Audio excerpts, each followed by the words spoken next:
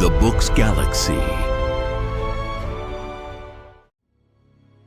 The Adventures of Sherlock Holmes. 1. To Sherlock Holmes she is always the woman. I have seldom heard him mention her under any other name. In his eyes she eclipses and predominates the whole of her sex. It was not that he felt any emotion akin to love for Irene Adler. All emotions, and that one particularly, were abhorrent to his cold, precise, but admirably balanced mind. He was, I take it, the most perfect reasoning and observing machine that the world has seen, but as a lover he would have placed himself in a false position. He never spoke of the softer passions, save with a gape and a sneer. They were admirable things for the observer, excellent for drawing the veil from men's motives and actions. But for the trained reasoner to admit such intrusions into his own delicate and finely adjusted temperament was to introduce a distracting factor which might throw a doubt upon all his mental results. Grit in a sensitive instrument, or a crack in one of his own high-power lenses, would not be more disturbing than a strong emotion in a nature such as his.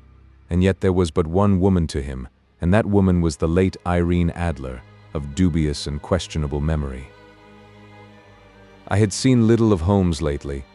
My marriage had drifted us away from each other. My own complete happiness, and the home-centered interests which rise up around the man who first finds himself master of his own establishment, were sufficient to absorb all my attention, while Holmes, who loathed every form of society with his whole Bohemian soul, remained in our lodgings in Baker Street. Buried among his old books, and alternating from week to week between cocaine and ambition, the drowsiness of the drug, and the fierce energy of his own keen nature. He was still, as ever, deeply attracted by the study of crime, and occupied his immense faculties and extraordinary powers of observation in following out those clues and clearing up those mysteries which had been abandoned as hopeless by the official police. From time to time I heard some vague account of his doings, of his summons to Odessa in the case of the Trepoff murder, of his clearing up of the singular tragedy of the Atkinson brothers at Trincomalee, and finally of the mission which he had accomplished so delicately and successfully for the reigning family of Holland. Beyond these signs of his activity, however, which I merely shared with all the readers of the daily press, I knew little of my former friend and companion. One night, it was on the 20th of March, 1888, I was returning from a journey to a patient, for I had now returned to civil practice, when my way led me through Baker Street. As I passed the well-remembered door, which must always be associated in my mind with my wooing and with the dark incidents of the study in scarlet, I was seized with a keen desire to see Holmes again and to know how he was employing his extraordinary powers. His rooms were brilliantly lit, and even as I looked up, I saw his tall, spare figure pass twice in a dark silhouette against the blind. He was pacing the room swiftly, eagerly, with his head sunk upon his chest and his hands clasped behind him. To me, who knew his every mood and habit, his attitude and manner told their own story. He was at work again. He had risen out of his drug-created dreams and was hot upon the scent of some new problem. I rang the bell and was shown up to the chamber which had formerly been in part my own. His manner was not effusive. It seldom was, but he was glad, I think, to see me. With hardly a word spoken, but with a kindly eye, he waved me to an armchair, threw across his case of cigars, and indicated a spirit case and a gasogene in the corner. Then he stood before the fire and looked me over in his singular introspective fashion. "Wedlock suits you," he remarked. "I think, Watson, that you have put on 7.5 pounds since I saw you." "7," I answered. "Indeed, I should have thought a little more. Just a trifle more, I fancy, Watson, and in practice again, I observe. You did not tell me that you intended to go into harness." "Then, how do you know?" "I see it. I deduce it. How do I know that you have been getting yourself very wet lately, and that you have a most clumsy and careless servant girl?" "My dear Holmes," said I, "this is too much. You would certainly have been burned, had you lived a few centuries ago. It is true that I had a country walk on Thursday and came home in a dreadful mess, but as I have changed my clothes, I can't imagine how you deduce it. As to Mary Jane, she is incorrigible, and my wife has given her notice, but there, again, I fail to see how you work it out." He chuckled to himself and rubbed his long, nervous hands together. "It is simplicity itself," said he. "My eyes tell me that on the inside of your left shoe, just where the firelight strikes it, The leather is scored by 6 almost parallel cuts. Obviously, they have been caused by someone who has very carelessly scraped round the edges of the sole in order to remove crusted mud from it. Hence, you see, my double deduction that you had been out in vile weather, and that you had a particularly malignant boot-slitting specimen of the London slavey. As to your practice, if a gentleman walks into my rooms smelling of iodoform, with a black mark of nitrate of silver upon his right forefinger, and a bulge on the right side of his top hat to show where he has secreted his stethoscope, I must be dull indeed, if I do not pronounce him to be an active member of the medical profession. I could not help laughing at the ease with which he explained his process of deduction. When I hear you give your reasons, I remarked, the thing always appears to me to be so ridiculously simple that I could easily do it myself, though at each successive instance of your reasoning I am baffled until you explain your process. And yet I believe that my eyes are as good as yours. Quite so, he answered, lighting a cigarette and throwing himself down into an armchair. You see, but you do not observe. The distinction is clear. For example, you have frequently seen the steps which lead up from the hall to this room. Frequently. How often? Well, some hundreds of times. Then how many are there? How many? I don't know. Quite so. You have not observed. And yet you have seen. That is just my point. Now, I know that there are 17 steps, because I have both seen and observed. By the way, since you are interested in these little problems, and since you are good enough to chronicle 1 or 2 of my trifling experiences, you may be interested in this. He threw over a sheet of thick, pink-tinted notepaper which had been lying open upon the table. It came by the last post, said he, read it aloud. The note was undated, and without either signature or address. They will call upon you tonight, at 7:45, it said, a gentleman who desires to consult you upon a matter of the very deepest moment. Your recent services to one of the royal houses of Europe have shown that you are one who may safely be trusted with matters which are of an importance which can hardly be exaggerated. This account of you we have from all quarters received. Be in your chamber then at that hour, and do not take it amiss if your visitor wear a mask. This is indeed a mystery, I remarked. What do you imagine that it means? I have no data yet. It is a capital mistake to theorize before one has data. Insensibly, one begins to twist facts to suit theories instead of theories to suit facts. But the note itself, what do you deduce from it? I carefully examined the writing and the paper upon which it was written. The man who wrote it was presumably well-to-do, I remarked, endeavoring to imitate my companion's processes. Such paper could not be bought under half a crown a packet. It is peculiarly strong and stiff. Peculiar, that is the very word, said Holmes. It is not an English paper at all. Hold it up to the light. I did so, and saw a large E with a small g, a P, and a large G with a small t woven into the texture of the paper. What do you make of that? Asked Holmes. The name of the maker, no doubt, or his monogram, rather. Not at all. The G with the small t stands for Gesellschaft, which is the German for company. It is a customary contraction like our company. P, of course, stands for papier. Now for example. Let us glance at our Continental Gazetteer. He took down a heavy brown volume from his shelves. Eglo, Eglanitz, here we are, Egria. It is in a German-speaking country in Bohemia, not far from Carlsbad. Remarkable as being the scene of the death of Wallenstein and for its numerous glass factories and paper mills. Ha, my boy, what do you make of that? His eyes sparkled, and he sent up a great blue triumphant cloud from his cigarette. The paper was made in Bohemia, I said. Precisely. And the man who wrote the note is a German. Do you note the peculiar construction of the sentence? This account of you we have from all quarters received. A Frenchman or Russian could not have written that. It is the German who is so uncourteous to his verbs. It only remains, therefore, to discover what is wanted by this German who writes upon Bohemian paper and prefers wearing a mask to showing his face. And here he comes, if I am not mistaken, to resolve all our doubts. As he spoke, there was the sharp sound of horses' hoofs and grating wheels against the curb, followed by a sharp pull at the bell. Holmes whistled. A pair by the sound, said he. Yes, he continued, glancing out of the window. A nice little brougham and a pair of beauties. 150 guineas apiece. There's money in this case, Watson, if there is nothing else. I think that I had better go, Holmes. Not a bit, Doctor.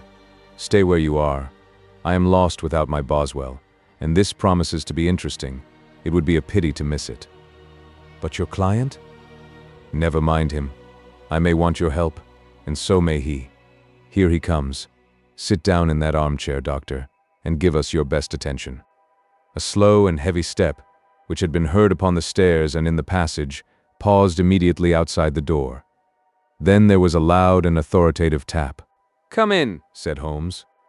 A man entered who could hardly have been less than 6 feet 6 inches in height, with the chest and limbs of a Hercules.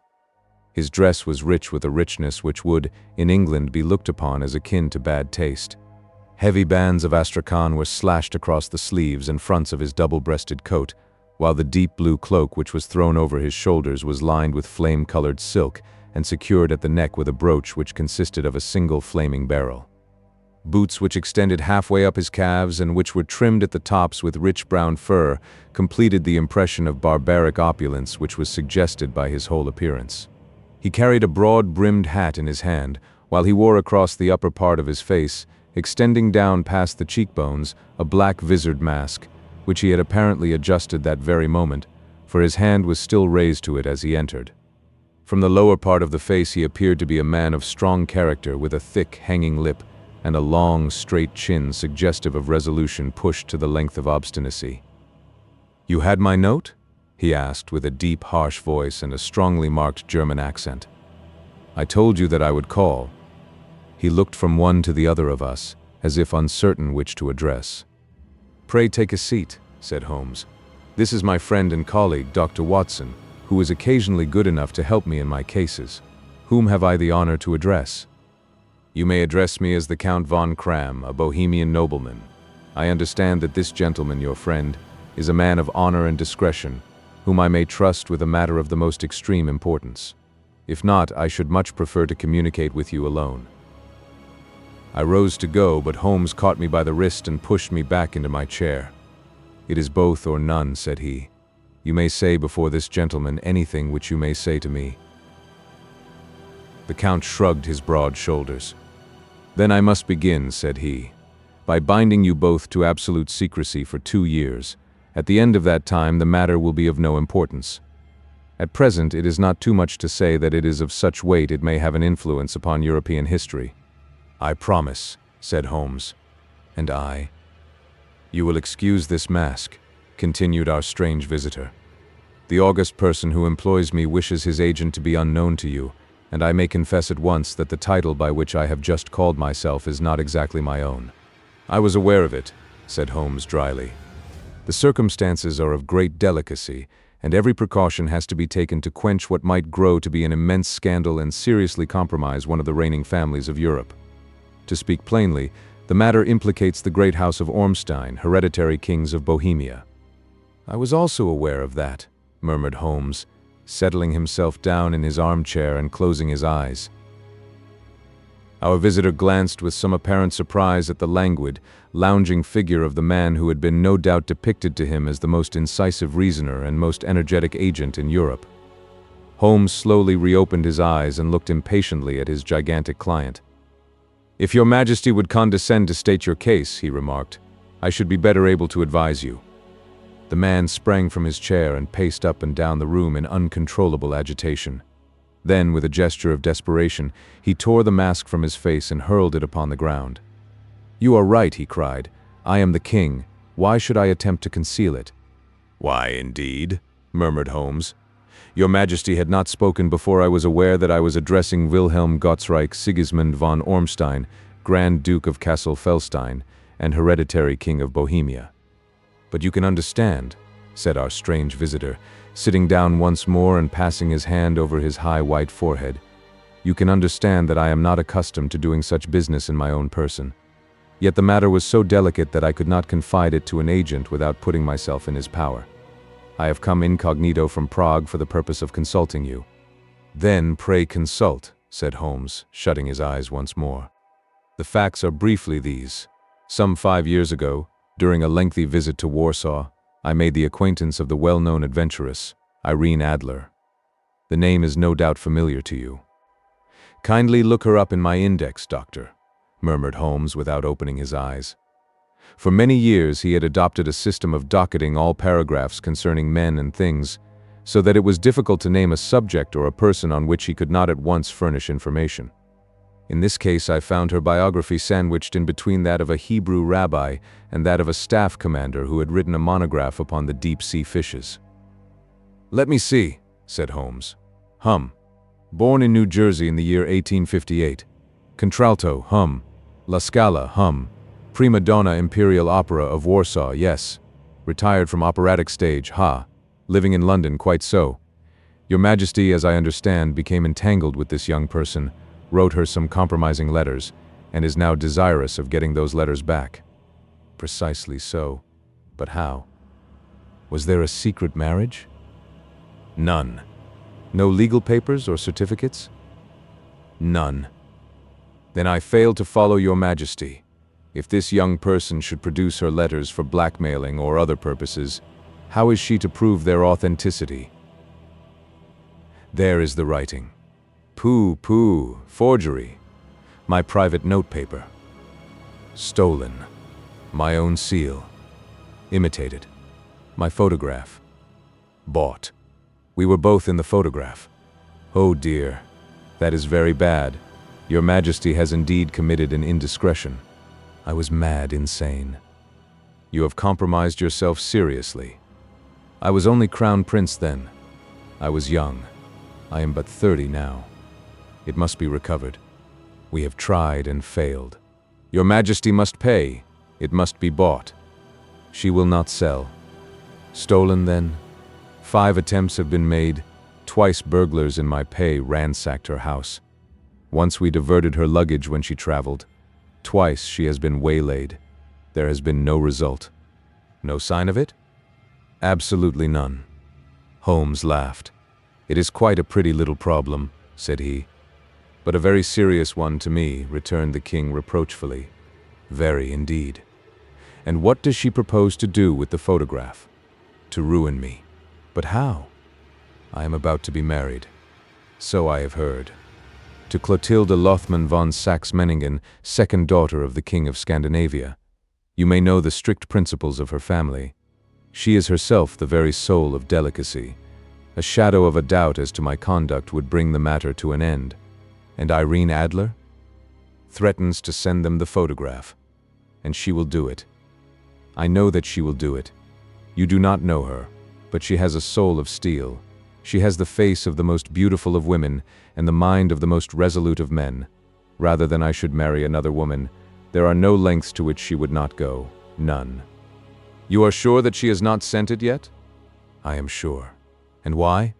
Because she has said that she would send it on the day when the betrothal was publicly proclaimed. That will be next Monday. Oh, then we have 3 days yet, said Holmes with a yawn. That is very fortunate, as I have 1 or 2 matters of importance to look into just at present. Your Majesty will, of course, stay in London for the present. Certainly. You will find me at the Langham under the name of the Count von Cram. Then I shall drop you a line to let you know how we progress. Pray do so. I shall be all anxiety. Then, as to money? You have carte blanche. Absolutely. I tell you that I would give one of the provinces of my kingdom to have that photograph. And for present expenses? The king took a heavy chamois leather bag from under his cloak and laid it on the table. There are £300 in gold and 700 in notes, he said. Holmes scribbled a receipt upon a sheet of his notebook and handed it to him. And Mademoiselle's address? He asked. Is Briony Lodge, Serpentine Avenue, St. John's Wood. Holmes took a note of it. One other question, said he. Was the photograph a cabinet? It was.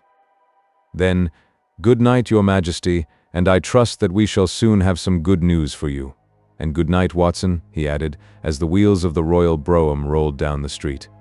If you will be good enough to call tomorrow afternoon at 3 o'clock, I should like to chat this little matter over with you. 2. At 3 o'clock precisely I was at Baker Street, but Holmes had not yet returned.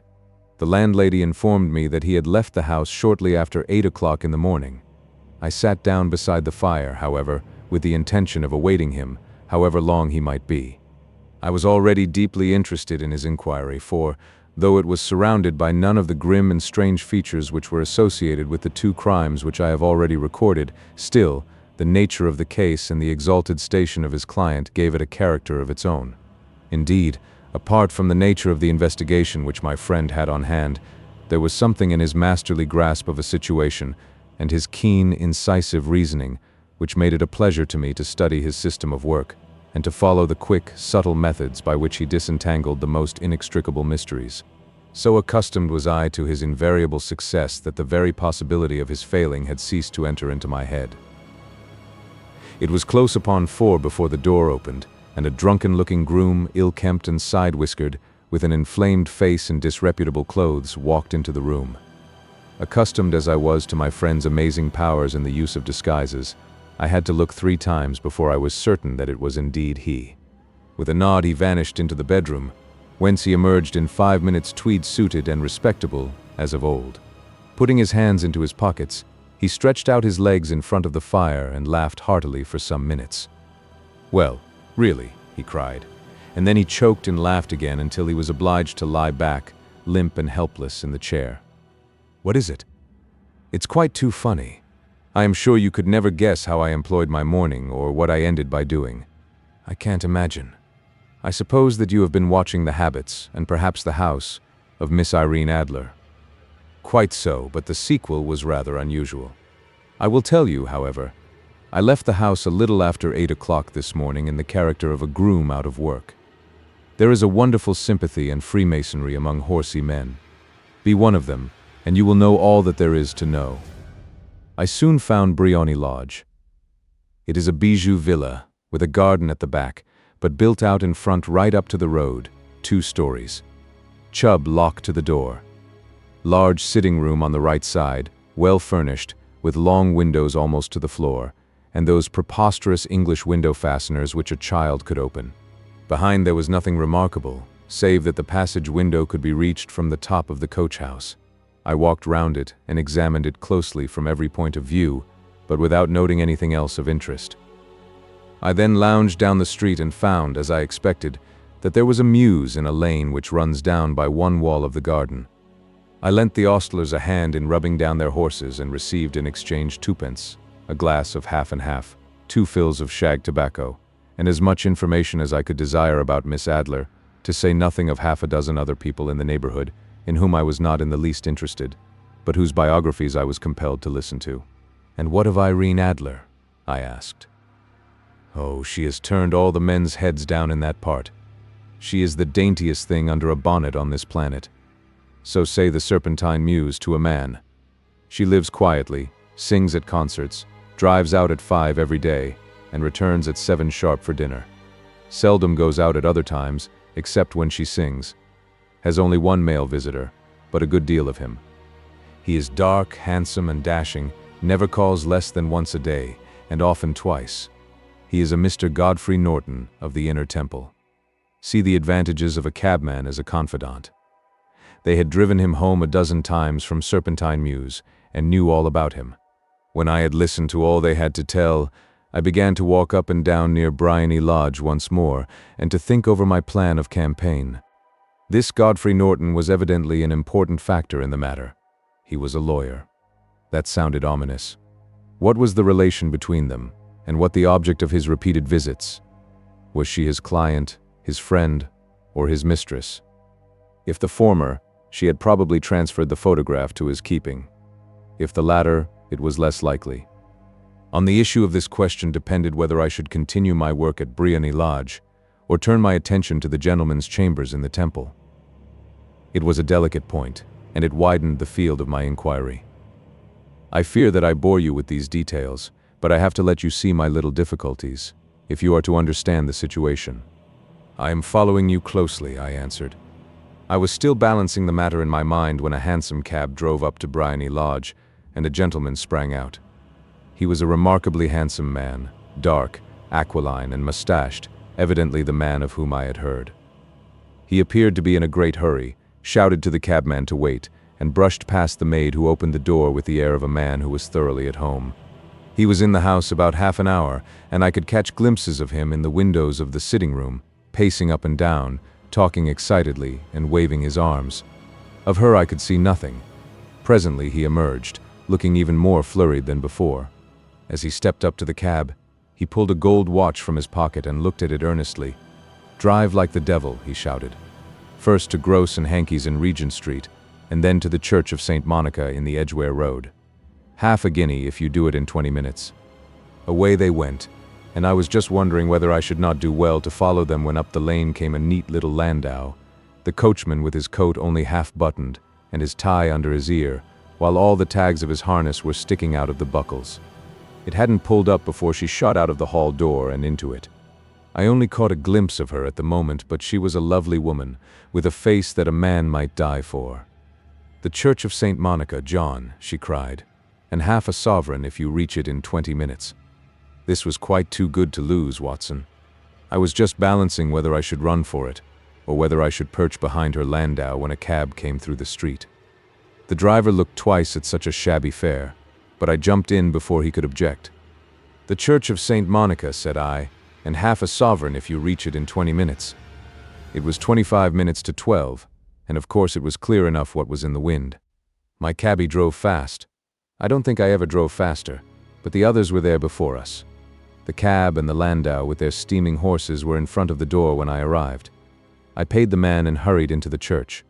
There was not a soul there save the two whom I had followed and a surpliced clergyman, who seemed to be expostulating with them. They were all three standing in a knot in front of the altar. I lounged up the side aisle like any other idler who has dropped into a church. Suddenly, to my surprise, the three at the altar faced round to me, and Godfrey Norton came running as hard as he could towards me. "Thank God," he cried. "You'll do. Come. Come." "What then?" I asked. "Come, man, come. Only 3 minutes, or it won't be legal." I was half dragged up to the altar, and before I knew where I was, I found myself mumbling responses which were whispered in my ear, and vouching for things of which I knew nothing, and generally assisting in the secure tying up of Irene Adler, spinster, to Godfrey Norton, bachelor. It was all done in an instant, and there was the gentleman thanking me on the one side and the lady on the other, while the clergyman beamed on me in front. It was the most preposterous position in which I ever found myself in my life, and it was the thought of it that started me laughing just now. It seems that there had been some informality about their license, that the clergyman absolutely refused to marry them without a witness of some sort, and that my lucky appearance saved the bridegroom from having to sally out into the streets in search of a best man. The bride gave me a sovereign, and I mean to wear it on my watch chain in memory of the occasion. "This is a very unexpected turn of affairs," said I. "And what then?" "Well, I found my plans very seriously menaced. It looked as if the pair might take an immediate departure, and so necessitate very prompt and energetic measures on my part. At the church door, however, they separated, he driving back to the temple, and she to her own house. 'I shall drive out in the park at 5 as usual,' she said as she left him. I heard no more. They drove away in different directions, and I went off to make my own arrangements. "Which are?" "Some cold beef and a glass of beer," he answered, ringing the bell. "I have been too busy to think of food, and I am likely to be busier still this evening. By the way, Doctor, I shall want your cooperation." "I shall be delighted." "You don't mind breaking the law?" "Not in the least." "Nor running a chance of arrest?" "Not in a good cause." "Oh, the cause is excellent. Then I am your man. I was sure that I might rely on you. But what is it you wish?" "When Mrs. Turner has brought in the tray, I will make it clear to you. Now," he said as he turned hungrily on the simple fare that our landlady had provided, "I must discuss it while I eat, for I have not much time. It is nearly 5 now. In 2 hours we must be on the scene of action. Miss Irene, or Madame rather, returns from her drive at 7. We must be at Briony Lodge to meet her." "And what then?" "You must leave that to me. I have already arranged what is to occur. There is only one point on which I must insist. You must not interfere, come what may. You understand? I am to be neutral? To do nothing whatever. There will probably be some small unpleasantness. Do not join in it. It will end in my being conveyed into the house. 4 or 5 minutes afterwards, the sitting room window will open. You are to station yourself close to that open window. Yes. You are to watch me, for I will be visible to you. Yes. And when I raise my hands so, you will throw into the room what I give you to throw, and will, at the same time, raise the cry of fire. You quite follow me? Entirely. It is nothing very formidable, he said, taking a long cigar-shaped roll from his pocket. It is an ordinary plumber's smoke rocket, fitted with a cap at either end to make it self-lighting. Your task is confined to that. When you raise your cry of fire, it will be taken up by quite a number of people. You may then walk to the end of the street, and I will rejoin you in 10 minutes. I hope that I have made myself clear. I am to remain neutral, to get near the window to watch you, and at the signal to throw in this object, then to raise the cry of fire, and to wait you at the corner of the street. Precisely. Then you may entirely rely on me. That is excellent. I think, perhaps, it is almost time that I prepare for the new role I have to play. He disappeared into his bedroom and returned in a few minutes in the character of an amiable and simple-minded nonconformist clergyman. His broad black hat, his baggy trousers, his white tie, his sympathetic smile, and general look of peering and benevolent curiosity were such as Mr. John Hare alone could have equaled. It was not merely that Holmes changed his costume. His expression, his manner, his very soul seemed to vary with every fresh part that he assumed. The stage lost a fine actor, even as science lost an acute reasoner, when he became a specialist in crime. It was 6:15 when we left Baker Street, and it still wanted 10 minutes to the hour when we found ourselves in Serpentine Avenue. It was already dusk, and the lamps were just being lighted as we paced up and down in front of Briony Lodge, waiting for the coming of its occupant. The house was just such as I had pictured it from Sherlock Holmes's succinct description, but the locality appeared to be less private than I expected. On the contrary, for a small street in a quiet neighborhood, it was remarkably animated. There was a group of shabbily dressed men smoking and laughing in a corner, a scissors grinder with his wheel, 2 guardsmen who were flirting with a nurse girl, and several well-dressed young men who were lounging up and down with cigars in their mouths. "You see," remarked Holmes as we paced to and fro in front of the house, "this marriage rather simplifies matters. The photograph becomes a double-edged weapon now. The chances are that she would be as averse to its being seen by Mr. Godfrey Norton as our client is to its coming to the eyes of his princess. Now the question is, where are we to find the photograph? Where, indeed? It is most unlikely that she carries it about with her. It is cabinet size, too large for easy concealment about a woman's dress. She knows that the king is capable of having her waylaid and searched. 2 attempts of the sort have already been made. We may take it, then, that she does not carry it about with her. Where, then? Her banker or her lawyer? There is that double possibility, but I am inclined to think neither.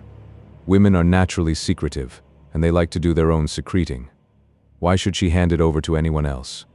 She could trust her own guardianship, but she could not tell what indirect or political influence might be brought to bear upon a businessman. Besides, remember that she had resolved to use it within a few days. It must be where she can lay her hands upon it. It must be in her own house. But it has twice been burgled. Pshaw, they did not know how to look. But how will you look? I will not look. What then? I will get her to show me. But she will refuse. She will not be able to. But I hear the rumble of wheels. It is her carriage.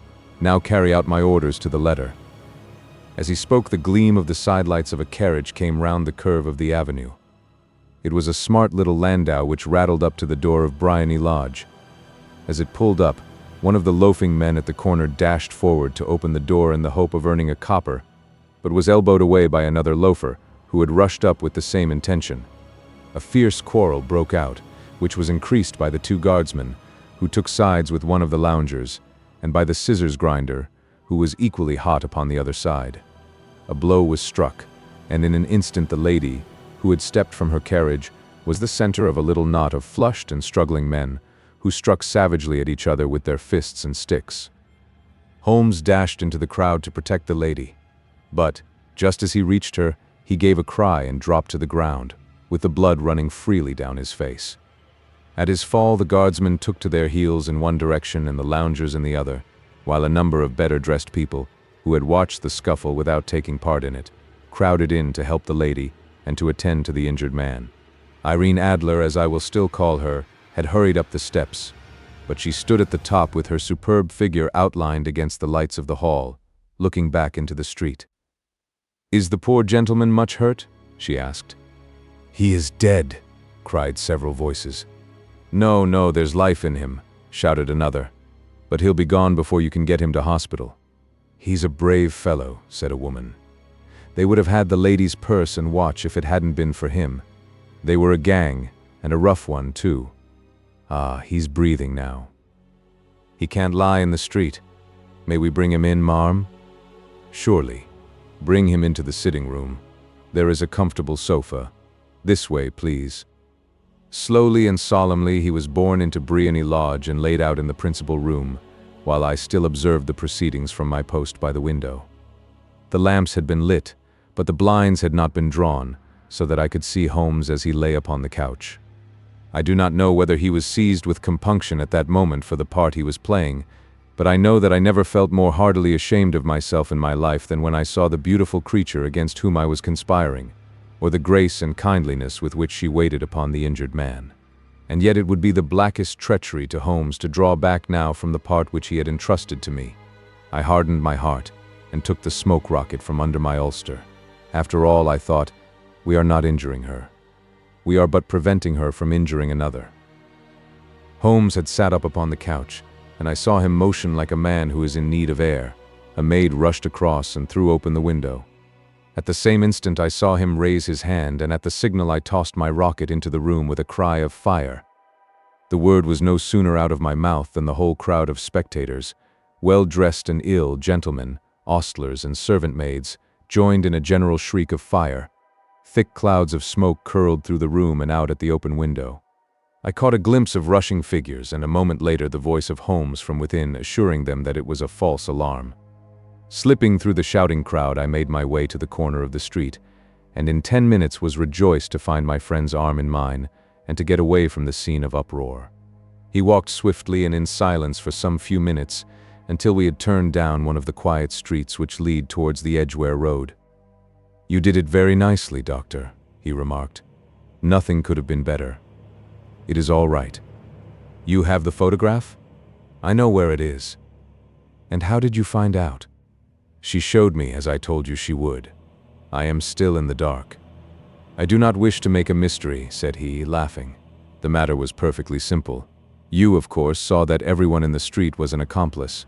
They were all engaged for the evening. I guessed as much. Then, when the row broke out, I had a little moist red paint in the palm of my hand. I rushed forward, fell down, clapped my hand to my face, and became a piteous spectacle. It is an old trick. That also I could fathom. Then they carried me in. She was bound to have me in. What else could she do? And into her sitting room, which was the very room which I suspected. It lay between that and her bedroom, and I was determined to see which. They laid me on a couch. I motioned for air. They were compelled to open the window, and you had your chance. How did that help you? It was all important. When a woman thinks that her house is on fire, her instinct is at once to rush to the thing which she values most. It is a perfectly overpowering impulse, and I have more than once taken advantage of it. In the case of the Darlington substitution scandal, it was of use to me, and also in the Arnsworth Castle business. A married woman grabs at her baby, an unmarried one reaches for her jewel box. Now it was clear to me that Our Lady of today had nothing in the house more precious to her than what we are in quest of. She would rush to secure it. The alarm of fire was admirably done. The smoke and shouting were enough to shake nerves of steel. She responded beautifully. The photograph is in a recess behind a sliding panel just above the right bell pull. She was there in an instant, and I caught a glimpse of it as she half drew it out. When I cried out that it was a false alarm, she replaced it, glanced at the rocket, rushed from the room, and I have not seen her since. I rose, and, making my excuses, escaped from the house. I hesitated whether to attempt to secure the photograph at once, but the coachman had come in, and as he was watching me narrowly, it seemed safer to wait. A little over-precipitance may ruin all. "And now?" I asked. "Our quest is practically finished. I shall call with the king tomorrow, and with you, if you care to come with us. We will be shown into the sitting room to wait for the lady, but it is probable that when she comes she may find neither us nor the photograph. It might be a satisfaction to His Majesty to regain it with his own hands. And when will you call? At 8 in the morning. She will not be up so that we shall have a clear field. Besides, we must be prompt, for this marriage may mean a complete change in her life and habits. I must wire to the king without delay. We had reached Baker Street and had stopped at the door. He was searching his pockets for the key when someone passing said, "Good night, Mr. Sherlock Holmes." There were several people on the pavement at the time, but the greeting appeared to come from a slim youth in an ulster who had hurried by. "I've heard that voice before," said Holmes, staring down the dimly lit street. "Now, I wonder who the deuce that could have been." 3. I slept at Baker Street that night, and we were engaged upon our toast and coffee in the morning when the King of Bohemia rushed into the room. "You have really got it," he cried, grasping Sherlock Holmes by either shoulder and looking eagerly into his face. "Not yet. But you have hopes?" "I have hopes." "Then come. I am all impatience to be gone. We must have a cab." "No, my brougham is waiting." "Then that will simplify matters." We descended and started off once more for Briony Lodge. "Irene Adler is married," remarked Holmes. "Married when?" "Yesterday." "But to whom?" "To an English lawyer named Norton." "But she could not love him." "I am in hopes that she does." "And why in hopes?" "Because it would spare your Majesty all fear of future annoyance. If the lady loves her husband, she does not love your Majesty. If she does not love your Majesty, there is no reason why she should interfere with your Majesty's plan. It is true. And yet, well, I wish she had been of my own station. What a queen she would have made." He relapsed into a moody silence, which was not broken until we drew up in Serpentine Avenue. The door of Briony Lodge was open, and an elderly woman stood upon the steps. She watched us with a sardonic eye as we stepped from the brougham. "Mr. Sherlock Holmes, I believe," said she. "I am Mr. Holmes," answered my companion, looking at her with a questioning and rather startled gaze. "Indeed. My mistress told me that you were likely to call. She left this morning with her husband by the 5:15 train from Charing Cross for the Continent." "What?" Sherlock Holmes staggered back, white with chagrin and surprise. "Do you mean that she has left England?" "Never to return." "And the papers?" asked the king hoarsely. "All is lost. We shall see." He pushed past the servant and rushed into the drawing room, followed by the king and myself. The furniture was scattered about in every direction, with dismantled shelves and open drawers, as if the lady had hurriedly ransacked them before her flight. Holmes rushed at the bell pull, tore back a small sliding shutter, and plunging in his hand, pulled out a photograph and a letter. The photograph was of Irene Adler herself in evening dress. The letter was superscribed to Sherlock Holmes, Esquire, to be left till called for. My friend tore it open, and we all three read it together. It was dated at midnight of the preceding night and ran in this way. "My dear Mr. Sherlock Holmes, you really did it very well. You took me in completely. Until after the alarm of fire, I had not a suspicion. But then, when I found how I had betrayed myself, I began to think. I had been warned against you months ago. I had been told that if the king employed an agent, it would certainly be you. And your address had been given me. Yet with all this, you made me reveal what you wanted to know. Even after I became suspicious, I found it hard to think evil of such a dear, kind old clergyman. But, you know, I have been trained as an actress myself. Male costume is nothing new to me. I often take advantage of the freedom which it gives. I sent John, the coachman, to watch you, ran upstairs, got into my walking clothes, as I call them, and came down just as you departed. Well, I followed you to your door and so made sure that I was really an object of interest to the celebrated Mr. Sherlock Holmes. Then I, rather imprudently, wished you good night and started for the temple to see my husband. We both thought the best resource was flight, when pursued by so formidable an antagonist, so you will find the nest empty when you call tomorrow.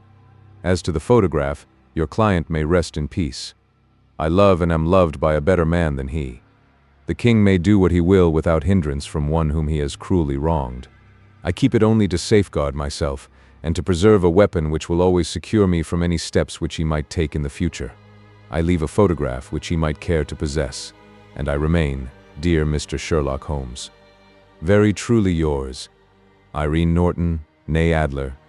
What a woman, oh, what a woman, cried the King of Bohemia, when we had all three read this epistle. Did I not tell you how quick and resolute she was? Would she not have made an admirable queen? Is it not a pity that she was not on my level? From what I have seen of the lady, she seems indeed to be on a very different level to your Majesty, said Holmes coldly.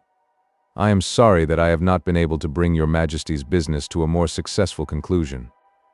On the contrary, my dear sir, cried the king, nothing could be more successful. I know that her word is inviolate. The photograph is now as safe as if it were in the fire. I am glad to hear your Majesty say so. I am immensely indebted to you. Pray tell me in what way I can reward you. This ring. He slipped an emerald snake ring from his finger and held it out upon the palm of his hand. Your Majesty has something which I should value even more highly, said Holmes. You have but to name it. This photograph. The king stared at him in amazement. Irene's photograph, he cried. Certainly, if you wish it. I thank your Majesty. Then there is no more to be done in the matter. I have the honor to wish you a very good morning. He bowed, and turning away without observing the hand which the king had stretched out to him, he set off in my company for his chambers. And that was how a great scandal threatened to affect the kingdom of Bohemia, and how the best plans of Mr. Sherlock Holmes were beaten by a woman's wit. He used to make merry over the cleverness of women, but I have not heard him do it of late. And when he speaks of Irene Adler, or when he refers to her photograph, it is always under the honorable title of the woman. 2. The Red-Headed League. I had called upon my friend Mr. Sherlock Holmes one day in the autumn of last year, and found him in deep conversation with a very stout, florid-faced, elderly gentleman with fiery red hair. With an apology for my intrusion, I was about to withdraw when Holmes pulled me abruptly into the room and closed the door behind me. You could not possibly have come at a better time, my dear Watson, he said cordially. I was afraid that you were engaged. So I am, very much so. Then I can wait in the next room. Not at all. This gentleman, Mr. Wilson, has been my partner and helper in many of my most successful cases, and I have no doubt that he will be of the utmost use to me in yours also. The stout gentleman half rose from his chair and gave a bob of greeting, with a quick little questioning glance from his small, fat, encircled eyes. Try the settee, said Holmes, relapsing into his armchair and putting his fingertips together, as was his custom when in judicial moods. I know, my dear Watson, that you share my love of all that is bizarre and outside the conventions and humdrum routine of everyday life. You have shown your relish for it by the enthusiasm which has prompted you to chronicle, and, if you will excuse my saying so, somewhat to embellish so many of my own little adventures. Your cases have indeed been of the greatest interest to me, I observed. You will remember that I remarked the other day, just before we went into the very simple problem presented by Miss Mary Sutherland, that for strange effects and extraordinary combinations we must go to life itself, which is always far more daring than any effort of the imagination. A proposition which I took the liberty of doubting. You did, Doctor, but nonetheless you must come round to my view, for otherwise I shall keep on piling fact upon fact on you until your reason breaks down under them and acknowledges me to be right. Now, Mr. Jabez Wilson here has been good enough to call upon me this morning, and to begin a narrative which promises to be one of the most singular which I have listened to for some time. You have heard me remark that the strangest and most unique things are very often connected not with the larger but with the smaller crimes, and occasionally, indeed, where there is room for doubt whether any positive crime has been committed. As far as I have heard, it is impossible for me to say whether the present case is an instance of crime or not, but the course of events is certainly among the most singular that I have ever listened to. Perhaps, Mr. Wilson, you would have the great kindness to recommence your narrative. I ask you not merely because my friend Dr. Watson has not heard the opening part, but also because the peculiar nature of the story makes me anxious to have every possible detail from your lips. As a rule, when I have heard some slight indication of the course of events, I am able to guide myself by the thousands of other similar cases which occur to my memory. In the present instance, I am forced to admit that the facts are, to the best of my belief, unique. The portly client puffed out his chest with an appearance of some little pride and pulled a dirty and wrinkled newspaper from the inside pocket of his greatcoat. As he glanced down the advertisement column, with his head thrust forward and the paper flattened out upon his knee, I took a good look at the man and endeavored, after the fashion of my companion, to read the indications which might be presented by his dress or appearance. I did not gain very much, however, by my inspection. Our visitor bore every mark of being an average commonplace British tradesman, obese, pompous, and slow. He wore rather baggy gray shepherd's check trousers, a not overclean black frock coat, unbuttoned in the front, and a drab waistcoat with a heavy brassy Albert chain and a square pierced bit of metal dangling down as an ornament. A frayed top hat and a faded brown overcoat with a wrinkled velvet collar lay upon a chair beside him. Altogether, look as I would, there was nothing remarkable about the man save his blazing red head and the expression of extreme chagrin and discontent upon his features. Sherlock Holmes' quick eye took in my occupation, and he shook his head with a smile as he noticed my questioning glances. Beyond the obvious facts that he has at some time done manual labor, that he takes snuff, that he is a Freemason, that he has been in China, and that he has done a considerable amount of writing lately, I can deduce nothing else. Mr. Jabez Wilson started up in his chair, with his forefinger upon the paper, but his eyes upon my companion. "How, in the name of good fortune, did you know all that, Mr. Holmes?" he asked.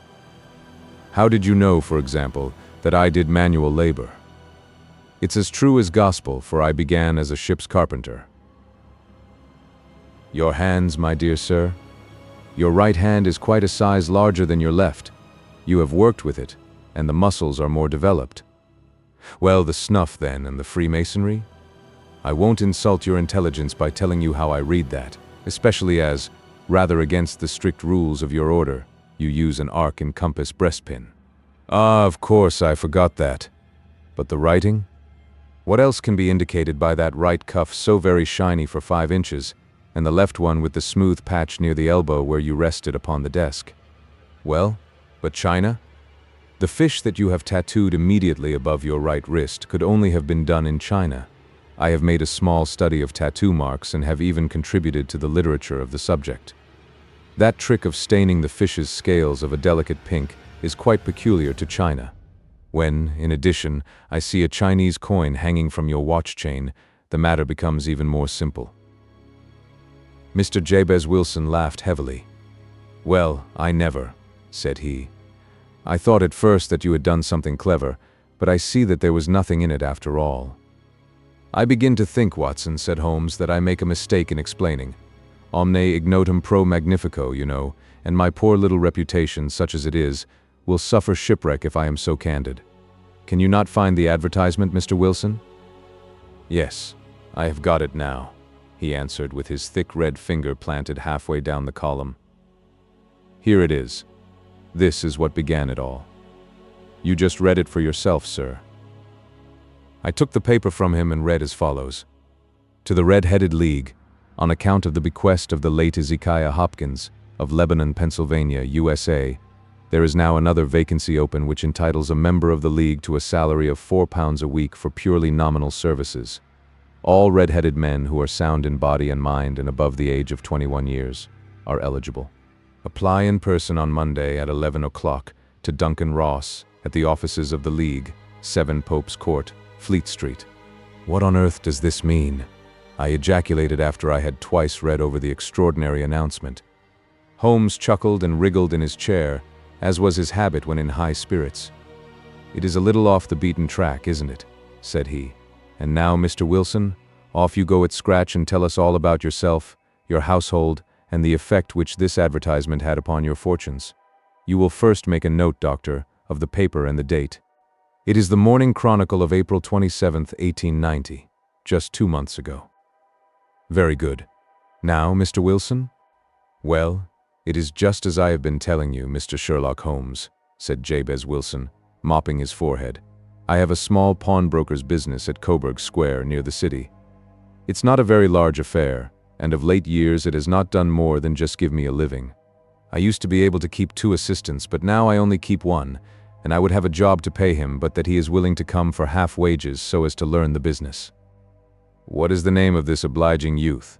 asked Sherlock Holmes. "His name is Vincent Spaulding, and he's not such a youth either. It's hard to say his age. I should not wish a smarter assistant, Mr. Holmes, and I know very well that he could better himself and earn twice what I am able to give him. But after all, if he is satisfied, why should I put ideas in his head?" "Why indeed? You seem most fortunate in having an employee who comes under the full market price. It is not a common experience among employers in this age. I don't know that your assistant is not as remarkable as your advertisement." "Oh, he has his faults too," said Mr. Wilson. "Never was such a fellow for photography. Snapping away with a camera when he ought to be improving his mind, and then diving down into the cellar like a rabbit into its hole to develop his pictures. That is his main fault, but on the whole he's a good worker. There's no vice in him." "He is still with you, I presume?" "Yes, sir. He and a girl of 14, who does a bit of simple cooking and keeps the place clean. That's all I have in the house, for I am a widower and never had any family. We live very quietly, sir, the 3 of us, and we keep a roof over our heads and pay our debts if we do nothing more. The first thing that put us out was that advertisement. Spaulding, he came down into the office just this day 8 weeks, with this very paper in his hand, and he says, 'I wish to the Lord, Mr. Wilson, that I was a red-headed man.' 'Why that?' I asks. 'Why,' says he, 'here's another vacancy on the League of the Red-Headed Men. It's worth quite a little fortune to any man who gets it, and I understand that there are more vacancies than there are men, so that the trustees are at their wits' end what to do with the money. If my hair would only change color, here's a nice little crib all ready for me to step into.' 'Why, what is it then?' I asked. 'You see, Mr. Holmes, I am a very stay-at-home man, and as my business came to me instead of my having to go to it, I was often weeks on end without putting my foot over the doormat. In that way I didn't know much of what was going on outside, and I was always glad of a bit of news.' 'Have you never heard of the League of the Red-Headed Men?' he asked with his eyes open. 'Never.' 'Why, I wonder at that, for you are eligible yourself for one of the vacancies.' 'And what are they worth?' I asked. 'Oh, merely a couple of hundred a year, but the work is slight, and it need not interfere very much with one's other occupations.' Well, you can easily think that that made me prick up my ears, for the business has not been over good for some years, and an extra couple of hundred would have been very handy. 'Tell me all about it,' said I. 'Well,' said he, showing me the advertisement, 'you can see for yourself that the League has a vacancy, and there is the address where you should apply for particulars. As far as I can make out, the League was founded by an American millionaire, Ezekiah Hopkins, who was very peculiar in his ways. He was himself red-headed, and he had a great sympathy for all red-headed men, so, when he died, it was found that he had left his enormous fortune in the hands of trustees, with instructions to apply the interest to the providing of easy berths to men whose hair is of that color. From all I hear, it is splendid pay and very little to do.' 'But,' said I, 'there would be millions of red-headed men who would apply.' 'Not so many as you might think,' he answered. 'You see, it is really confined to Londoners, and to grown men. This American had started from London when he was young, and he wanted to do the old town a good turn. Then, again, I have heard it is no use your applying if your hair is light red, or dark red, or anything but real bright, blazing, fiery red. Now, if you cared to apply, Mr. Wilson, you would just walk in, but perhaps it would hardly be worth your while to put yourself out of the way for the sake of a few £100. Now, it is a fact, gentlemen, as you may see for yourselves, that my hair is of a very full and rich tint, so that it seemed to me that if there was to be any competition in the matter, I stood as good a chance as any man that I had ever met. Vincent Spaulding seemed to know so much about it that I thought he might prove useful, so I just ordered him to put up the shutters for the day and to come right away with me. He was very willing to have a holiday, so we shut the business up and started off for the address that was given us in the advertisement. I never hope to see such a sight as that again, Mr. Holmes. From north, south, east, and west, every man who had a shade of red in his hair had tramped into the city to answer the advertisement. Fleet Street was choked with red-headed folk, and Pope's Court looked like a coster's orange barrow. I should not have thought there were so many in the whole country as were brought together by that single advertisement. Every shade of color they were: straw, lemon, orange, brick, Irish setter, liver, clay. But as Spaulding said, there were not many who had the real vivid flame-colored tint. When I saw how many were waiting, I would have given it up in despair, but Spaulding would not hear of it.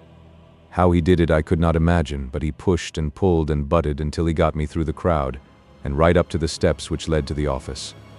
There was a double stream upon the stair, some going up in hope, and some coming back dejected. But we wedged in as well as we could and soon found ourselves in the office. "Your experience has been a most entertaining one," remarked Holmes as his client paused and refreshed his memory with a huge pinch of snuff. "Pray continue your very interesting statement." There was nothing in the office but a couple of wooden chairs and a deal table, behind which sat a small man with a head that was even redder than mine. He said a few words to each candidate as he came up, and then he always managed to find some fault in them which would disqualify them. Getting a vacancy did not seem to be such a very easy matter after all. However, when our turn came, the little man was much more favorable to me than to any of the others, and he closed the door as we entered, so that he might have a private word with us. "This is Mr. Jabez Wilson," said my assistant, "and he is willing to fill a vacancy in the League." "And he is admirably suited for it," the other answered. "He has every requirement. I cannot recall when I have seen anything so fine." He took a step backward, cocked his head on one side, and gazed at my hair until I felt quite bashful. Then suddenly he plunged forward, wrung my hand, and congratulated me warmly on my success. "It would be injustice to hesitate," said he. "You will, however, I am sure, excuse me for taking an obvious precaution." With that he seized my hair in both his hands and tugged until I yelled with the pain. "There is water in your eyes," said he as he released me. "I perceive that all is as it should be. But we have to be careful, for we have twice been deceived by wigs and once by paint. I could tell you tales of cobbler's wax which would disgust you with human nature." He stepped over to the window and shouted through it at the top of his voice that the vacancy was filled. A groan of disappointment came up from below, and the folk all trooped away in different directions until there was not a redhead to be seen except my own and that of the manager. "My name," said he, "is Mr. Duncan Ross, and I am myself one of the pensioners upon the fund left by our noble benefactor. Are you a married man, Mr. Wilson? Have you a family?" I answered that I had not. His face fell immediately. "Dear me," he said gravely, "that is very serious indeed. I am sorry to hear you say that. The fund was, of course, for the propagation and spread of the redheads as well as for their maintenance. It is exceedingly unfortunate that you should be a bachelor." My face lengthened at this, Mr. Holmes, for I thought that I was not to have the vacancy after all, but after thinking it over for a few minutes he said that it would be all right. "In the case of another," said he, "the objection might be fatal, but we must stretch a point in favor of a man with such a head of hair as yours. When shall you be able to enter upon your new duties?" "Well, it is a little awkward, for I have a business already," said I. "Oh, never mind about that, Mr. Wilson," said Vincent Spaulding. "I should be able to look after that for you." "What would be the hours?" I asked. 10 to 2. Now a pawnbroker's business is mostly done of an evening, Mr. Holmes, especially Thursday and Friday evening, which is just before payday, so it would suit me very well to earn a little in the mornings. Besides, I knew that my assistant was a good man, and that he would see to anything that turned up. "That would suit me very well," said I. "And the pay?" "Is £4 a week." "And the work?" "Is purely nominal." "What do you call purely nominal?" "Well, you have to be in the office, or at least in the building, the whole time. If you leave, you forfeit your whole position forever. The will is very clear upon that point. You don't comply with the conditions if you budge from the office during that time. It's only 4 hours a day, and I should not think of leaving," said I. "No excuse will avail," said Mr. Duncan Ross. "Neither sickness, nor business, nor anything else. There you must stay, or you lose your billet." "And the work?" "Is to copy out the Encyclopedia Britannica. There is the first volume of it in that press. You must find your own ink, pens, and blotting paper, but we provide this table and chair. Will you be ready tomorrow?" "Certainly," I answered. "Then, goodbye, Mr. Jabez Wilson, and let me congratulate you once more on the important position which you have been fortunate enough to gain." He bowed me out of the room and I went home with my assistant, hardly knowing what to say or do. I was so pleased at my own good fortune. Well, I thought over the matter all day, and by evening I was in low spirits again, for I had quite persuaded myself that the whole affair must be some great hoax or fraud, though what its object might be I could not imagine. It seemed altogether past belief that anyone could make such a will, or that they would pay such a sum for doing anything so simple as copying out the Encyclopedia Britannica. Vincent Spaulding did what he could to cheer me up, but by bedtime I had reasoned myself out of the whole thing. However, in the morning I determined to have a look at it anyhow, so I bought a penny bottle of ink, and with a quill pen and 7 sheets of foolscap paper, I started off for Pope's Court. Well, to my surprise and delight, everything was as right as possible. The table was set out ready for me, and Mr. Duncan Ross was there to see that I got fairly to work. He started me off upon the letter A, and then he left me. But he would drop in from time to time to see that all was right with me. At 2 o'clock he bade me good day, complimented me upon the amount that I had written, and locked the door of the office after me. This went on day after day, Mr. Holmes, and on Saturday the manager came in and planked down 4 golden sovereigns for my week's work. It was the same next week, and the same the week after. Every morning I was there at 10, and every afternoon I left at 2. By degrees Mr. Duncan Ross took to coming in only once of a morning, and then, after a time, he did not come in at all. Still, of course, I never dared to leave the room for an instant, for I was not sure when he might come, and the billet was such a good one, and suited me so well that I would not risk the loss of it. 8 weeks passed away like this, and I had written about abbots and archery and armor and architecture and Attica, and hoped with diligence that I might get on to the B's before very long. It cost me something in foolscap, and I had pretty nearly filled a shelf with my writings, and then suddenly the whole business came to an end. To an end? Yes, sir, and no later than this morning. I went to my work as usual at 10 o'clock, but the door was shut and locked, with a little square of cardboard hammered onto the middle of the panel with a tack. Here it is, and you can read for yourself. He held up a piece of white cardboard about the size of a sheet of notepaper. It read in this fashion: "The Red-Headed League is dissolved. October 9th, 1890. Sherlock Holmes and I surveyed this curt announcement and the rueful face behind it, until the comical side of the affair so completely overtopped every other consideration that we both burst out into a roar of laughter. "I cannot see that there is anything very funny," cried our client, flushing up to the roots of his flaming head. "If you can do nothing better than laugh at me, I can go elsewhere." "No, no," cried Holmes, shoving him back into the chair from which he had half risen. "I really wouldn't miss your case for the world. It is most refreshingly unusual. But there is, if you will excuse my saying so, something just a little funny about it. Pray, what steps did you take when you found the card upon the door?" "I was staggered, sir.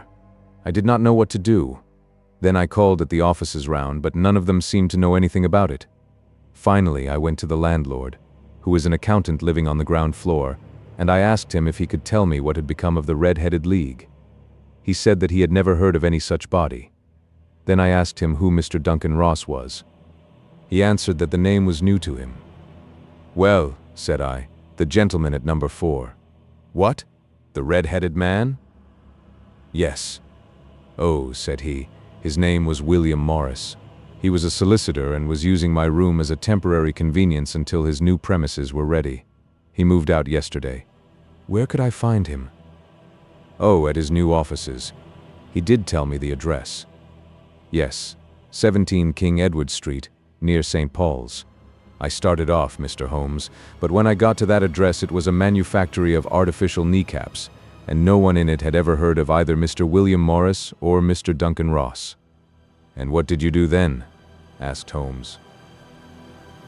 "I went home to Saxe-Coburg Square, and I took the advice of my assistant, but he could not help me in any way. He could only say that if I waited I should hear by post. But that was not quite good enough, Mr. Holmes. I did not wish to lose such a place without a struggle, so, as I had heard that you were good enough to give advice to poor folk who were in need of it, I came right away to you." "And you did very wisely," said Holmes. "Your case is an exceedingly remarkable one, and I shall be happy to look into it." From what you have told me, I think that it is possible that graver issues hang from it than might at first sight appear." "Grave enough," said Mr. Jabez Wilson. "Why, I have lost £4 a week." "As far as you are personally concerned," remarked Holmes, "I do not see that you have any grievance against this extraordinary league. On the contrary, you are, as I understand, richer by some £30, to say nothing of the minute knowledge which you have gained on every subject which comes under the letter A. You have lost nothing by them." "No, sir. But I want to find out about them, and who they are, and what their object was in playing this prank, if it was a prank upon me. It was a pretty expensive joke for them, for it cost them £32. We shall endeavor to clear up these points for you. And first, 1 or 2 questions, Mr. Wilson. This assistant of yours who first called your attention to the advertisement, how long had he been with you?" "About a month, then." "How did he come?" "In answer to an advertisement." "Was he the only applicant?" "No, I had a dozen." "Why did you pick him?" "Because he was handy and would come cheap. At half wages, in fact." "Yes. What is he like, this Vincent Spaulding?" "Small, stout-built, very quick in his ways, no hair on his face, though he's not short of 30, has a white splash of acid upon his forehead." Holmes sat up in his chair in considerable excitement. "I thought as much," said he. "Have you ever observed that his ears are pierced for earrings?" "Yes, sir. He told me that a gypsy had done it for him when he was a lad." "Hum," said Holmes, sinking back in deep thought. "He is still with you?" "Oh, yes, sir. I have only just left him." "And has your business been attended to in your absence?" "Nothing to complain of, sir. There's never very much to do of a morning." "That will do, Mr. Wilson. I shall be happy to give you an opinion upon the subject in the course of a day or two. Today is Saturday, and I hope that by Monday we may come to a conclusion." "Well, Watson," said Holmes when our visitor had left us, "what do you make of it all?" "I make nothing of it," I answered frankly. "It is a most mysterious business." "As a rule," said Holmes, "the more bizarre a thing is, the less mysterious it proves to be. It is your commonplace, featureless crimes which are really puzzling, just as a commonplace face is the most difficult to identify. But I must be prompt over this matter." "What are you going to do, then?" I asked. "To smoke," he answered. "It is quite a 3-pipe problem, and I beg that you won't speak to me for 50 minutes." He curled himself up in his chair, with his thin knees drawn up to his hawk-like nose, and there he sat with his eyes closed and his black clay pipe thrusting out like the bill of some strange bird. I had come to the conclusion that he had dropped asleep, and indeed was nodding myself, when he suddenly sprang out of his chair with the gesture of a man who has made up his mind and put his pipe down upon the mantelpiece. "St. James's Hall this afternoon," he remarked. "What do you think, Watson? Could your patients spare you for a few hours?" "I have nothing to do today. My practice is never very absorbing." "Then put on your hat and come. I am going through the city first, and we can have some lunch on the way. I observe that there is a good deal of German music on the program, which is rather more to my taste than Italian or French. It is introspective, and I want to introspect. Come along." We traveled by the Underground as far as Aldersgate, and a short walk took us to Saxe-Coburg Square, the scene of the singular story which we had listened to in the morning. It was a poky, little, shabby-genteel place where 4 lines of dingy 2-storied brick houses looked out into a small railed-in enclosure, where a lawn of weedy grass and a few clumps of faded laurel bushes made a hard fight against a smoke-laden and uncongenial atmosphere. 3 gilt balls and a brown board with Jabez Wilson in white letters upon a corner house announced the place where our red-headed client carried on his business. Sherlock Holmes stopped in front of it with his head on one side and looked it all over, with his eyes shining brightly between puckered lids. Then he walked slowly up the street and then down again to the corner, still looking keenly at the houses. Finally he returned to the pawnbroker's, and, having thumped vigorously upon the pavement with his stick 2 or 3 times, he went up to the door and knocked. It was instantly opened by a bright-looking, clean-shaven young fellow, who asked him to step in. "Thank you," said Holmes. "I only wished to ask you how you would go from here to the Strand." "3rd right, 4th left," answered the assistant promptly, closing the door. "Smart fellow, that," observed Holmes as we walked away. "He is, in my judgment, the 4th smartest man in London, and for daring I am not sure that he has not a claim to be 3rd. I have known something of him before. Evidently, said I. Mr. Wilson's assistant counts for a good deal in this mystery of the Red-Headed League. I am sure that you inquired your way merely in order that you might see him. Not him. What then? The knees of his trousers. And what did you see? What I expected to see. Why did you beat the pavement? My dear doctor, this is a time for observation, not for talk. We are spies in an enemy's country. We know something of Saxe-Coburg Square. Let us now explore the parts which lie behind it. The road in which we found ourselves as we turned round the corner from the retired Saxe-Coburg Square presented as great a contrast to it as the front of a picture does to the back. It was one of the main arteries which conveyed the traffic of the city to the north and west. The roadway was blocked with the immense stream of commerce flowing in a double tide inward and outward, while the footpaths were black with the hurrying swarm of pedestrians. It was difficult to realize, as we looked at the line of fine shops and stately business premises, that they really abutted on the other side upon the faded and stagnant square which we had just quitted. "Let me see," said Holmes, standing at the corner and glancing along the line. "I should like just to remember the order of the houses here. It is a hobby of mine to have an exact knowledge of London. There is Mortimer's, the tobacconist, the little newspaper shop, the Coburg branch of the City and Suburban Bank, the vegetarian restaurant, and McFarlane's carriage-building depot. That carries us right on to the other block. And now, Doctor, we've done our work, so it's time we had some play. A sandwich and a cup of coffee, and then off to violin land, where all is sweetness and delicacy and harmony, and there are no red-headed clients to vex us with their conundrums." My friend was an enthusiastic musician, being himself not only a very capable performer but a composer of no ordinary merit. All the afternoon he sat in the stalls wrapped in the most perfect happiness, gently waving his long, thin fingers in time to the music, while his gently smiling face and his languid, dreamy eyes were as unlike those of Holmes the sleuth hound, Holmes the relentless, keen-witted, ready-handed criminal agent, as it was possible to conceive. In his singular character, the dual nature alternately asserted itself, and his extreme exactness and astuteness represented, as I have often thought, the reaction against the poetic and contemplative mood which occasionally predominated in him. The swing of his nature took him from extreme languor to devouring energy, and, as I knew well, he was never so truly formidable as when, for days on end, he had been lounging in his armchair amid his improvisations and his black-letter editions. Then it was that the lust of the chase would suddenly come upon him, and that his brilliant reasoning power would rise to the level of intuition, until those who were unacquainted with his methods would look askance at him as on a man whose knowledge was not that of other mortals. When I saw him that afternoon so enwrapped in the music at St. James's Hall, I felt that an evil time might be coming upon those whom he had set himself to hunt down. "You want to go home, no doubt, Doctor?" he remarked as we emerged. "Yes, it would be as well. And I have some business to do which will take some hours. This business at Coburg Square is serious." "Why serious?" "A considerable crime is in contemplation. I have every reason to believe that we shall be in time to stop it. But today, being Saturday, rather complicates matters. I shall want your help tonight." "At what time?" 10 will be early enough. I shall be at Baker Street at 10. "Very well.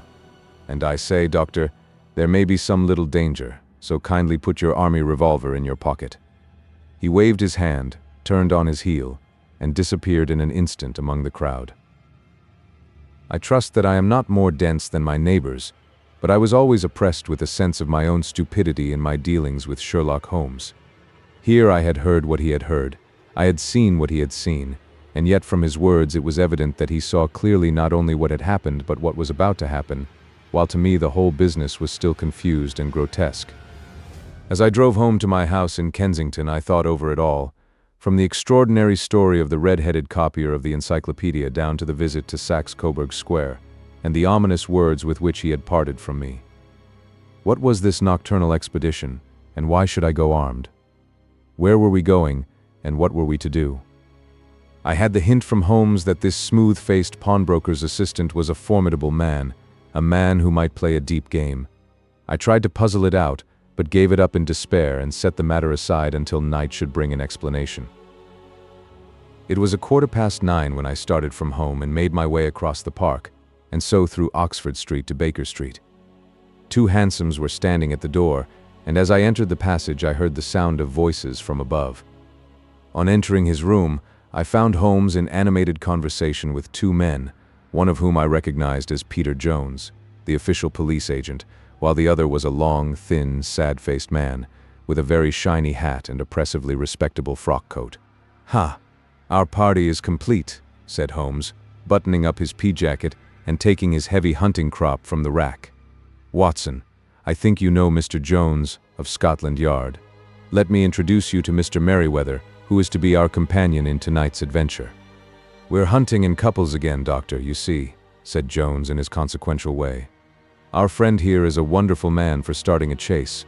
All he wants is an old dog to help him to do the running down."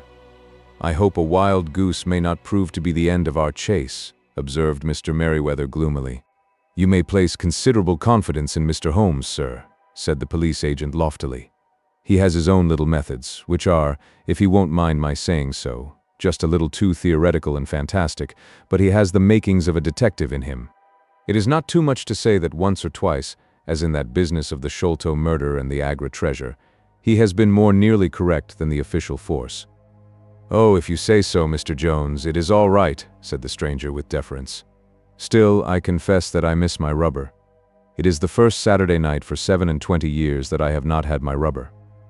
"I think you will find," said Sherlock Holmes, "that you will play for a higher stake tonight than you have ever done yet, and that the play will be more exciting. For you, Mr. Merryweather, the stake will be some £30,000, and for you, Jones, it will be the man upon whom you wish to lay your hands. John Clay, the murderer, thief, smasher, and forger. He's a young man, Mr. Merryweather, but he is at the head of his profession, and I would rather have my bracelets on him than on any criminal in London. He's a remarkable man, is young John Clay. His grandfather was a royal duke, and he himself has been to Eton and Oxford. His brain is as cunning as his fingers, and though we meet signs of him at every turn, we never know where to find the man himself. He'll crack a crib in Scotland one week, and be raising money to build an orphanage in Cornwall the next. I've been on his track for years and have never set eyes on him yet. I hope that I may have the pleasure of introducing you tonight. I've had 1 or 2 little turns also with Mr. John Clay, and I agree with you that he is at the head of his profession. It is past 10, however, and quite time that we started. If you two will take the first hansom, Watson and I will follow in the second." Sherlock Holmes was not very communicative during the long drive, and lay back in the cab humming the tunes which he had heard in the afternoon. We rattled through an endless labyrinth of gas-lit streets until we emerged into Farrington Street. "We are close there now," my friend remarked. "This fellow Merryweather is a bank director and personally interested in the matter. I thought it as well to have Jones with us also. He is not a bad fellow, though an absolute imbecile in his profession. He has one positive virtue. He is as brave as a bulldog and as tenacious as a lobster if he gets his claws upon anyone. Here we are, and they are waiting for us." We had reached the same crowded thoroughfare in which we had found ourselves in the morning.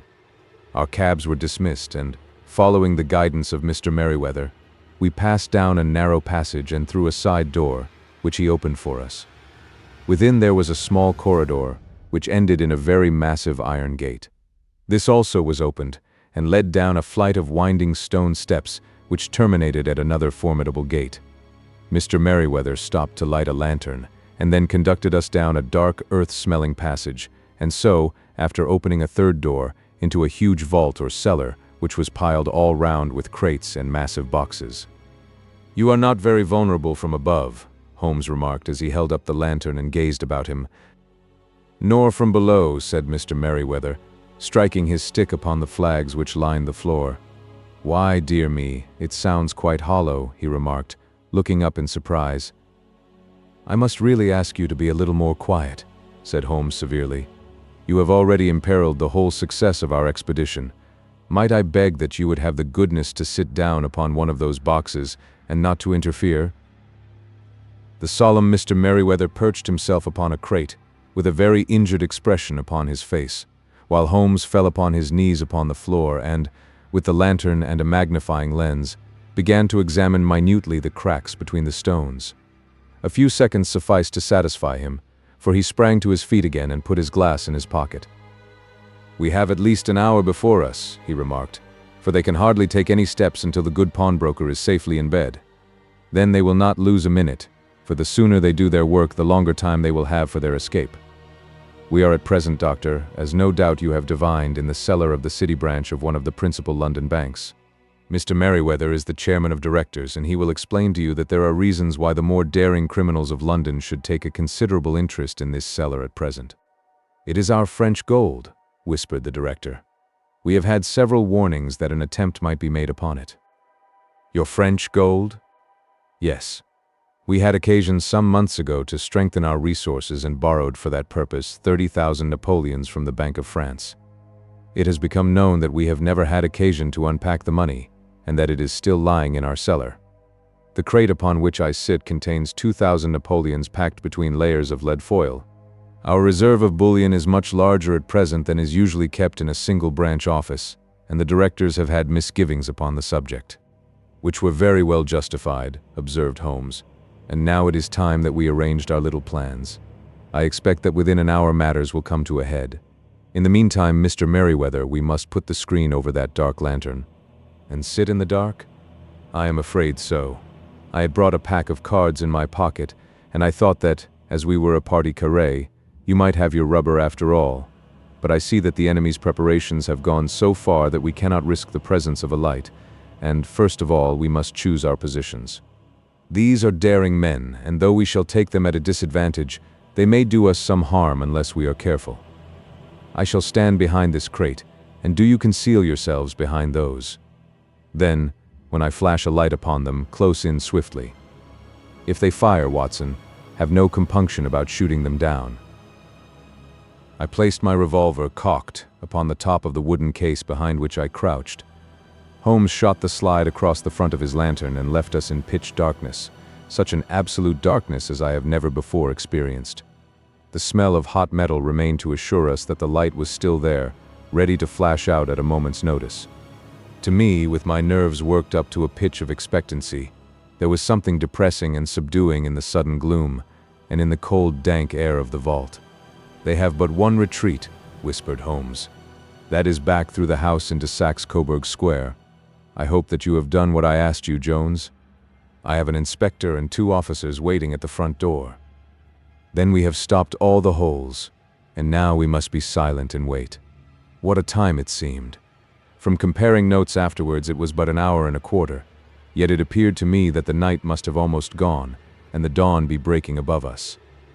My limbs were weary and stiff, for I feared to change my position, yet my nerves were worked up to the highest pitch of tension, and my hearing was so acute that I could not only hear the gentle breathing of my companions, but I could distinguish the deeper, heavier in breath of the bulky Jones from the thin, sighing note of the bank director. From my position I could look over the case in the direction of the floor. Suddenly my eyes caught the glint of a light. At first it was but a lurid spark upon the stone pavement.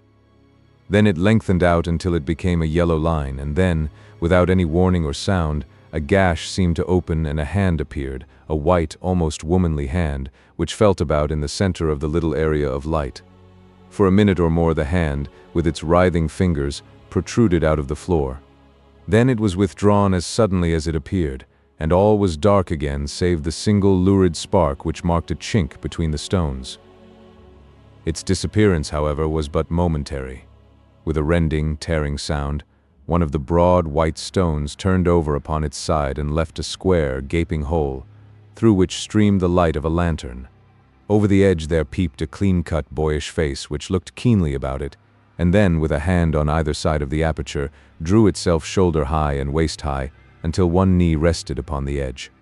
In another instant he stood at the side of the hole and was hauling after him a companion, lithe and small like himself, with a pale face and a shock of very red hair. "It's all clear," he whispered. "Have you the chisel and the bags? Great Scott! Jump, Archie, jump, and I'll swing for it."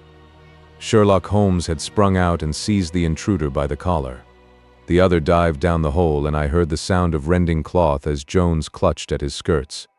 The light flashed upon the barrel of a revolver, but Holmes' hunting crop came down on the man's wrist, and the pistol clinked upon the stone floor. "It's no use, John Clay," said Holmes blandly. "You have no chance at all." "So I see, the other answered with the utmost coolness. "I fancy that my pal is all right, though I see you have got his coattails." "There are 3 men waiting for him at the door," said Holmes. "Oh, indeed. You seem to have done the thing very completely.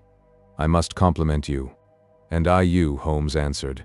"Your red-headed idea was very new and effective." "You'll see your pal again presently," said Jones.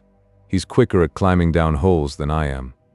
Just hold out while I fix the derbies." "I beg that you will not touch me with your filthy hands," remarked our prisoner as the handcuffs clattered upon his wrists. "You may not be aware that I have royal blood in my veins. Have the goodness also, when you address me, always to say sir and please." "All right," said Jones with a stare and a snigger. "Well, would you please, sir, march upstairs, where we can get a cab to carry your highness to the police station?" "That is better," said John Clay serenely. He made a sweeping bow to the 3 of us and walked quietly off in the custody of the detective. "Really, Mr. Holmes," said Mr. Merriweather as we followed them from the cellar, "I do not know how the bank can thank you or repay you. There is no doubt that you have detected and defeated in the most complete manner one of the most determined attempts at bank robbery that have ever come within my experience." "I have had 1 or 2 little scores of my own to settle with Mr. John Clay," said Holmes. "I have been at some small expense over this matter, which I shall expect the bank to refund, but beyond that I am amply repaid by having had an experience which is in many ways unique, and by hearing the very remarkable narrative of the Red-Headed League. You see, Watson," he explained in the early hours of the morning as we sat over a glass of whiskey and soda in Baker Street. "It was perfectly obvious from the first that the only possible object of this rather fantastic business of the advertisement of the League and the copying of the encyclopedia must be to get this not overbright pawnbroker out of the way for a number of hours every day. It was a curious way of managing it, but really, it would be difficult to suggest a better. The method was no doubt suggested to Clay's ingenious mind by the color of his accomplice's hair. The £4 a week was a lure which must draw him, and what was it to them, who were playing for thousands? They put in the advertisement, "One rogue has the temporary office, the other rogue incites the man to apply for it," and together they managed to secure his absence every morning in the week. From the time that I heard of the assistant having come for half wages, it was obvious to me that he had some strong motive for securing the situation. But how could you guess what the motive was? Had there been women in the house, I should have suspected a mere vulgar intrigue. That, however, was out of the question. The man's business was a small one, and there was nothing in his house which could account for such elaborate preparations, and such an expenditure as they were at. It must, then, be something out of the house. What could it be? I thought of the assistant's fondness for photography, and his trick of vanishing into the cellar. The cellar. There was the end of this tangled clue. Then I made inquiries as to this mysterious assistant and found that I had to deal with one of the coolest and most daring criminals in London. He was doing something in the cellar, something which took many hours a day for months on end. What could it be, once more? I could think of nothing save that he was running a tunnel to some other building. So far I had got when we went to visit the scene of action. I surprised you by beating upon the pavement with my stick. I was ascertaining whether the cellar stretched out in front or behind. It was not in front. Then I rang the bell, and as I hoped, the assistant answered it. We have had some skirmishes, but we had never set eyes upon each other before. I hardly looked at his face. His knees were what I wished to see. You must yourself have remarked how worn, wrinkled, and stained they were. They spoke of those hours of burrowing. The only remaining point was what they were burrowing for. I walked round the corner, saw the City and Suburban Bank abutted on our friend's premises, and felt that I had solved my problem. When you drove home after the concert, I called upon Scotland Yard and upon the chairman of the bank directors, with the result that you have seen. And how could you tell that they would make their attempt tonight? I asked. Well, when they closed their league offices, that was a sign that they cared no longer about Mr. Jabez Wilson's presence, in other words, that they had completed their tunnel. But it was essential that they should use it soon, as it might be discovered, or the bullion might be removed. Saturday would suit them better than any other day, as it would give them 2 days for their escape. For all these reasons I expected them to come tonight. You reasoned it out beautifully, I exclaimed in unfeigned admiration. It is so long a chain, and yet every link rings true. It saved me from ennui, he answered, yawning. Alas, I already feel it closing in upon me. My life is spent in one long effort to escape from the commonplaces of existence. These little problems help me to do so. And you are a benefactor of the race, said I. He shrugged his shoulders. Well, perhaps after all it is of some little use, he remarked. L'homme c'est rien, l'œuvre c'est tout, as Gustave Flaubert wrote to George Sand. 3. A case of identity. My dear fellow, said Sherlock Holmes as we sat on either side of the fire in his lodgings at Baker Street, life is infinitely stranger than anything which the mind of man could invent. We would not dare to conceive the things which are really mere commonplaces of existence. If we could fly out of that window hand in hand, hover over this great city, gently remove the roofs, and peep in at the queer things which are going on, the strange coincidences, the plannings, the cross-purposes, the wonderful chains of events, working through generations, and leading to the most outre results.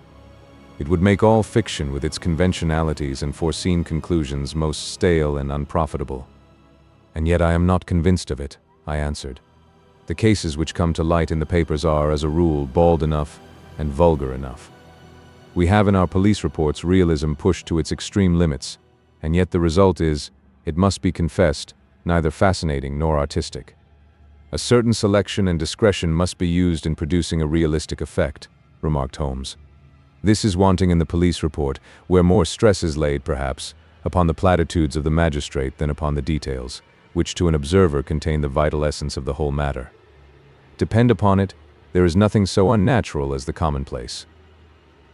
I smiled and shook my head. I can quite understand your thinking so, I said.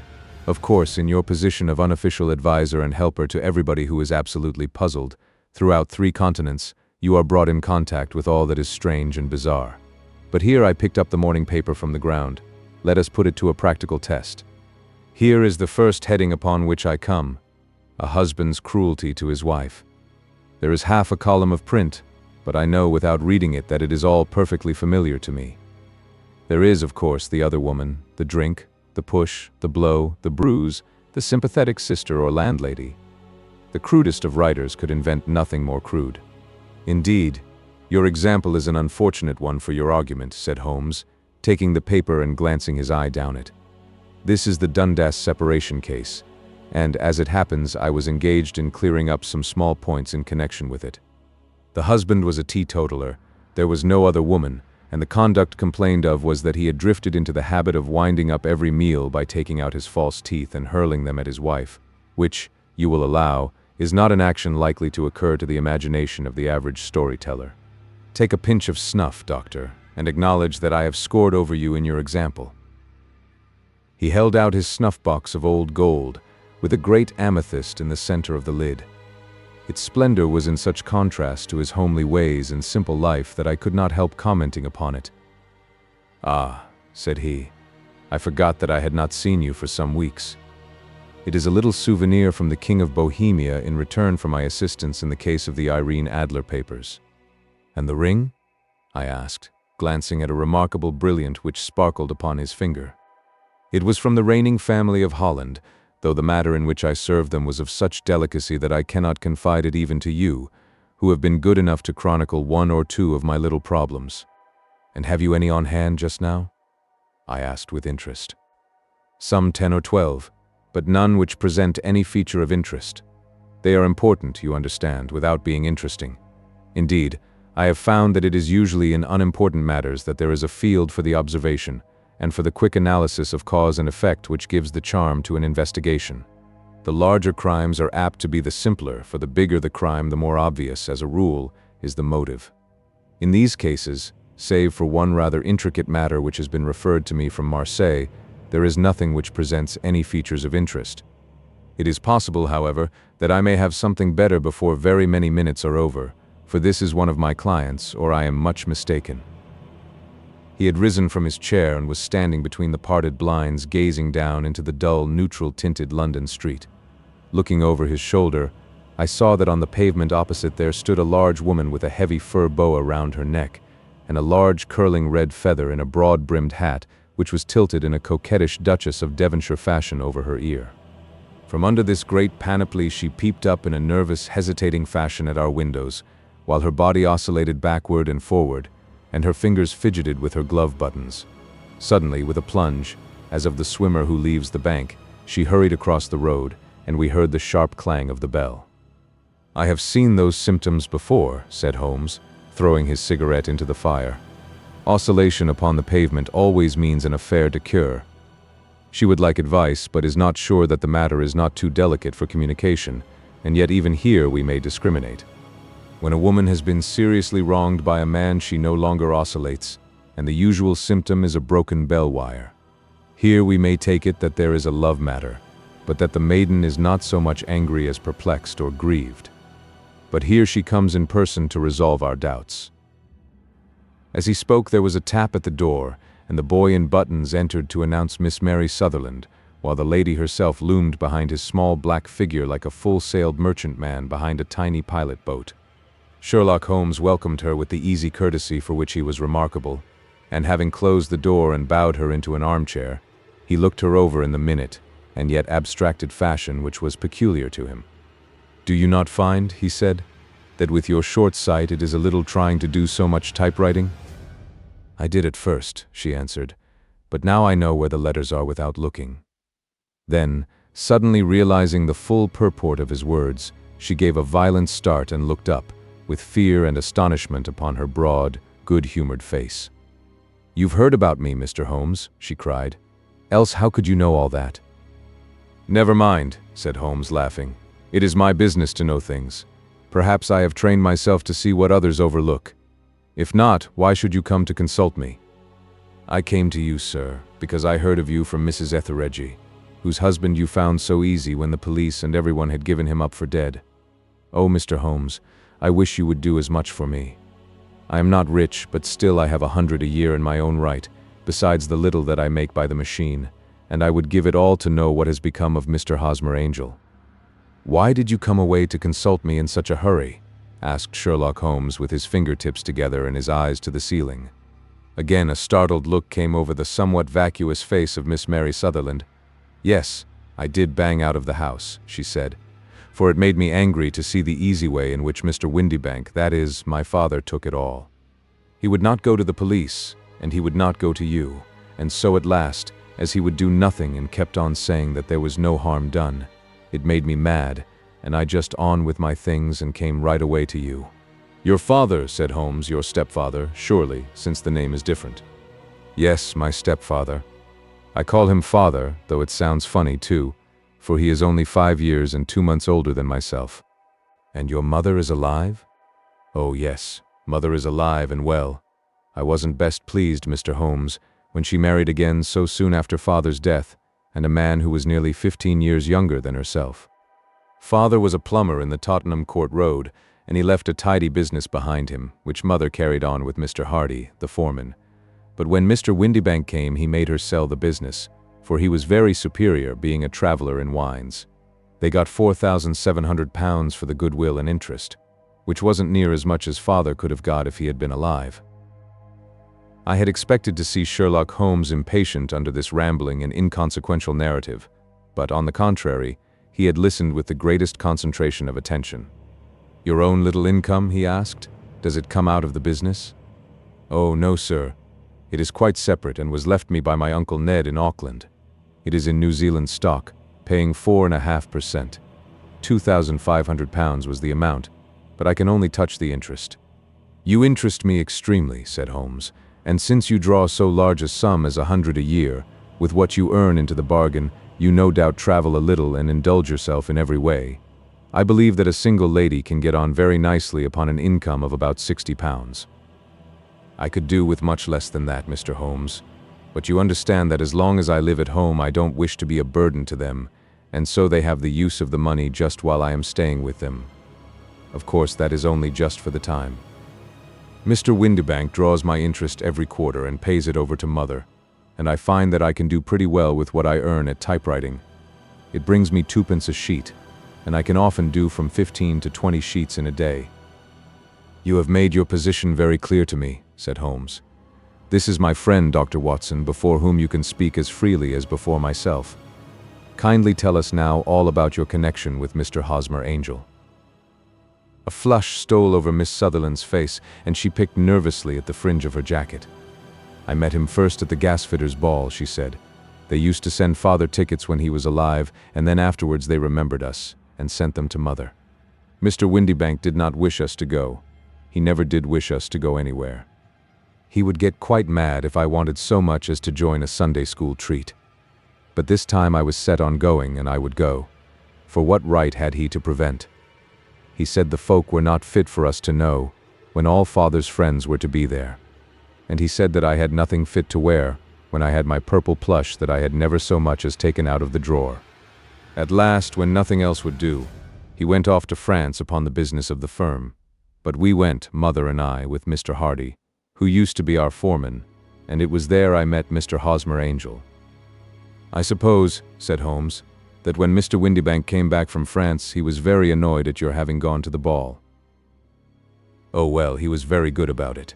He laughed, I remember, and shrugged his shoulders and said there was no use denying anything to a woman, for she would have her way." "I see. Then at the gasfitter's ball you met, as I understand, a gentleman called Mr. Hosmer Angel." "Yes, sir. I met him that night, and he called next day to ask if we had got home all safe, and after that we met him, that is to say, Mr. Holmes, I met him twice for walks, but after that Father came back again, and Mr. Hosmer Angel could not come to the house any more." "No?" "Well, you know, Father didn't like anything of the sort. He wouldn't have any visitors if he could help it, and he used to say that a woman should be happy in her own family circle. But then, as I used to say to Mother, a woman wants her own circle to begin with, and I had not got mine yet." "But how about Mr. Hosmer Angel? Did he make no attempt to see you?" "Well, Father was going off to France again in a week, and Hosmer wrote and said that it would be safer and better not to see each other until he had gone. We could write in the meantime, and he used to write every day. I took the letters in the morning, so there was no need for Father to know." "Were you engaged to the gentleman at this time?" "Oh yes, Mr. Holmes. We were engaged after the first walk that we took. Hosmer, Mr. Angel, was a cashier in an office in Leadenhall Street, and—" "What office?" "That's the worst of it, Mr. Holmes, I don't know." "Where did he live, then?" "He slept on the premises." "And you don't know his address?" "No, except that it was Leadenhall Street." "Where did you address your letters, then?" "To the Leadenhall Street post office, to be left till called for."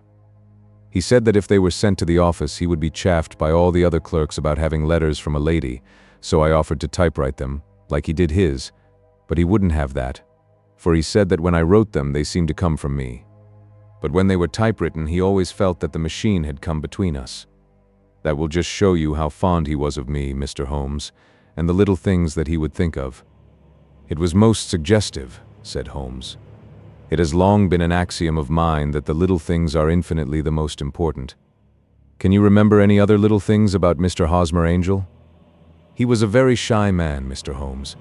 He would rather walk with me in the evening than in the daylight, for he said that he hated to be conspicuous. Very retiring and gentlemanly he was. Even his voice was gentle. He'd had the quinsy and swollen glands when he was young, he told me, and it had left him with a weak throat and a hesitating, whispering fashion of speech. He was always well dressed, very neat and plain, but his eyes were weak, just as mine are, and he wore tinted glasses against the glare." "Well, and what happened when Mr. Windybank, your stepfather, returned to France?" "Mr. Hosmer Angel came to the house again and proposed that we should marry before Father came back. He was in dreadful earnest and made me swear, with my hands on the testament, that whatever happened I would always be true to him. Mother said he was quite right to make me swear, and that it was a sign of his passion. Mother was all in his favor from the first and was even fonder of him than I was. Then, when they talked of marrying within the week, I began to ask about Father, but they both said never to mind about Father, but just to tell him afterwards, and Mother said she would make it all right with him. I didn't quite like that, Mr. Holmes. It seemed funny that I should ask his leave, as he was only a few years older than me, but I didn't want to do anything on the sly, so I wrote to Father at Bordeaux, where the company has its French offices, but the letter came back to me on the very morning of the wedding. It missed him then? Yes, sir, for he had started to England just before it arrived. Ha! That was unfortunate. Your wedding was arranged then for the Friday. Was it to be in church? Yes, sir, but very quietly. It was to be at St. Saviour's, near King's Cross, and we were to have breakfast afterwards at the St. Pancras Hotel. Hosmer came for us in a hansom, but as there were two of us, he put us both into it and stepped himself into a four-wheeler, which happened to be the only other cab in the street. We got to the church first, and when the four-wheeler drove up, we waited for him to step out, but he never did. And when the cabman got down from the box and looked, there was no one there. The cabman said that he could not imagine what had become of him, for he had seen him get in with his own eyes. That was last Friday, Mr. Holmes, and I have never seen or heard anything since then to throw any light upon what became of him. It seems to me that you have been very shamefully treated, said Holmes. Oh, no, sir. He was too good and kind to leave me so. Why, all the morning he was saying to me that, whatever happened, I was to be true, and that even if something quite unforeseen occurred to separate us, I was always to remember that I was pledged to him, and that he would claim his pledge sooner or later. It seems strange talk for a wedding morning, but what has happened since gives a meaning to it. Most certainly it does. Your own opinion is, then, that some unforeseen catastrophe has occurred to him. Yes, sir. I believe that he foresaw some danger, or else he would not have talked so. And then I think that what he foresaw happened. But you have no notion as to what it could have been. None. One more question. How did your mother take the matter? She was angry, and said that I was never to speak of the matter again. And your father? Did you tell him? Yes, and he seemed to think, with me, that something had happened, and that I should hear of Hosmer again. As he said, what interest could anyone have in bringing me to the doors of the church, and then leaving me? Now, if he had borrowed my money, or if he had married me and got my money settled on him, there might be some reason, but Hosmer was very independent about money and never would look at a shilling of mine. And yet, what could have happened? And why could he not write? Oh, it drives me half mad to think of it, and I can't sleep a wink at night. She pulled a little handkerchief out of her muff and began to sob heavily into it. I shall glance into the case for you, said Holmes, rising, and I have no doubt that we shall reach some definite result. Let the weight of the matter rest upon me now, and do not let your mind dwell upon it further. Above all, try to let Mr. Hosmer Angel vanish from your memory, as he has done from your life. Then you don't think I'll see him again? I fear not. Then what has happened to him? You will leave that question in my hands. I should like an accurate description of him and any letters of his which you can spare. I advertised for him in last Saturday's Chronicle, said she. Here is the slip, and here are 4 letters from him. Thank you. And your address? Number 31 Lyon Place, Camberwell. Mr. Angel's address you never had, I understand. Where is your father's place of business? He travels for Westhouse and Marbank, the great claret importers of Fenchurch Street. Thank you. You have made your statement very clearly. You will leave the papers here and remember the advice which I have given you. Let the whole incident be a sealed book, and do not allow it to affect your life. You are very kind, Mr. Holmes, but I cannot do that. I shall be true to Hosmer. He shall find me ready when he comes back. For all the preposterous hat and the vacuous face, there was something noble in the simple faith of our visitor which compelled our respect.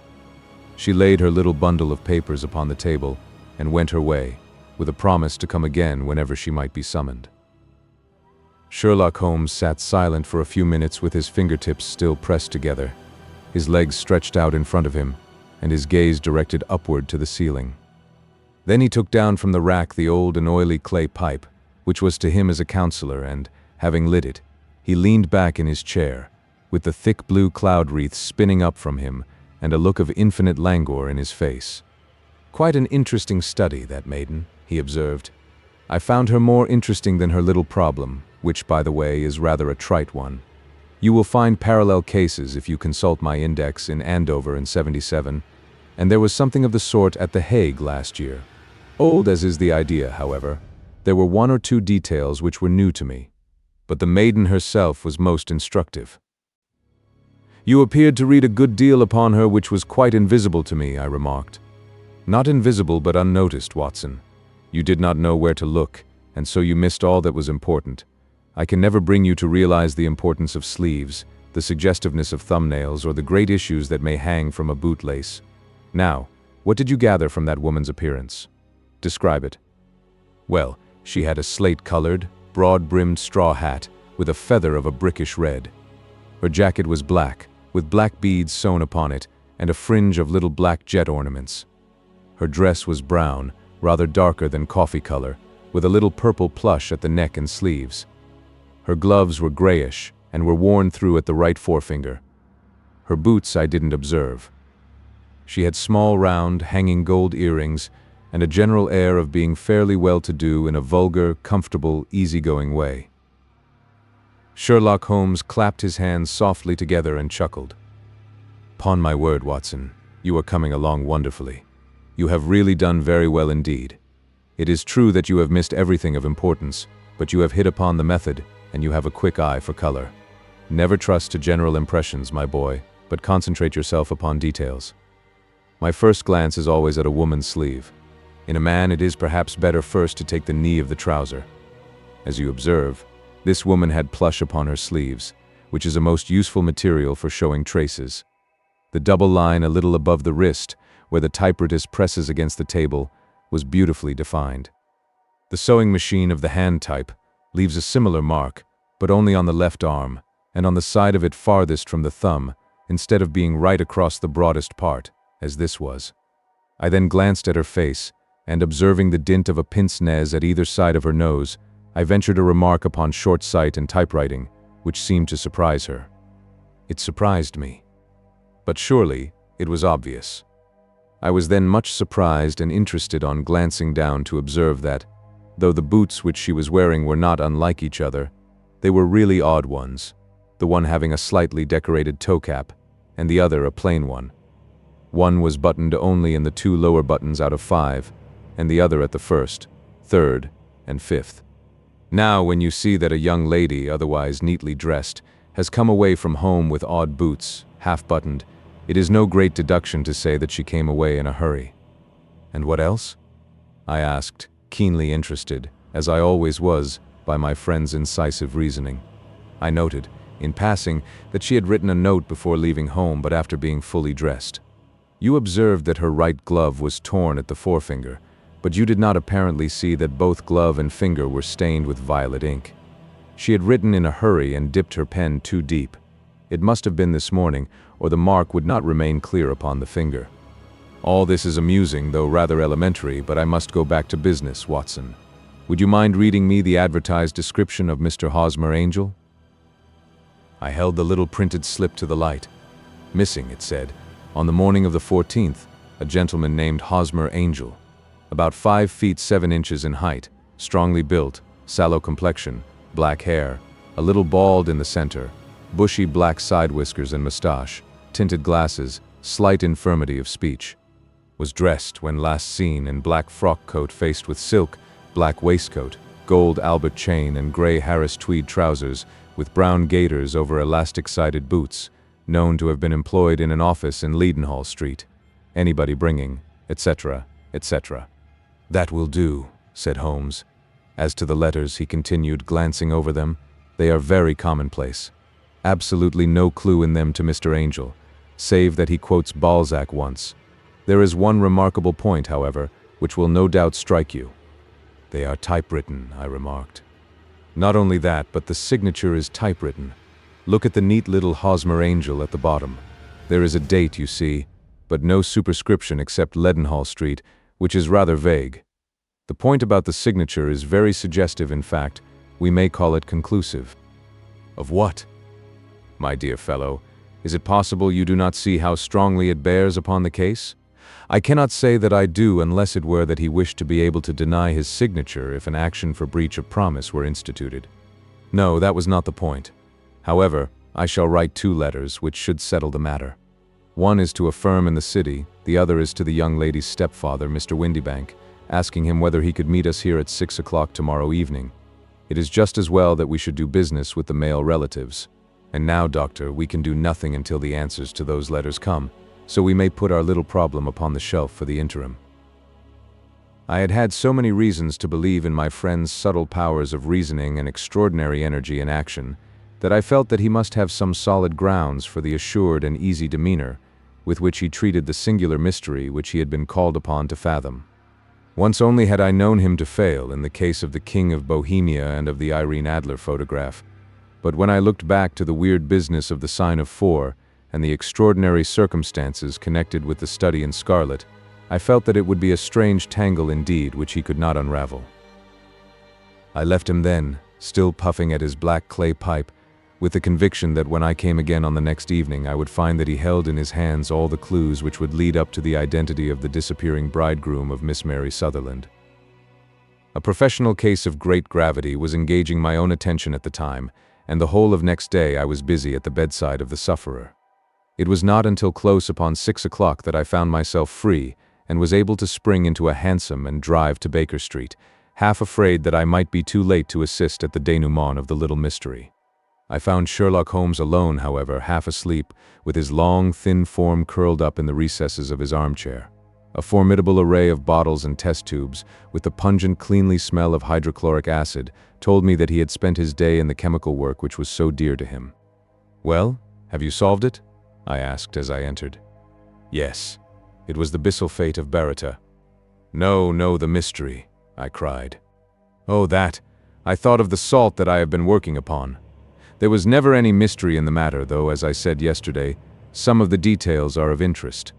The only drawback is that there is no law, I fear, that can touch the scoundrel. Who was he then, and what was his object in deserting Miss Sutherland?"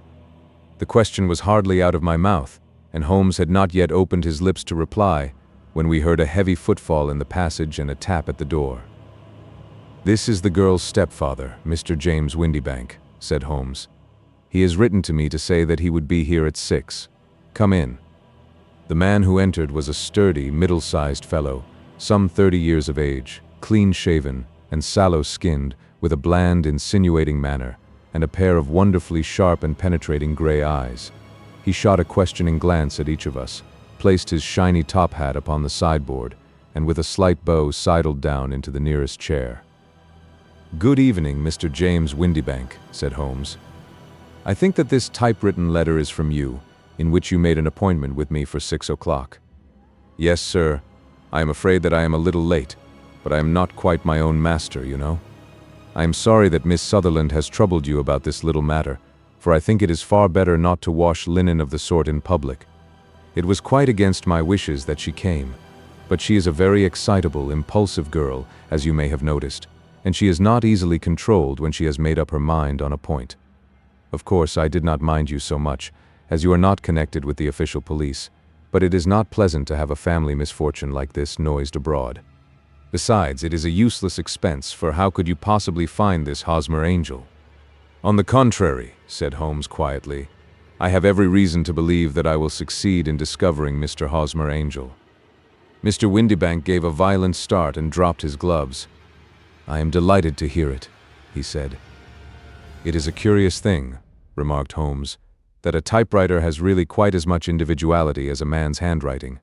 Unless they are quite new, no two of them write exactly alike. Some letters get more worn than others, and some wear only on one side. Now, you remark in this note of yours, Mr. Windybank, that in every case there is some little slurring over of the E and a slight defect in the tail of the R.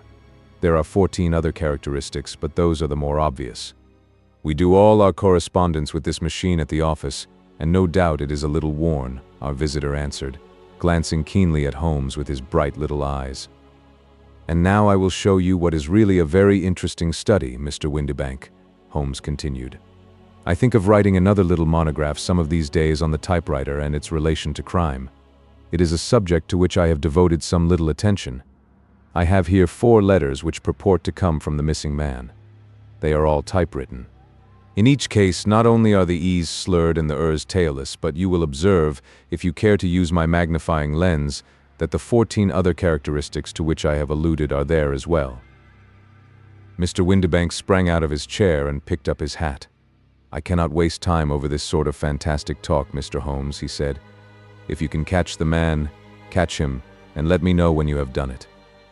"Certainly," said Holmes, stepping over and turning the key in the door. "I let you know then that I have caught him." "What? Where?" shouted Mr. Windybank, turning white to his lips and glancing about him like a rat in a trap.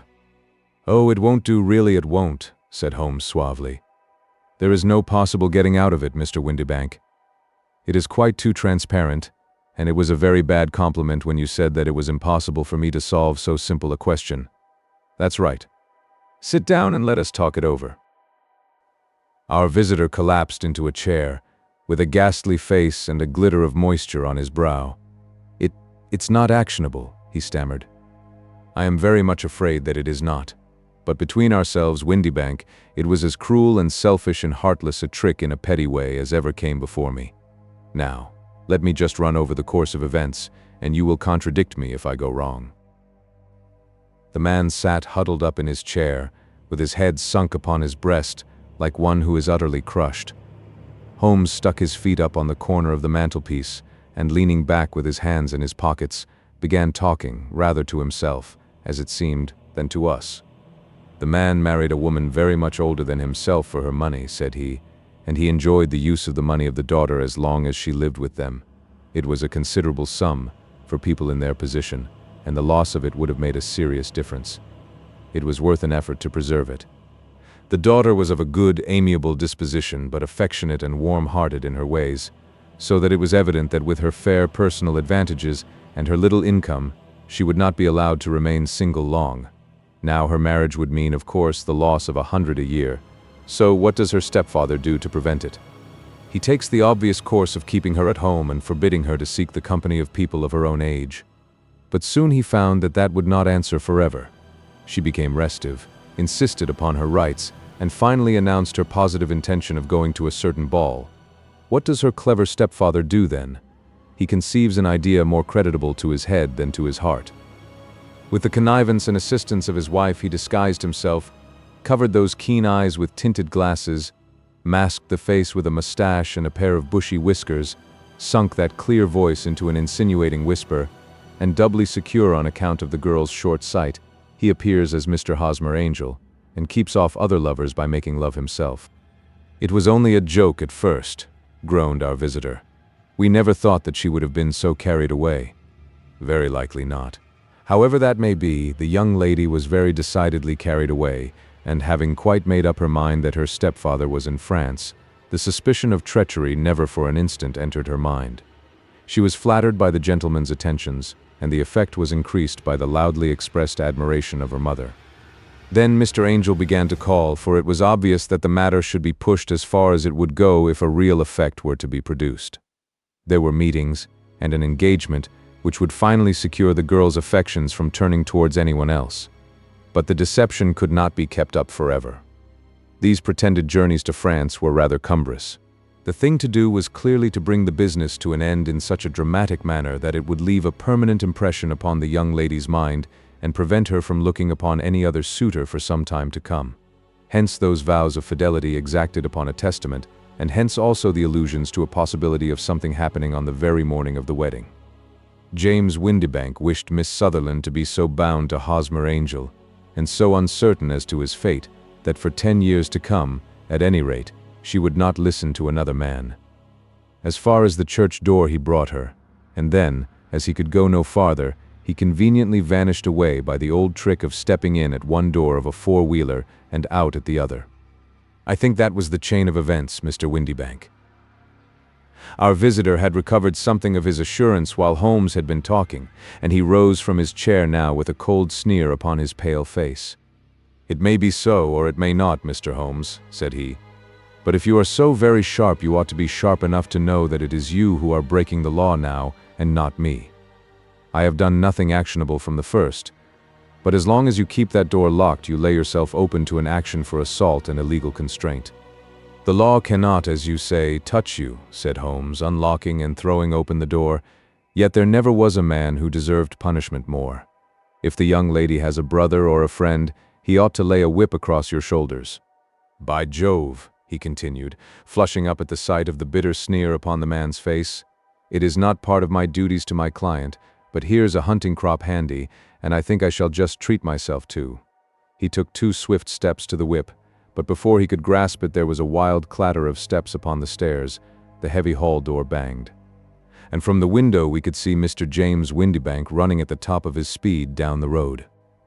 There's a cold-blooded scoundrel, said Holmes, laughing, as he threw himself down into his chair once more. "That fellow will rise from crime to crime until he does something very bad and ends on a gallows. The case has, in some respects, been not entirely devoid of interest."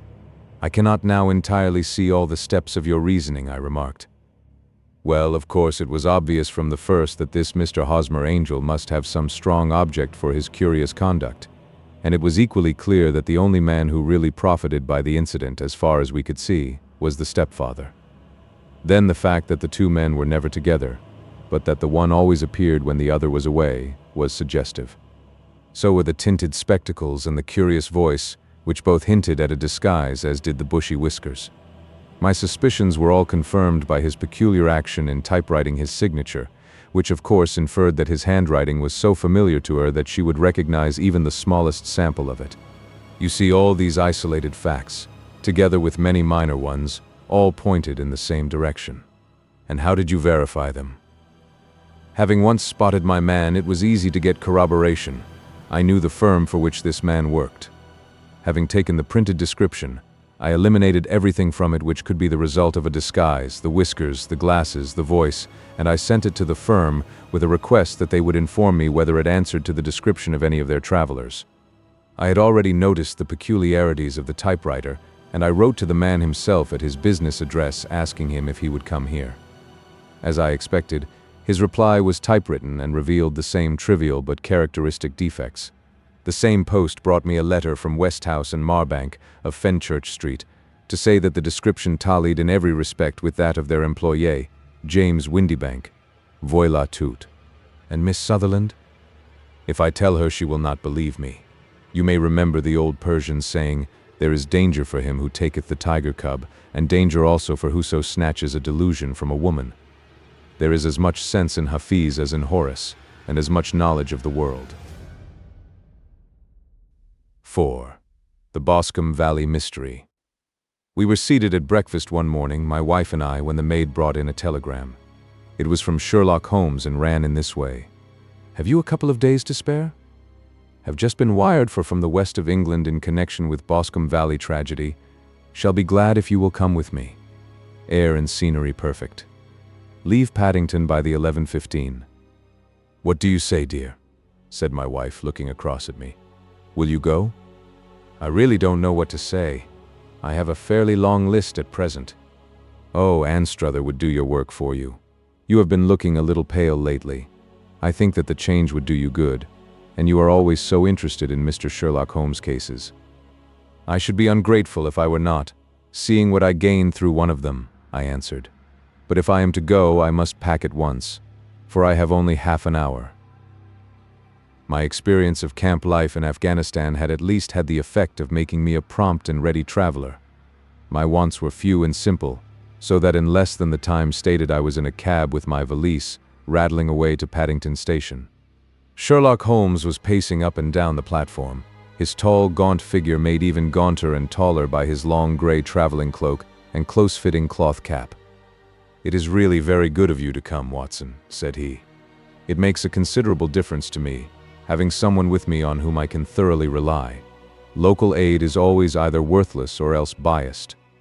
If you will keep the 2 corner seats, I shall get the tickets." We had the carriage to ourselves save for an immense litter of papers which Holmes had brought with him. Among these he rummaged and read, with intervals of note-taking and of meditation, until we were past Reading. Then he suddenly rolled them all into a gigantic ball and tossed them up onto the rack. "Have you heard anything of the case?" he asked. "Not a word. I have not seen a paper for some days. The London press has not had very full accounts. I have just been looking through all the recent papers in order to master the particulars. It seems, from what I gather, to be one of those simple cases which are so extremely difficult." That sounds a little paradoxical, but it is profoundly true. Singularity is almost invariably a clue. The more featureless and commonplace a crime is, the more difficult it is to bring it home. In this case, however, they have established a very serious case against the son of the murdered man. It is a murder, then? Well, it is conjectured to be so. I shall take nothing for granted until I have the opportunity of looking personally into it. I will explain the state of things to you, as far as I have been able to understand it, in a very few words.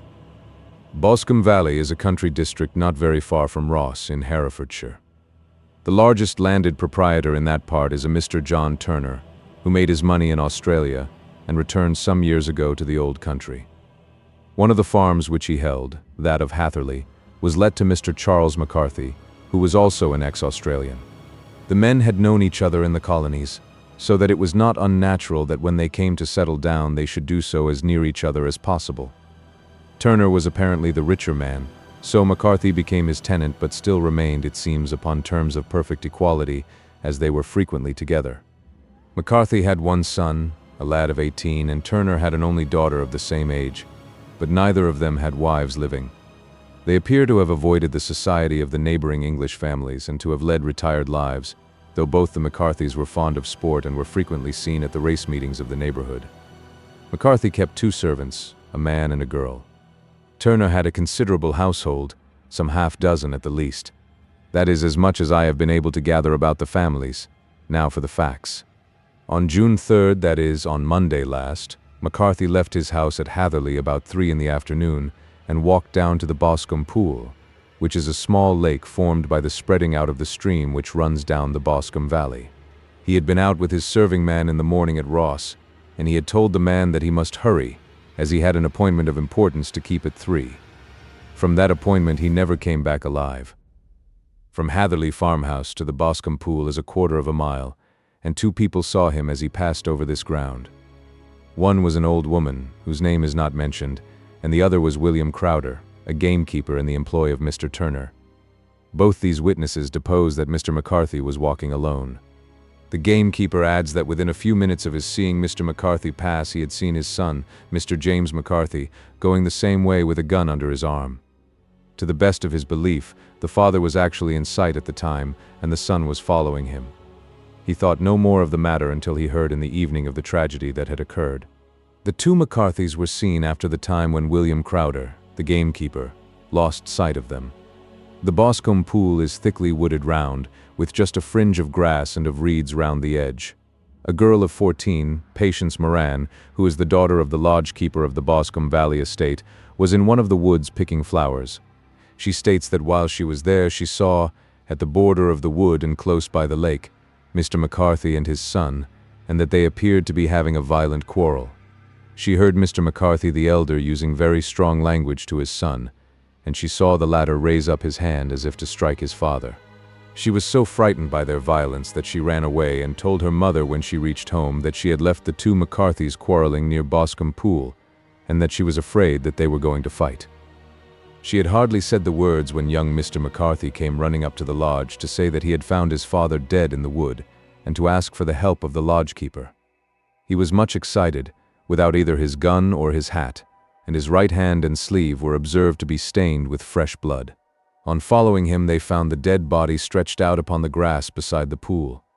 The head had been beaten in by repeated blows of some heavy and blunt weapon. The injuries were such as might very well have been inflicted by the butt end of his son's gun, which was found lying on the grass within a few paces of the body. Under these circumstances the young man was instantly arrested, and a verdict of willful murder having been returned at the inquest on Tuesday, he was on Wednesday brought before the magistrates at Ross, who have referred the case to the next assizes. Those are the main facts of the case as they came out before the coroner and the police court. I could hardly imagine a more damning case, I remarked. If ever circumstantial evidence pointed to a criminal, it does so here. Circumstantial evidence is a very tricky thing, answered Holmes thoughtfully. It may seem to point very straight to one thing, but if you shift your own point of view a little, you may find it pointing in an equally uncompromising manner to something entirely different. It must be confessed, however, that the case looks exceedingly grave against the young man, and it is very possible that he is indeed the culprit. There are several people in the neighborhood, however, and among them Miss Turner, the daughter of the neighboring landowner, who believe in his innocence, and who have retained Lestrade, whom you may recollect in connection with the study in scarlet, to work out the case in his interest. Lestrade, being rather puzzled, has referred the case to me, and hence it is that 2 middle-aged gentlemen are flying westward at 50 miles an hour instead of quietly digesting their breakfasts at home. I am afraid, said I, that the facts are so obvious that you will find little credit to be gained out of this case. There is nothing more deceptive than an obvious fact. he answered, laughing. Besides, we may chance to hit upon some other obvious facts which may have been by no means obvious to Mr. Lestrade. You know me too well to think that I am boasting when I say that I shall either confirm or destroy his theory by means which he is quite incapable of employing, or even of understanding.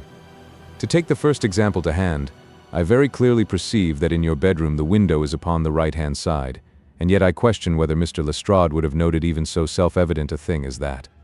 How on earth? My dear fellow, I know you well. I know the military neatness which characterizes you.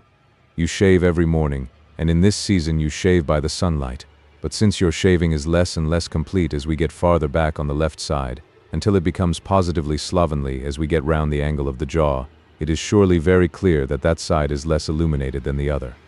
I could not imagine a man of your habits looking at himself in an equal light and being satisfied with such a result. I only quote this as a trivial example of observation and inference. Therein lies my métier, and it is just possible that it may be of some service in the investigation which lies before us. There are one or two minor points which were brought out in the inquest, and which are worth considering. What are they? It appears that his arrest did not take place at once, but after the return to Hatherley Farm. On the inspector of constabulary informing him that he was a prisoner, he remarked that he was not surprised to hear it, and that it was no more than his deserts. This observation of his had the natural effect of removing any traces of doubt which might have remained in the minds of the coroner's jury. It was a confession, I ejaculated. No, for it was followed by a protestation of innocence. Coming on the top of such a damning series of events, it was at least a most suspicious remark. On the contrary, said Holmes, it is the brightest rift which I can at present see in the clouds. However innocent he might be, he could not be such an absolute imbecile as not to see that the circumstances were very black against him. Had he appeared surprised at his own arrest or feigned indignation at it, I should have looked upon it as highly suspicious, because such surprise or anger would not be natural under the circumstances, and yet might appear to be the best policy to a scheming man. His frank acceptance of the situation marks him as either an innocent man, or else as a man of considerable self-restraint and firmness. As to his remark about his deserts, it was also not unnatural if you consider that he stood beside the dead body of his father, and that there is no doubt that he had that very day so far forgotten his filial duty as to bandy words with him, and even, according to the little girl whose evidence is so important, to raise his hand as if to strike him. The self-reproach and contrition which are displayed in his remark appear to me to be the signs of a healthy mind rather than of a guilty one. I shook my head. Many men have been hanged on far slighter evidence, I remarked. So they have, and many men have been wrongfully hanged. What is the young man's own account of the matter? It is, I am afraid, not very encouraging to his supporters, though there are one or two points in it which are suggestive.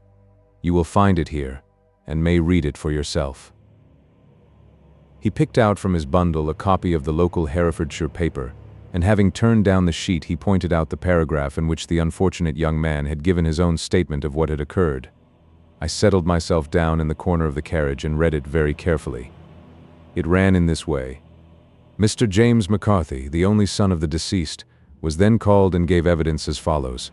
I had been away from home for 3 days at Bristol, and had only just returned upon the morning of last Monday, the 3rd.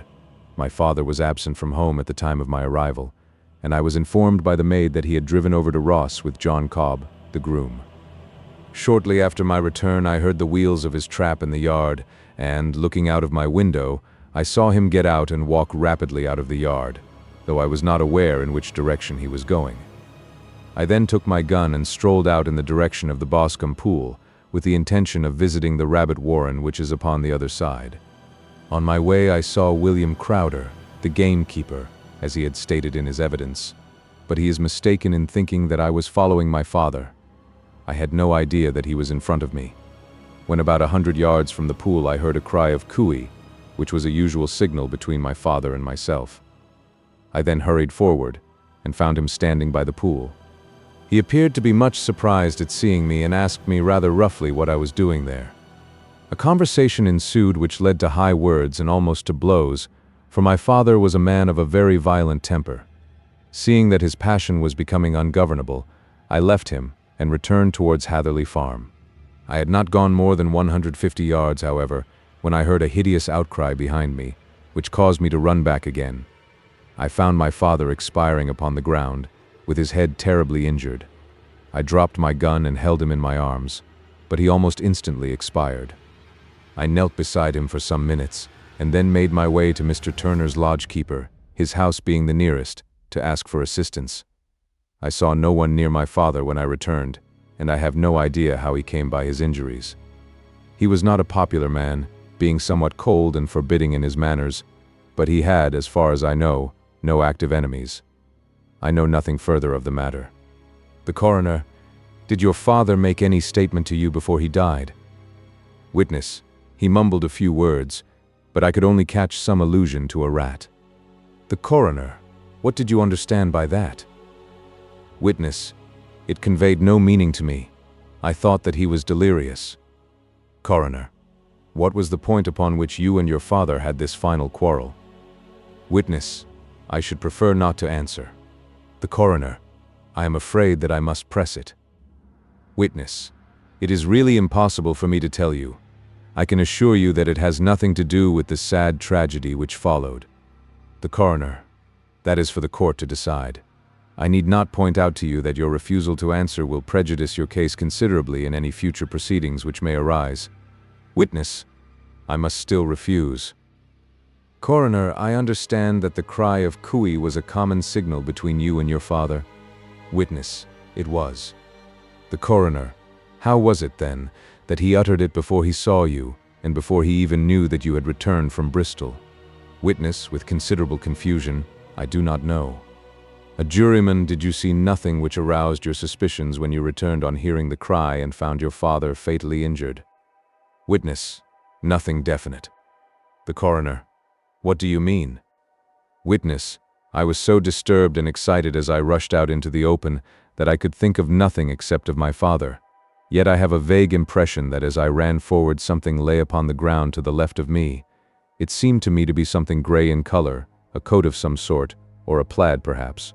When I rose from my father I looked round for it, but it was gone. Do you mean that it disappeared before you went for help? Yes, it was gone.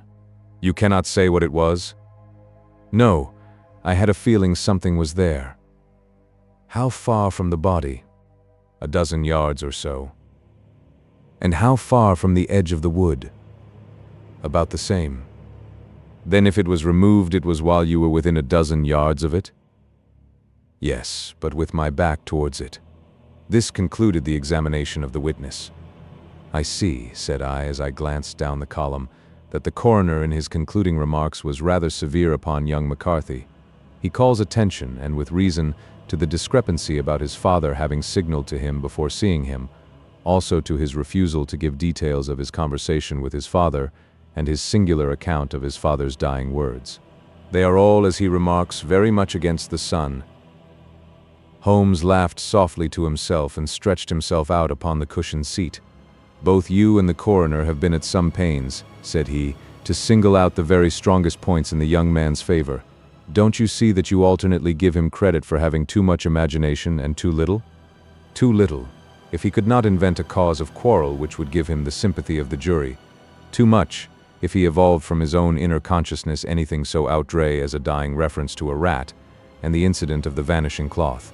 No, sir, I shall approach this case from the point of view that what this young man says is true, and we shall see whither that hypothesis will lead us. And now here is my pocket Petrarch, and not another word shall I say of this case until we are on the scene of action. We lunch at Swindon, and I see that we shall be there in 20 minutes. It was nearly 4 o'clock when we at last, after passing through the beautiful Stroud Valley and over the broad gleaming Severn, found ourselves at the pretty little country town of Ross. A lean, ferret-like man, furtive and sly-looking, was waiting for us upon the platform. In spite of the light brown dustcoat and leather leggings which he wore in deference to his rustic surroundings, I had no difficulty in recognizing Lestrade of Scotland Yard. With him we drove to the Hereford Arms, where a room had already been engaged for us. "I have ordered a carriage," said Lestrade as we sat over a cup of tea. "I knew your energetic nature, and that you would not be happy until you had been on the scene of the crime." "It was very nice and complimentary of you," Holmes answered. "It is entirely a question of barometric pressure." Lestrade looked startled. "I do not quite follow," he said. "How is the glass?" 29, I see. No wind and not a cloud in the sky. I have a caseful of cigarettes here which need smoking, and the sofa is very much superior to the usual country hotel abomination. I do not think that it is probable that I shall use the carriage tonight." Lestrade laughed indulgently. "You have, no doubt, already formed your conclusions from the newspapers," he said. "The case is as plain as a pikestaff, and the more one goes into it, the plainer it becomes. Still, of course, one can't refuse a lady, and such a very positive one, too. She has heard of you, and would have your opinion, though I repeatedly told her that there was nothing which you could do which I had not already done. Why, bless my soul, here is her carriage at the door." He had hardly spoken before there rushed into the room one of the most lovely young women that I have ever seen in my life. Her violet eyes shining, her lips parted, a pink flush upon her cheeks, all thought of her natural reserve lost in her overpowering excitement and concern. "Oh, Mr. Sherlock Holmes," she cried, glancing from one to the other of us, and finally, with a woman's quick intuition, fastening upon my companion, "I am so glad that you have come. I have driven down to tell you so. I know that James didn't do it. I know it, and I want you to start upon your work knowing it too. Never let yourself doubt upon that point. We have known each other since we were little children, and I know his faults as no one else does, but he is too tender-hearted to hurt a fly. Such a charge is absurd to anyone who really knows him." "I hope we may clear him, Miss Turner," said Sherlock Holmes. "You may rely upon my doing all that I can." "But you have read the evidence. You have formed some conclusion? Do you not see some loophole, some flaw? Do you not yourself think that he is innocent?" "I think that it is very probable." "There now," she cried, throwing back her head and looking defiantly at Lestrade. "You hear? He gives me hopes." Lestrade shrugged his shoulders. "I am afraid that my colleague has been a little quick in forming his conclusions," he said. "But he is right. Oh, I know that he is right. James never did it. And about his quarrel with his father, I am sure that the reason why he would not speak about it to the coroner was because I was concerned in it." "In what way?" asked Holmes. "It is no time for me to hide anything. James and his father had many disagreements about me. Mr. McCarthy was very anxious that there should be a marriage between us. James and I have always loved each other as brother and sister. But of course he is young and has seen very little of life yet, well, he naturally did not wish to do anything like that yet. So there were quarrels, and this, I am sure, was one of them." "And your father?" asked Holmes. "Was he in favor of such a union?" "No, he was averse to it also. No one but Mr. McCarthy was in favor of it." A quick blush passed over her fresh young face as Holmes shot one of his keen, questioning glances at her. "Thank you for this information," said he. "May I see your father if I call tomorrow?" "I am afraid the doctor won't allow it." "The doctor?" "Yes. Have you not heard? Poor father has never been strong for years back, but this has broken him down completely. He is taken to his bed, and Dr. Willows says that he is a wreck and that his nervous system is shattered. Mr. McCarthy was the only man alive who had known Dad in the old days in Victoria." In Victoria. That is important." "Yes, at the mines." "Quite so, at the gold mines where, as I understand, Mr. Turner made his money." "Yes, certainly. Thank you, Miss Turner. You have been of material assistance to me. You will tell me if you have any news tomorrow. No doubt you will go to the prison to see James. Oh, if you do, Mr. Holmes, do tell him that I know him to be innocent." "I will, Miss Turner. I must go home now, for Dad is very ill, and he misses me so if I leave him. Goodbye, and God help you in your undertaking." She hurried from the room as impulsively as she had entered, and we heard the wheels of her carriage rattle off down the street. "I am ashamed of you, Holmes," said Lestrade with dignity after a few minutes' silence. "Why should you raise up hopes which you are bound to disappoint? I am not over-tender of heart, but I call it cruel." "I think that I see my way to clearing James McCarthy," said Holmes. "Have you an order to see him in prison?" "Yes, but only for you and me. Then I shall reconsider my resolution about going out. We have still time to take a train to Hereford and see him tonight. Ample. Then let us do so, Watson. I fear that you will find it very slow, but I shall only be away a couple of hours. I walked down to the station with them, and then wandered through the streets of the little town, finally returning to the hotel, where I lay upon the sofa and tried to interest myself in a yellow-backed novel. The puny plot of the story was so thin, however, when compared to the deep mystery through which we were groping, and I found my attention wander so continually from the action to the fact that I at last flung it across the room and gave myself up entirely to a consideration of the events of the day. Supposing that this unhappy young man's story were absolutely true, then what hellish thing, what absolutely unforeseen and extraordinary calamity could have occurred between the time when he parted from his father and the moment when, drawn back by his screams, he rushed into the glade? It was something terrible and deadly. What could it be? Might not the nature of the injuries reveal something to my medical instincts? I rang the bell and called for the weekly county paper, which contained a verbatim account of the inquest. In the surgeon's deposition it was stated that the posterior third of the left parietal bone and the left half of the occipital bone had been shattered by a heavy blow from a blunt weapon. I marked the spot upon my own head. Clearly such a blow must have been struck from behind. That was to some extent in favor of the accused, as when seen quarreling he was face to face with his father. Still, it did not go for very much, for the older man might have turned his back before the blow fell. Still, it might be worthwhile to call Holmes' attention to it. Then there was the peculiar dying reference to a rat. What could that mean? It could not be delirium. A man dying from a sudden blow does not commonly become delirious. No, it was more likely to be an attempt to explain how he met his fate. But what could it indicate? I cudgeled my brains to find some possible explanation. And then the incident of the gray cloth seen by young McCarthy. If that were true, the murderer must have dropped some part of his dress, presumably his overcoat, in his flight, and must have had the hardihood to return and to carry it away at the instant when the son was kneeling with his back turned not a dozen paces off. What a tissue of mysteries and improbabilities the whole thing was. I did not wonder at Lestrade's opinion, and yet I had so much faith in Sherlock Holmes' insight that I could not lose hope as long as every fresh fact seemed to strengthen his conviction of young McCarthy's innocence. It was late before Sherlock Holmes returned. He came back alone, for Lestrade was staying in lodgings in the town. "The glass still keeps very high," he remarked as he sat down. "It is of importance that it should not rain before we are able to go over the ground.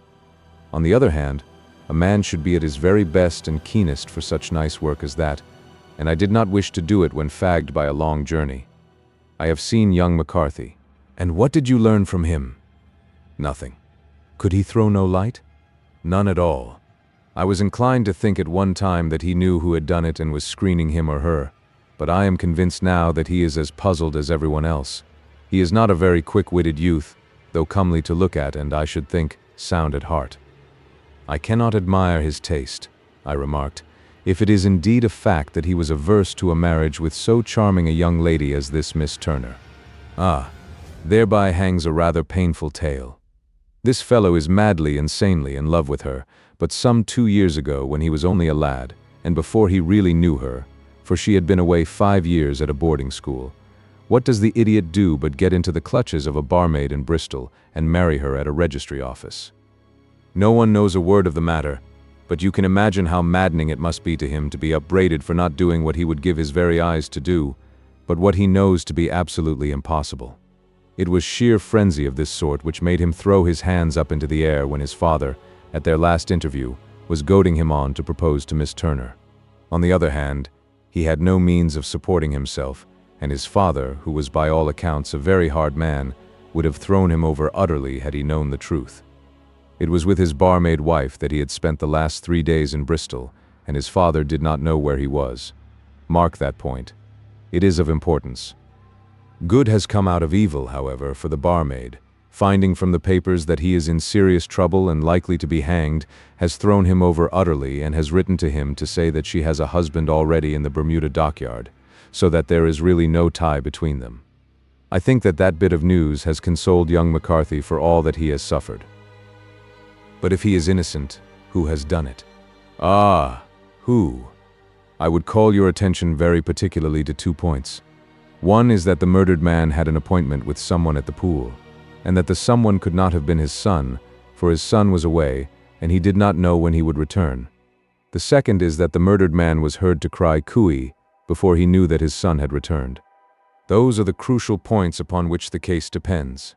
And now let us talk about George Meredith, if you please, and we shall leave all minor matters until tomorrow. There was no rain, as Holmes had foretold, and the morning broke bright and cloudless. At 9 o'clock Lestrade called for us with the carriage, and we set off for Hatherley Farm and the Boscombe pool. "There is serious news this morning," Lestrade observed. "It is said that Mr. Turner, of the Hall, is so ill that his life is despaired of." "An elderly man, I presume?" said Holmes. "About 60, but his constitution has been shattered by his life abroad, and he has been in failing health for some time. This business has had a very bad effect upon him. He was an old friend of McCarthy's, and, I may add, a great benefactor to him, for I have learned that he gave him Hatherley Farm rent-free." "Indeed. That is interesting," said Holmes. "Oh, yes. In 100 other ways he has helped him. Everybody about here speaks of his kindness to him." "Really? Does it not strike you as a little singular that this McCarthy, who appears to have had little of his own, and to have been under such obligations to Turner, should still talk of marrying his son to Turner's daughter, who is, presumably, heiress to the estate, and that in such a very cocksure manner, as if it were merely a case of a proposal, and all else would follow? It is the more strange since we know that Turner himself was averse to the idea. The daughter told us as much. Do you not deduce something from that?" "We have got to the deductions and the inferences," said Lestrade, winking at me. "I find it hard enough to tackle facts, Holmes, without flying away after theories and fancies." "You are right," said Holmes demurely. "You do find it very hard to tackle the facts. Anyhow, I have grasped one fact which you seem to find it difficult to get hold of," replied Lestrade with some warmth. "And that is?" "That McCarthy Sr. met his death from McCarthy Jr., and that all theories to the contrary are the merest moonshine." "Well, moonshine is a brighter thing than fog," said Holmes, laughing. "But I am very much mistaken if this is not Hatherley Farm upon the left." "Yes, that is it." It was a widespread, comfortable-looking building, 2-storied, slate-roofed, with great yellow blotches of lichen upon the gray walls. The drawn blinds and the smokeless chimneys, however, gave it a stricken look, as though the weight of this horror still lay heavy upon it. We called at the door when the maid, at Holmes' request, showed us the boots which her master wore at the time of his death, and also a pair of the son's, though not the pair which he had then had. Having measured these very carefully from 7 or 8 different points, Holmes desired to be led to the courtyard, from which we all followed the winding track which led to Boscombe Pool. Sherlock Holmes was transformed when he was hot upon such a scent as this. Men who had only known the quiet thinker and logician of Baker Street would have failed to recognize him. His face flushed and darkened. His brows were drawn into 2 hard black lines, while his eyes shone out from beneath them with a steely glitter. His face was bent downward, his shoulders bowed, his lips compressed, and the veins stood out like whipcord in his long, sinewy neck. His nostrils seemed to dilate with a purely animal lust for the chase, and his mind was so absolutely concentrated upon the matter before him that a question or remark fell unheeded upon his ears, or, at the most, only provoked a quick, impatient snarl in reply. Swiftly and silently he made his way along the track which ran through the meadows, and so by way of the woods to the Boscombe Pool. It was damp, marshy ground, as is all that district, and there were marks of many feet, both upon the path and amid the short grass which bounded it on either side. Sometimes Holmes would hurry on, sometimes stop dead, and once he made quite a little detour into the meadow. Lestrade and I walked behind him, the detective indifferent and contemptuous, while I watched my friend with the interest which sprang from the conviction that every one of his actions was directed towards a definite end. The Boscombe Pool, which is a little reed-girt sheet of water some 50 yards across, is situated at the boundary between the Hatherley Farm and the private park of the wealthy Mr. Turner. Above the woods which lined it upon the farther side we could see the red, jutting pinnacles which marked the site of the rich landowner's dwelling. On the Hatherley side of the pool the woods grew very thick, and there was a narrow belt of sodden grass 20 paces across between the edge of the trees and the reeds which lined the lake. Lestrade showed us the exact spot at which the body had been found, and, indeed, so moist was the ground that I could plainly see the traces which had been left by the fall of the stricken man. To Holmes, as I could see by his eager face and peering eyes, very many other things were to be read upon the trampled grass. He ran round, like a dog who is picking up a scent, and then turned upon my companion. "What did you go into the pool for?" he asked. "I fished about with a rake. I thought there might be some weapon or other trace, but how on earth?" "Oh, tut tut, I have no time. That left foot of yours with its inward twist is all over the place. A mole could trace it, and there it vanishes among the reeds. Oh, how simple it would all have been had I been here before they came like a herd of buffalo and wallowed all over it. Here is where the party with the lodge-keeper came, and they have covered all tracks for 6 or 8 feet round the body. But here are 3 separate tracks of the same feet." He drew out a lens and lay down upon his waterproof to have a better view, talking all the time rather to himself than to us. "These are young McCarthy's feet. Twice he was walking, and once he ran swiftly so that the soles are deeply marked and the heels hardly visible. That bears out his story. He ran when he saw his father on the ground. Then here are the father's feet as he paced up and down. What is this, then? It is the butt end of the gun as the son stood listening. And this? Ha ha! What have we here? Tiptoes. Tiptoes. Square, too, quite unusual boots. They come, they go, they come again. Of course that was for the cloak. Now, where did they come from?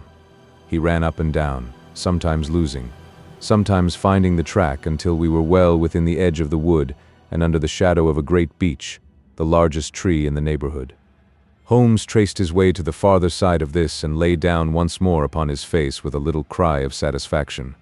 For a long time he remained there, turning over the leaves and dried sticks, gathering up what seemed to me to be dust into an envelope and examining with his lens not only the ground but even the bark of the tree as far as he could reach. A jagged stone was lying among the moss, and this also he carefully examined and retained. Then he followed a pathway through the wood until he came to the high road, where all traces were lost. "It has been a case of considerable interest," he remarked, returning to his natural manner. "I fancy that this gray house on the right must be the lodge. I think that I will go in and have a word with Moran, and perhaps write a little note. Having done that, we may drive back to our luncheon. You may walk to the cab, and I shall be with you presently." It was about 10 minutes before we regained our cab and drove back into Ross, Holmes still carrying with him the stone which he had picked up in the wood. "This may interest you, Lestrade," he remarked, holding it out. "The murder was done with it. I see no marks. There are none." "How do you know, then?" "The grass was growing under it. It had only lain there a few days. There was no sign of a place whence it had been taken. It corresponds with the injuries. There is no sign of any other weapon." "And the murderer?" "Is a tall man, left-handed, limps with the right leg, wears thick-soled shooting boots and a gray cloak, smokes Indian cigars, uses a cigar holder, and carries a blunt penknife in his pocket. There are several other indications, but these may be enough to aid us in our search." Lestrade laughed. "I am afraid that I am still a skeptic," he said. "Theories are all very well, but we have to deal with a hard-headed British jury." "Nous verrons," answered Holmes calmly. "You work your own method, and I shall work mine. I shall be busy this afternoon, and shall probably return to London by the evening train." "And leave your case unfinished?" "No, finished." "But the mystery?" "It is solved." "Who was the criminal, then?" "The gentleman I describe." "But who is he?" "Surely it would not be difficult to find out. This is not such a populous neighborhood." Lestrade shrugged his shoulders. "I am a practical man," he said, "and I really cannot undertake to go about the country looking for a left-handed gentleman with a game leg. I should become the laughingstock of Scotland Yard." "All right," said Holmes quietly. "I have given you the chance. Here are your lodgings. Goodbye. I shall drop you a line before I leave." Having left Lestrade at his rooms, we drove to our hotel, where we found lunch upon the table. Holmes was silent and buried in thought with a pained expression upon his face, as one who finds himself in a perplexing position. "Look here, Watson," he said when the cloth was cleared. "Just sit down in this chair and let me preach to you for a little. I don't know quite what to do, and I should value your advice. Light a cigar and let me expound." "Pray do so." "Well, now, in considering this case, there are 2 points about young McCarthy's narrative which struck us both instantly, although they impressed me in his favor and you against him. One was the fact that his father should, according to his account, cry cooey before seeing him. The other was his singular dying reference to a rat. He mumbled several words, you understand, but that was all that caught the son's ear. Now from this double point our research must commence, and we will begin it by presuming that what the lad says is absolutely true. What of this cooey, then? Well, obviously it could not have been meant for the son. The son, as far as he knew, was in Bristol. It was mere chance that he was within earshot. The cooey was meant to attract the attention of whoever it was that he had the appointment with. But cooey is a distinctly Australian cry, and one which is used between Australians. There is a strong presumption that the person whom McCarthy expected to meet him at Boscombe Pool was someone who had been in Australia. What of the rat, then? Sherlock Holmes took a folded paper from his pocket and flattened it out on the table. "This is a map of the colony of Victoria," he said. "I wired to Bristol for it last night." He put his hand over part of the map. "What do you read?" "Arrett," I read. "And now?" He raised his hand. "Ballarat." Quite so. That was the word the man uttered, and of which his son only caught the last 2 syllables. He was trying to utter the name of his murderer. So-and-so of Ballarat. "It is wonderful," I exclaimed. "It is obvious." And now, you see, I had narrowed the field down considerably. The possession of a gray garment was a third point which, granting the son's statement to be correct, was a certainty.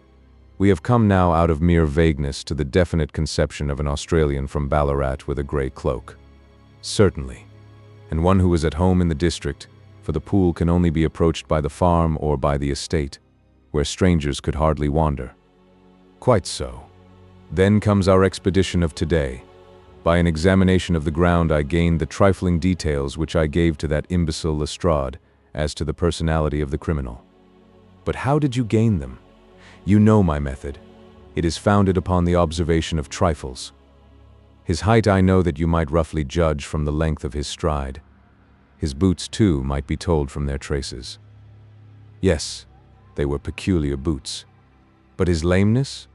The impression of his right foot was always less distinct than his left. He put less weight upon it. Why? Because he limped, he was lame. But his left-handedness? You were yourself struck by the nature of the injury as recorded by the surgeon at the inquest. The blow was struck from immediately behind, and yet was upon the left side. Now, how can that be unless it were by a left-handed man? He had stood behind that tree during the interview between the father and son. He had even smoked there. I found the ash of a cigar, which my special knowledge of tobacco ashes enables me to pronounce as an Indian cigar. I have, as you know, devoted some attention to this, and written a little monograph on the ashes of 140 different varieties of pipe, cigar, and cigarette tobacco. Having found the ash, I then looked round and discovered the stump among the moss where he had tossed it. It was an Indian cigar of the variety which are rolled in Rotterdam. And the cigar holder? I could see that the end had not been in his mouth. Therefore he used a holder. The tip had been cut off, not bitten off, but the cut was not a clean one, so I deduced a blunt penknife. "Holmes," I said, "you have drawn a net round this man from which he cannot escape, and you have saved an innocent human life as truly as if you had cut the cord which was hanging him. I see the direction in which all this points. The culprit is—" "Mr. John Turner," cried the hotel waiter, opening the door of our sitting room and ushering in a visitor. The man who entered was a strange and impressive figure. His slow, limping step and bowed shoulders gave the appearance of decrepitude, and yet his hard, deep-lined, craggy features and his enormous limbs showed that he was possessed of unusual strength of body and of character. His tangled beard, grizzled hair, and outstanding, drooping eyebrows combined to give an air of dignity and power to his appearance, but his face was of an ashen white, while his lips and the corners of his nostrils were tinged with a shade of blue. It was clear to me at a glance that he was in the grip of some deadly and chronic disease. "Pray sit down on the sofa," said Holmes gently. "You had my note?" "Yes. The lodge-keeper brought it up. You said that you wished to see me here to avoid scandal." "I thought people would talk if I went to the hall." "And why did you wish to see me?" He looked across at my companion with despair in his weary eyes, as though his question was already answered. "Yes," said Holmes, answering the look rather than the words. "It is so. I know all about McCarthy." The old man sank his face in his hands. "God help me," he cried. "But I would not have let the young man come to harm. I give you my word that I would have spoken out if it went against him at the assizes." "I am glad to hear you say so," said Holmes gravely. "I would have spoken now had it not been for my dear girl. It would break her heart. It will break her heart when she hears that I am arrested." "It may not come to that," said Holmes. "What?" "I am no official agent. I understand that it was your daughter who required my presence here, and I am acting in her interests. Young McCarthy must be got off, however." "I am a dying man," said old Turner. "I have had diabetes for years. My doctor says it is a question whether I shall live a month. Yet I would rather die under my own roof than in a jail." Holmes rose and sat down at the table with his pen in his hand and a bundle of paper before him. "Just tell us the truth," he said.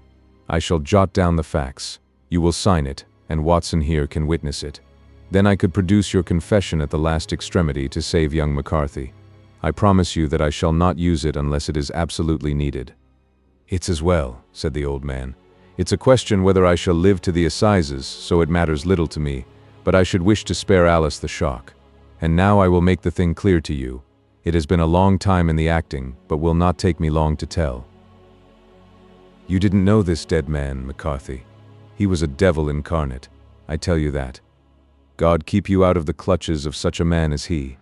His grip has been upon me these 20 years, and he has blasted my life. I'll tell you first how I came to be in his power. It was in the early 60s at the diggings. I was a young chap then, hot-blooded and reckless, ready to turn my hand at anything. I got among bad companions, took to drink, had no luck with my claim, took to the bush, and in a word became what you would call over here a highway robber. There were 6 of us, and we had a wild, free life of it, sticking up a station from time to time, or stopping the wagons on the road to the diggings. Black Jack of Ballarat was the name I went under, and our party is still remembered in the colony as the Ballarat Gang.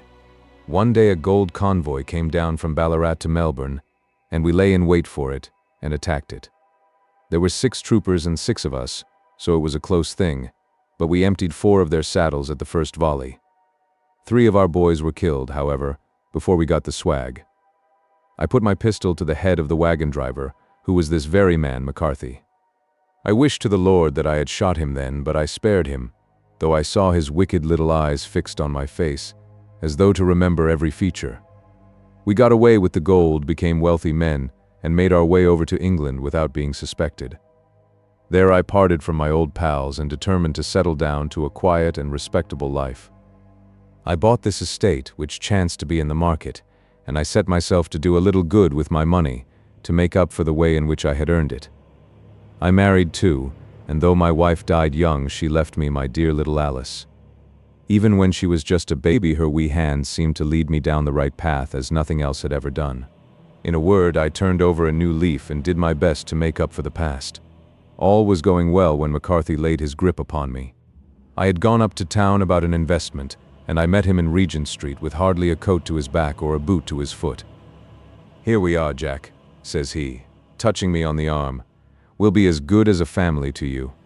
There's 2 of us, me and my son, and you can have the keeping of us. If you don't, it's a fine, law-abiding country as England, and there's always a policeman within hail." Well, down they came to the West Country. There was no shaking them off, and there they have lived rent-free on my best land ever since. There was no rest for me, no peace, no forgetfulness.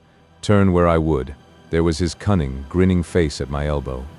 It grew worse as Alice grew up, for he soon saw I was more afraid of her knowing my past than of the police. Whatever he wanted he must have, and whatever it was I gave him without question: land, money, houses, until at last he asked a thing which I could not give. He asked for Alice. His son, you see, had grown up, and so had my girl, and as I was known to be in weak health, it seemed a fine stroke to him that his lad should step into the whole property. But there I was firm. I would not have his cursed stock mixed with mine. Not that I had any dislike to the lad, but his blood was in him, and that was enough. I stood firm. McCarthy threatened. I braved him to do his worst. We were to meet at the pool midway between our houses to talk it over. When I went down there, I found him talking with his son, so I smoked a cigar and waited behind a tree until he should be alone. But as I listened to his talk, all that was black and bitter in me seemed to come uppermost. He was urging his son to marry my daughter with as little regard for what she might think as if she were a slut from off the streets. It drove me mad to think that I and all that I held most dear should be in the power of such a man as this. Could I not snap the bond? I was already a dying and a desperate man. Though clear of mind and fairly strong of limb, I knew that my own fate was sealed. But my memory and my girl, both could be saved if I could but silence that foul tongue. I did it, Mr. Holmes. I would do it again. Deeply as I have sinned, I have led a life of martyrdom to atone for it. But that my girl should be entangled in the same meshes which held me was more than I could suffer. I struck him down with no more compunction than if he had been some foul and venomous beast. His cry brought back his son, but I had gained the cover of the wood, though I was forced to go back to fetch the cloak which I had dropped in my flight.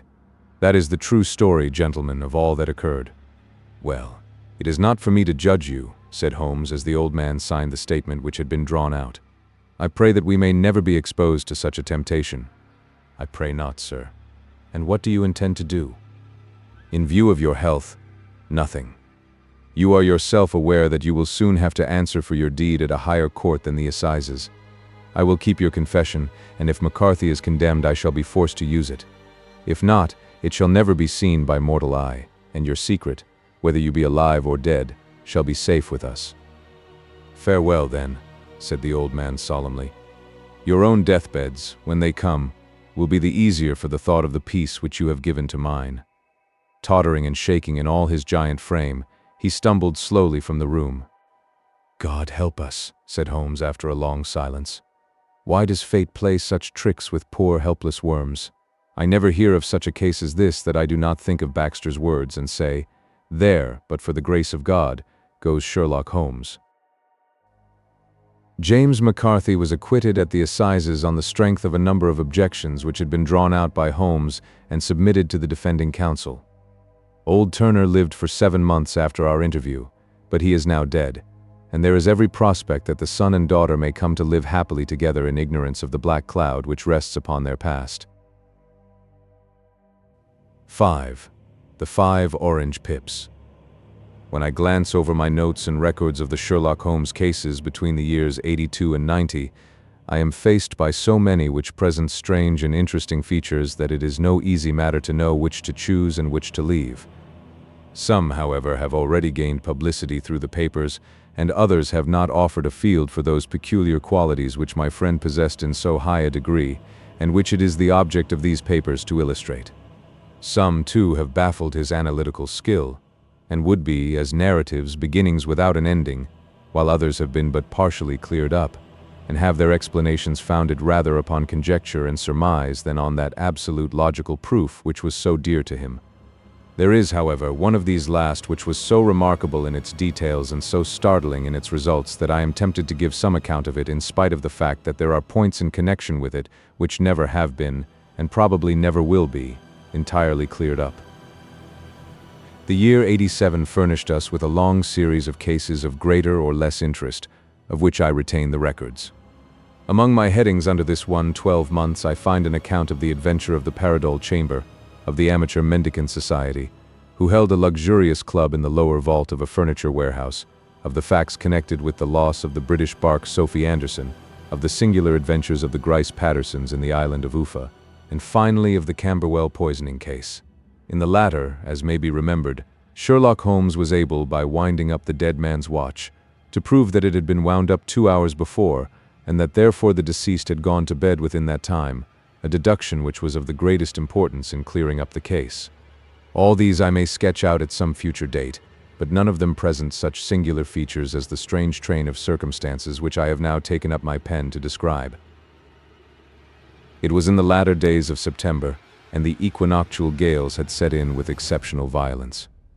All day the wind had screamed and the rain had beaten against the windows, so that even here in the heart of great, handmade London we were forced to raise our minds for the instant from the routine of life and to recognize the presence of those great elemental forces which shriek at mankind through the bars of his civilization, like untamed beasts in a cage. As evening drew in, the storm grew higher and louder, and the wind cried and sobbed like a child in the chimney. Sherlock Holmes sat moodily at one side of the fireplace, cross-indexing his records of crime, while I at the other was deep in one of Clark Russell's fine sea stories until the howl of the gale from without seemed to blend with the text, and the splash of the rain to lengthen out into the long swash of the sea waves. My wife was on a visit to her mother's, and for a few days I was a dweller once more in my old quarters at Baker Street.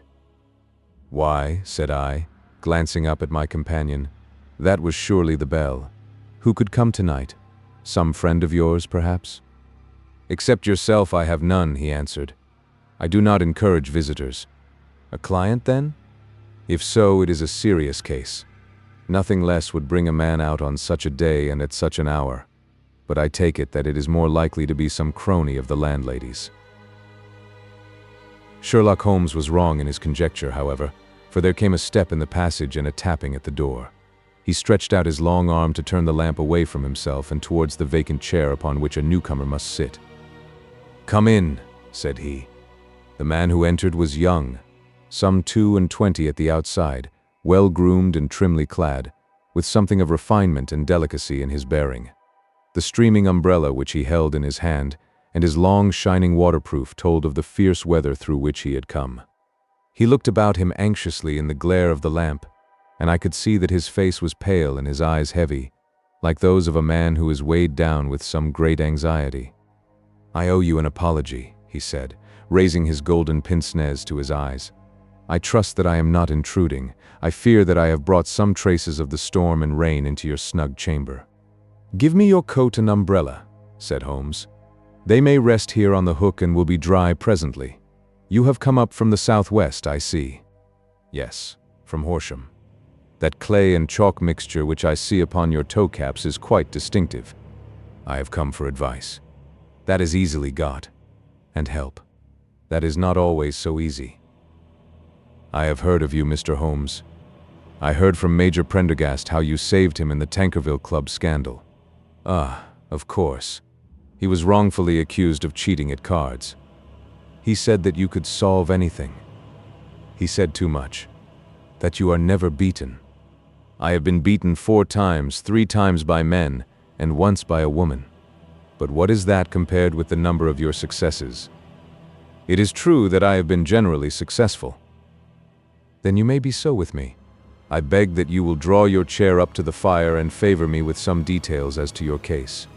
It is no ordinary one. None of those which come to me are. I am the last court of appeal. And yet I question, sir, whether, in all your experience, you have ever listened to a more mysterious and inexplicable chain of events than those which have happened in my own family. You fill me with interest, said Holmes. Pray give us the essential facts from the commencement, and I can afterwards question you as to those details which seem to me to be most important.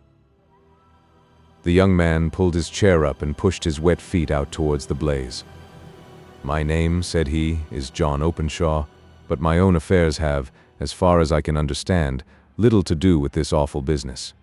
It is a hereditary matter, so in order to give you an idea of the facts, I must go back to the commencement of the affair. You must know that my grandfather had 2 sons, my uncle Elias and my father Joseph. My father had a small factory at Coventry, which he enlarged at the time of the invention of bicycling. He was a patentee of the Openshaw unbreakable tire, and his business met with such success that he was able to sell it and to retire upon a handsome competence. My uncle Elias emigrated to America when he was a young man and became a planter in Florida, where he was reported to have done very well. At the time of the war he fought in Jackson's army, and afterwards under Hood, where he rose to be a colonel. When Lee laid down his arms, my uncle returned to his plantation, where he remained for 3 or 4 years. About 1869 or 1870 he came back to Europe and took a small estate in Sussex, near Horsham. He had made a very considerable fortune in the States, and his reason for leaving them was his aversion to the Negroes. and his dislike of the Republican policy in extending the franchise to them.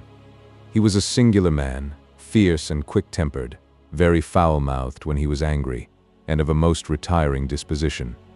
During all the years that he lived at Horsham, I doubt if ever he set foot in the town. He had a garden and 2 or 3 fields round his house, and there he would take his exercise, though very often for weeks on end he would never leave his room. He drank a great deal of brandy and smoked very heavily, but he would see no society and did not want any friends, not even his own brother. He didn't mind me. In fact, he took a fancy to me, for at the time when he saw me first I was a youngster of 12 or so. This would be in the year 1878, after he had been 8 or 9 years in England. He begged my father to let me live with him, and he was very kind to me in his way. When he was sober, he used to be fond of playing backgammon and draughts with me, and he would make me his representative both with the servants and with the tradespeople, so that by the time that I was 16 I was quite master of the house. I kept all the keys and could go where I liked and do what I liked, so long as I did not disturb him in his privacy. There was one singular exception, however, for he had a single room, a lumber room up among the attics, which was invariably locked, and which he would never permit either me or anyone else to enter. With a boy's curiosity I have peeped through the keyhole, but I was never able to see more than such a collection of old trunks and bundles as would be expected in such a room. One day, it was in March, 1883, a letter with a foreign stamp lay upon the table in front of the colonel's plate. It was not a common thing for him to receive letters, for his bills were all paid in ready money, and he had no friends of any sort. "From India," said he as he took it up. "Pondicherry postmark. What can this be?" Opening it hurriedly, out there jumped 5 little dried orange pips, which pattered down upon his plate. I began to laugh at this, but the laugh was struck from my lips at the sight of his face. His lip had fallen, his eyes were protruding, his skin the color of putty, and he glared at the envelope which he still held in his trembling hand. "K, K, K," he shrieked, and then, my God, my sins have overtaken me." "What is it, uncle?" I cried. "Death," said he, and rising from the table he retired to his room, leaving me palpitating with horror. I took up the envelope and saw scrawled in red ink upon the inner flap, just above the gum, the letter K 3 times repeated. There was nothing else save the 5 dried pips. What could be the reason of his overpowering terror? I left the breakfast table, and as I ascended the stair I met him coming down with an old rusty key, which must have belonged to the attic, in one hand, and a small brass box, like a cash box, in the other. "They may do what they like, but I'll checkmate them still," said he with an oath. "Tell Mary that I shall want a fire in my room today, and send down to Fordham, the Horsham lawyer." I did as he ordered, and when the lawyer arrived I was asked to step up to the room. The fire was burning brightly, and in the grate there was a mass of black, fluffy ashes, as of burned paper, while the brass box stood open and empty beside it. As I glanced at the box I noticed with a start that upon the lid was printed the treble K which I had read in the morning upon the envelope. "I wish you, John," said my uncle, "to witness my will. I leave my estate, with all its advantages and all its disadvantages, to my brother, your father, whence it will, no doubt, descend to you. If you can enjoy it in peace, well and good. If you find you cannot, take my advice, my boy, and leave it to your deadliest enemy. I am sorry to give you such a two-edged thing, but I can't say what turn things are going to take. Kindly sign the paper where Mr. Fordham shows you." I signed the paper as directed, and the lawyer took it away with him. The singular incident made, as you may think, the deepest impression upon me, and I pondered over it and turned it every way in my mind without being able to make anything of it. Yet I could not shake off the vague feeling of dread which it left behind, though the sensation grew less keen as the weeks passed, and nothing happened to disturb the usual routine of our lives. I could see a change in my uncle, however. He drank more than ever, and he was less inclined for any sort of society. Most of his time he would spend in his room, with the door locked upon the inside. But sometimes he would emerge in a sort of drunken frenzy, and would burst out of the house and tear about the garden with a revolver in his hand, screaming out that he was afraid of no man, and that he was not to be cooped up, like a sheep in a pen, by man or devil. When these hot fits were over, however, he would rush tumultuously in at the door and lock and bar it behind him, like a man who can brazen it out no longer against the terror which lies at the roots of his soul. At such times I have seen his face, even on a cold day, glisten with moisture, as though it were new raised from a basin. Well, to come to an end of the matter, Mr. Holmes, and not to abuse your patience, there came a night when he made one of those drunken sallies from which he never came back. We found him, when we went to search for him, face downward in a little green-scummed pool, which lay at the foot of the garden. There was no sign of any violence, and the water was but 2 feet deep, so that the jury, having regard to his known eccentricity, brought in a verdict of suicide. But I, who knew how he winced from the very thought of death, had much ado to persuade myself that he had gone out of his way to meet it. The matter passed, however, and my father entered into possession of the estate, and of some £14,000, which lay to his credit at the bank. One moment, Holmes interposed. Your statement is, I foresee, one of the most remarkable to which I have ever listened. Let me have the date of the reception by your uncle of the letter, and the date of his supposed suicide. The letter arrived on March 10th, 1883. His death was 7 weeks later, upon the night of May 2nd. Thank you. Pray proceed. When my father took over the Horsham property, he, at my request, made a careful examination of the attic, which had been always locked up. We found the brass box there, although its contents had been destroyed. On the inside of the cover was a paper label, with the initials of KKK repeated upon it, and letters, memoranda, receipts, and a register written beneath. These, we presume, indicated the nature of the papers which had been destroyed by Colonel Openshaw. For the rest, there was nothing of much importance in the attic save a great many scattered papers and notebooks bearing upon my uncle's life in America. Some of them were of the wartime, and showed that he had done his duty well and had borne the repute of a brave soldier. Others were of a date during the reconstruction of the southern states, and were mostly concerned with politics, for he had evidently taken a strong part in opposing the carpetbag politicians who had been sent down from the north. Well, it was the beginning of '84 when my father came to live at Horsham, and all went as well as possible with us until the January of '85. On the 4th day after the New Year, I heard my father give a sharp cry of surprise as we sat together at the breakfast table. There he was, sitting with a newly opened envelope in one hand and 5 dried orange pips in the outstretched palm of the other one. He had always laughed at what he called my cock and bull story about the colonel, but he looked very scared and puzzled now that the same thing had come upon himself. "Why, what on earth does this mean, John?" he stammered. My heart had turned to lead. "It is KKK," said I. He looked inside the envelope. "So it is," he cried. "Here are the very letters. But what is this written above them?" "Put the papers on the sundial," I read, peeping over his shoulder. "What papers? What sundial?" he asked. "The sundial in the garden. There is no other," said I, "but the papers must be those that are destroyed." "Pooh!" said he, gripping hard at his courage. "We are in a civilized land here, and we can't have tomfoolery of this kind. Where does the thing come from?" "From Dundee," I answered, glancing at the postmark. "Some preposterous practical joke," said he. "What have I to do with sundials and papers? I shall take no notice of such nonsense." "I should certainly speak to the police," I said, "and be laughed at for my pains. Nothing of the sort." "Then let me do so." "No, I forbid you. I won't have a fuss made about such nonsense." It was in vain to argue with him, for he was a very obstinate man. I went about, however, with a heart which was full of forebodings. On the 3rd day after the coming of the letter, my father went from home to visit an old friend of his, Major Freebody, who was in command of one of the forts upon Portsdown Hill. I was glad that he should go, for it seemed to me that he was farther from danger when he was away from home. In that, however, I was in error. Upon the 2nd day of his absence, I received a telegram from the Major, imploring me to come at once. My father had fallen over one of the deep chalk pits which abound in the neighborhood, and was lying senseless, with a shattered skull. I hurried to him, but he passed away without having ever recovered his consciousness. He had, as it appears, been returning from Fareham in the twilight, and as the country was unknown to him, and the chalk pit unfenced, the jury had no hesitation in bringing in a verdict of death from accidental causes. Carefully as I examined every fact connected with his death, I was unable to find anything which could suggest the idea of murder. There were no signs of violence, no footmarks, no robbery, no record of strangers having been seen upon the roads. And yet I need not tell you that my mind was far from at ease, and that I was well nigh certain that some foul plot had been woven round him. In this sinister way I came into my inheritance. You will ask me why I did not dispose of it.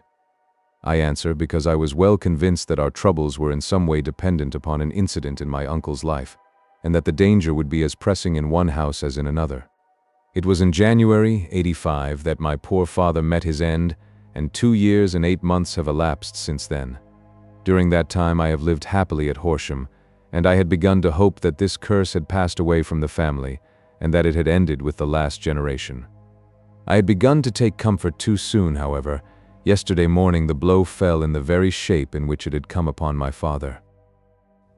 The young man took from his waistcoat a crumpled envelope, and turning to the table he shook out upon it 5 little dried orange pips. "This is the envelope," he continued. "The postmark is London, Eastern Division. Within are the very words which were upon my father's last message, KKK, and then put the papers on the sundial." "What have you done?" asked Holmes. "Nothing." "Nothing?" To tell the truth, he sank his face into his thin, white hands. I have felt helpless. I have felt like one of those poor rabbits when the snake is writhing towards it. I seem to be in the grasp of some resistless, inexorable evil, which no foresight and no precautions can guard against. "Tut! Tut!" cried Sherlock Holmes. "You must act, man, or you are lost. Nothing but energy can save you. This is no time for despair. I have seen the police." Ah! But they listened to my story with a smile. I am convinced that the inspector has formed the opinion that the letters are all practical jokes, and that the deaths of my relations were really accidents, as the jury stated, and were not to be connected with the warnings. Holmes shook his clenched hands in the air. "Incredible imbecility," he cried. "They have, however, allowed me a policeman who may remain in the house with me." "Has he come with you tonight?" "No. His orders were to stay in the house." Again Holmes raved in the air. "Why did you come to me?" he said. "And above all, why did you not come at once?" "I did not know. It was only today that I spoke to Major Prendergast about my troubles and was advised by him to come to you. It is really 2 days since you had the letter. We should have acted before this. You have no further evidence, I suppose, than that which you have placed before us, no suggestive detail which might help us." "There is one thing," said John Openshaw. He rummaged in his coat pocket, and drawing out a piece of discolored blue-tinted paper, he laid it out upon the table. "I have some remembrance," said he, "that on the day when my uncle burned the papers I observed that the small, unburned margins which lay amid the ashes were of this particular color. I found this single sheet upon the floor of his room, and I am inclined to think that it may be one of the papers which has, perhaps, fluttered out from among the others, and in that way has escaped destruction. Beyond the mention of pips, I do not see that it helps us much. I think myself that it is a page from some private diary. The writing is undoubtedly my uncle's." Holmes moved the lamp, and we both bent over the sheet of paper, which showed by its ragged edge that it had indeed been torn from a book. It was headed March 1869, and beneath were the following enigmatical notices. 4th. Hudson came. Same old platform. 7th.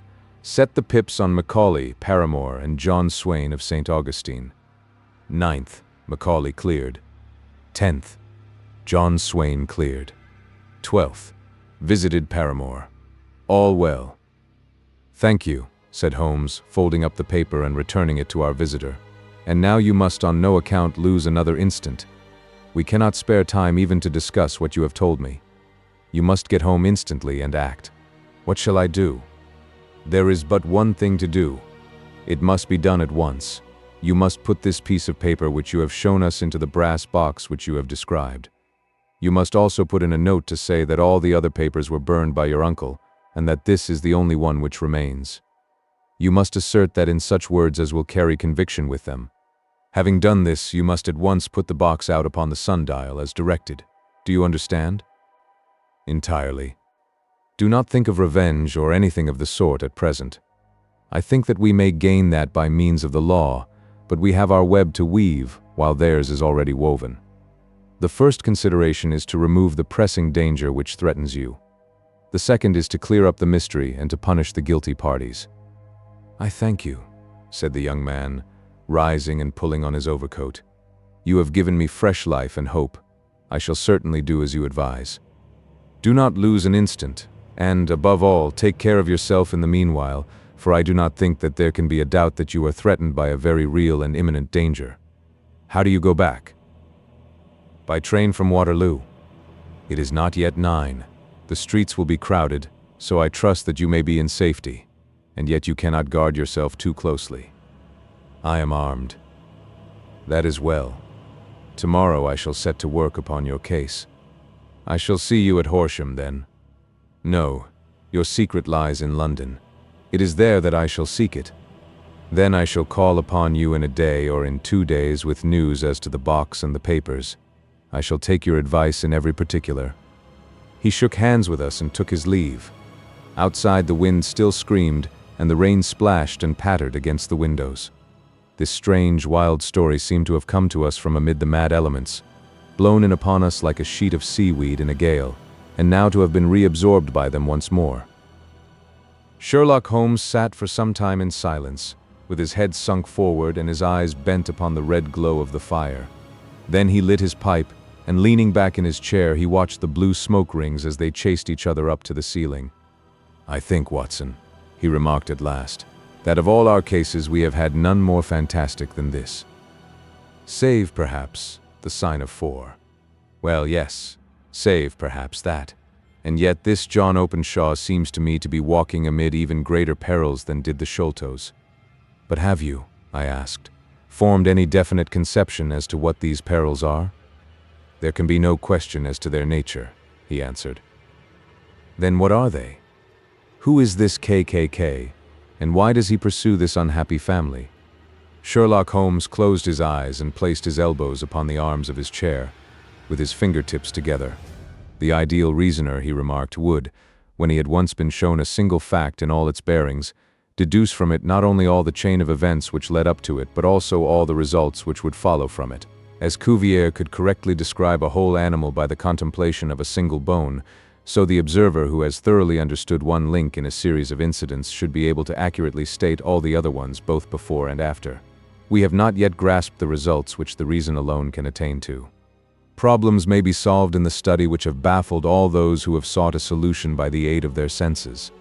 To carry the art, however, to its highest pitch, it is necessary that the reasoner should be able to utilize all the facts which have come to his knowledge. And this in itself implies, as you will readily see, a possession of all knowledge, which, even in these days of free education and encyclopedias, is a somewhat rare accomplishment. It is not so impossible, however, that a man should possess all knowledge which is likely to be useful to him in his work, and this I have endeavored in my case to do. If I remember rightly, you on one occasion in the early days of our friendship defined my limits in a very precise fashion. "Yes," I answered, laughing. "It was a singular document. Philosophy, astronomy, and politics were marked at 0, I remember. Botany variable, geology profound as regards the mud stains from any region within 50 miles of town, chemistry eccentric, anatomy unsystematic, sensational literature and crime records unique, violin player, boxer, swordsman, lawyer, and self-poisoner by cocaine and tobacco. Those, I think, were the main points of my analysis." Holmes grinned at the last item. "Well," he said, "I say now, as I said then, that a man should keep his little brain attic stocked with all the furniture that he is likely to use, and the rest he can put away in the lumber room of his library, where he can get it if he wants it. Now, for such a case as the one which has been submitted to us tonight, we need certainly to muster all our resources. Kindly hand me down the letter K of the American Encyclopedia which stands upon the shelf beside you. Thank you. Now let us consider the situation and see what may be deduced from it. In the first place, we may start with a strong presumption that Colonel Openshaw had some very strong reason for leaving America. Men at his time of life do not change all their habits and exchange willingly the charming climate of Florida for the lonely life of an English provincial town. His extreme love of solitude in England suggests the idea that he was in fear of someone or something, so we may assume as a working hypothesis that it was fear of someone or something which drove him from America. As to what it was he feared, we can only deduce that by considering the formidable letters which were received by himself and his successors. Did you remark the postmarks of those letters? The first was from Pondicherry, the second from Dundee, and the third from London. From East London. What do you deduce from that? They are all seaports. That the writer was on board of a ship. Excellent. We have already a clue. There can be no doubt that the strong probability is that the writer was on board of a ship. And now let us consider another point. In the case of Pondicherry, 7 weeks elapsed between the threat and its fulfillment. In Dundee, it was only some 3 or 4 days.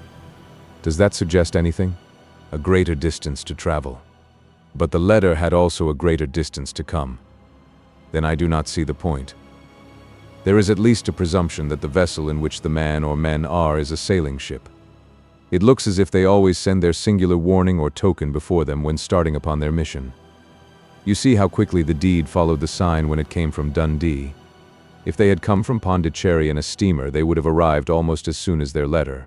But, as a matter of fact, 7 weeks elapsed. I think that those 7 weeks represented the difference between the mail boat which brought the letter and the sailing vessel which brought the writer. It is possible. More than that, it is probable. And now you see the deadly urgency of this new case, and why I urged young Openshaw to caution.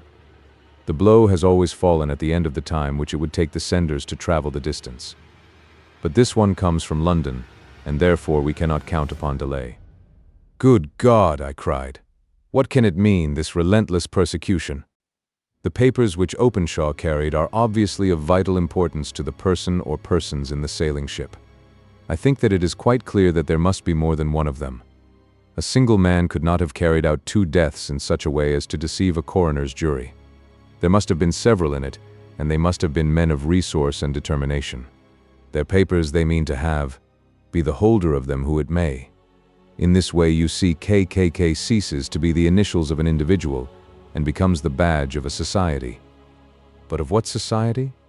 Have you never, said Sherlock Holmes, bending forward and sinking his voice, have you never heard of the Ku Klux Klan? I never have. Holmes turned over the leaves of the book upon his knee. Here it is, said he presently. Ku Klux Klan, a name derived from the fanciful resemblance to the sound produced by cocking a rifle. This terrible secret society was formed by some ex-Confederate soldiers in the southern states after the Civil War, and it rapidly formed local branches in different parts of the country, notably in Tennessee, Louisiana, the Carolinas, Georgia, and Florida.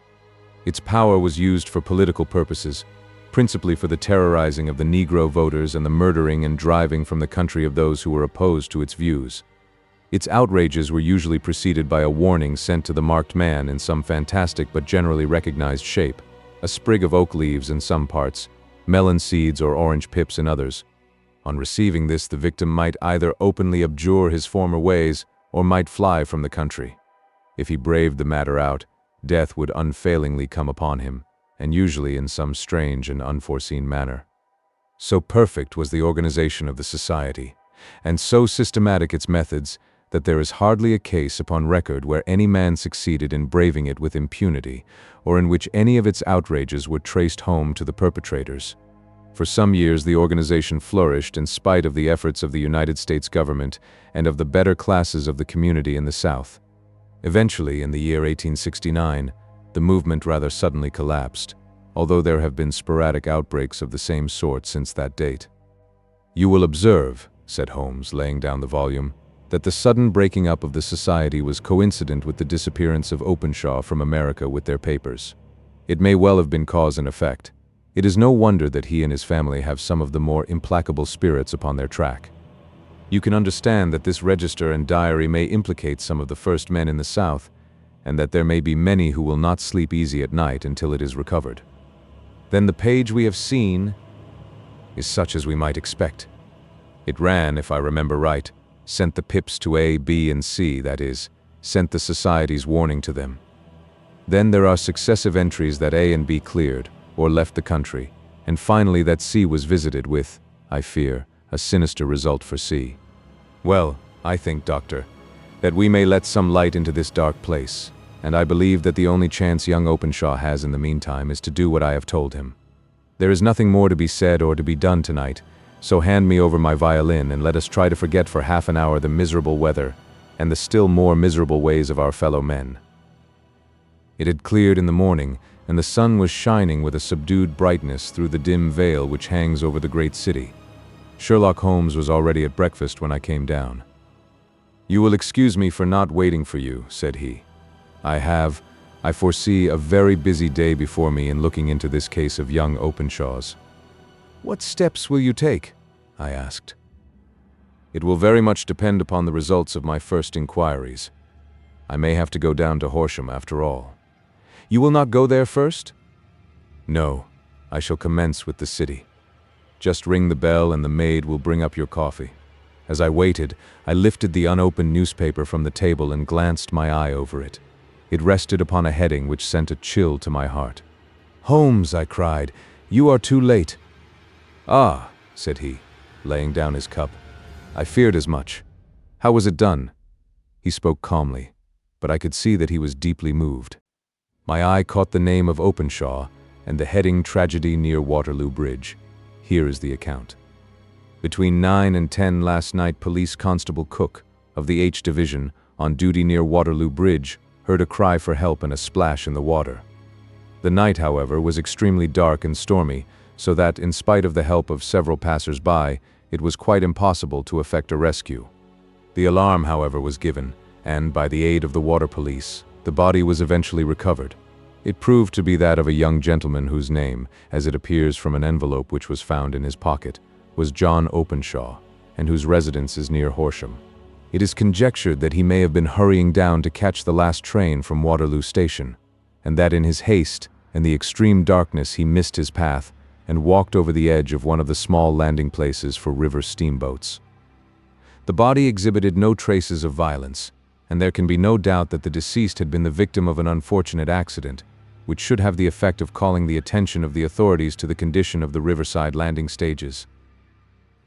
We sat in silence for some minutes, Holmes more depressed and shaken than I had ever seen him. "That hurts my pride, Watson," he said at last. "It is a petty feeling, no doubt, but it hurts my pride. It becomes a personal matter with me now, and, if God sends me health, I shall set my hand upon this gang. That he should come to me for help, and that I should send him away to his death." He sprang from his chair and paced about the room in uncontrollable agitation, with a flush upon his sallow cheeks and a nervous clasping and unclasping of his long, thin hands. "They must be cunning devils," he exclaimed at last. "How could they have decoyed him down there? The embankment is not on the direct line to the station. The bridge, no doubt, was too crowded, even on such a night, for their purpose. Well, Watson, we shall see who will win in the long run. I am going out now." "To the police?" "No, I shall be my own police. When I have spun the web, they may take the flies, but not before." All day I was engaged in my professional work, and it was late in the evening before I returned to Baker Street. Sherlock Holmes had not come back yet. It was nearly 10 o'clock before he entered, looking pale and worn. He walked up to the sideboard, and tearing a piece from the loaf, he devoured it voraciously, washing it down with a long draught of water. "You are hungry," I remarked. "Starving. It had escaped my memory. I have had nothing since breakfast." "Nothing?" "Not a bite. I had no time to think of it." "And how have you succeeded?" "Well, you have a clue?" "I have them in the hollow of my hand. Young Openshaw shall not long remain unavenged. Why, Watson, let us put their own devilish trademark upon them. It is well thought of." "What do you mean?" He took an orange from the cupboard, and tearing it to pieces, he squeezed out the pips upon the table. Of these he took 5 and thrust them into an envelope. On the inside of the flap he wrote S.H. for J.O., then he sealed it and addressed it to Captain James Calhoun, Bark Lone Star, Savannah, Georgia. "That will await him when he enters port," said he, chuckling. "It may give him a sleepless night. He will find it as sure a precursor of his fate as Openshaw did before him." "And who is this Captain Calhoun?" "The leader of the gang. I shall have the others, but he first." "How did you trace it, then?" He took a large sheet of paper from his pocket, all covered with dates and names. "I have spent the whole day," said he, "over Lloyd's registers and files of the old papers, following the future career of every vessel which touched at Pondicherry in January and February in '83. There were 36 ships of fair tonnage which were reported there during those months." Of these, one, the Lone Star, instantly attracted my attention, since, although it was reported as having cleared from London, the name is that which is given to one of the states of the Union. Texas, I think. I was not and am not sure which, but I knew that the ship must have an American origin. What then? I searched the Dundee records, and when I found that the bark Lone Star was there in January, '85, my suspicion became a certainty. I then inquired as to the vessels which lay at present in the port of London. Yes? The Lone Star had arrived here last week. I went down to the Albert Dock and found that she had been taken down the river by the early tide this morning, homeward bound to Savannah. I wired to Gravesend and learned that she had passed some time ago, and as the wind is easterly, I have no doubt that she is now past the Goodwins and not very far from the Isle of Wight. What will you do then? Oh, I have my hand upon him. He and the two mates are, as I learn, the only native-born Americans in the ship. The others are Finns and Germans. I know, also, that they were all three away from the ship last night.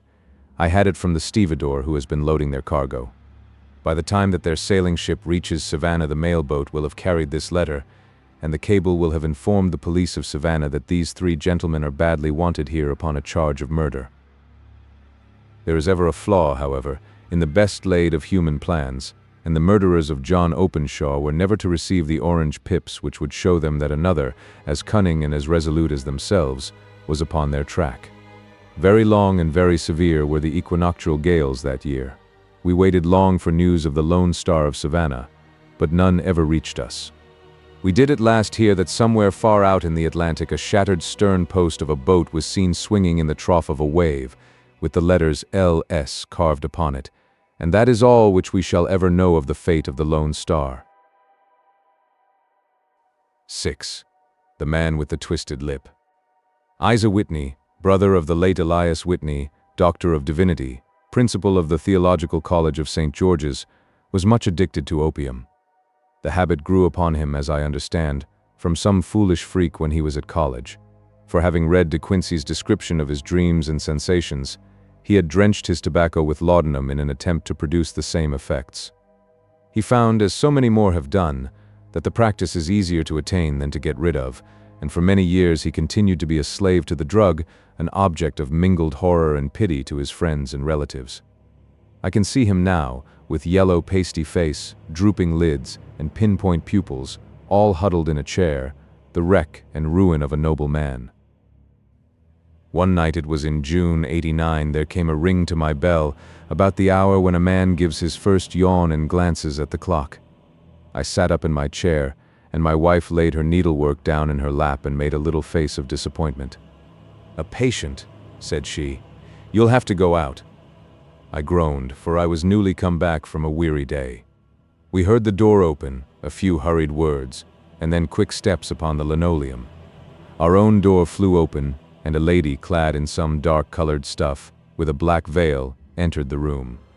"You will excuse my calling so late," she began, and then, suddenly losing her self-control, she ran forward, threw her arms about my wife's neck, and sobbed upon her shoulder. "Oh, I am in such trouble," she cried. "I do so want a little help." "Why?"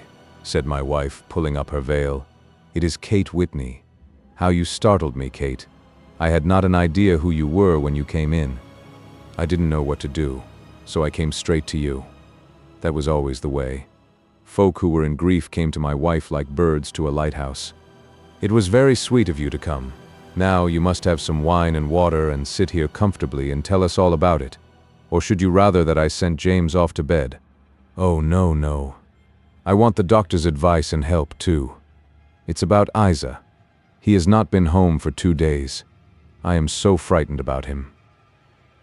It was not the first time that she had spoken to us of her husband's trouble, to me as a doctor, to my wife as an old friend and school companion. We soothed and comforted her by such words as we could find. Did she know where her husband was? Was it possible that we could bring him back to her? It seems that it was.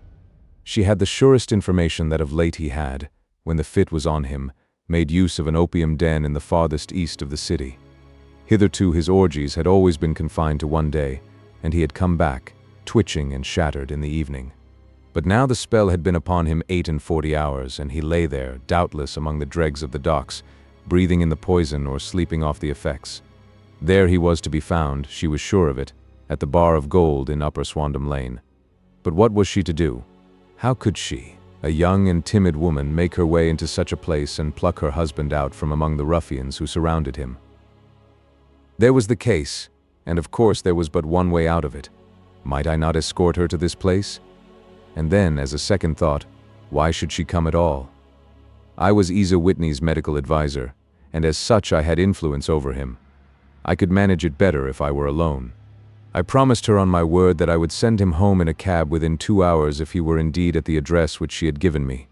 And so in 10 minutes I had left my armchair and cheery sitting room behind me, and was speeding eastward in a hansom on a strange errand, as it seemed to me at the time, though the future only could show how strange it was to be.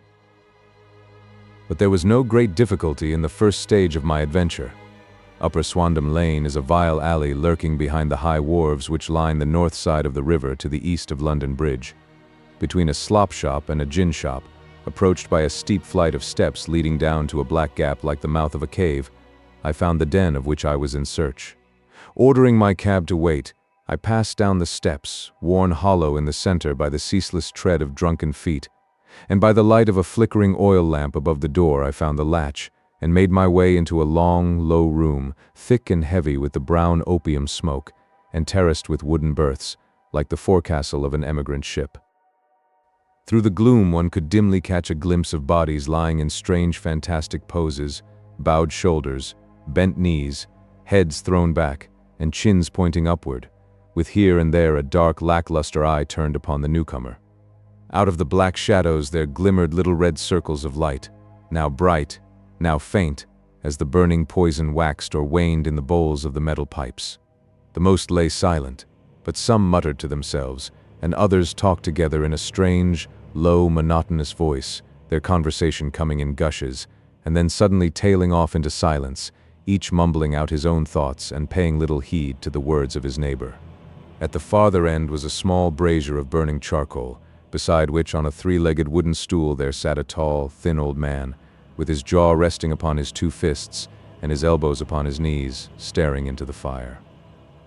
As I entered, a sallow Malay attendant had hurried up with a pipe for me and a supply of the drug, beckoning me to an empty berth. "Thank you. I have not come to stay," said I. "There is a friend of mine here, Mr. Isa Whitney, and I wish to speak with him." There was a movement and an exclamation from my right, and peering through the gloom, I saw Whitney, pale, haggard, and unkempt, staring out at me. "My God, it's Watson," said he. He was in a pitiable state of reaction, with every nerve in a twitter. "I say, Watson, what o'clock is it?" "Nearly 11. "Of what day?" "Of Friday, June 19th. "Good heavens! I thought it was Wednesday." "It is Wednesday. What do you want to frighten a chap for?" He sank his face onto his arms and began to sob in a high treble key. "I tell you that it is Friday, man. Your wife has been waiting this 2 days for you. You should be ashamed of yourself." "So I am. But you've got mixed, Watson, for I have only been here a few hours. 3 pipes, 4 pipes, I forget how many. But I'll go home with you. I wouldn't frighten Kate, poor little Kate. Give me your hand. Have you a cab?" "Yes, I have one waiting." "Then I shall go in it. But I must owe something. Find what I owe, Watson. I am all off color. I can do nothing for myself." I walked down the narrow passage between the double row of sleepers, holding my breath to keep out the vile, stupefying fumes of the drug, and looking about for the manager. As I passed the tall man who sat by the brazier, I felt a sudden pluck at my skirt, and a low voice whispered, "Walk past me, and then look back at me." The words fell quite distinctly upon my ear. I glanced down. They could only have come from the old man at my side, and yet he sat now as absorbed as ever, very thin, very wrinkled, bent with age, an opium pipe dangling down from between his knees, as though it had dropped in sheer lassitude from his fingers. I took 2 steps forward and looked back. It took all my self-control to prevent me from breaking out into a cry of astonishment. He had turned his back so that none could see him but I. His form had filled out, his wrinkles were gone, The dull eyes had regained their fire, and there, sitting by the fire and grinning at my surprise, was none other than Sherlock Holmes. He made a slight motion to me to approach him, and instantly, as he turned his face half round to the company once more, subsided into a doddering, loose-lipped senility. "Holmes," I whispered, "what on earth are you doing in this den?" "As low as you can," he answered. "I have excellent ears. If you would have the great kindness to get rid of that sottish friend of yours, I should be exceedingly glad to have a little talk with you. I have a cab outside. Then pray send him home in it. You may safely trust him, for he appears to be too limp to get into any mischief. I should recommend you also to send a note by the cabman to your wife to say that you have thrown in your lot with me. If you will wait outside, I shall be with you in 5 minutes." It was difficult to refuse any of Sherlock Holmes' requests, for they were always so exceedingly definite, and put forward with such a quiet air of mastery. I felt, however, that when Whitney was once confined in the cab my mission was practically accomplished, and for the rest, I could not wish anything better than to be associated with my friend in one of those singular adventures which were the normal condition of his existence. In a few minutes I had written my note, paid Whitney's bill, led him out to the cab, and seen him driven through the darkness. In a very short time a decrepit figure had emerged from the opium den, and I was walking down the street with Sherlock Holmes. For 2 streets he shuffled along with a bent back and an uncertain foot. Then, glancing quickly round, he straightened himself out and burst into a hearty fit of laughter.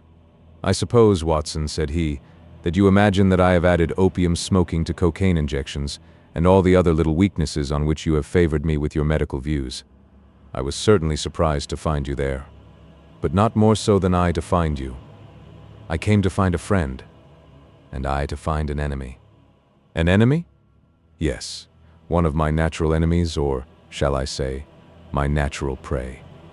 Briefly, Watson, I am in the midst of a very remarkable inquiry, and I have hoped to find a clue in the incoherent ramblings of these sots, as I have done before now. Had I been recognized in that den, my life would not have been worth an hour's purchase, for I have used it before now for my own purposes, and the rascally Lascar who runs it has sworn to have vengeance upon me. There is a trap-door at the back of that building, near the corner of Paul's Wharf, which could tell some strange tales of what has passed through it upon the moonless nights." "What? You do not mean bodies?" "Aye, bodies, Watson. We should be rich men if we had £1,000 for every poor devil who has been done to death in that den. It is the vilest murder trap on the whole riverside, and I fear that Neville St. Clair has entered it never to leave it more. But our trap should be here." He put his 2 forefingers between his teeth and whistled shrilly, a signal which was answered by a similar whistle from the distance, followed shortly by the rattle of wheels and the clink of horses' hoofs. "Now, Watson," said Holmes, as a tall dog-cart dashed up through the gloom, throwing out 2 golden tunnels of yellow light from its side lanterns. "You'll come with me, won't you? If I can be of use." "Oh, a trusty comrade is always of use, and a chronicler still more so. My room at the Cedars is a double-bedded one." "The Cedars?" "Yes, that is Mr. St. Clair's house. I am staying there while I conduct the inquiry." "Where is it, then?" "Near Lee in Kent. We have a 7-mile drive before us." "But I am all in the dark." "Of course you are. You'll know all about it presently. Jump up here." "All right, John, we shall not need you. Here's half a crown. Look out for me tomorrow, about 11. Give her her head. So long, then." He flicked the horse with his whip, and we dashed away through the endless succession of somber and deserted streets, which widened gradually until we were flying across a broad balustraded bridge, with the murky river flowing sluggishly beneath us. Beyond lay another dull wilderness of bricks and mortar, its silence broken only by the heavy, regular footfall of the policeman, or the songs and shouts of some belated party of revelers. A dull rack was drifting slowly across the sky, and a star or 2 twinkled dimly here and there through the rifts of the clouds. Holmes drove in silence, with his head sunk upon his breast, and the air of a man who is lost in thought, while I sat beside him, curious to learn what this new quest might be which seemed to tax his powers so sorely, and yet afraid to break in upon the current of his thoughts. We had driven several miles, and were beginning to get to the fringe of the belt of suburban villas, when he shook himself, shrugged his shoulders, and lit up his pipe with the air of a man who has satisfied himself that he is acting for the best. "You have a grand gift of silence, Watson," said he. "It makes you quite invaluable as a companion. 'Pon my word, it is a great thing for me to have someone to talk to, for my own thoughts are not over-pleasant.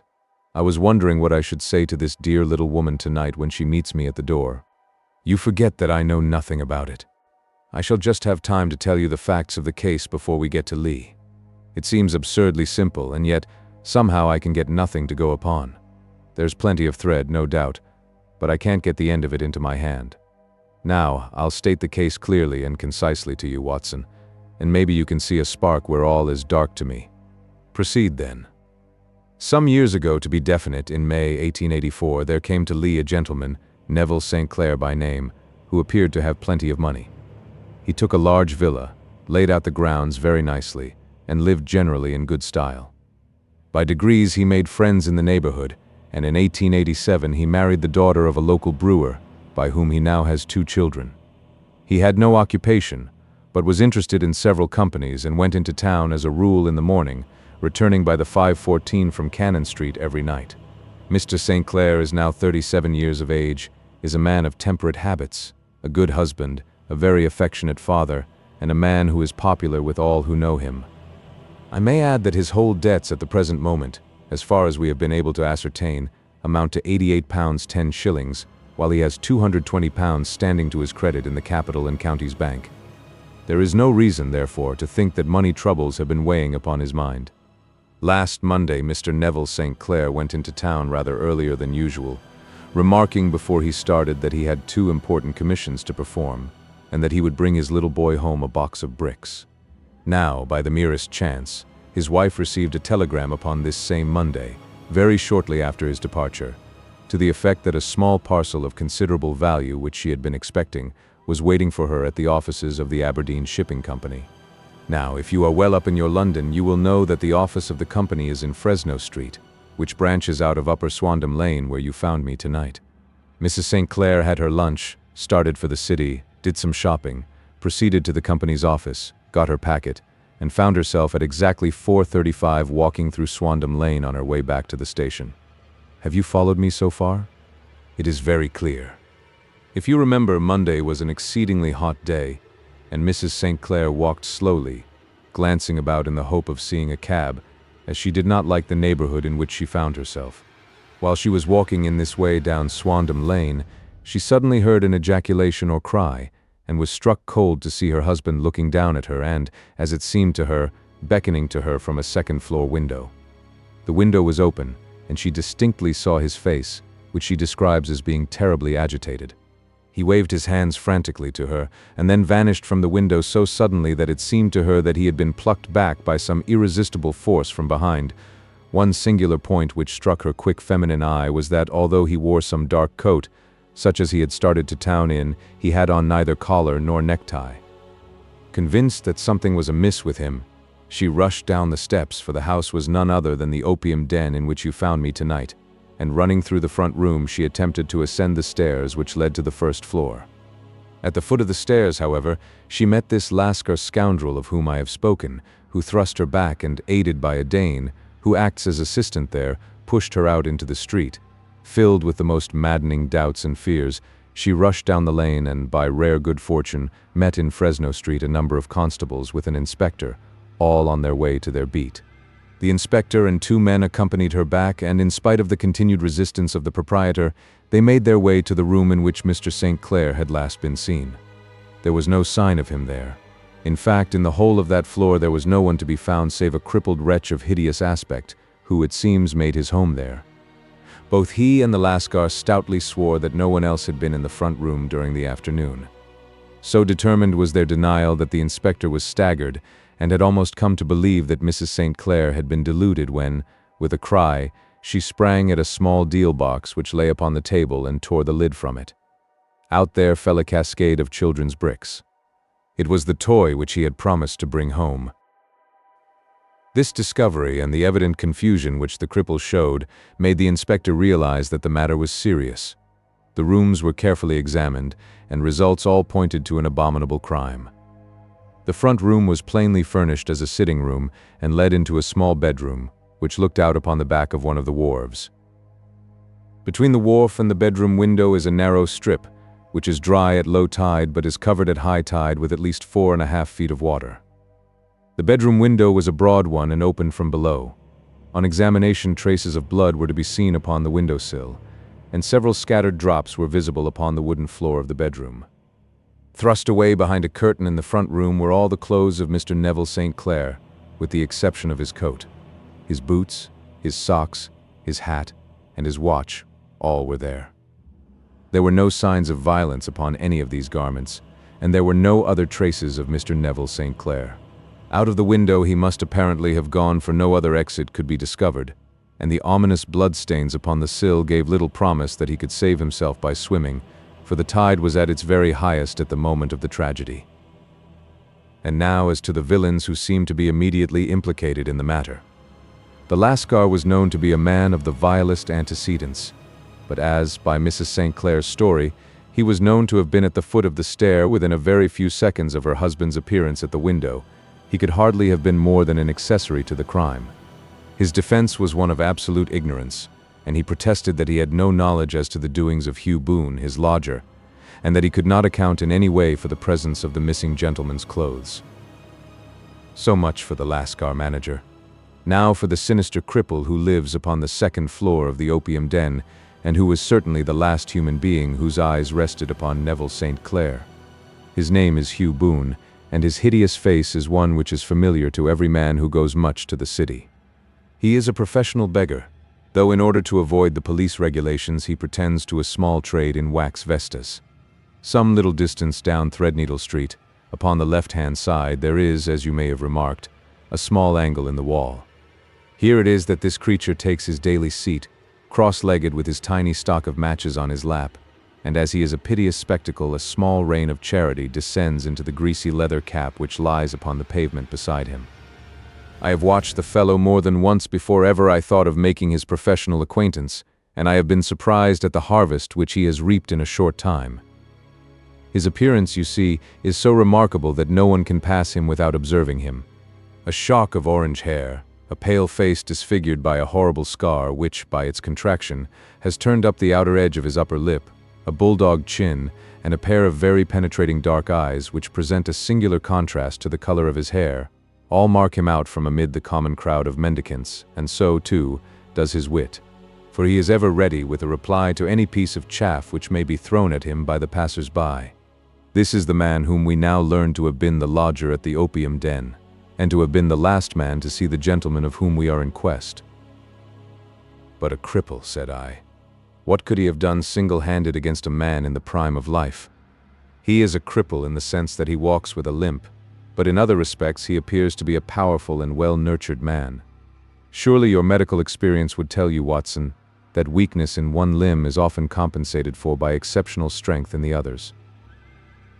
Pray continue your narrative. Mrs. St. Clair had fainted at the sight of the blood upon the window, and she was escorted home in a cab by the police, as her presence could be of no help to them in their investigations. Inspector Barton, who had charge of the case, made a very careful examination of the premises, but without finding anything which threw any light upon the matter. One mistake had been made in not arresting Boone instantly, as he was allowed some few minutes during which he might have communicated with his friend the Lascar, but this fault was soon remedied, and he was seized and searched, without anything being found which could incriminate him. There were, it is true, some bloodstains upon his right shirt sleeve, but he pointed to his ring finger, which had been cut near the nail, and explained that the bleeding came from there, adding that he had been to the window not long before, and that the stains which had been observed there came doubtless from the same source. He denied strenuously having ever seen Mr. Neville St. Clair, and swore that the presence of the clothes in his room was as much a mystery to him as to the police. As to Mrs. St. Clair's assertion that she had actually seen her husband at the window, he declared that she must have been either mad or dreaming. He was removed, loudly protesting, to the police station, while the inspector remained upon the premises in the hope that the ebbing tide might afford some fresh clue. And it did, though they hardly found upon the mud bank what they had feared to find. It was Neville St. Clair's coat, and not Neville St. Clair, which lay uncovered as the tide receded. And what do you think they found in the pockets? I cannot imagine. No, I don't think you would guess. Every pocket stuffed with pennies and halfpennies, 421 pennies and 270 halfpennies. It was no wonder that it had not been swept away by the tide. But a human body is a different matter. There is a fierce eddy between the wharf and the house. It seemed likely enough that the weighted coat had remained when the stripped body had been sucked away into the river. But I understand that all the other clothes were found in the room. Would the body be dressed in a coat alone? No, sir, but the facts might be met speciously enough. Suppose that this man Boone had thrust Neville St. Clair through the window. There is no human eye which could have seen the deed. What would he do then? It would of course instantly strike him that he must get rid of the telltale garments. He would seize the coat then and be in the act of throwing it out, when it would occur to him that it would swim and not sink. He has little time, for he has heard the scuffle downstairs when the wife tried to force her way up, and perhaps he has already heard from his Lascar confederate that the police are hurrying up the street. There is not an instant to be lost. He rushes to some secret hoard where he has accumulated the fruits of his beggary, and he stuffs all the coins upon which he can lay his hands into the pockets to make sure of the coat's sinking. He throws it out, and would have done the same with the other garments had not he heard the rush of steps below, and only just had time to close the window when the police appeared. It certainly sounds feasible. Well, we will take it as a working hypothesis for want of a better. Boone, as I have told you, was arrested and taken to the station, but it could not be shown that there had ever before been anything against him. He had for years been known as a professional beggar, but his life appeared to have been a very quiet and innocent one. There the matter stands at present, and the questions which have to be solved: what Neville St. Clair was doing in the opium den, what happened to him when there, where is he now, and what Hugh Boone had to do with his disappearance, are all as far from a solution as ever. I confess that I cannot recall any case within my experience which looked at the first glance so simple and yet which presented such difficulties. While Sherlock Holmes had been detailing this singular series of events, we had been whirling through the outskirts of the great town until the last straggling houses had been left behind, and we rattled along with a country hedge upon either side of us. Just as he finished, however, we drove through two scattered villages, where a few lights still glimmered in the windows. "We are on the outskirts of Lee," said my companion. "We have touched on 3 English counties in our short drive, starting in Middlesex, passing over an angle of Surrey, and ending in Kent. See that light among the trees? That is the Cedars, and beside that lamp sits a woman whose anxious ears have already, I have little doubt, caught the clink of our horses' feet." "But why are you not conducting the case from Baker Street?" I asked. "Because there are many inquiries which must be made out here. Mrs. St. Clair has most kindly put 2 rooms at my disposal, and you may rest assured that she will have nothing but a welcome for my friend and colleague. I hate to meet her, Watson, when I have no news of her husband. Here we are. Whoa, there, whoa." We had pulled up in front of a large villa which stood within its own grounds. A stable boy had run out to the horse's head, and springing down, I followed Holmes up the small winding gravel drive which led to the house. As we approached, the door flew open, and a little blonde woman stood in the opening, clad in some sort of light mousseline de soie, with a touch of fluffy pink chiffon at her neck and wrists. She stood with her figure outlined against the flood of light, one hand upon the door, one half raised in her eagerness, her body slightly bent, her head and face protruded, with eager eyes and parted lips, a standing question. "Well?" she cried. "Well?" And then, seeing that there were 2 of us, she gave a cry of hope which sank into a groan as she saw that my companion shook his head and shrugged his shoulders. "No good news?" "None." "No bad?" "No." "Thank God for that. But come in. You must be weary, for you have had a long day. This is my friend, Dr. Watson. He has been of most vital use to me in several of my cases, and a lucky chance has made it possible for me to bring him out and associate him with this investigation." "I am delighted to see you," said she, pressing my hand warmly. "You will, I am sure, forgive anything that may be wanting in our arrangements, when you consider the blow which has come so suddenly upon us." "My dear madam," said I am an old campaigner, and if I were not, I can very well see that no apology is needed. If I can be of any assistance either to you or to my friend here, I shall be indeed happy." "Now, Mr. Sherlock Holmes," said the lady as we entered a well-lit dining room, upon the table of which a cold supper had been laid out, "I should very much like to ask you one or two plain questions, to which I beg that you will give a plain answer." "Certainly, madam. Do not trouble about my feelings. I am not hysterical, nor given to fainting. I simply wish to hear your real opinion." "Upon what point? In your heart of hearts, do you think that Neville is alive?" Sherlock Holmes seemed to be embarrassed by the question. "Frankly, now," she repeated, standing upon the rug and looking keenly down at him as he leaned back in a basket chair. "Frankly, then, madam, I do not." "You think that he is dead?" "I do." "Murdered?" "I don't say that. Perhaps." "And on what day did he meet his death?" "On Monday." "Then perhaps, Mr. Holmes, you will be good enough to explain how it is that I have received a letter from him today." Sherlock Holmes sprang out of his chair as if he had been galvanized. "What?" he roared. "Yes, today." She stood smiling, holding up a little slip of paper in the air. "May I see it?" "Certainly." He snatched it from her in his eagerness, and smoothing it out upon the table he drew over the lamp and examined it intently. I had left my chair and was gazing at it over his shoulder. The envelope was a very coarse one and was stamped with the Gravesend postmark and with the date of that very day, or rather of the day before, for it was considerably after midnight. "Coarse writing?" murmured Holmes. "Surely this is not your husband's writing, madam?" "No, but the enclosure is. I perceive also that whoever addressed the envelope had to go and inquire as to the address."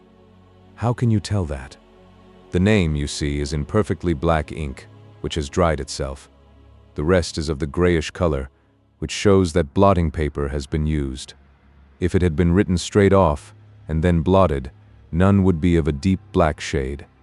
This man has written the name, and there has then been a pause before he wrote the address, which can only mean that he was not familiar with it. It is, of course, a trifle, but there is nothing so important as trifles. Let us now see the letter. Ha! There has been an enclosure here. Yes, there was a ring, his signet ring. And you are sure that this is your husband's hand?" "One of his hands." "One?" "His hand when he wrote hurriedly. It is very unlike his usual writing, and yet I know it well. Dearest, do not be frightened. All will come well. There is a huge error which it may take some little time to rectify. Wait in patience. Neville. Written in pencil upon the fly-leaf of a book, octavo size, no watermark. Hum. Posted today in Gravesend by a man with a dirty thumb. Ha. And the flap has been gummed, if I am not very much in error, by a person who had been chewing tobacco. And you have no doubt that it is your husband's hand, madam?" "None. Neville wrote those words. And they were posted today at Gravesend. Well, Mrs. St. Clair, the clouds lighten, though I should not venture to say that the danger is over. But he must be alive, Mr. Holmes. Unless this is a clever forgery to put us on the wrong scent, the ring, after all, proves nothing. It may have been taken from him.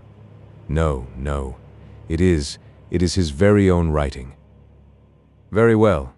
It may, however, have been written on Monday and only posted today. That is possible. If so, much may have happened between. Oh, you must not discourage me, Mr. Holmes. I know that all is well with him. There is so keen a sympathy between us that I should know if evil came upon him. On the very day that I saw him last, he cut himself in the bedroom, and yet I, in the dining room, rushed upstairs instantly with the utmost certainty that something had happened. Do you think that I would respond to such a trifle and yet be ignorant of his death? I have seen too much not to know that the impression of a woman may be more valuable than the conclusion of an analytical reasoner, and in this letter you certainly have a very strong piece of evidence to corroborate your view. But if your husband is alive and able to write letters, why should he remain away from you? I cannot imagine. It is unthinkable. And on Monday he made no remarks before leaving you? No. And you were surprised to see him in Swandam Lane? Very much so. Was the window open? Yes. Then he might have called to you? He might. He only, as I understand, gave an inarticulate cry? Yes. A call for help, you thought? Yes. He waved his hands. But it might have been a cry of surprise. Astonishment at the unexpected sight of you might cause him to throw up his hands. It is possible. And you thought he was pulled back? He disappeared so suddenly. He might have leaped back. You did not see anyone else in the room? No, but this horrible man confessed to having been there, and the Lascar was at the foot of the stairs. Quite so. Your husband, as far as you could see, had his ordinary clothes on, but without his collar or tie. I distinctly saw his bare throat. Had he ever spoken of Swandam Lane? Never. Had he ever showed any signs of having taken opium? Never. Thank you, Mrs. St. Clair. Those are the principal points about which I wish to be absolutely clear. We shall now have a little supper and then retire, for we may have a very busy day tomorrow. A large and comfortable double-bedded room had been placed at our disposal, and I was quickly between the sheets, for I was weary after my night of adventure. Sherlock Holmes was a man, however, who, when he had an unsolved problem upon his mind, would go for days, and even for a week, without rest, turning it over, rearranging his facts, looking at it from every point of view until he had either fathomed it or convinced himself that his data were insufficient. It was soon evident to me that he was now preparing for an all-night sitting. He took off his coat and waistcoat, put on a large blue dressing gown, and then wandered about the room collecting pillows from his bed and cushions from the sofa and armchairs.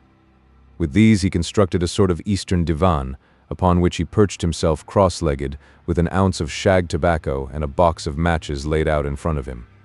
In the dim light of the lamp I saw him sitting there, an old briar pipe between his lips, his eyes fixed vacantly upon the corner of the ceiling, the blue smoke curling up from him, silent, motionless, with the light shining upon his strong-set, aquiline features. So he sat as I dropped off to sleep, and so he sat when a sudden ejaculation caused me to wake up, and I found the summer sun shining into the apartment. The pipe was still between his lips, the smoke still curled upward, and the room was full of a dense tobacco haze, but nothing remained of the heap of shag which I had seen upon the previous night. "Awake, Watson?" he asked. "Yes." "Game for a morning drive?" "Certainly." "Then dress. No one is stirring yet, but I know where the stable boy sleeps, and we shall soon have the trap out." He chuckled to himself as he spoke, his eyes twinkled, and he seemed a different man to the somber thinker of the previous night. As I dressed, I glanced at my watch. It was no wonder that no one was stirring. It was 25 minutes past 4. I had hardly finished when Holmes returned with the news that the boy was putting in the horse. "I want to test a little theory of mine," said he, pulling on his boots. "I think, Watson, that you are now standing in the presence of one of the most absolute fools in Europe. I deserve to be kicked from here to Charing Cross, but I think I have the key of the affair now." "And where is it?" I asked, smiling. "In the bathroom," he answered. "Oh yes, I am not joking," he continued, seeing my look of incredulity. "I have just been there, and I have taken it out, and I have got it in this Gladstone bag. Come on, my boy, and we shall see whether it will not fit the lock." We made our way downstairs as quietly as possible, and out into the bright morning sunshine. In the road stood our horse and trap, with the half-clad stable boy waiting at the head. We both sprang in, and away we dashed down the London road. A few country carts were stirring, bearing in vegetables to the metropolis, but the lines of villas on either side were as silent and lifeless as some city in a dream. "It has been in some points a singular case," said Holmes, flicking the horse on into a gallop. "I confess that I have been as blind as a mole, but it is better to learn wisdom late than never to learn it at all." In town, the earliest risers were just beginning to look sleepily from their windows as we drove through the streets of the Surrey side. Passing down the Waterloo Bridge Road, we crossed over the river, and dashing up Wellington Street, wheeled sharply to the right and found ourselves in Bow Street. Sherlock Holmes was well known to the force, and the two constables at the door saluted him. One of them held the horse's head while the other led us in. "Who is on duty?" asked Holmes. "Inspector Bradstreet, sir." "Ah, Bradstreet, how are you?" A tall, stout official had come down the stone-flagged passage, in a peaked cap and frogged jacket. "I wish to have a quiet word with you, Bradstreet." "Certainly, Mr. Holmes. Step into my room here." It was a small, office-like room, with a huge ledger upon the table and a telephone projecting from the wall. The inspector sat down at his desk. "What can I do for you, Mr. Holmes?" "I called about that beggarman, Boone, the one who was charged with being concerned in the disappearance of Mr. Neville St. Clair of Lee." "Yes. He was brought up and remanded for further inquiries." "So I heard. You have him here?" "In the cells." "Is he quiet?" "Oh, he gives no trouble, but he is a dirty scoundrel." "Dirty?" "Yes, it is all we can do to make him wash his hands, and his face is as black as a tinker's. Well, when once his case has been settled, he will have a regular prison bath, and I think, if you saw him, you would agree with me that he needed it. I should like to see him very much." "Would you? That is easily done. Come this way. You can leave your bag." "No, I think that I'll take it." "Very good. Come this way, if you please." He led us down a passage, opened a barred door, passed down a winding stair, and brought us to a whitewashed corridor with a line of doors on each side. "The third on the right is his," said the inspector. "Here it is." He quietly shot back a panel in the upper part of the door and glanced through. "He is asleep," said he. "You can see him very well." We both put our eyes to the grating. The prisoner lay with his face towards us, in a very deep sleep, breathing slowly and heavily. He was a middle-sized man, coarsely clad as became his calling, with a colored shirt protruding through the rent in his tattered coat. He was, as the inspector had said, extremely dirty, but the grime which covered his face could not conceal its repulsive ugliness. A broad weal from an old scar ran right across it from eye to chin, and by its contraction had turned up one side of the upper lip, so that 3 teeth were exposed in a perpetual snarl. A shock of very bright red hair grew low over his eyes and forehead. "He's a beauty, isn't he?" said the inspector. "He certainly needs a wash," remarked Holmes. "I had an idea that he might, and I took the liberty of bringing the tools with me." He opened the Gladstone bag as he spoke, and took out, to my astonishment, a very large bath sponge. He! You are a funny one," chuckled the inspector. "Now, if you will have the great goodness to open that door very quietly, we will soon make him cut a much more respectable figure." "Well, I don't know why not," said the inspector. "He doesn't look a credit to the Bow Street cells, does he?" He slipped his key into the lock, and we all very quietly entered the cell. The sleeper half turned, and then settled down once more into a deep slumber. Holmes stooped to the water jug, moistened his sponge, and then rubbed it twice vigorously across and down the prisoner's face. "Let me introduce you," he shouted, "to Mr. Neville St. Clair of Lee, in the county of Kent. Never in my life have I seen such a sight." The man's face peeled off under the sponge like the bark from a tree. Gone was the coarse brown tint. Gone, too, was the horrid scar which had seamed it across, and the twisted lip which had given the repulsive sneer to the face. A twitch brought away the tangled red hair, and there, sitting up in his bed, was a pale, sad-faced, refined-looking man, black-haired and smooth-skinned, rubbing his eyes and staring about him with sleepy bewilderment. Then, suddenly realizing the exposure, he broke into a scream and threw himself down with his face to the pillow. "Great heavens!" cried the inspector. "It is indeed the missing man. I know him from the photograph." The prisoner turned with the reckless air of a man who abandons himself to his destiny. "Be it so," said he. "And pray what am I charged with?" "With making away with Mr. Neville St. "Oh, come, you can't be charged with that unless they make a case of attempted suicide of it," said the inspector with a grin. "Well, I have been 27 years in the force, but this really takes the cake. If I am Mr. Neville St. Clair, then it is obvious that no crime has been committed and that, therefore, I am illegally detained." "No crime, but a very great error has been committed," said Holmes. "You would have done better to have trusted your wife." "It was not the wife, it was the children," groaned the prisoner. "God help me, I would not have them ashamed of their father. My God, what an exposure. What can I do?"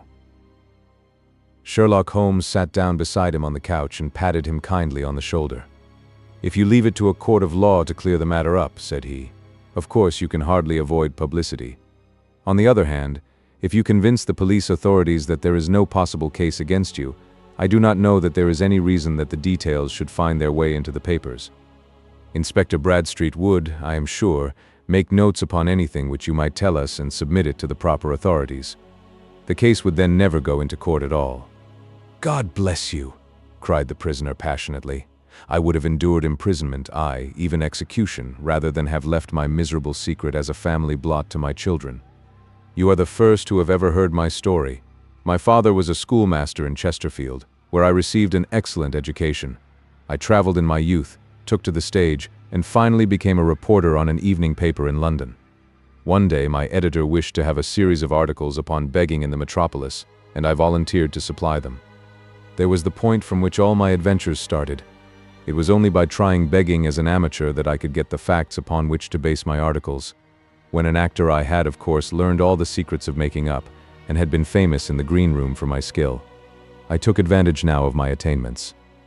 I painted my face, and to make myself as pitiable as possible, I made a good scar and fixed one side of my lip in a twist by the aid of a small slip of flesh-colored plaster. Then, with a red head of hair and an appropriate dress, I took my station in the business part of the city, ostensibly as a match seller, but really as a beggar. For 7 hours I plied my trade, and when I returned home in the evening I found to my surprise that I had received no less than 26 shillings and 4 pence. I wrote my articles and thought little more of the matter until, some time later, I backed a bill for a friend and had a writ served upon me for £25. I was at my wit's end where to get the money, but a sudden idea came to me. I begged a fortnight's grace from the creditor, asked for a holiday from my employers, and spent the time in begging in the city under my disguise. In 10 days I had the money and had paid the debt. Well, you can imagine how hard it was to settle down to arduous work at £2 a week when I knew that I could earn as much in a day by smearing my face with a little paint, laying my cap on the ground and sitting still. It was a long fight between my pride and the money, but the dollars won at last, and I threw up reporting and sat day after day in the corner which I had first chosen, inspiring pity by my ghastly face and filling my pockets with coppers. Only one man knew my secret.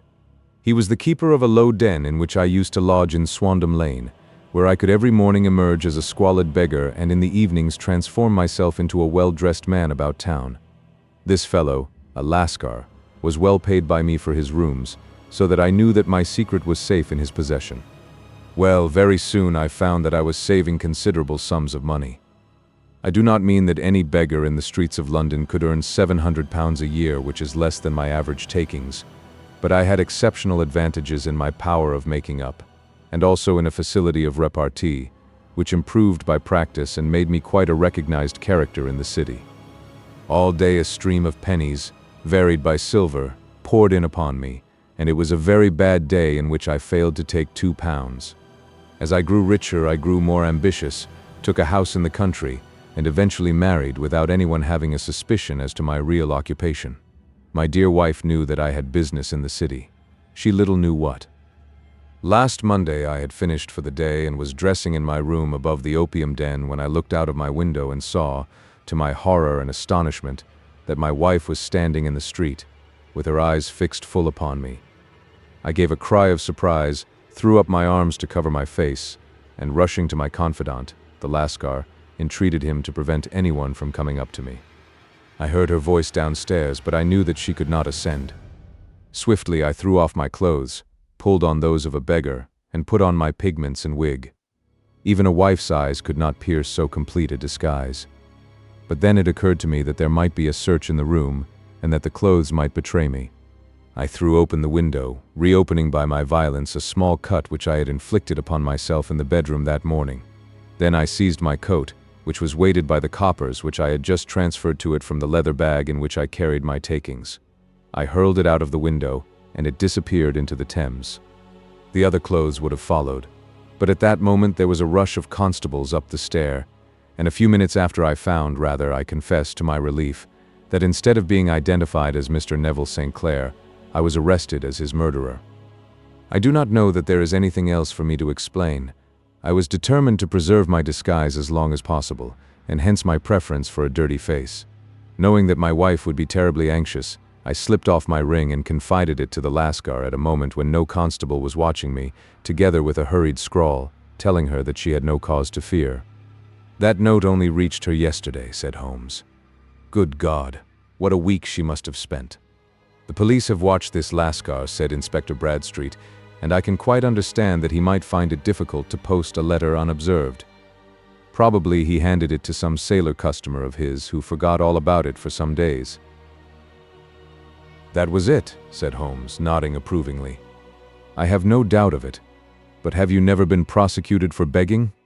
"Many times, but what was a fine to me?" "It must stop here, however," said Bradstreet. "If the police are to hush this thing up, there must be no more of Hugh Boone. I have sworn it by the most solemn oaths which a man can take. In that case, I think that it is probable that no further steps may be taken. But if you are found again, then all must come out. I am sure, Mr. Holmes, that we are very much indebted to you for having cleared the matter up. I wish I knew how you reach your results." "I reached this one," said my friend, "by sitting upon 5 pillows and consuming an ounce of shag. I think, Watson, that if we drive to Baker Street, we shall just be in time for breakfast." 7. The Adventure of the Blue Carbuncle. I had called upon my friend Sherlock Holmes upon the second morning after Christmas, with the intention of wishing him the compliments of the season. He was lounging upon the sofa in a purple dressing gown, a pipe rack within his reach upon the right, and a pile of crumpled morning papers, evidently newly studied, near at hand. Beside the couch was a wooden chair, and on the angle of the back hung a very seedy and disreputable hard felt hat, much the worse for wear, and cracked in several places.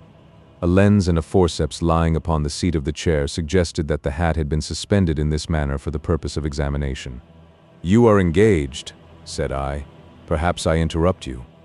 "Not at all. I am glad to have a friend with whom I can discuss my results.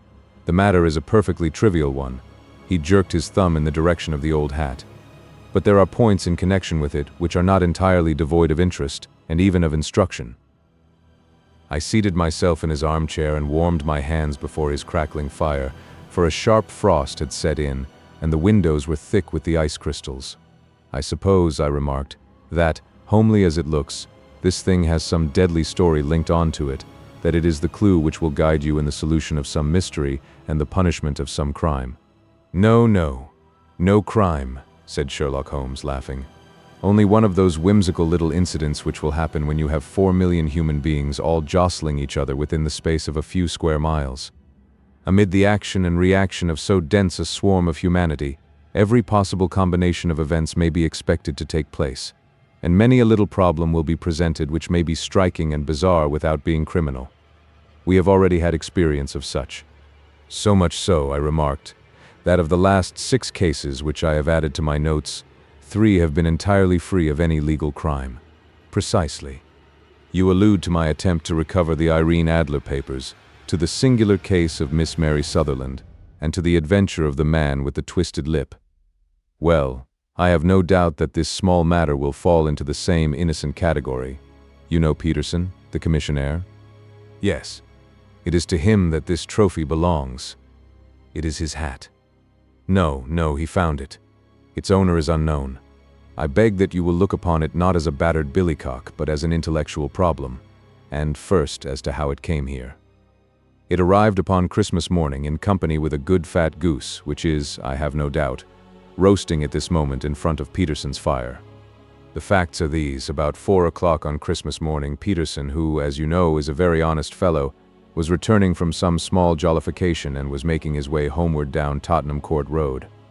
In front of him he saw, in the gaslight, a tallish man, walking with a slight stagger and carrying a white goose slung over his shoulder. As he reached the corner of Goodge Street, a row broke out between this stranger and a little knot of roughs. One of the latter knocked off the man's hat, on which he raised his stick to defend himself and, swinging it over his head, smashed the shop window behind him. Peterson had rushed forward to protect the stranger from his assailants. But the man, shocked at having broken the window, and seeing an official-looking person in uniform rushing towards him, dropped his goose, took to his heels, and vanished amid the labyrinth of small streets which lie at the back of Tottenham Court Road. The roughs had also fled at the appearance of Peterson, so that he was left in possession of the field of battle, and also of the spoils of victory in the shape of this battered hat and a most unimpeachable Christmas goose, which surely he restored to their owner. My dear fellow, there lies the problem. It is true that for Mrs. Henry Baker was printed upon a small card which was tied to the bird's left leg, and it is also true that the initials HB are legible upon the lining of this hat. But as there are some thousands of Bakers and some hundreds of Henry Bakers in this city of ours, it is not easy to restore lost property to any one of them. What then did Peterson do? He brought round both hat and goose to me on Christmas morning, knowing that even the smallest problems are of interest to me. The goose we retained until this morning, when there were signs that, in spite of the slight frost, it would be well that it should be eaten without unnecessary delay. Its finder has carried it off, therefore, to fulfill the ultimate destiny of a goose, while I continue to retain the hat of the unknown gentleman who lost his Christmas dinner.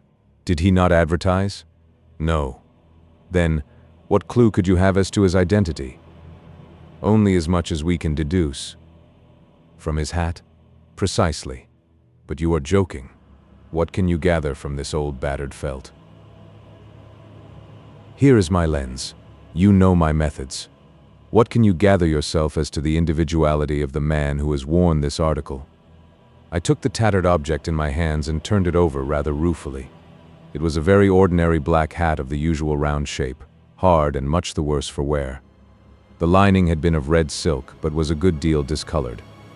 There was no maker's name, but, as Holmes had remarked, the initials HB were scrawled upon one side. It was pierced in the brim for a hat securer, but the elastic was missing.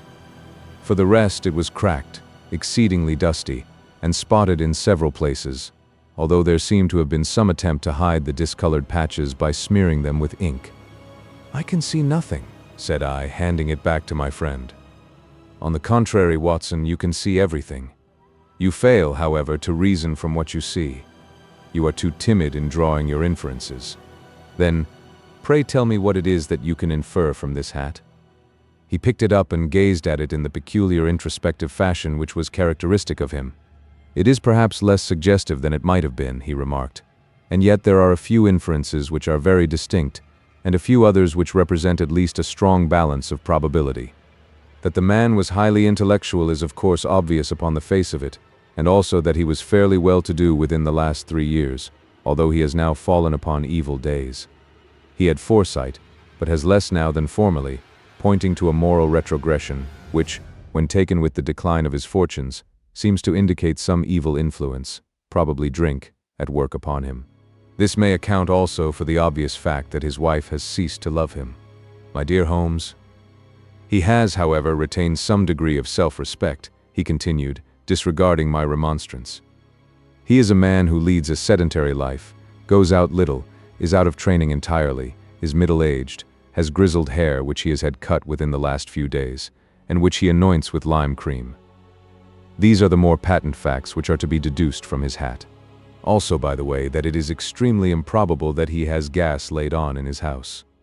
"You are certainly joking, Holmes." "Not in the least. Is it possible that even now, when I give you these results, you are unable to see how they are attained? I have no doubt that I am very stupid, but I must confess that I am unable to follow you. For example, how did you deduce that this man was intellectual?" For answer, Holmes clapped the hat upon his head. It came right over the forehead and settled upon the bridge of his nose. "It is a question of cubic capacity," said he. "A man with so large a brain must have something in it." "The decline of his fortunes, then?" "This hat is 3 years old. These flat brims curled at the edge came in then. It is a hat of the very best quality. Look at the band of ribbed silk and the excellent lining. If this man could afford to buy so expensive a hat 3 years ago, and has had no hat since, then he has assuredly gone down in the world." "Well, that is clear enough, certainly. But how about the foresight and the moral retrogression?" Sherlock Holmes laughed. "Here is the foresight," said he, putting his finger upon the little disc and loop of the hat securer. "They are never sold upon hats. If this man ordered one, it is a sign of a certain amount of foresight, since he went out of his way to take this precaution against the wind.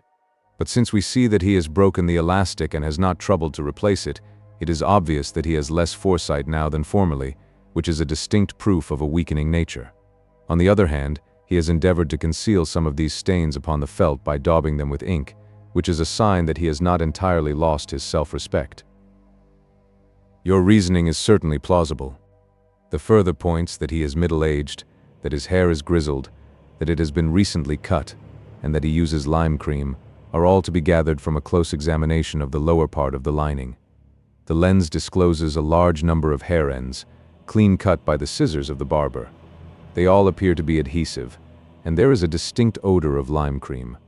This dust, you will observe, is not the gritty gray dust of the street, but the fluffy brown dust of the house, showing that it has been hung up indoors most of the time, while the marks of moisture upon the inside are proof positive that the wearer perspired very freely and could therefore hardly be in the best of training.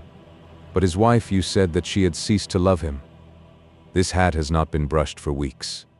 When I see you, my dear Watson, with a week's accumulation of dust upon your hat, and when your wife allows you to go out in such a state, I shall fear that you also have been unfortunate enough to lose your wife's affection. But he might be a bachelor. Nay, he was bringing home the goose as a peace offering to his wife. Remember the card upon the bird's leg. You have an answer to everything. But how on earth do you deduce that the gas is not laid on in his house? One tallow stain, or even two, might come by chance, but when I see no less than 5, I think that there can be little doubt that the individual must be brought into frequent contact with burning tallow, walks upstairs at night, probably with his hat in one hand and a guttering candle in the other. Anyhow, he never got tallow stains from a gas jet.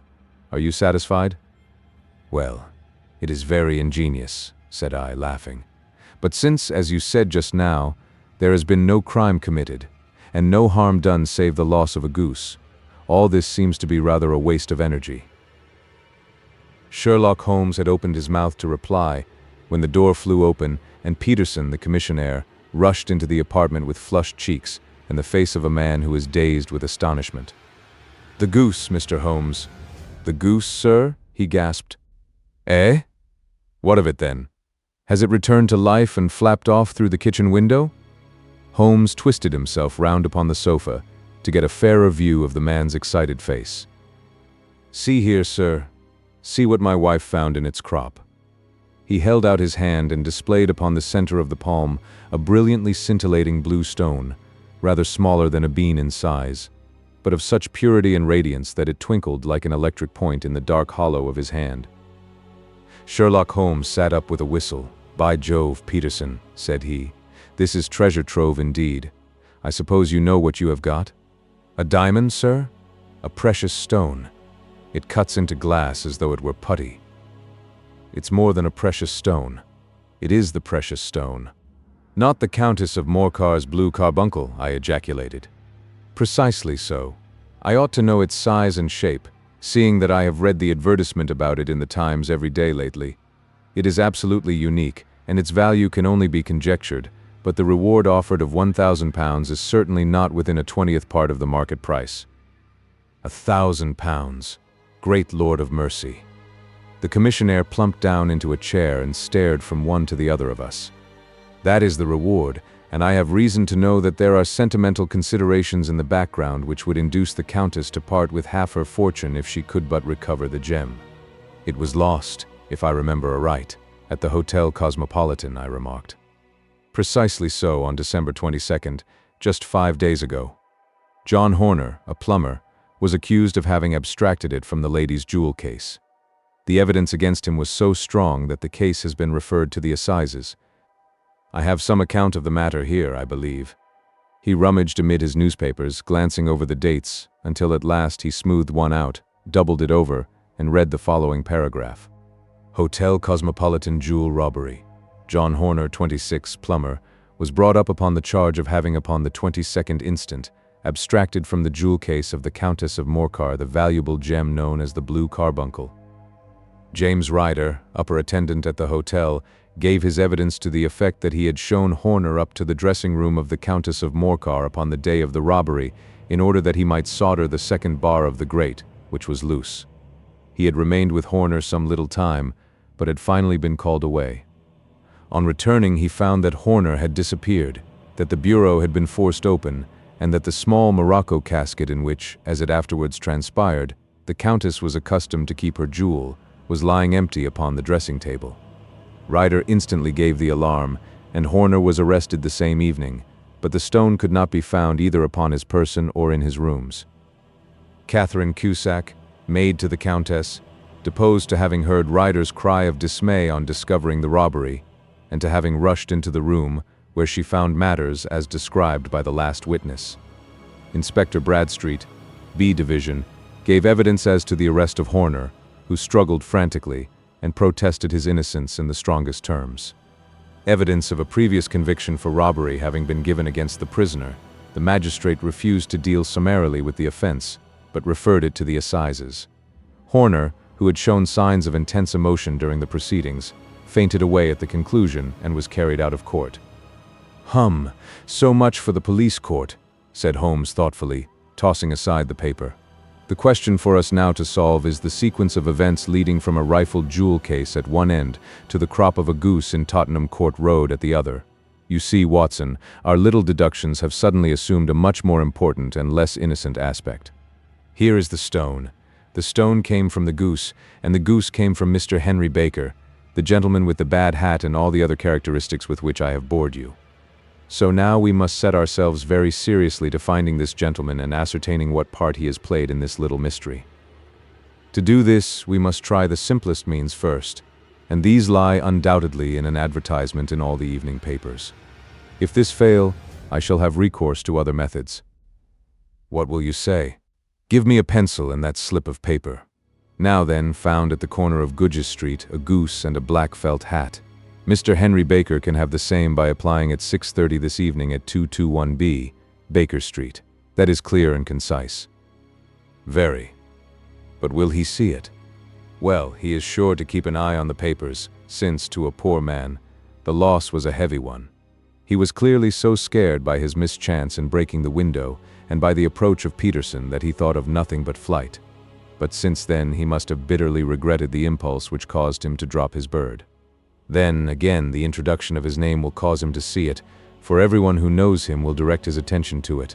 Here you are, Peterson. Run down to the advertising agency and have this put in the evening papers. In which, sir? Oh, in the Globe, Star, Pall Mall, St. James's Gazette, Evening News, Standard, Echo, and any others that occur to you. Very well, sir. And this stone? Ah, yes, I shall keep the stone. Thank you. And, I say, Peterson, just buy a goose on your way back and leave it here with me, for we must have one to give to this gentleman in place of the one which your family is now devouring. When the commissionaire had gone, Holmes took up the stone and held it against the light. It's a bonny thing, said he. Just see how it glints and sparkles. Of course it is a nucleus and focus of crime. Every good stone is. They are the devil's pet baits. In the larger and older jewels every facet may stand for a bloody deed. This stone is not yet 20 years old.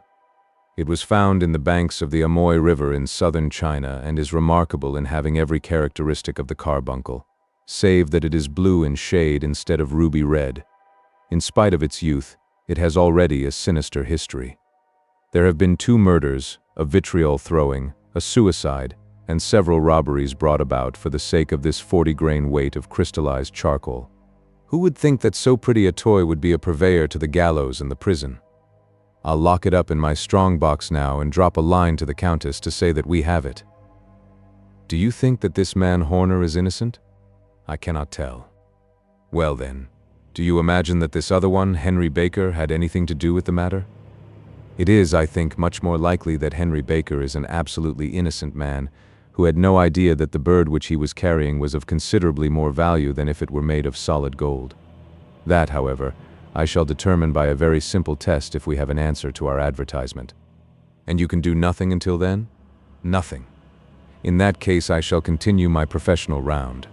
But I shall come back in the evening at the hour you have mentioned, for I should like to see the solution of so tangled a business. Very glad to see you. I dine at 7.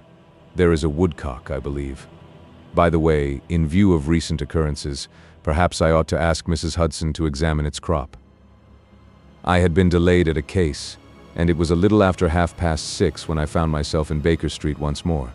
As I approached the house, I saw a tall man in a Scotch bonnet with a coat which was buttoned up to his chin waiting outside in the bright semicircle which was thrown from the fanlight. Just as I arrived, the door was opened, and we were shown up together to Holmes' room.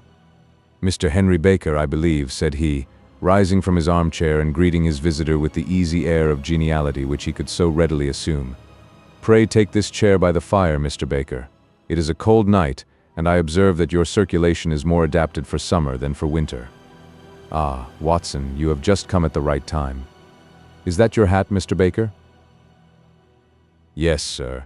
That is undoubtedly my hat."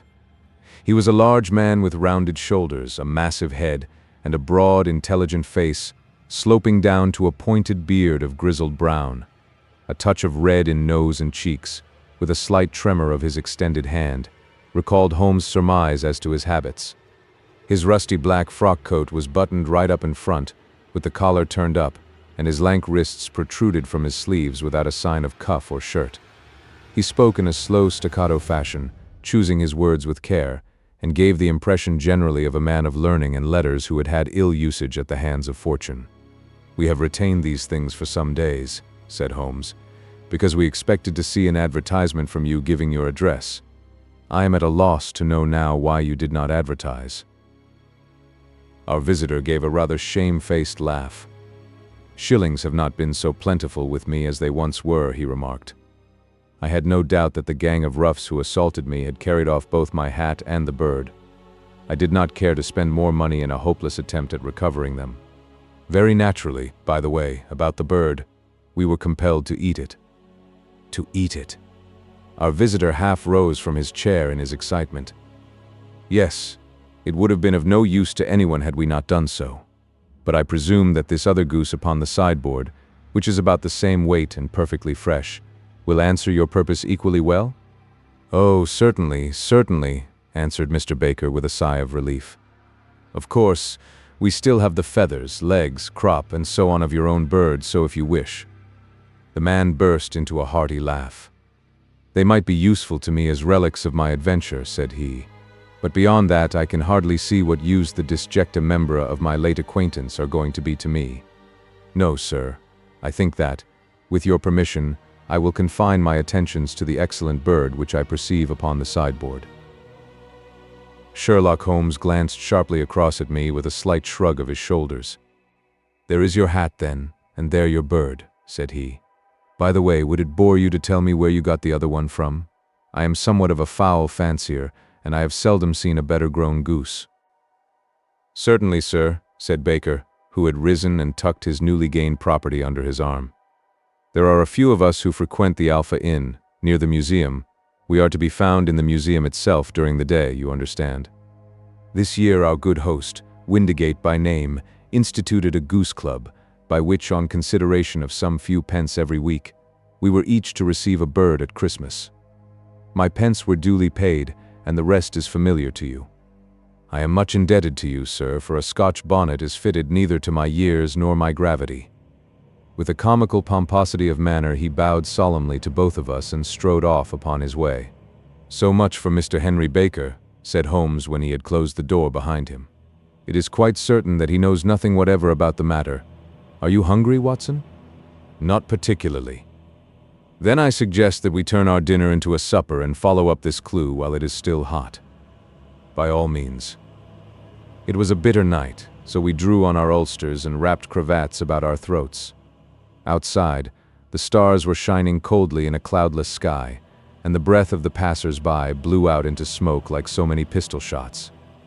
Our footfalls rang out crisply and loudly as we swung through the Doctor's Quarter, Wimpole Street, Harley Street, and so through Wigmore Street into Oxford Street. In a quarter of an hour we were in Bloomsbury at the Alpha Inn, which is a small public house at the corner of one of the streets which runs down into Holborn. Holmes pushed open the door of the private bar and ordered 2 glasses of beer from the ruddy-faced, white-aproned landlord. "Your beer should be excellent if it is as good as your geese," said he. "My geese?" The man seemed surprised. "Yes. I was speaking only half an hour ago to Mr. Henry Baker, who was a member of your goose club." "Ah, yes, I see. But you see, sir, them's not our geese." "Indeed. Whose then?" "Well, I got the 2 dozen from a salesman in Covent Garden." "Indeed? I know some of them. Which was it?" "Breckenridge is his name." "Ah, I don't know him. Well, here's your good health, landlord, and prosperity to your house. Good night." Now for Mr. Breckenridge, he continued, buttoning up his coat as we came out into the frosty air. Remember, Watson, that though we have so homely a thing as a goose at one end of this chain, we have at the other a man who will certainly get 7 years penal servitude unless we can establish his innocence.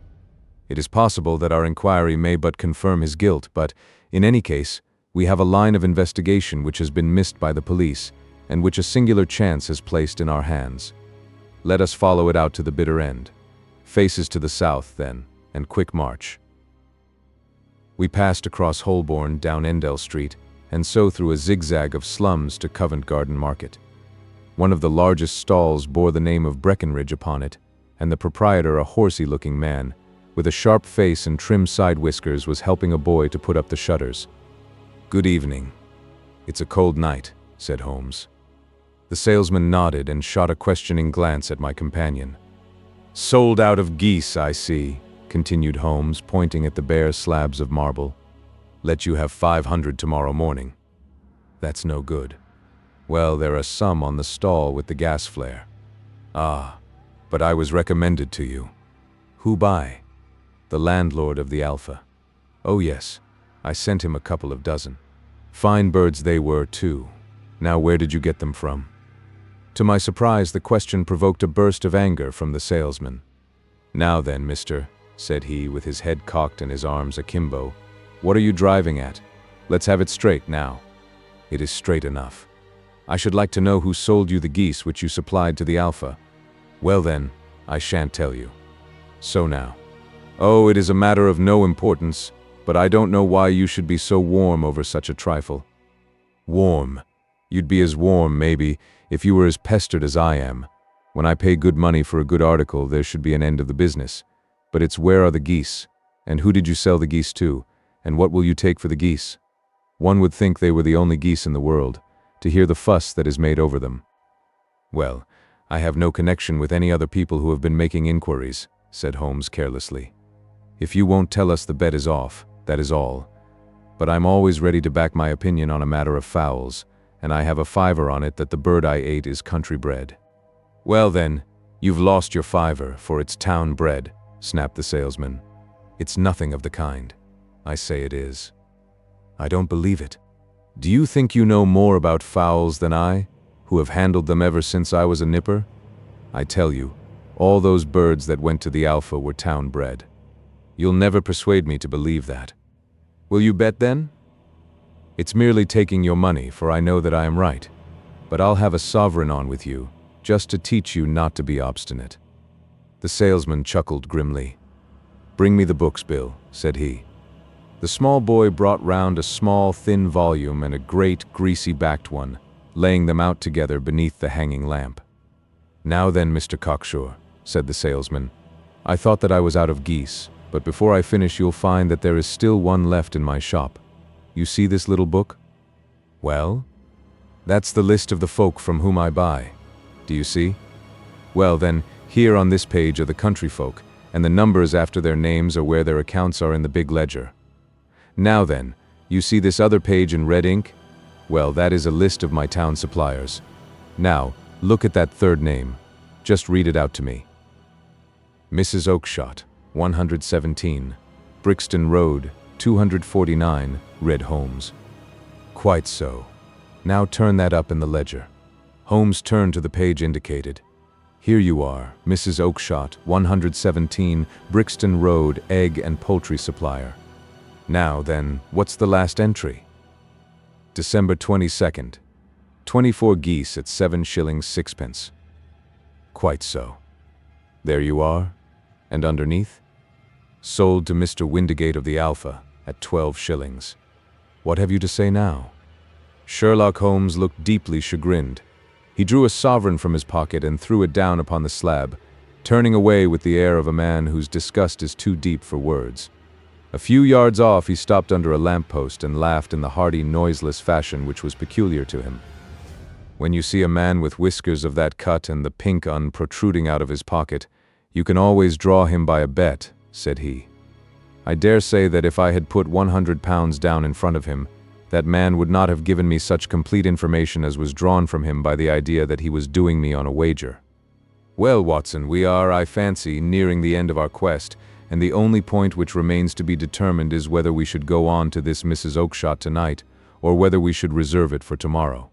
It is clear from what that surly fellow said that there are others besides ourselves who are anxious about the matter, and I should. His remarks were suddenly cut short by a loud hubbub which broke out from the stall which we had just left.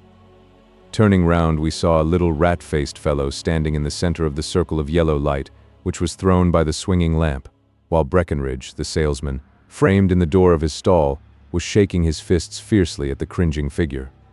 "I've had enough of you and your geese," he shouted. "I wish you were all at the devil together. If you come pestering me any more with your silly talk, I'll set the dog at you. You bring Mrs. Oakshott here and I'll answer her. But what have you to do with it? Did I buy the geese off you?"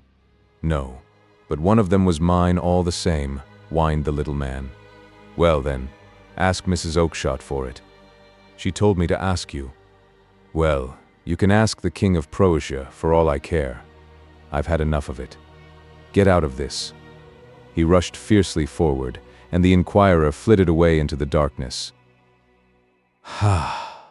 "This may save us a visit to Brixton Road," whispered Holmes. "Come with me, and we will see what is to be made of this fellow." Striding through the scattered knots of people who lounged round the flaring stalls, my companion speedily overtook the little man and touched him upon the shoulder. He sprang round, and I could see in the gaslight that every vestige of color had been driven from his face. "Who are you, then? What do you want?" he asked in a quavering voice. "You will excuse me," said Holmes blandly, "but I could not help overhearing the questions which you put to the salesman just now. I think that I could be of assistance to you." "You? Who are you? How could you know anything of the matter?" "My name is Sherlock Holmes. It is my business to know what other people don't know." "But you can know nothing of this?" "Excuse me, I know everything of it. You are endeavoring to trace some geese which was sold by Mrs. Oakshott of Brixton Road to a salesman named Breckenridge, by him in turn to Mr. Windigate of the Alpha, and by him to his club, of which Mr. Henry Baker is a member." "Oh, sir, you are the very man whom I have longed to meet," cried the little fellow with outstretched hands and quivering fingers. "I can hardly explain to you how interested I am in this matter." Sherlock Holmes hailed a four-wheeler which was passing. "In that case, we had better discuss it in a cozy room rather than in this wind-swept marketplace," said he. "But pray tell me before we go farther, who it is that I have the pleasure of assisting." The man hesitated for an instant. "My name is John Robinson," he answered with a sidelong glance. No, the real name," said Holmes sweetly. "It is always awkward doing business with an alias." A flush sprang to the white cheeks of the stranger. "Well then," said he, "my real name is James Ryder." "Precisely so. Head attendant at the Hotel Cosmopolitan. Pray step into the cab, and I shall soon be able to tell you everything which you would wish to know." The little man stood glancing from one to the other of us with half-frightened, half-hopeful eyes, as one who is not sure whether he is on the verge of a windfall or of a catastrophe. Then he stepped into the cab, and in half an hour we were back in the sitting room at Baker Street. Nothing had been said during our drive, but the high, thin breathing of our new companion, and the claspings and unclaspings of his hands, spoke of the nervous tension within him. "Here we are," said Holmes cheerily as we filed into the room. "The fire looks very seasonable in this weather. You look cold, Mr. Ryder. Pray take the basket chair. I will just put on my slippers before we settle this little matter of yours. Now then, you want to know what became of those geese?" "Yes, sir. Or rather, I fancy of that goose. It was one bird, I imagine, in which you were interested, white, with a black bar across the tail." Ryder quivered with emotion. "Oh, sir," he cried, "can you tell me where it went to?" "It came here." "Here?" "Yes, and a most remarkable bird it proved. I don't wonder that you should take an interest in it. It laid an egg after it was dead, the bonniest, brightest little blue egg that ever was seen. I have it here in my museum." Our visitor staggered to his feet and clutched the mantelpiece with his right hand. Holmes unlocked his strongbox and held up the blue carbuncle, which shone out like a star, with a cold, brilliant, many-pointed radiance. Ryder stood glaring with a drawn face, uncertain whether to claim or to disown it. "The game's up, Ryder," said Holmes quietly. "Hold up, man, or you'll be into the fire. Give him an arm back into his chair, Watson. He's not got blood enough to go in for felony with impunity. Give him a dash of brandy, so. Now he looks a little more human. What a shrimp it is, to be sure." For a moment he had staggered and nearly fallen, but the brandy brought a tinge of color into his cheeks, and he sat staring with frightened eyes at his accuser. "I have almost every link in my hands, and all the proofs which I could possibly need, so there is little which you need tell me. Still, that little may as well be cleared up to make the case complete. You had heard, Ryder, of this blue stone of the Countess of Morcar's?" "It was Catherine Cusack who told me of it," said he in a crackling voice. "I see. Her ladyship's waiting maid. Well, the temptation of sudden wealth so easily acquired was too much for you, as it has been for better men before you, but you were not very scrupulous in the means you used. It seems to me, Ryder, that there is the making of a very pretty villain in you. You knew that this man Horner, the plumber, had been concerned in some such matter before, and that suspicion would rest the more readily upon him. What did you do, then? You made some small job in my lady's room, you and your confederate Cusack, and you managed that he should be the man sent for. Then, when he had left, you rifled the jewel case, raised the alarm, and had this unfortunate man arrested. You then—" Ryder threw himself down suddenly upon the rug and clutched at my companion's knees. "For God's sake, have mercy," he shrieked. "Think of my father, of my mother. It would break their hearts. I never went wrong before. I never will again. I swear it. I'll swear it on a Bible. Oh, don't bring it into court. For Christ's sake, don't." "Get back into your chair," said Holmes sternly. "It is very well to cringe and crawl now, but you thought little enough of this poor Horner in the dock for a crime of which he knew nothing." "I will fly, Mr. Holmes. I will leave the country, sir. Then the charge against him will break down." "Hum. We will talk about that. And now let us hear a true account of the next act. How came the stone into the goose, and how came the goose into the open market? Tell us the truth, for there lies your only hope of safety." Ryder passed his tongue over his parched lips. "I will tell you it just as it happened, sir," said he. "When Horner had been arrested, it seemed to me that it would be best for me to get away with the stone at once, for I did not know at what moment the police might not take it into their heads to search me in my room. There was no place about the hotel where it would be safe. I went out, as if on some commission, and I made for my sister's house. She had married a man named Oakshott, and lived in Brixton Road, where she fattened fowls for the market. All the way there every man I met seemed to me to be a policeman or a detective, and for all that it was a cold night, the sweat was pouring down my face before I came to the Brixton Road. My sister asked me what was the matter and why I was so pale, but I told her that I had been upset by the jewel robbery at the hotel. Then I went into the backyard and smoked a pipe and wondered what it would be best to do. I had a friend once called Maudsley, who went to the bad, and has just been serving his time in Pentonville. One day he had met me, and fell into talk about the ways of thieves, and how they could get rid of what they stole. I knew that he would be true to me, for I knew one or two things about him, so I made up my mind to go right on to Kilburn, where he lived, and take him into my confidence. He would show me how to turn the stone into money, but how to get to him in safety. I thought of the agonies I had gone through in coming from the hotel. I might at any moment be seized and searched, and there would be the stone in my waistcoat pocket. I was leaning against the wall at the time and looking at the geese which were waddling about round my feet, and suddenly an idea came into my head which showed me how I could beat the best detective that ever lived. My sister had told me some weeks before that I might have the pick of her geese for a Christmas present, and I knew that she was always as good as her word. I would take my goose now, and in it I would carry my stone to Kilburn. There was a little shed in the yard, and behind this I drove one of the birds, a fine big one, white, with a barred tail. I caught it, and prying its bill open, I thrust the stone down its throat as far as my finger could reach. The bird gave a gulp, and I felt the stone pass along its gullet and down into its crop. But the creature flapped and struggled, and out came my sister to know what was the matter. As I turned to speak to her, the brute broke loose and fluttered off among the others. "Whatever were you doing with that bird, Jem?" says she.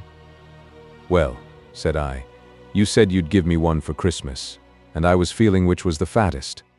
"Oh," says she, "we've set yours aside for you, Jem's bird, we call it. It's the big white one over yonder. There's 26 of them, which makes one for you, and one for us, and 2 dozen for the market." "Thank you, Maggie," says I, "but if it is all the same to you, I'd rather have that one I was handling just now." "The other is a good 3 pound heavier," said she, "and we fattened it expressly for you." "Never mind, I'll have the other, and I'll take it now," said I. "Oh, just as you like," said she, a little huffed. "Which is it you want, then?" "That white one with the barred tail, right in the middle of the flock." "Oh, very well. Kill it and take it with you." Well, I did what she said, Mr. Holmes, and I carried the bird all the way to Kilburn. I told my pal what I had done, for he was a man that it was easy to tell a thing like that to. He laughed until he choked, and we got a knife and opened the goose. My heart turned to water, for there was no sign of the stone, and I knew that some terrible mistake had occurred. I left the bird, rushed back to my sister's, and hurried into the backyard. There was not a bird to be seen there. "Where are they all, Maggie?" I cried. "Gone to the dealers, Jem." "Which dealers?" "Breckenridge, of Covent Garden." "But was there another with a barred tail?" I asked. "The same as the one I chose?" "Yes, Jem, there were 2 barred-tailed ones, and I could never tell them apart." "Well then, of course I saw it all, and I ran off as hard as my feet would carry me to this man Breckenridge. But he had sold the lot at once, and not one word would he tell me as to where they had gone. You heard him yourselves tonight. Well, he has always answered me like that. My sister thinks that I am going mad. Sometimes I think that I am myself. And now I am myself a branded thief, without ever having touched the wealth for which I sold my character. God help me! God help me!" He burst into convulsive sobbing with his face buried in his hands. There was a long silence, broken only by his heavy breathing and by the measured tapping of Sherlock Holmes' fingertips upon the edge of the table. Then my friend rose and threw open the door. "Get out," said he. "What, sir?" "Oh, heaven bless you." "No more words. Get out." And no more words were needed. There was a rush, a clatter upon the stairs, the bang of a door, and the crisp rattle of running footfalls from the street. "After all, Watson," said Holmes, reaching up his hand for his clay pipe, "I am not retained by the police to supply their deficiencies. If Horner were in danger, it would be another thing, but this fellow will not appear against him, and the case must collapse. I suppose that I am commuting a felony, but it is just possible that I am saving a soul. This fellow will not go wrong again. He is too terribly frightened. Send him to jail now, and you make him a jailbird for life. Besides, it is the season of forgiveness. Chance has put in our way a most singular and whimsical problem, and its solution is its own reward. If you will have the goodness to touch the bell, Doctor, we will begin another investigation, in which also a bird will be the chief feature." 8. The Adventure of the Speckled Band.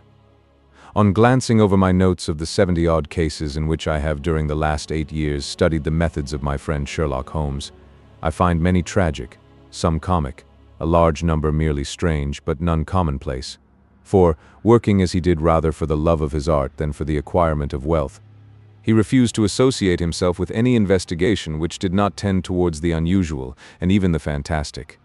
Of all these varied cases, however, I cannot recall any which presented more singular features than that which was associated with the well-known Surrey family of the Roylotts of Stoke Moran.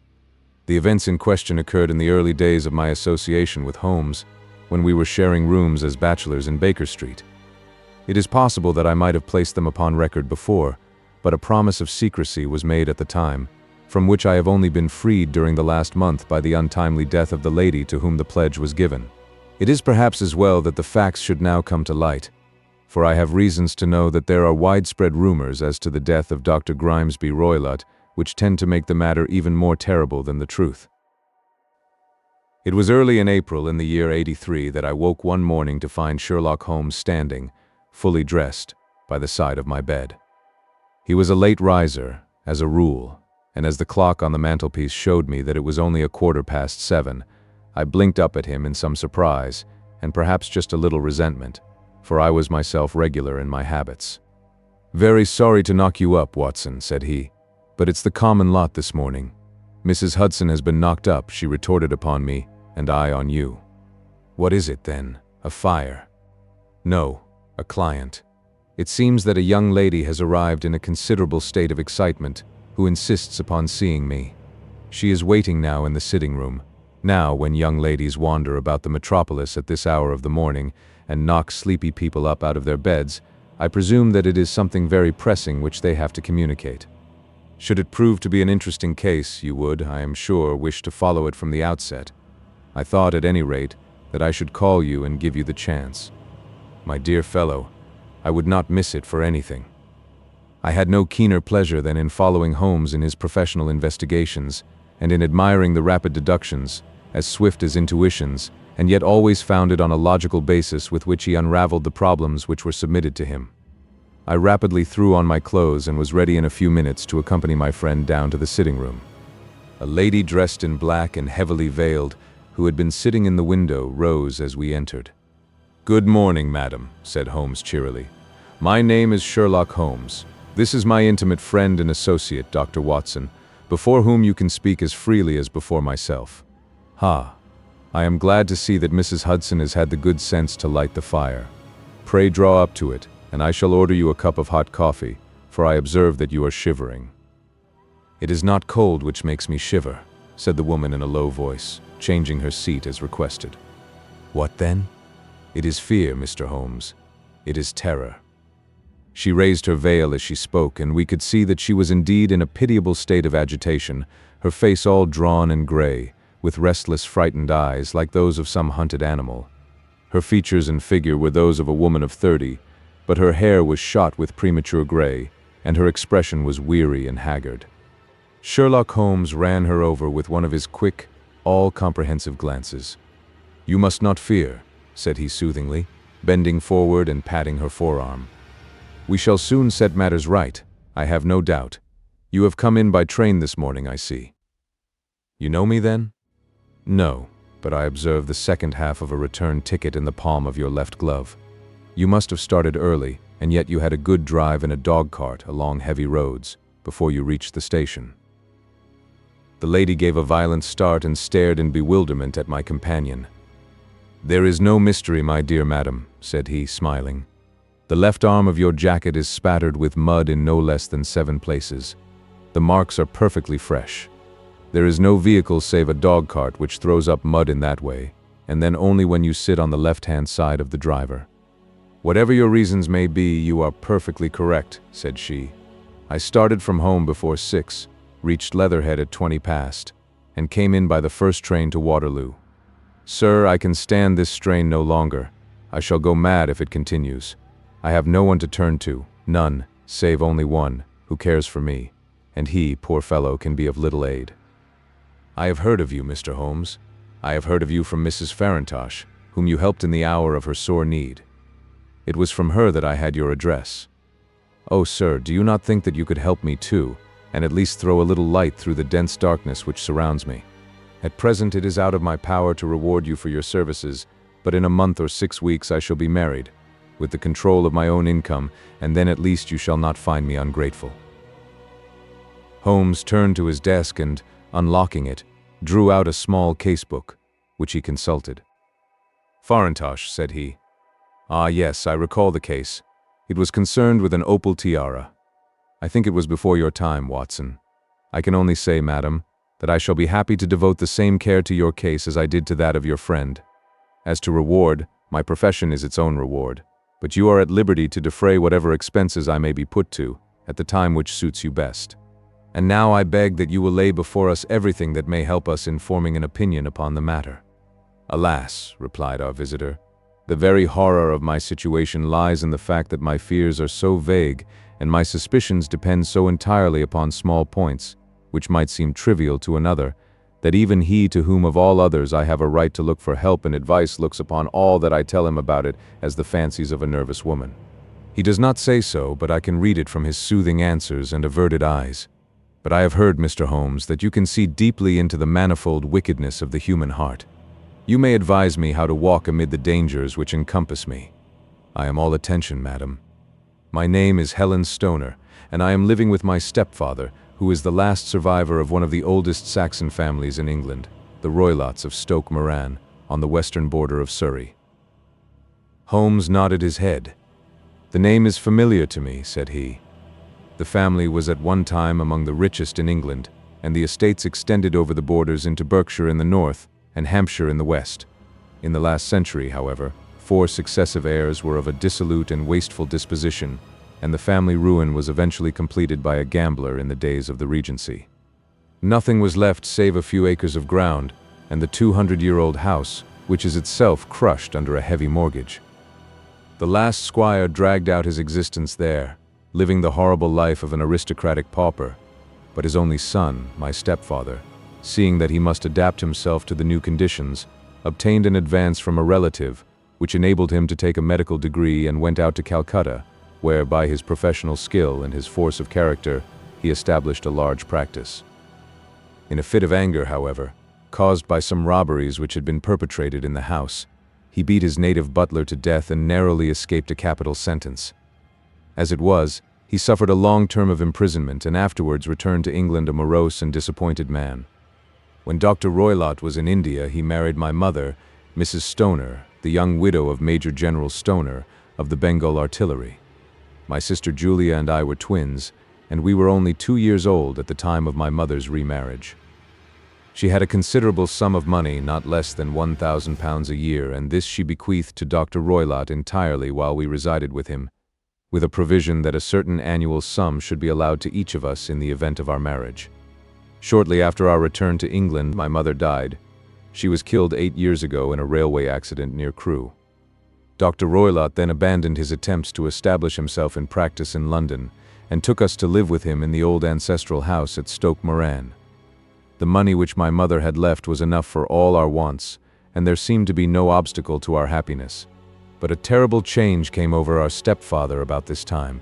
Instead of making friends and exchanging visits with our neighbors, who had at first been overjoyed to see a Roylott of Stoke Moran back in the old family seat, he shut himself up in his house, and seldom came out save to indulge in ferocious quarrels with whoever might cross his path. Violence of temper approaching to mania has been hereditary in the men of the family, and in my stepfather's case it had, I believe, been intensified by his long residence in the tropics.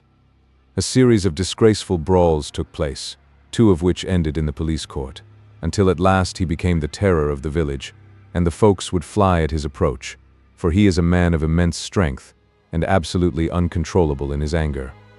Last week he hurled the local blacksmith over a parapet into a stream, and it was only by paying over all the money which I could gather together that I was able to avert another public exposure.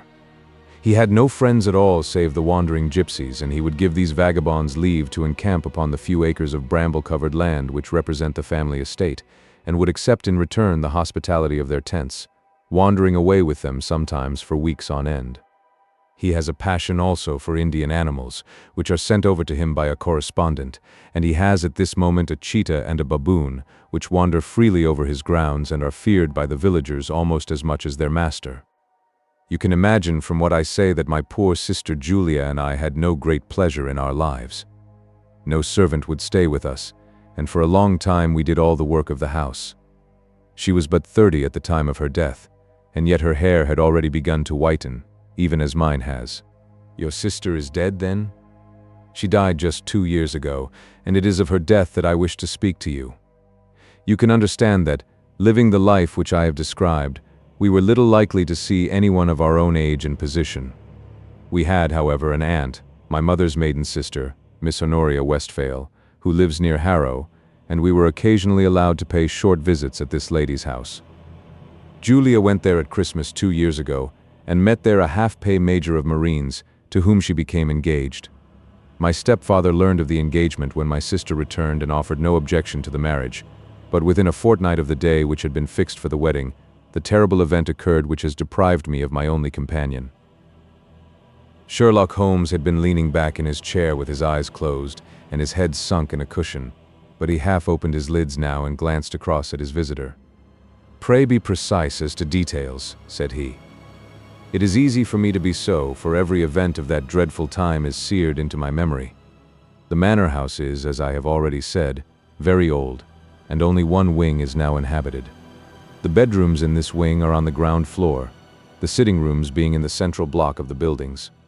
Of these bedrooms, the first is Dr. Roylott's, the second my sister's, and the third my own.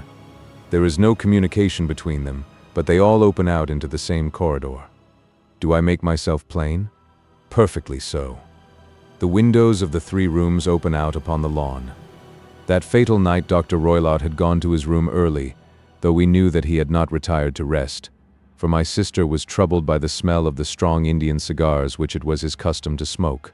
She left her room, therefore, and came into mine, where she sat for some time, chatting about her approaching wedding.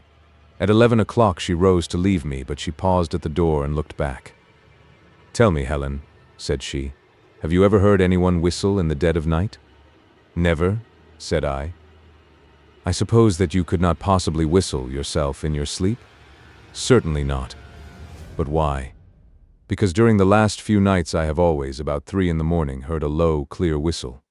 I am a light sleeper, and it has awakened me. I cannot tell where it came from, perhaps from the next room, perhaps from the lawn. I thought that I would just ask you whether you had heard it." "No, I have not. It must be those wretched gypsies in the plantation." "Very likely. And yet if it were on the lawn, I wonder that you did not hear it also." "Ah, but I sleep more heavily than you." "Well, it is of no great consequence at any rate." She smiled back at me, closed my door, and a few moments later I heard her key turn in the lock. "Indeed," said Holmes. "Was it your custom always to lock yourselves in at night?" "Always." "And why?" "I think that I mentioned to you that the doctor kept a cheetah and a baboon. We had no feeling of security unless our doors were locked." "Quite so. Pray proceed with your statement." "I could not sleep that night. A vague feeling of impending misfortune impressed me. My sister and I, you will recollect, were twins, and you know how subtle are the links which bind 2 souls which are so closely allied. It was a wild night. The wind was howling outside, and the rain was beating and splashing against the windows. Suddenly, amid all the hubbub of the gale, there burst forth the wild scream of a terrified woman. I knew that it was my sister's voice.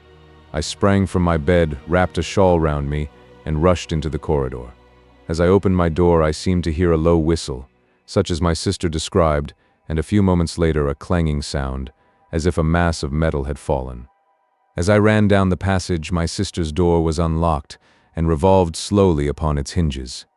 I stared at it horror-stricken, not knowing what was about to issue from it. By the light of the corridor lamp I saw my sister appear at the opening, her face blanched with terror, her hands groping for help, her whole figure swaying to and fro like that of a drunkard. I ran to her and threw my arms round her, but at that moment her knees seemed to give way and she fell to the ground. She writhed as one who was in terrible pain, and her limbs were dreadfully convulsed. At first I thought that she had not recognized me, but as I bent over her, she suddenly shrieked out in a voice which I shall never forget, "Oh my God, Helen!" It was the band. The Speckled band. There was something else which she would fain have said, and she stabbed with her finger into the air in the direction of the doctor's room. But a fresh convulsion seized her and choked her words. I rushed out, calling loudly for my stepfather, and I met him hastening from his room in his dressing gown. When he reached my sister's side, she was unconscious, and though he poured brandy down her throat and sent for medical aid from the village, all efforts were in vain, for she slowly sank and died without having recovered her consciousness. Such was the dreadful end of my beloved sister. "One moment," said Holmes. "Are you sure about this whistle and metallic sound? Could you swear to it?" That was what the county coroner asked me at the inquiry. It is my strong impression that I heard it, and yet, among the crash of the gale and the creaking of an old house, I may possibly have been deceived. "Was your sister dressed?" "No, she was in her nightdress. In her right hand was found the charred stump of a match, and in her left a matchbox, showing that she had struck a light and looked about her when the alarm took place. That is important. And what conclusions did the coroner come to?" "He investigated the case with great care, for Dr. Roylott's conduct had long been notorious in the county, but he was unable to find any satisfactory cause of death. My evidence showed that the door had been fastened upon the inner side, and the windows were blocked by old-fashioned shutters with broad iron bars, which were secured every night. The walls were carefully sounded, and were shown to be quite solid all round, and the flooring was also thoroughly examined, with the same result. The chimney is wide, but is barred up by 4 large staples. It is certain, therefore, that my sister was quite alone when she met her end. Besides, there were no marks of any violence upon her. How about poison? The doctors examined her for it, but without success. What do you think that this unfortunate lady died of, then? It is my belief that she died of pure fear and nervous shock, though what it was that frightened her I cannot imagine. Were there gypsies in the plantation at the time?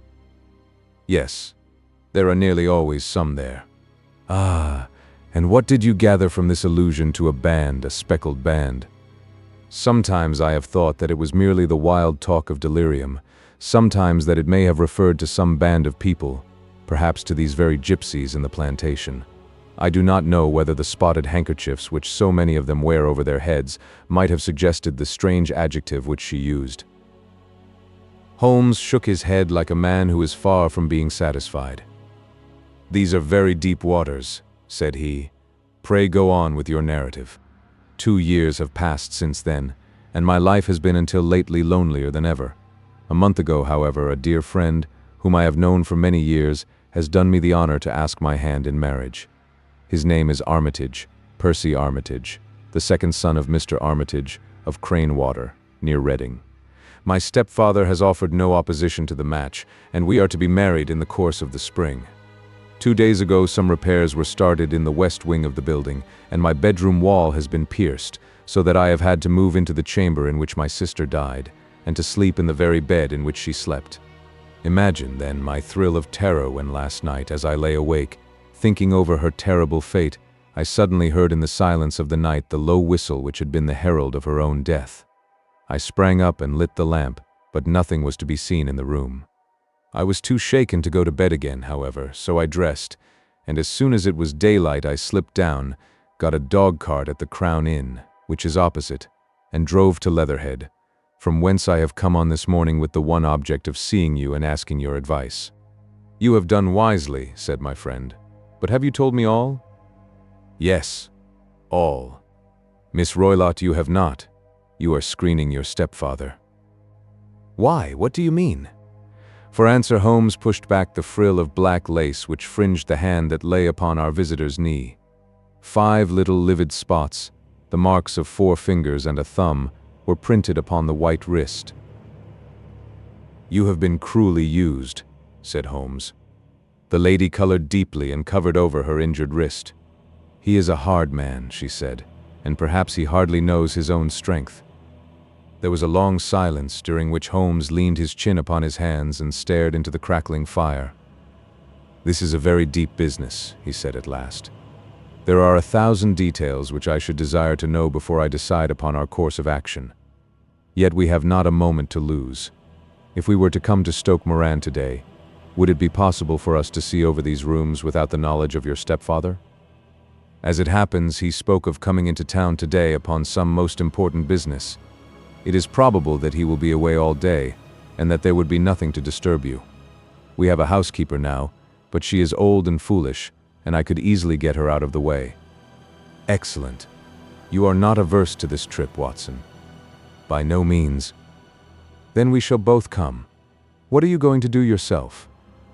"I have 1 or 2 things which I would wish to do now that I am in town, but I shall return by the 12 o'clock train so as to be there in time for your coming. And you may expect us early in the afternoon. I have myself some small business matters to attend to. Will you not wait and breakfast?" "No, I must go. My heart is lightened already since I have confided my trouble to you. I shall look forward to seeing you again this afternoon." She dropped her thick black veil over her face and glided from the room. "And what do you think of it all, Watson?"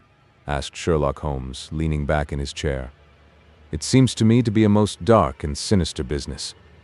"Dark enough and sinister enough. Yet if the lady is correct in saying that the flooring and walls are sound, and that the door, window, and chimney are impassable, then her sister must have been undoubtedly alone when she met her mysterious end. What becomes, then, of these nocturnal whistles, And what of the very peculiar words of the dying woman? I cannot think. When you combine the ideas of whistles at night, the presence of a band of gypsies who are on intimate terms with this old doctor, the fact that we have every reason to believe that the doctor has an interest in preventing his stepdaughter's marriage, the dying allusion to a band, and finally, the fact that Miss Helen Stoner heard a metallic clang, which might have been caused by one of those metal bars that secured the shutters falling back into its place, I think that there is good ground to think that the mystery may be cleared along those lines. But what then did the gypsies do? I cannot imagine. I see many objections to any such theory. And so do I. It is precisely for that reason that we are going to Stoke Moran this day. I want to see whether the objections are fatal, or if they may be explained away. But what in the name of the devil? The ejaculation had been drawn from my companion by the fact that our door had been suddenly dashed open, and that a huge man had framed himself in the aperture. His costume was a peculiar mixture of the professional and of the agricultural, having a black top hat, a long frock coat, and a pair of high gaiters, with a hunting crop swinging in his hand.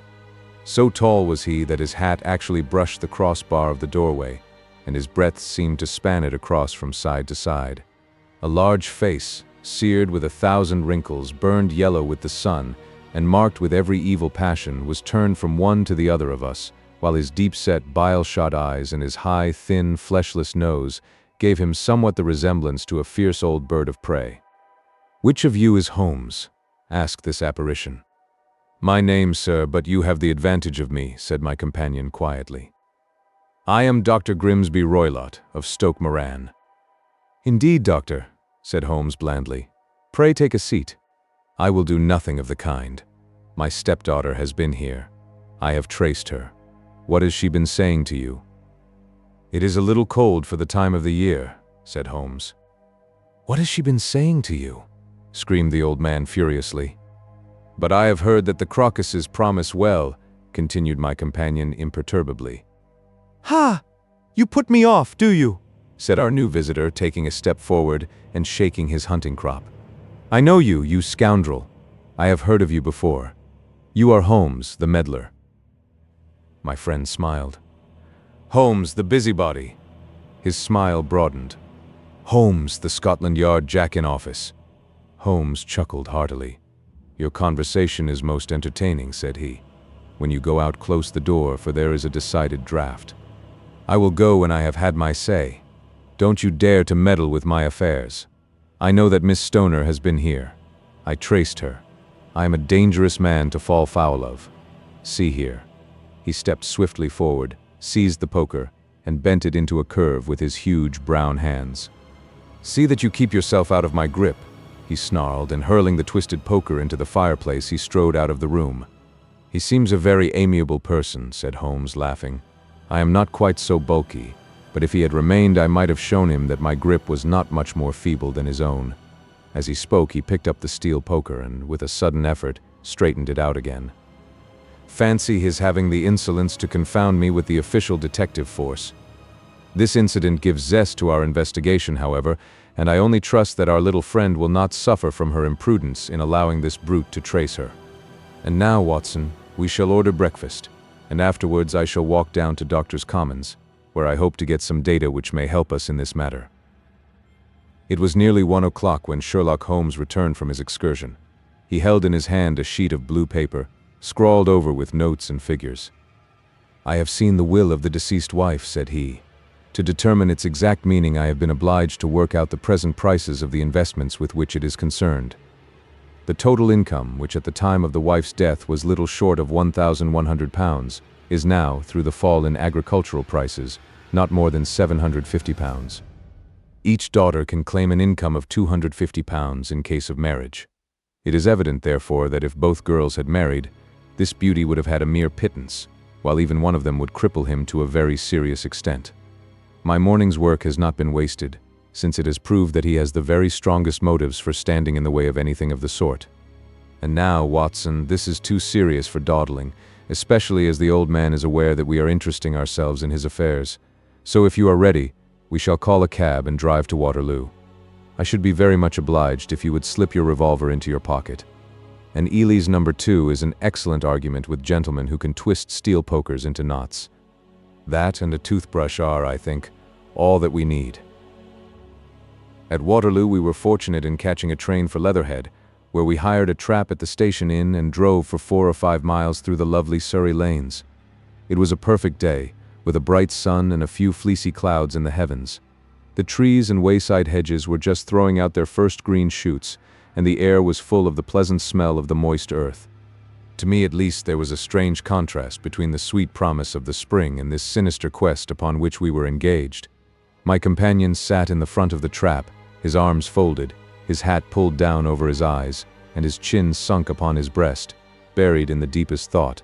Suddenly, however, he started, tapped me on the shoulder, and pointed over the meadows. "Look there," said he. A heavily timbered park stretched up in a gentle slope, thickening into a grove at the highest point. From amid the branches there jutted out the gray gables and high roof tree of a very old mansion.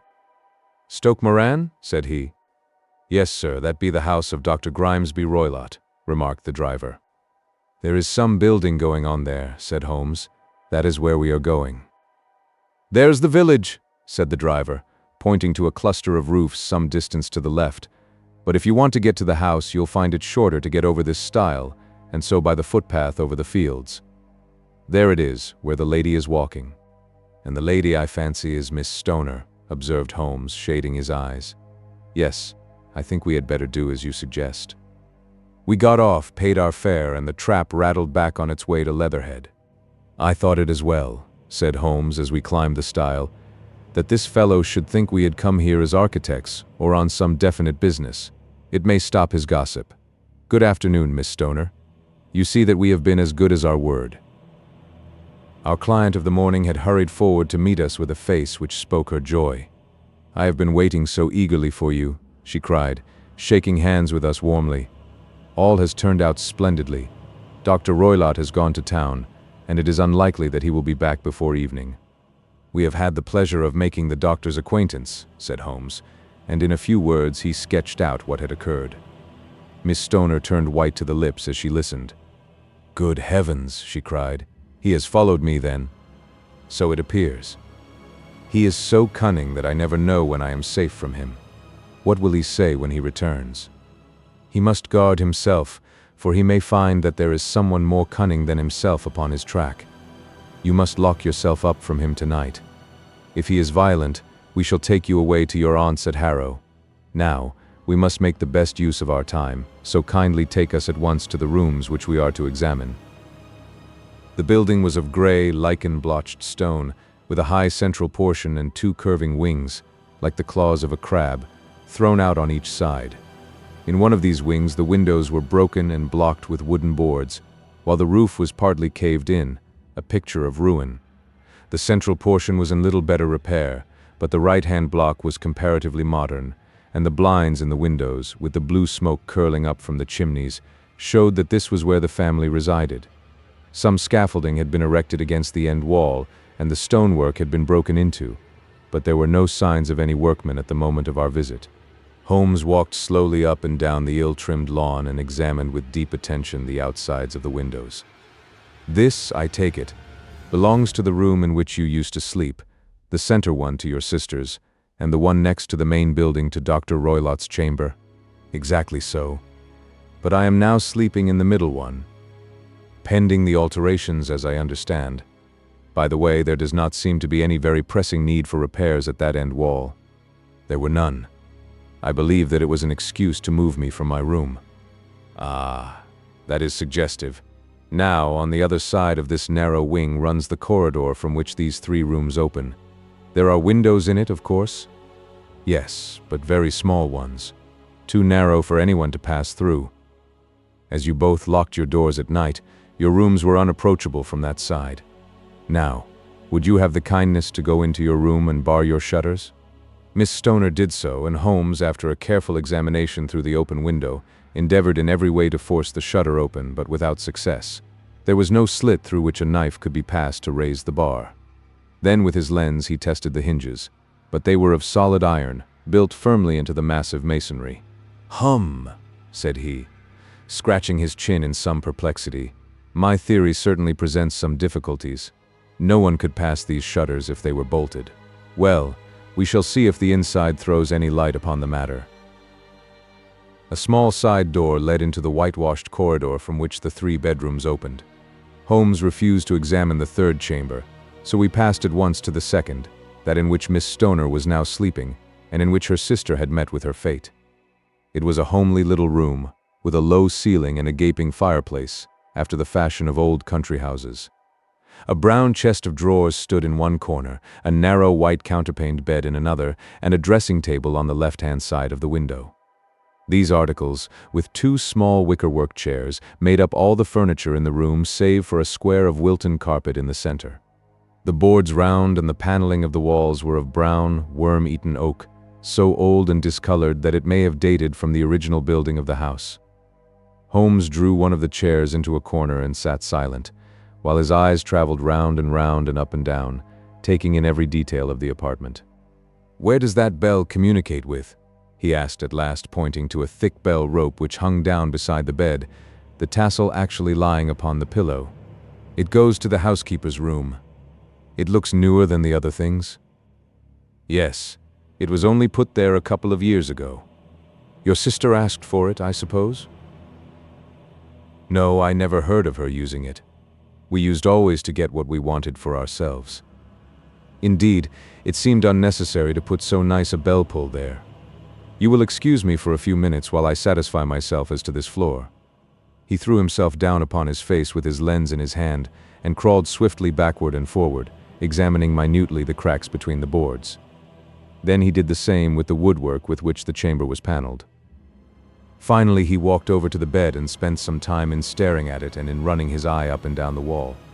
Finally, he took the bell rope in his hand and gave it a brisk tug. "Why, it's a dummy," said he. "Won't it ring?" "No, it is not even attached to a wire. This is very interesting. You can see now that it is fastened to a hook just above where the little opening for the ventilator is. How very absurd. I never noticed that before." "Very strange," muttered Holmes, pulling at the rope. "There are 1 or 2 very singular points about this room. For example, what a fool a builder must be to open a ventilator into another room, when, with the same trouble, he might have communicated with the outside air." "That is also quite modern," said the lady. "Done about the same time as the bell rope?" remarked Holmes. "Yes, there were several little changes carried out about that time. They seem to have been of a most interesting character, dummy bell ropes, and ventilators which do not ventilate. With your permission, Miss Stoner, we shall now carry our researches into the inner apartment." Dr. Grimesby Roylott's chamber was larger than that of his stepdaughter, but was as plainly furnished. A camp bed, a small wooden shelf full of books, mostly of a technical character, an armchair beside the bed, a plain wooden chair against the wall, a round table, and a large iron safe were the principal things which met the eye. Holmes walked slowly round and examined each and all of them with the keenest interest. "What's in here?" he asked, tapping the safe. "My stepfather's business papers." "Oh, you have seen inside, then?" "Only once, some years ago. I remember that it was full of papers." "There isn't a cat in it, for example?" "No." "What a strange idea." "Well, look at this." He took up a small saucer of milk which stood on the top of it. "No, we don't keep a cat. But there is a cheetah and a baboon." "Ah, yes, of course. Well, a cheetah is just a big cat, and yet a saucer of milk does not go very far in satisfying its wants, I dare say. There is one point which I should wish to determine." He squatted down in front of the wooden chair and examined the seat of it with the greatest attention. "Thank you. That is quite settled," said he, rising and putting his lens in his pocket. "Hullo, here is something interesting." The object which had caught his eye was a small dog lash hung on one corner of the bed. The lash, however, was curled upon itself and tied so as to make a loop of whipcord. "What do you make of that, Watson?" "It's a common enough lash, but I don't know why it should be tied." "That is not quite so common, is it?" "Ah, me. It's a wicked world, and when a clever man turns his brains to crime, it is the worst of all. I think that I have seen enough now, Miss Stoner, and with your permission we shall walk out upon the lawn." I had never seen my friend's face so grim or his brow so dark as it was when we turned from the scene of this investigation. We had walked several times up and down the lawn, neither Miss Stoner nor myself liking to break in upon his thoughts before he roused himself from his reverie. "It is very essential, Miss Stoner," said he, "that you should absolutely follow my advice in every respect." "I shall most certainly do so. The matter is too serious for any hesitation. Your life may depend upon your compliance. I assure you that I am in your hands. In the first place, both my friend and I must spend the night in your room." Both Miss Stoner and I gazed at him in astonishment. "Yes, it must be so. Let me explain. I believe that is the village inn over there?" "Yes, that is the Crown." "Very good. Your windows would be visible from there?" "Certainly. You must confine yourself to your room, on pretense of a headache, when your stepfather comes back. Then, when you hear him retire for the night, you must open the shutters of your window, undo the hasp, put your lamp there as a signal to us, and then withdraw quietly with everything which you are likely to want into the room which you used to occupy. I have no doubt that, in spite of the repairs, you could manage there for one night." "Oh yes, easily. The rest you will leave in our hands." "But what will you do?" "We shall spend the night in your room, and we shall investigate the cause of this noise which has disturbed you." "I believe, Mr. Holmes, that you have already made up your mind," said Miss Stoner, laying her hand upon my companion's sleeve. "Perhaps I have." "Then, for pity's sake, tell me what was the cause of my sister's death." "I should prefer to have clearer proofs before I speak." "You can at least tell me whether my own thought is correct, and if she died from some sudden fright." "No, I do not think so. I think that there was probably some more tangible cause. And now, Miss Stoner, we must leave you, for if Dr. Roylott returned and saw us, our journey would be in vain. Goodbye, and be brave, for if you will do what I have told you, you may rest assured that we shall soon drive away the dangers that threaten you." Sherlock Holmes and I had no difficulty in engaging a bedroom and sitting room at the Crown Inn. They were on the upper floor, and from our window we could command a view of the avenue gate and of the inhabited wing of Stoke Moran Manor House. At dusk we saw Dr. Grimsby Roylott drive past, his huge form looming up beside the little figure of the lad who drove him. The boy had some slight difficulty in undoing the heavy iron gates, and we heard the hoarse roar of the doctor's voice and saw the fury with which he shook his clenched fists at him. The trap drove on, and a few minutes later we saw a sudden light spring up among the trees as the lamp was lit in one of the sitting rooms. "Do you know, Watson," said Holmes as we sat together in the gathering darkness, "I have really some scruples as to taking you tonight. There is a distinct element of danger." "Can I be of assistance?" "Your presence might be invaluable." "Then I shall certainly come." "It is very kind of you. You speak of danger. You have evidently seen more in these rooms than was visible to me." "No, but I fancy that I may have deduced a little more. I imagine that you saw all that I did." "I saw nothing remarkable save the bell rope, and what purpose that could answer, I confess, is more than I can imagine." "You saw the ventilator too?" "Yes, but I do not think that it is such a very unusual thing to have a small opening between two rooms. It was so small that a rat could hardly pass through. I knew that we should find a ventilator before ever we came to Stoke Moran." "My dear Holmes." "Oh yes, I did. You remember in her statement she said that her sister could smell Dr. Roylott's cigar. Now, of course, that suggested at once that there must be a communication between the two rooms. It could only be a small one, or it would have been remarked upon at the coroner's inquiry. I deduced a ventilator. But what harm can there be in that? Well, there is at least a curious coincidence of dates. A ventilator is made, a cord is hung, and a lady who sleeps in the bed dies. Does not that strike you?" "I cannot as yet see any connection." "Did you observe anything very peculiar about that bed?" "No. It was clamped to the floor. Did you ever see a bed fastened like that before?" "I cannot say that I have. The lady could not move her bed. It must always be in the same relative position to the ventilator and to the rope, or so we may call it, since it was clearly never meant for a bell pull." "Holmes," I cried, "I seem to see dimly what you are hinting at. We are only just in time to prevent some subtle and horrible crime." "Subtle enough and horrible enough. When a doctor does go wrong, he is the first of criminals. He has nerve and he has knowledge. Palmer and Pritchard were among the heads of their profession. This man strikes even deeper, but I think, Watson, that we shall be able to strike deeper still. But we shall have horrors enough before the night is over. For goodness sake, let us have a quiet pipe and turn our minds for a few hours to something more cheerful." About 9 o'clock the light among the trees was extinguished, and all was dark in the direction of the manor house. 2 hours passed slowly away, and then, suddenly, just at the stroke of 11, a single bright light shone out right in front of us. "That is our signal," said Holmes, springing to his feet. "It comes from the middle window." As we passed out, he exchanged a few words with the landlord, explaining that we were going on a late visit to an acquaintance, and that it was possible that we might spend the night there. A moment later, we were out on the dark road, a chill wind blowing in our faces, and one yellow light twinkling in front of us through the gloom to guide us on our somber errand. There was little difficulty in entering the grounds, for unrepaired breaches gaped in the old park wall. Making our way among the trees, we reached the lawn, crossed it, and were about to enter through the window when out from a clump of laurel bushes there darted what seemed to be a hideous and distorted child, who threw itself upon the grass with writhing limbs and then ran swiftly across the lawn into the darkness. "My God," I whispered.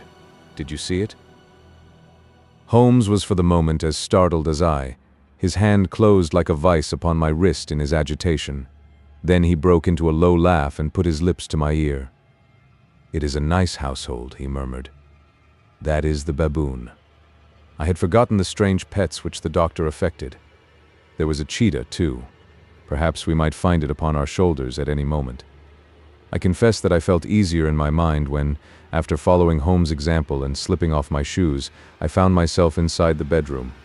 My companion noiselessly closed the shutters, moved the lamp onto the table, and cast his eyes round the room. All was as we had seen it in the daytime. Then, creeping up to me and making a trumpet of his hand, he whispered into my ear again so gently that it was all that I could do to distinguish the words. The least sound would be fatal to our plans. I nodded to show that I had heard. We must sit without light. He would see it through the ventilator. I nodded again. "Do not go asleep. Your very life may depend upon it. Have your pistol ready in case we should need it. I will sit on the side of the bed, and you in that chair." I took out my revolver and laid it on the corner of the table. Holmes had brought up a long, thin cane, and this he placed upon the bed beside him. By it he laid the box of matches and the stump of a candle. Then he turned down the lamp, and we were left in darkness. How shall I ever forget that dreadful vigil? I could not hear a sound, not even the drawing of a breath, and yet I knew that my companion sat open-eyed, within a few feet of me, in the same state of nervous tension in which I was myself. The shutters cut off the least ray of light, and we waited in absolute darkness. From outside came the occasional cry of a night bird, and once at our very window a long-drawn cat-like whine, which told us that the cheetah was indeed at liberty. Far away we could hear the deep tones of the parish clock, which boomed out every quarter of an hour. How long they seemed, those quarters!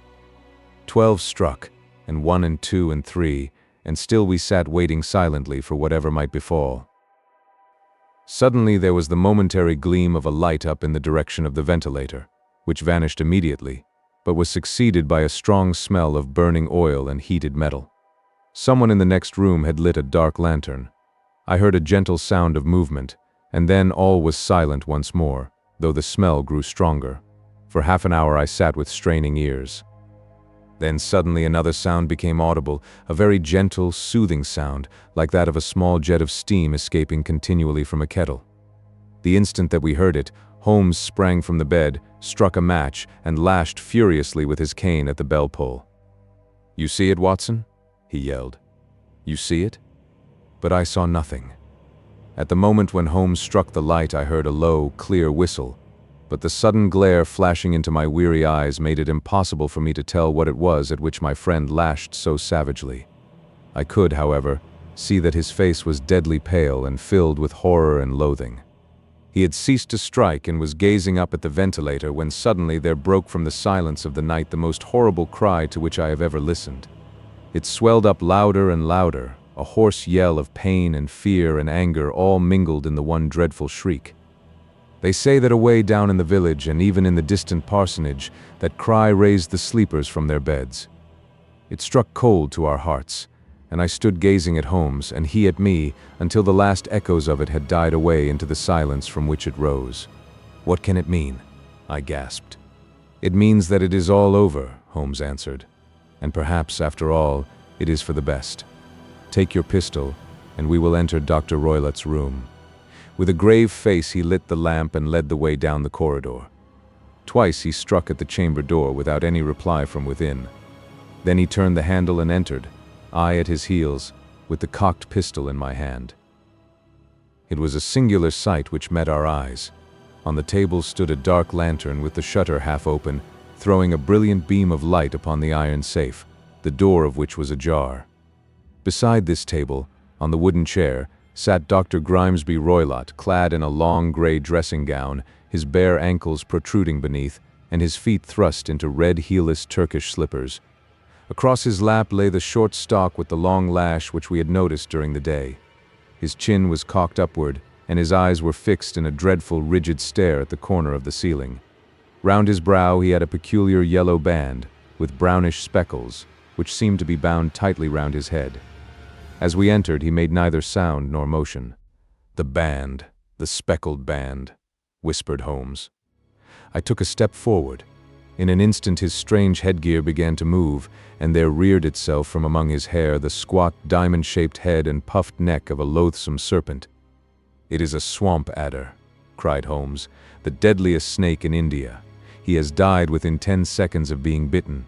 Violence does, in truth, recoil upon the violent, and the schemer falls into the pit which he digs for another.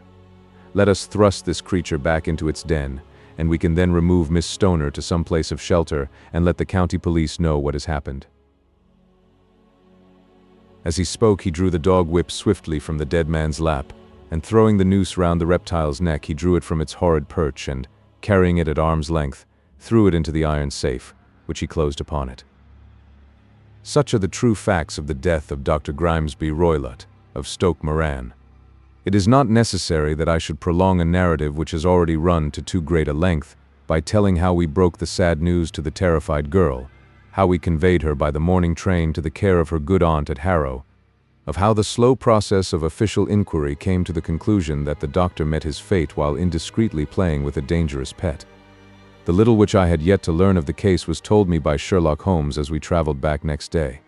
"I had," said he, "come to an entirely erroneous conclusion which shows, my dear Watson, how dangerous it always is to reason from insufficient data. The presence of the gypsies, and the use of the word band, which was used by the poor girl, no doubt, to explain the appearance which she had caught a hurried glimpse of by the light of her match, were sufficient to put me upon an entirely wrong scent. I can only claim the merit that I instantly reconsidered my position when, however, it became clear to me that whatever danger threatened an occupant of the room could not come either from the window or the door. My attention was speedily drawn, as I have already remarked to you, to this ventilator, and to the bell rope which hung down to the bed. The discovery that this was a dummy, and that the bed was clamped to the floor, instantly gave rise to the suspicion that the rope was there as a bridge for something passing through the hole and coming to the bed. The idea of a snake instantly occurred to me, and when I coupled it with my knowledge that the doctor was furnished with a supply of creatures from India, I felt that I was probably on the right track. The idea of using a form of poison which could not possibly be discovered by any chemical test was just such a one as would occur to a clever and ruthless man who had had an Eastern training. The rapidity with which such a poison would take effect would also, from his point of view, be an advantage. It would be a sharp-eyed coroner, indeed, who could distinguish the two little dark punctures which would show where the poison fangs had done their work. Then I thought of the whistle. Of course, he must recall the snake before the morning light revealed it to the victim. He had trained it, probably by the use of the milk which we saw, to return to him when summoned.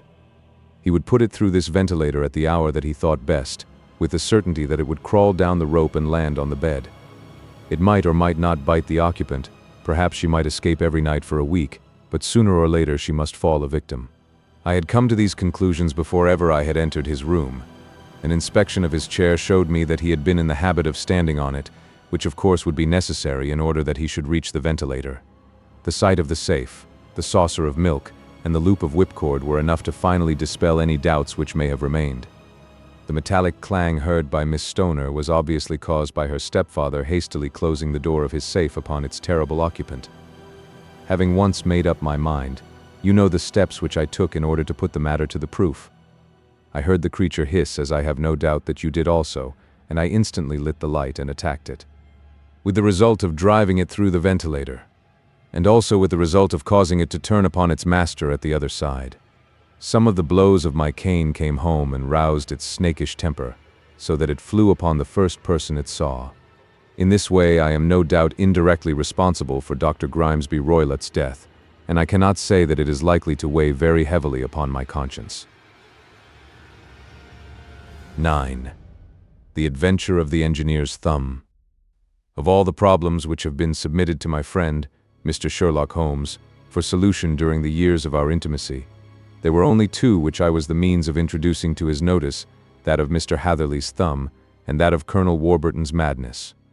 Of these the latter may have afforded a finer field for an acute and original observer, but the other was so strange in its inception, and so dramatic in its details, that it may be the more worthy of being placed upon record, even if it gave my friend fewer openings for those deductive methods of reasoning by which he achieved such remarkable results.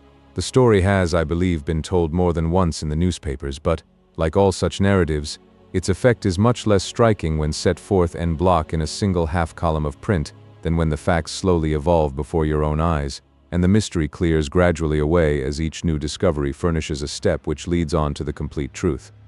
At the time, the circumstances made a deep impression upon me, and the lapse of 2 years has hardly served to weaken the effect. It was in the summer of '89, not long after my marriage, that the events occurred which I am now about to summarize. I had returned to civil practice and had finally abandoned Holmes in his Baker Street rooms, although I continually visited him and occasionally even persuaded him to forego his Bohemian habits so far as to come and visit us. My practice had steadily increased, and as I happened to live at no very great distance from Paddington Station, I got a few patients from among the officials. One of these, whom I had cured of a painful and lingering disease, was never weary of advertising my virtues and of endeavoring to send me on every sufferer over whom he might have any influence. One morning, at a little before 7 o'clock, I was awakened by the maid tapping at the door to announce that 2 men had come from Paddington and were waiting in the consulting room.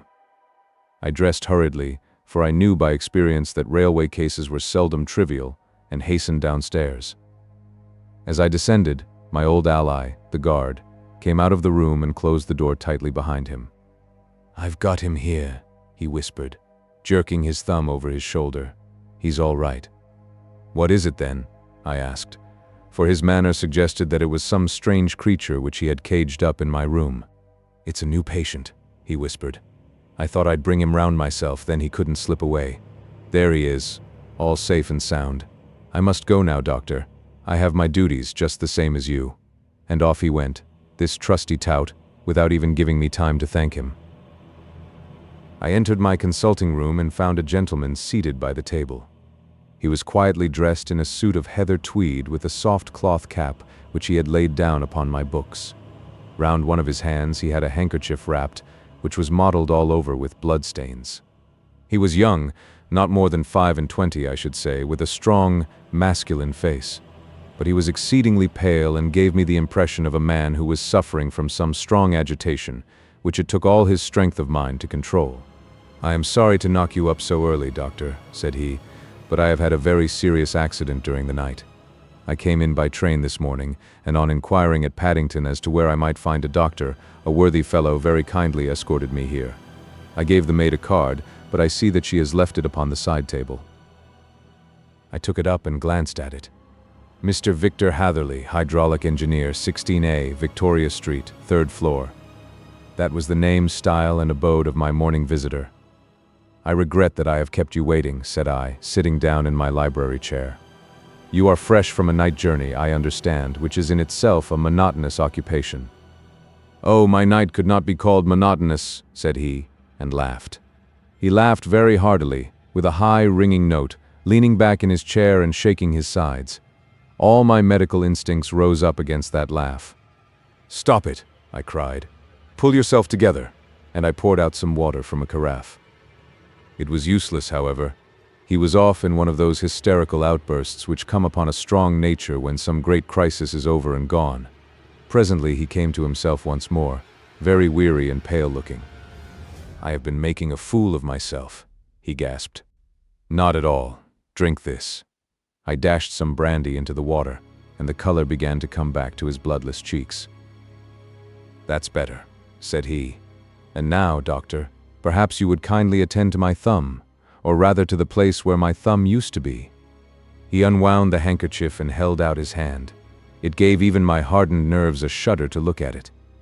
There were 4 protruding fingers and a horrid red, spongy surface where the thumb should have been. It had been hacked or torn right out from the roots. "Good heavens," I cried, "this is a terrible injury. It must have bled considerably." Yes, it did. I fainted when it was done, and I think that I must have been senseless for a long time. When I came to, I found that it was still bleeding, so I tied one end of my handkerchief very tightly round the wrist and braced it up with a twig. "Excellent!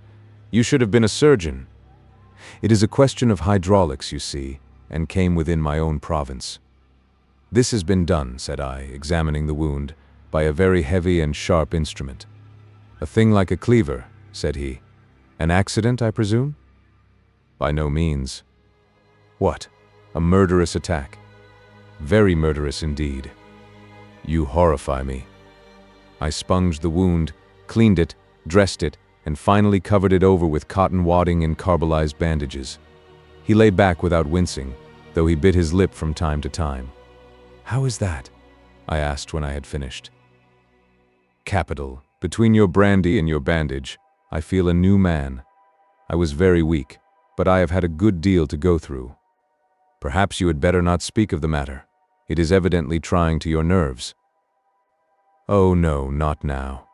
I shall have to tell my tale to the police, but between ourselves, if it were not for the convincing evidence of this wound of mine, I should be surprised if they believed my statement, for it is a very extraordinary one, and I have not much in the way of proof with which to back it up, and, even if they believe me, the clues which I can give them are so vague that it is a question whether justice will be done." "Ha!" cried I.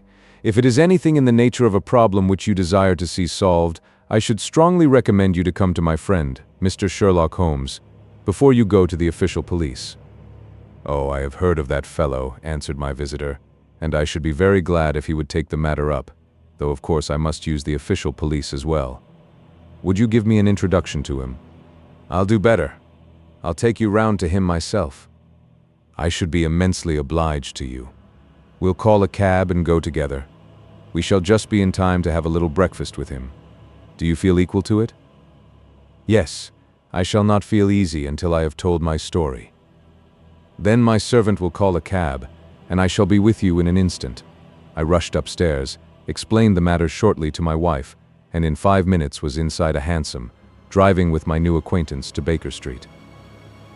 Sherlock Holmes was, as I expected, lounging about his sitting room in his dressing gown, reading the agony column of the Times and smoking his before-breakfast pipe, which was composed of all the plugs and dawdles left from his smokes of the day before, all carefully dried and collected on the corner of the mantelpiece. He received us in his quietly genial fashion, ordered fresh rashers and eggs, and joined us in a hearty meal. When it was concluded, he settled our new acquaintance upon the sofa, placed a pillow beneath his head, and laid a glass of brandy and water within his reach. "It is easy to see that your experience has been no common one, Mr. Hatherley," said he.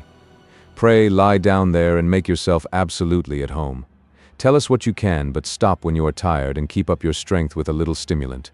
"Thank you," said my patient, "but I have felt another man since the doctor bandaged me, and I think that your breakfast has completed the cure. I shall take up as little of your valuable time as possible, so I shall start at once upon my peculiar experiences." Holmes sat in his big armchair with the weary, heavy-lidded expression which veiled his keen and eager nature, while I sat opposite to him, and we listened in silence to the strange story which our visitor detailed to us. "You must know," said he, "that I am an orphan and a bachelor, residing alone in lodgings in London. By profession I am a hydraulic engineer, and I have had considerable experience of my work during the 7 years that I was apprenticed to Venner and Matheson, the well-known firm of Greenwich. 2 years ago, having served my time, and having also come into a fair sum of money through my poor father's death, I determined to start in business for myself and took professional chambers in Victoria Street. I suppose that everyone finds his first independent start in business a dreary experience. To me it has been exceptionally so. During 2 years I have had 3 consultations and 1 small job, and that is absolutely all that my profession has brought me. My gross takings amount to £27 10 shillings. Every day from 9 in the morning until 4 in the afternoon, I waited in my little den, until at last my heart began to sink and I came to believe that I should never have any practice at all. Yesterday, however, just as I was thinking of leaving the office, my clerk entered to say there was a gentleman waiting who wished to see me upon business. He brought up a card, too, with the name of Colonel Lysander Stark engraved upon it. Close at his heels came the colonel himself, a man rather over the middle size but of an exceeding thinness. I do not think that I have ever seen so thin a man. His whole face sharpened away into nose and chin, and the skin of his cheeks was drawn quite tense over his outstanding bones. Yet this emaciation seemed to be his natural habit, and due to no disease, for his eye was bright, his step brisk, and his bearing assured. He was plainly but neatly dressed, and his age, I should judge, would be nearer 40 than 30. "Mr. Hatherley," said he with something of a German accent, "you have been recommended to me, Mr. Hatherley, as being a man who is not only proficient in his profession but is also discreet and capable of preserving a secret." I bowed, feeling as flattered as any young man would at such an address. "May I ask who it was who gave me so good a character?"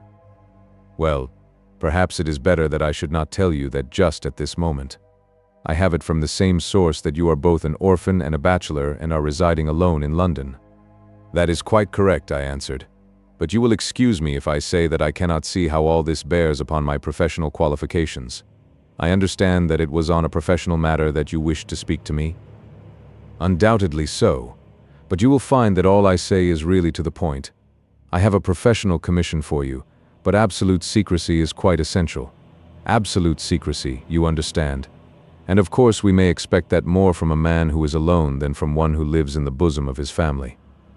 "If I promise to keep a secret," said I, "you may absolutely depend upon my doing so." He looked very hard at me as I spoke, and it seemed to me that I had never seen so suspicious and questioning an eye.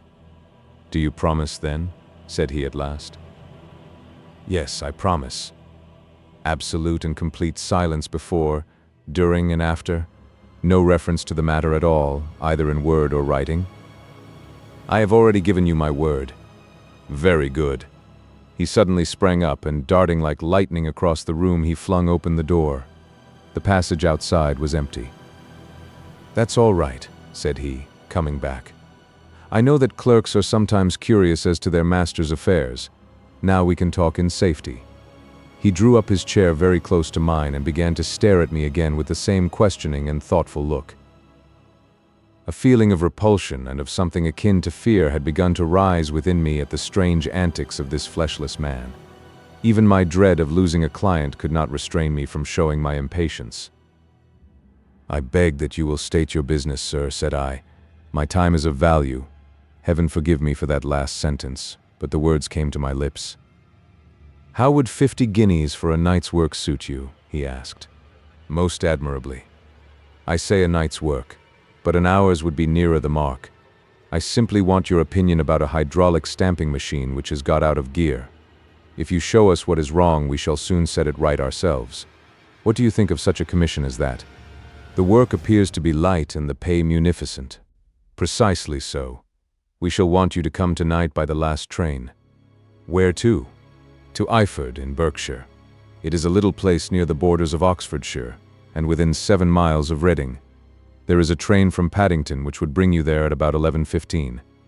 "Very good. I shall come down in a carriage to meet you." "There is a drive, then?" "Yes. Our little place is quite out in the country.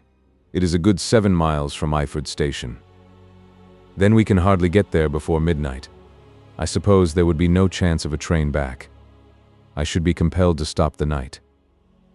"Yes, we could easily give you a shakedown." "That is very awkward. Could I not come at some more convenient hour?" "We have judged it best that you should come late. It is to recompense you for any inconvenience that we are paying to you, a young and unknown man, a fee which would buy an opinion from the very heads of your profession. Still, of course, if you would like to draw out of the business, there is plenty of time to do so." I thought of the 50 guineas, and of how very useful they would be to me.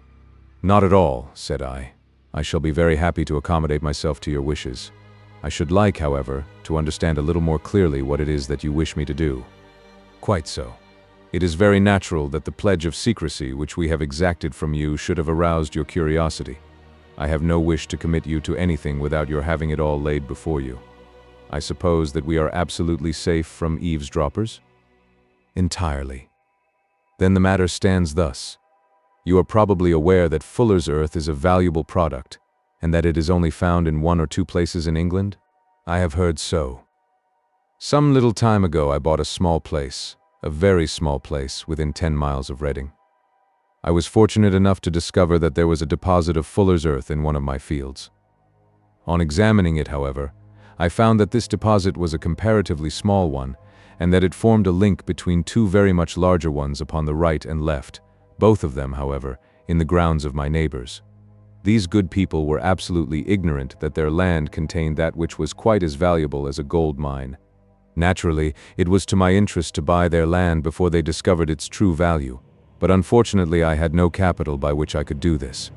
I took a few of my friends into the secret, however, and they suggested that we should quietly and secretly work our own little deposit, and that in this way we should earn the money which would enable us to buy the neighboring fields.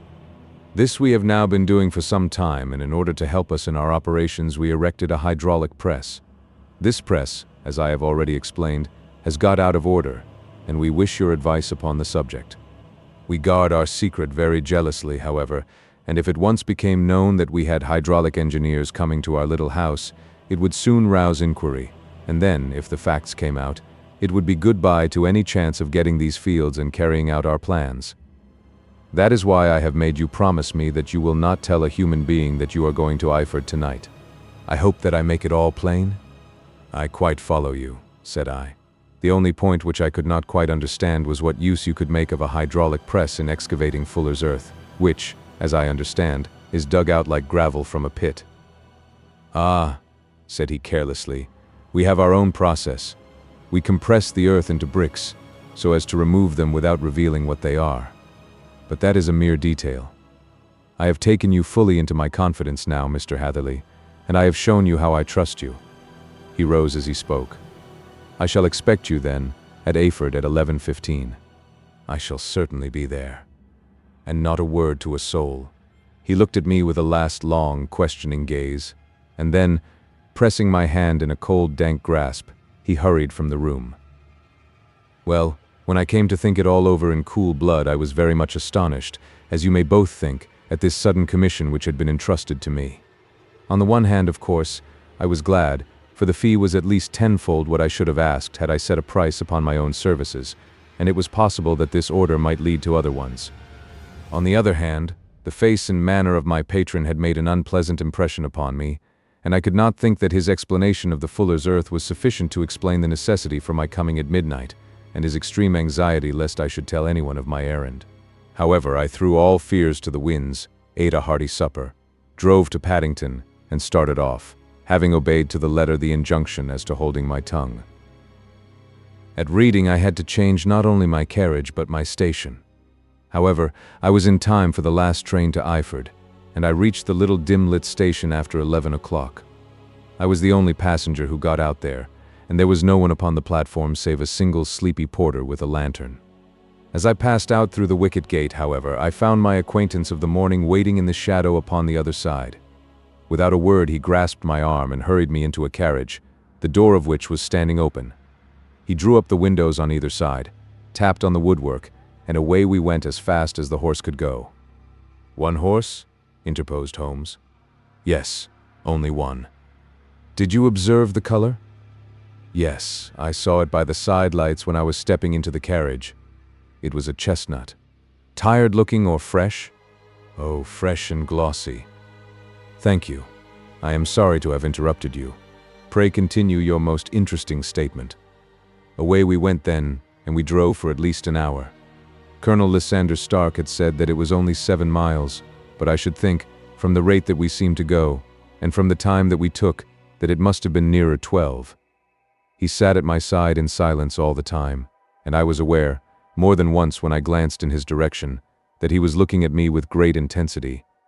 The country roads seemed to be not very good in that part of the world, for we lurched and jolted terribly. I tried to look out of the windows to see something of where we were, but they were made of frosted glass, and I could make out nothing save the occasional bright blur of a passing light. Now and then I hazarded some remark to break the monotony of the journey, but the colonel answered only in monosyllables, and the conversation soon flagged. At last, however, the bumping of the road was exchanged for the crisp smoothness of a gravel drive, and the carriage came to a stand. Colonel Lysander Stark sprang out and, as I followed after him, pulled me swiftly into a porch which gaped in front of us. We stepped, as it were, right out of the carriage and into the hall, so that I failed to catch the most fleeting glance of the front of the house. The instant that I had crossed the threshold, the door slammed heavily behind us, and I heard faintly the rattle of the wheels as the carriage drove away. It was pitch dark inside the house, and the colonel fumbled about looking for matches and muttering under his breath. Suddenly a door opened at the other end of the passage, and a long golden bar of light shot out in our direction. It grew broader, and a woman appeared with a lamp in her hand, which she held above her head, pushing her face forward and peering at us. I could see that she was pretty, and from the gloss with which the light shone upon her dark dress I knew that it was a rich material. She spoke a few words in a foreign tongue in a tone as though asking a question, and when my companion answered in a gruff monosyllable, she gave such a start that the lamp nearly fell from her hand. Colonel Stark went up to her, whispered something in her ear, and then, pushing her back into the room from whence she had come, he walked towards me again with the lamp in his hand. "Perhaps you will have the kindness to wait in this room for a few minutes," said he, throwing open another door. It was a quiet, little, plainly furnished room, with a round table in the center, on which several German books were scattered. Colonel Stark laid down the lamp on the top of a harmonium beside the door. "I shall not keep you waiting an instant," said he, and vanished into the darkness. I glanced at the books upon the table, and in spite of my ignorance of German, I could see that 2 of them were treatises on science, the others being volumes of poetry. Then I walked across to the window, hoping that I might catch some glimpse of the countryside, but an oak shutter, heavily barred, was folded across it. It was a wonderfully silent house. There was an old clock ticking loudly somewhere in the passage, but otherwise everything was deadly still. A vague feeling of uneasiness began to steal over me. Who were these German people, and what were they doing living in this strange, out-of-the-way place? And where was the place? I was 10 miles or so from Eyford. That was all I knew, but whether north, south, east, or west I had no idea. For that matter, Reading and possibly other large towns were within that radius, so the place might not be so secluded, after all. Yet it was quite certain, from the absolute stillness, that we were in the country. I paced up and down the room, humming a tune under my breath to keep up my spirits, and feeling that I was thoroughly earning my 50-guinea fee. Suddenly, without any preliminary sound in the midst of the utter stillness, the door of my room swung slowly open. The woman was standing in the aperture, the darkness of the hall behind her, the yellow light from my lamp beating upon her eager and beautiful face. I could see at a glance that she was sick with fear, and the sight sent a chill to my own heart.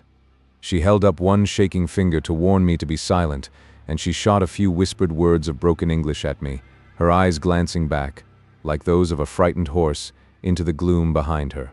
"I would go," said she, trying hard, as it seemed to me, to speak calmly. "I would go. I should not stay here. There is no good for you to do." "But, madam," said I have not yet done what I came for. I cannot possibly leave until I have seen the machine." "It is not worth your while to wait," she went on. "You can pass through the door, no one hinders." And then, seeing that I smiled and shook my head, she suddenly threw aside her constraint and made a step forward, with her hands wrung together. "For the love of heaven," she whispered, "get away from here before it is too late." But I am somewhat headstrong by nature, and the more ready to engage in an affair when there is some obstacle in the way. I thought of my 50-guinea fee, of my wearisome journey, and of the unpleasant night which seemed to be before me. Was it all to go for nothing? Why should I slink away without having carried out my commission and without the payment which was my due? This woman might, for all I knew, be a monomaniac. With a stout bearing, therefore, though her manner had shaken me more than I cared to confess, I still shook my head and declared my intention of remaining where I was. She was about to renew her entreaties when a door slammed overhead, and the sound of several footsteps was heard upon the stairs. She listened for an instant, threw up her hands with a despairing gesture, and vanished as suddenly and as noiselessly as she had come. The newcomers were Colonel Lysander Stark and a short, thick man with a chinchilla beard growing out of the creases of his double chin, who was introduced to me as Mr. Ferguson. "This is my secretary and manager," said the colonel. "By the way, I was under the impression that I left this door shut just now. I fear that you have felt the draft." "On the contrary," said I opened the door myself because I felt the room to be a little close. He shot one of his suspicious looks at me. "Perhaps we had better proceed to business then," said he. "Mr. Ferguson and I will take you up to see the machine. I had better put my hat on, I suppose." "Oh no, it is in the house." What? You dig fuller's earth in the house? No, this is only where we compress it. But never mind that. All we wish you to do is to examine the machine and to let us know what is wrong with it." We went upstairs together, the colonel first with the lamp, the fat manager and I behind him. It was a labyrinth of an old house, with corridors, passages, narrow winding staircases, and little low doors, the thresholds of which were hollowed out by the generations who had crossed them. There were no carpets and no signs of any furniture above the ground floor, while the plaster was peeling off the walls, and the damp was breaking through in green, unhealthy blotches. I tried to put on as unconcerned an air as possible, but I had not forgotten the warnings of the lady, even though I disregarded them, and I kept a keen eye upon my two companions. Ferguson appeared to be a morose and silent man, but I could see from the little that he said that he was at least a fellow countryman. Colonel Lysander Stark stopped at last before a low door, which he unlocked. Within was a small, square room in which the three of us could hardly get at one time. Ferguson remained outside, and the colonel ushered me in. "We are now," said he, "actually within the hydraulic press, and it would be a particularly unpleasant thing for us if anyone were to turn it on. The ceiling of this small chamber is really the end of the descending piston, and it comes down with the force of many tons upon this metal floor. There are small lateral columns of water outside which receive the force, and which transmit and multiply it in the manner which is familiar to you. The machine goes readily enough, but there is some stiffness in the working of it, and it has lost a little of its force. Perhaps you will have the goodness to look it over and to show us how we can set it right." I took the lamp from him, and I examined the machine very thoroughly. It was indeed a gigantic one, and capable of exercising enormous pressure. When I passed outside, however, and pressed down the levers which controlled it, I knew at once by the whishing sound that there was a slight leakage, which allowed a regurgitation of water through one of the side cylinders.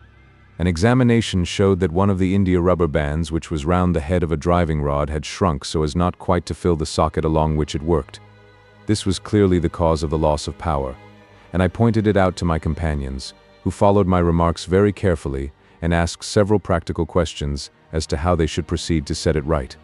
When I had made it clear to them, I returned to the main chamber of the machine and took a good look at it to satisfy my own curiosity.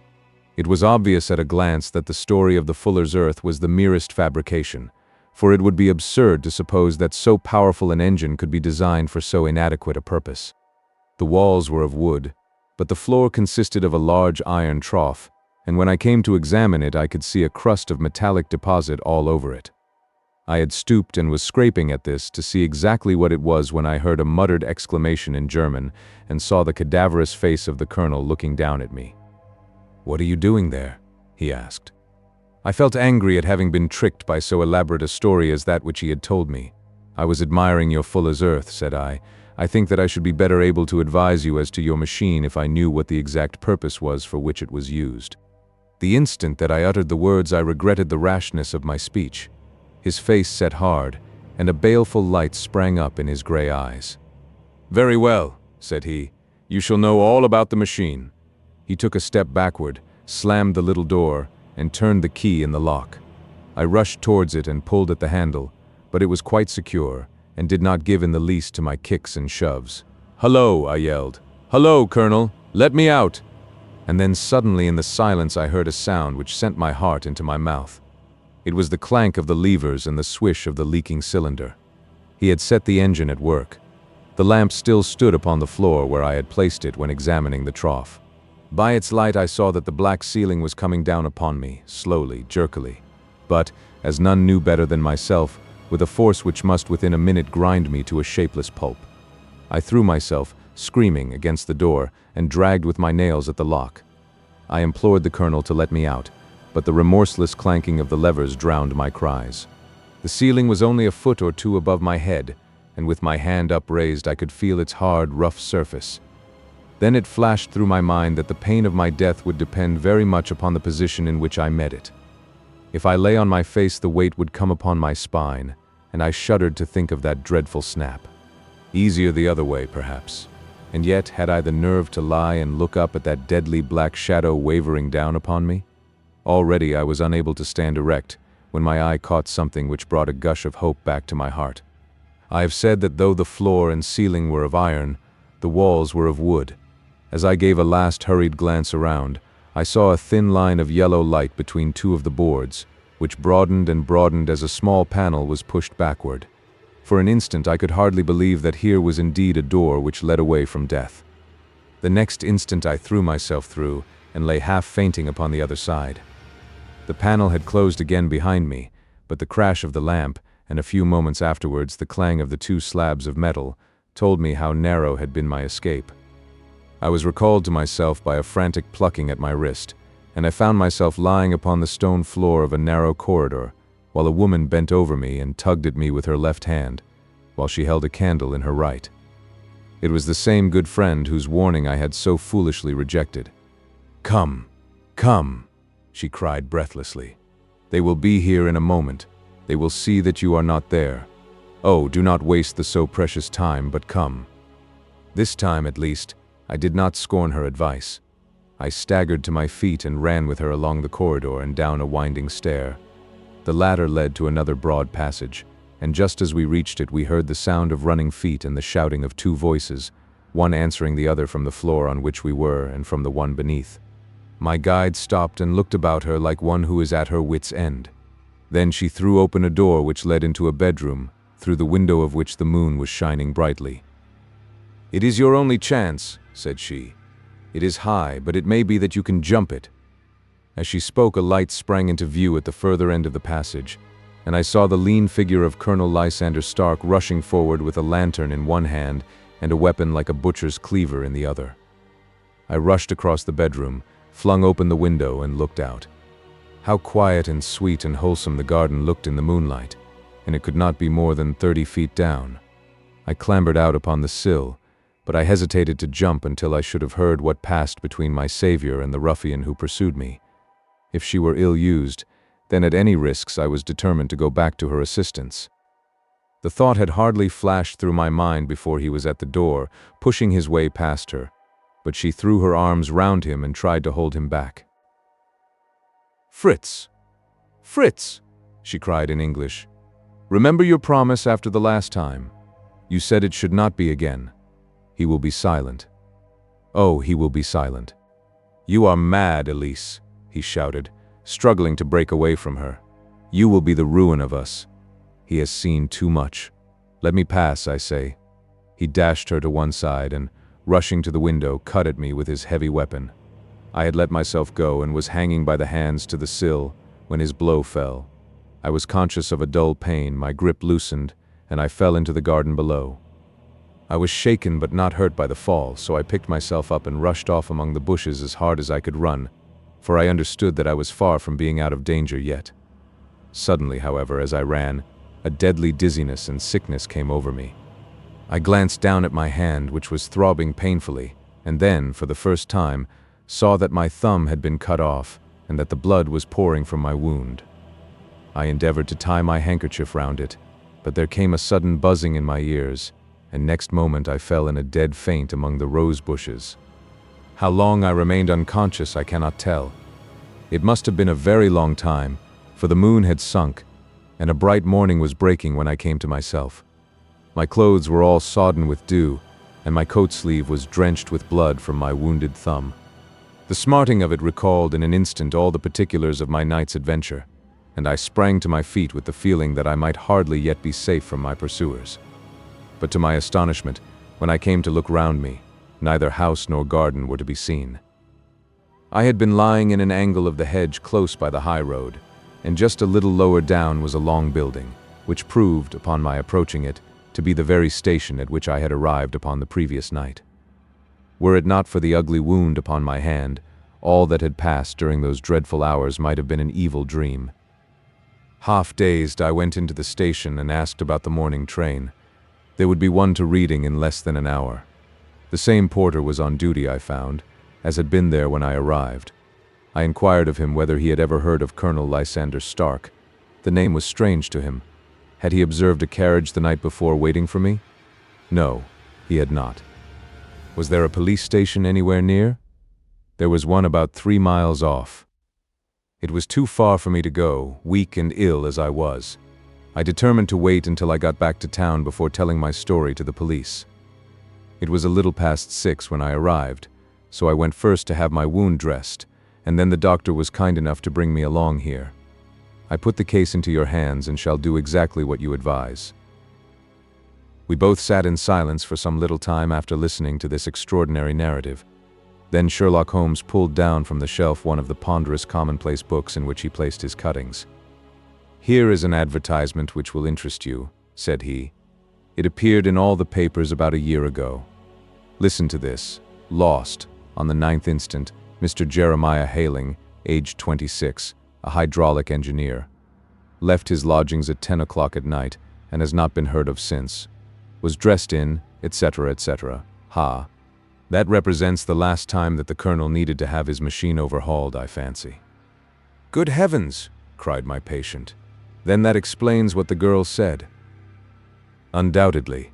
It is quite clear that the colonel was a cool and desperate man, who was absolutely determined that nothing should stand in the way of his little game, like those out-and-out pirates who will leave no survivor from a captured ship.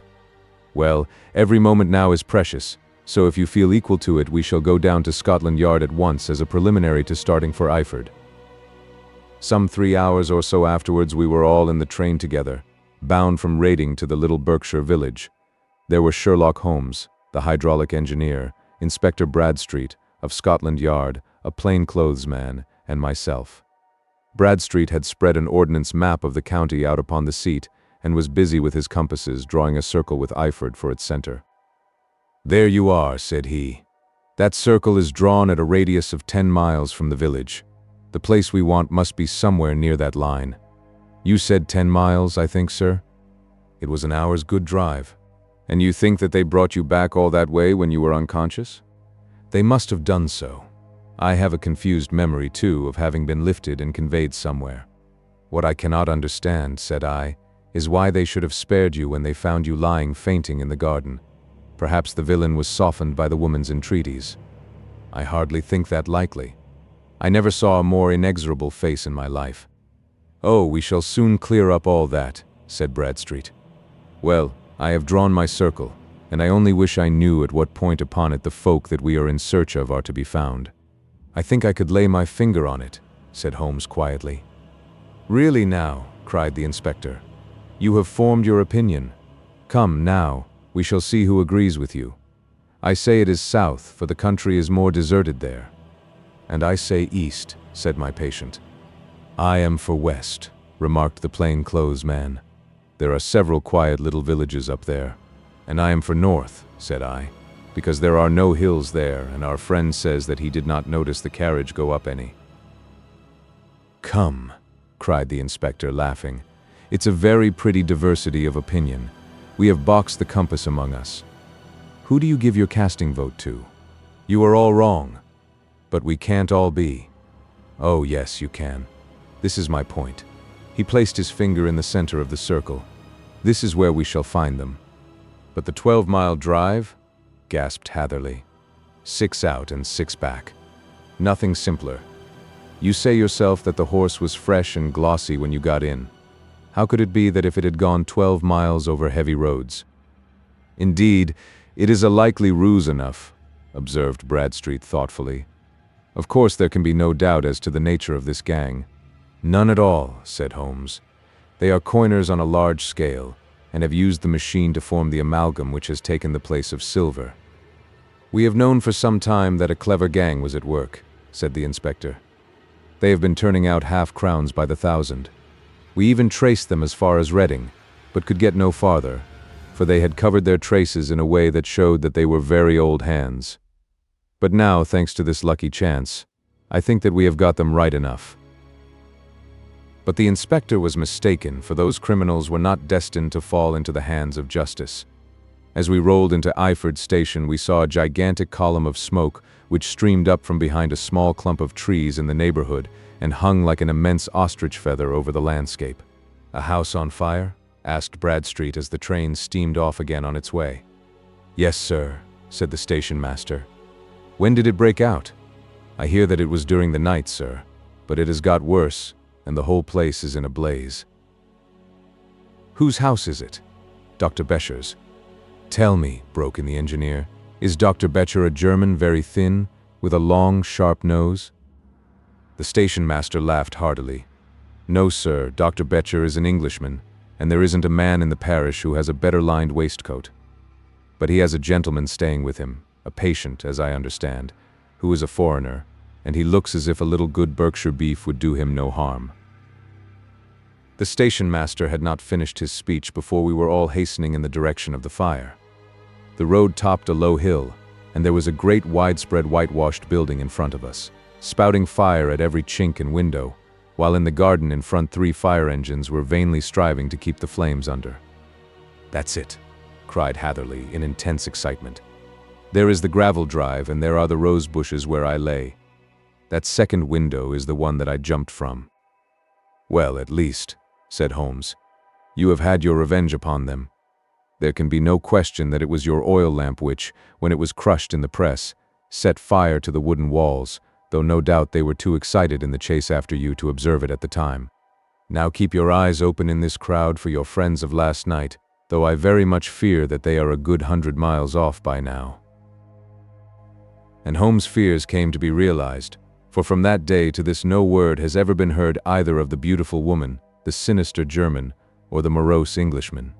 Early that morning a peasant had met a cart containing several people and some very bulky boxes driving rapidly in the direction of Reading, but there all traces of the fugitives disappeared, and even Holmes' ingenuity failed ever to discover the least clue as to their whereabouts. The firemen had been much perturbed at the strange arrangements which they had found within, and still more so by discovering a newly severed human thumb upon a window-sill of the second floor. About sunset, however, their efforts were at last successful, and they subdued the flames, but not before the roof had fallen in, and the whole place been reduced to such absolute ruin that, save some twisted cylinders and iron piping, not a trace remained of the machinery which had cost our unfortunate acquaintance so dearly. Large masses of nickel and of tin were discovered stored in an outhouse, but no coins were to be found, which may have explained the presence of those bulky boxes which have been already referred to. How our hydraulic engineer had been conveyed from the garden to the spot where he recovered his senses might have remained forever a mystery were it not for the soft mold, which told us a very plain tale. He had evidently been carried down by 2 persons, one of whom had remarkably small feet and the other unusually large ones.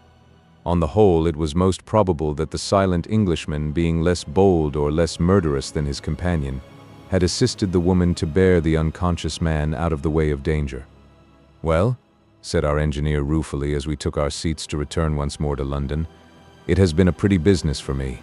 I have lost my thumb, and I have lost a 50-guinea fee, and what have I gained?" "Experience," said Holmes, laughing. "Indirectly it may be of value, you know. You have only to put it into words to gain the reputation of being excellent company for the remainder of your existence." 10. The Adventure of the Noble Bachelor. The Lord St. Simon marriage and its curious termination have long ceased to be a subject of interest in those exalted circles in which the unfortunate bridegroom moves. Fresh scandals have eclipsed it, and their more piquant details have drawn the gossips away from this 4-year-old drama. As I have reason to believe, however, that the full facts have never been revealed to the general public, and as my friend Sherlock Holmes had a considerable share in clearing the matter up, I feel that no memoir of him would be complete without some little sketch of this remarkable episode. It was a few weeks before my own marriage, during the days when I was still sharing rooms with Holmes in Baker Street, that he came home from an afternoon stroll to find a letter on the table waiting for him. I had remained indoors all day, for the weather had taken a sudden turn to rain, with high autumnal winds, and the Jezzail bullet which I had brought back in one of my limbs as a relic of my Afghan campaign throbbed with dull persistence.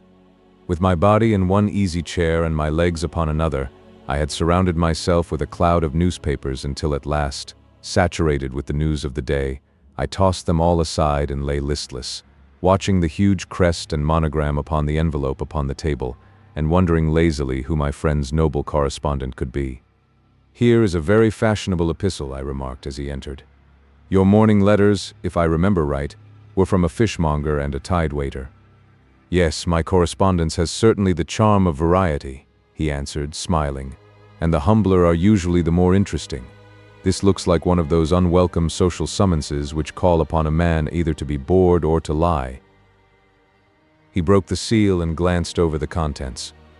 "Oh, come, it may prove to be something of interest after all."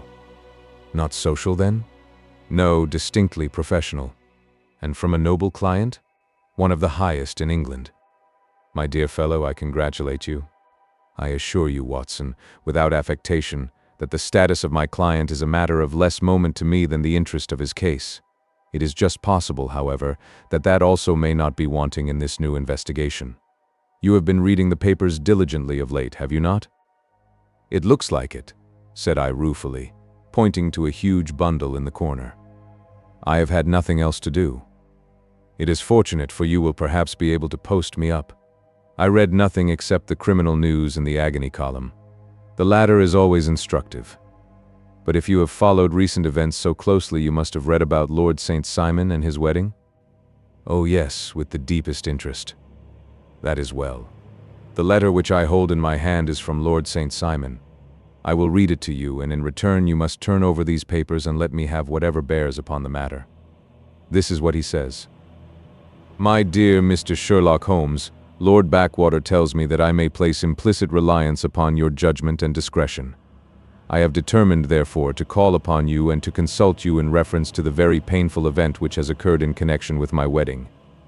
Mr. Lestrade of Scotland Yard is acting already in the matter, but he assures me that he sees no objection to your cooperation, and that he even thinks that it might be of some assistance. I will call at 4 o'clock in the afternoon, and, should you have any other engagement at that time, I hope that you will postpone it, as this matter is of paramount importance.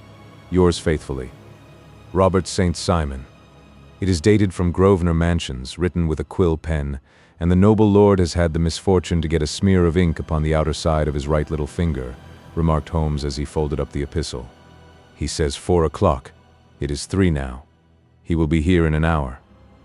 Then I have just time, with your assistance, to get clear upon the subject. Turn over those papers and arrange the extracts in their order of time, while I take a glance as to who our client is." He picked a red-covered volume from a line of books of reference beside the mantelpiece. "Here he is," said he, sitting down and flattening it out upon his knee. "Lord Robert Walsingham de Vere St. Simon, second son of the Duke of Balmoral, hum. Arms, azure, 3 caltrops in chief over a fess sable. Born in 1846. He's 41 years of age, which is mature for marriage. Was Under-Secretary for the Colonies in a late administration.